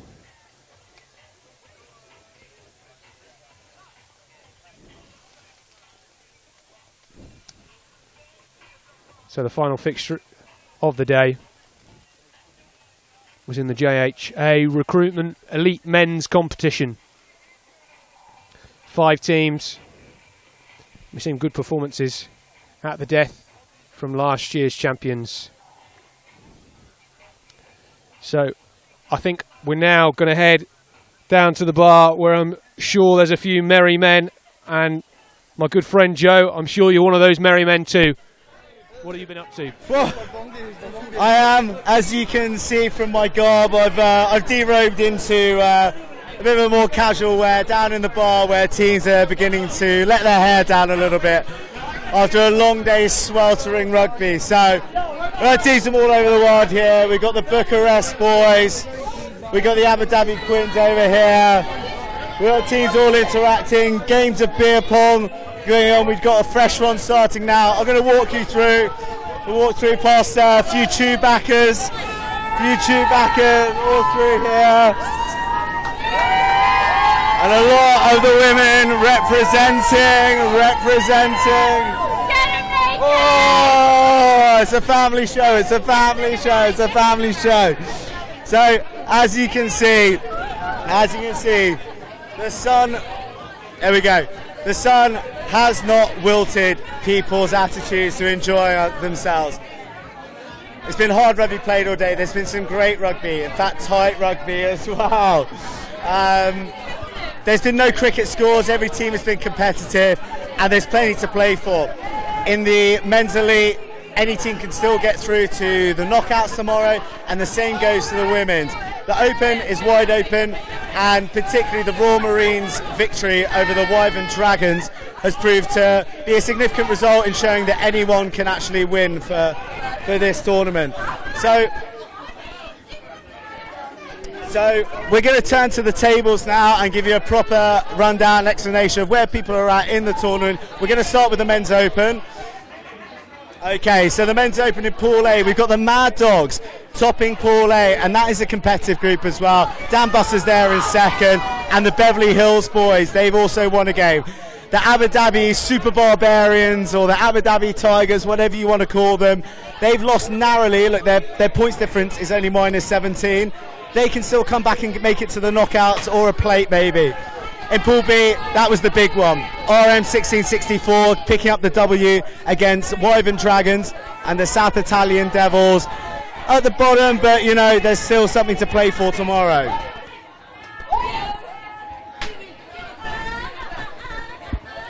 Moving on, the last pool, Pool C, we got the Scrum and Coat boys, the New Zealand Barbarians team.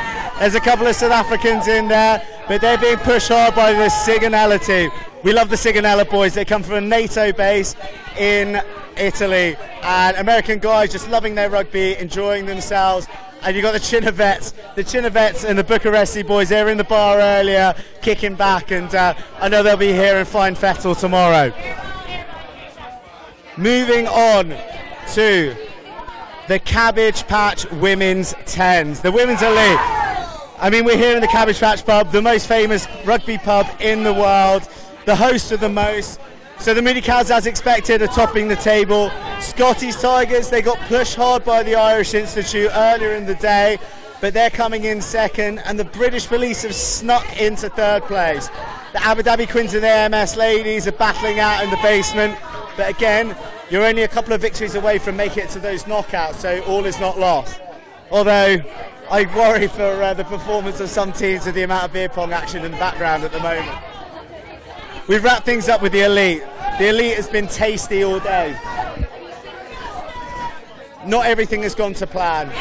Project X are by far and away the ones to beat. They've set the pace, they've been dominant all day, and they've scored freely and significantly haven't conceded any points at all. The Wyvern Harlequins, they got pushed hard, very, very hard, by the Shredded Ducks in their final game.